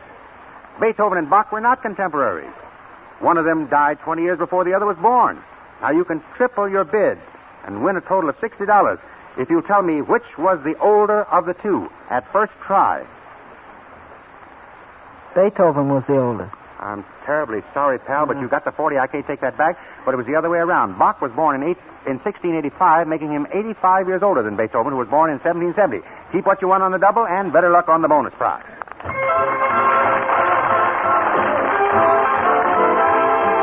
I'm sorry, Jay, but that's all the bidding. Time now to hear the bonus statement and award the big Ipana and Vitalis bonus prize of $100 in war bonds. Okay, the subject for our bonus statements tonight is the Congressional Medal of Honor. Now, here are the three statements, but remember, one of them is incorrect. Number one, the Congressional Medal of Honor is the highest military decoration in the United States. Number two, the Congressional Medal of Honor is the oldest military decoration in the United States. Number three, the Congressional Medal of Honor rates a salute regardless of the rank of the wearer. Now, repeat those. Number one, the Congressional Medal of Honor is the highest military decoration in the United States. Number two, the Congressional Medal of Honor is the oldest military decoration in the United States. Number three, the Congressional Medal of Honor rates a salute regardless of the rank of the wearer. Well, there they are, friends. Think them over while our five contestants mark their cards. See if you know which one is wrong before the number of the incorrect statement and the names of the bonus winners are announced. Say, Jay, do you mind if I interrupt for a second? Well, no, not at all, Fred. What's up? Oh, I just want to explain something. Explain what? Explain to those folks who have been asking for Vitalis and can't buy any. You know, there just isn't any Vitalis for civilians these days. I'm going to hate myself in the morning for this. All right, Fred. Why isn't there any Vitalis for civilians? Well, Flip, it's because wartime shortages make it impossible for Bristol-Myers to supply both the demand from civilians and the demand from servicemen. So naturally, all of the limited supply of Vitalis now being made is sent to the men of the service.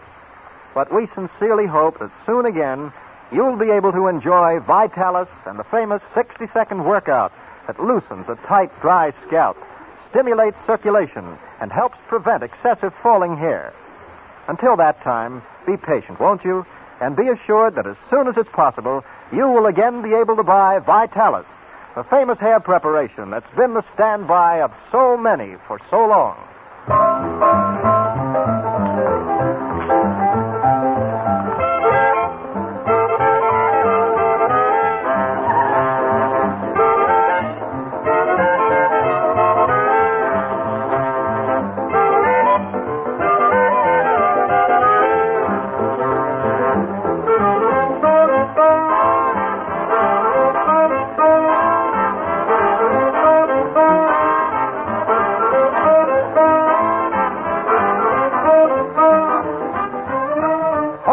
Caledonia, what makes your big head so hard? I'm sorry to brush you up, Jerry, but the judges have the scorecards ready, and here's Fred Robbins with tonight's cash totals before I announce the bonus winners. Okay, Flip. Well, friends, as you know, each contestant started out with $10 with the compliments of Ipana and Vitalis. Including that 10 which they keep, here's what they've won in cash. Captain Julius Ehrlich of the Bronx has $20. Our Captain Albert Maw of Prince Rupert, British Columbia of the Pan American Airways has $40. Granville Pike, Seaman Third Class of Orwell, Ohio of the Navy, has $74. Private First Class Phil Waken of New Orleans, Louisiana of the Paratroops has $94. And up in first place, our little lady from Chestertown, Maryland, Miss Dorothy Carroll, $100.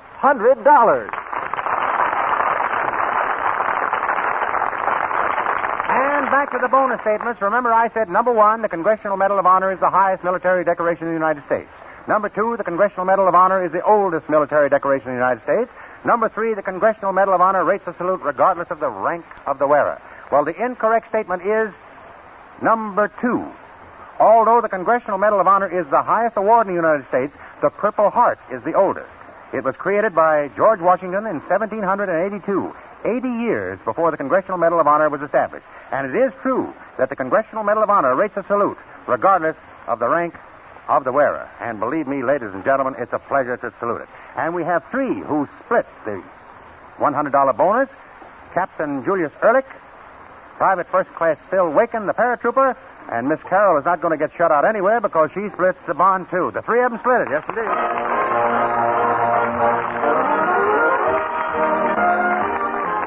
Well, that ends tonight's session of correction, please, ladies and gentlemen.